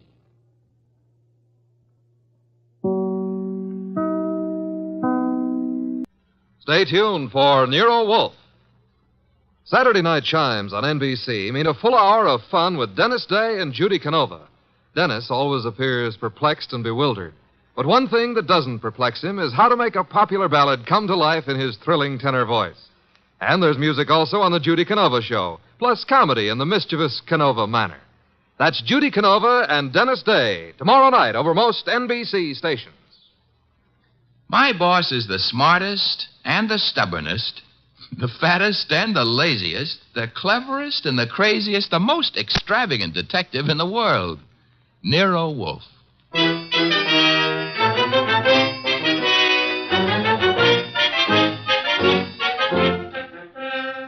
It's the transcribed adventure of The Case of the Careworn Cup, with that brilliant, eccentric private detective, orchid fancier, and gargantuan gourmet, Nero Wolfe, starring Sidney Greenstreet.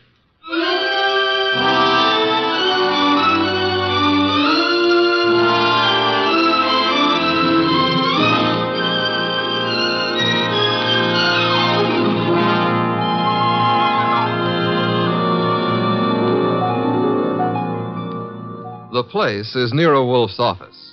At the moment, the world's greatest motionless detective is sitting in the chair which was built especially to support his 300 pounds. His eyes are closed, and he's making sounds through his nose.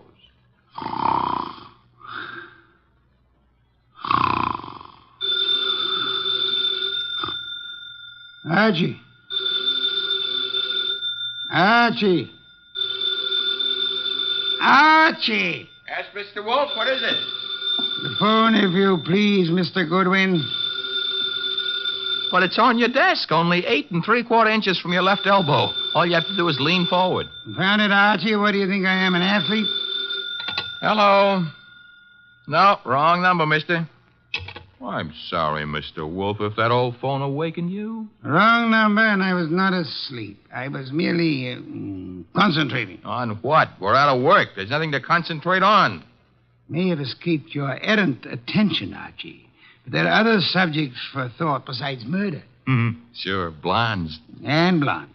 You're right at that. Brunettes. Phooey.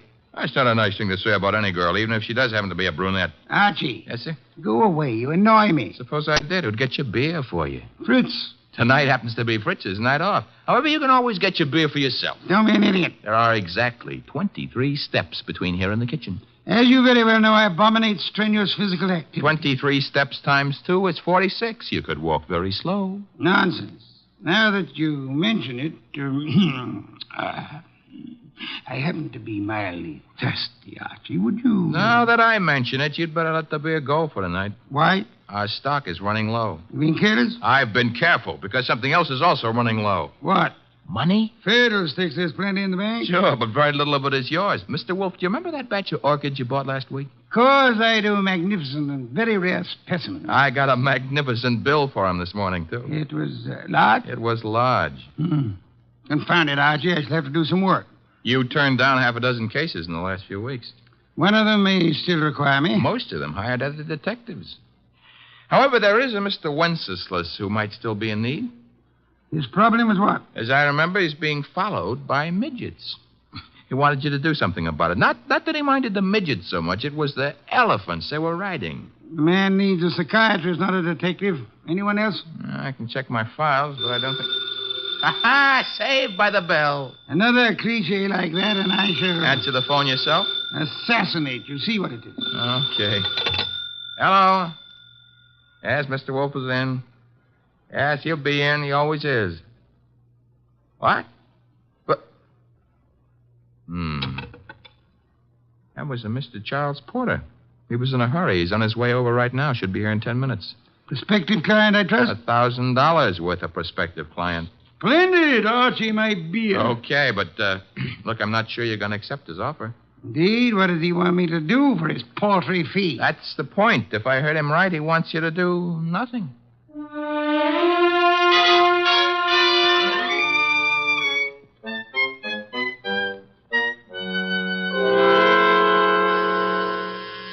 The door, Archie. Yes, sir. I hear it. Mr. Porter? Naturally, I'm Charles Porter. Who else would I be? It's a large field. Never mind. Come on in. I'm Archie Goodwin. Where is Wolfe? Mr. Wolfe is in here. Mr. Wolfe, this is Mr. Porter. Good evening. Fat, aren't you? It's moderately noticeable. Archie, a chair for Mr. Porter. Don't bother. I'm too impatient to sit. When I have business to take care of, I take care of it quickly. Very well. Send him out of the room. Mr. Goodwin, nonsense. He's my assistant. He remains. I don't like it. Archie, show Mr. Porter out. Now, wait.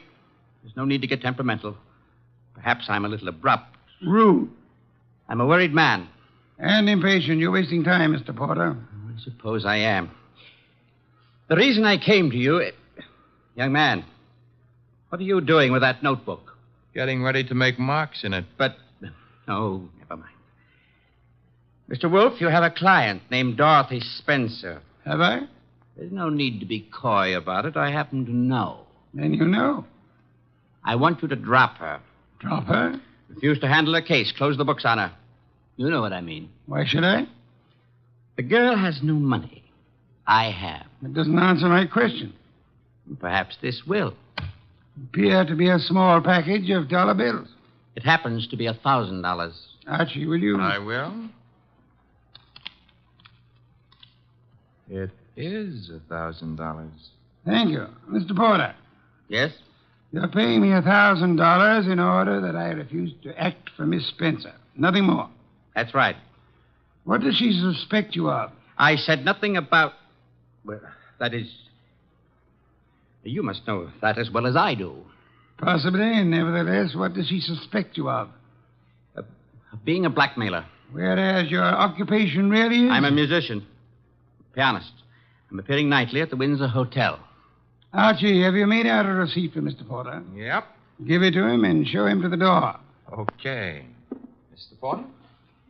Mr. Wolfe, I want your assurance that the entire affair is definitely finished. My association with Miss Spencer, you mean? You have my assurance that it is. You will forgive a classical allusion. The carver. Thank you. Good night. Mr. Wolfe, I have a secret about Mr. Porter. He smells. Some perfume or other. More important, his right coat cuff is more worn than his left cuff. And a carver happens to be a musical term meaning start again from the beginning. Oh? Porter thought it'd been finished. Therefore, Mr. Porter is a liar. His ignorance of common musical term indicates that he's not a musician. The worn right coat cuff, that he is an office worker. That's kind of leaping to a deduction. But even if Porter's a liar, Mr. Wolfe, there is something else. He paid you $1,000 to drop a client named Dorothy Spencer. Mr. Wolfe, you never had a client with that name.